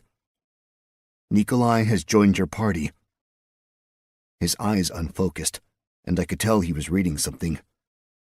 "Let us go and get your mess cleaned up," he said, and tromped into the tower. I looked at my hearthmen. They looked at me. "Thoughts?" I asked. "No," Skeld replied. Ragnar opened his mouth, held up a finger, then shook his head. "All right then, let's go," I said. "Already said that," Nikolai called out from inside the tower. I rolled my eyes, but got moving. The door at the bottom of the tower was closed. I narrowed my eyes. "That's weird," I said, pointing to the door. Nikolai pulled it open just ever so slightly, then peered in. A heartbeat later, he opened the door up the whole way. The room sat empty, of anything moving, or alive at least. It looked like it might have been a torture chamber in its previous life, before it became the sex dungeon for the Forsaken. There were still chains stuck in the walls, and racks of nasty-looking implements. Cells with iron bars lined one wall. But mostly there was shit, like literal shit, and tons of it. Piles of the nasty stuff, smears on the wall everywhere. One of the Forsaken had been in the middle of a meal of another Forsaken when I'd interrupted them, and that creature was still alive, barely. He made noises at us, seemingly unable to decide if he was going to growl at us or mewl for mercy. I walked over and slid Hellreaver through its forehead. The creature stilled. Then it voided its bowels. It was a hard moment, but I held my vomit in. The Lutra did not. Nikolai, with some sort of power eluding me, just moved through the space without concern. "Come," he called out, standing at the far end of the room. I had to navigate the mess on the floor, but I got over to Nikolai. There were 3 doors ahead of us. 2 were broken, hanging open. Nikolai pointed one way and then to himself, then the other way and to me. One was just a row of empty jail cells, which Nikolai took. The other was a small office and living quarters. There were no remains visible and very little intact furniture. I ran my hands across the walls and found a loose brick above the straw remains of something that had likely been a bed at one point. A little shimmy using my blade as a lever, and the stone popped right out. I snatched it out of the air as it fell and set it gently on the ground. In the little open space that remained, I found 3 small sacks, 1 jewelry box, and a funky-looking key nearly as big as my hand. The sacks and box went straight into my bag. The key, though, I kept out, sliding it into a small pouch on my belt. If any of the games I'd ever played were true, finding a key meant I'd need it soon. Nikolai was waiting in the hall with the 2 Lutra, both of whom looked a little green around the collar, at least as far as I could tell, given all the fur covering them. We approached the next closed door. I took a deep breath, trying to calm my nerves. Nikolai peered around the door as he opened it, doing his best to get a view of anything that might come at him. It was a fucking hallway. Not a long one or a special one, just a hallway with another fucking door at the end, which was also closed. As we headed down, I made sure I gave Nikolai enough room to swing his sword around should it be necessary. For real this time. I braced myself for whatever we were about to encounter.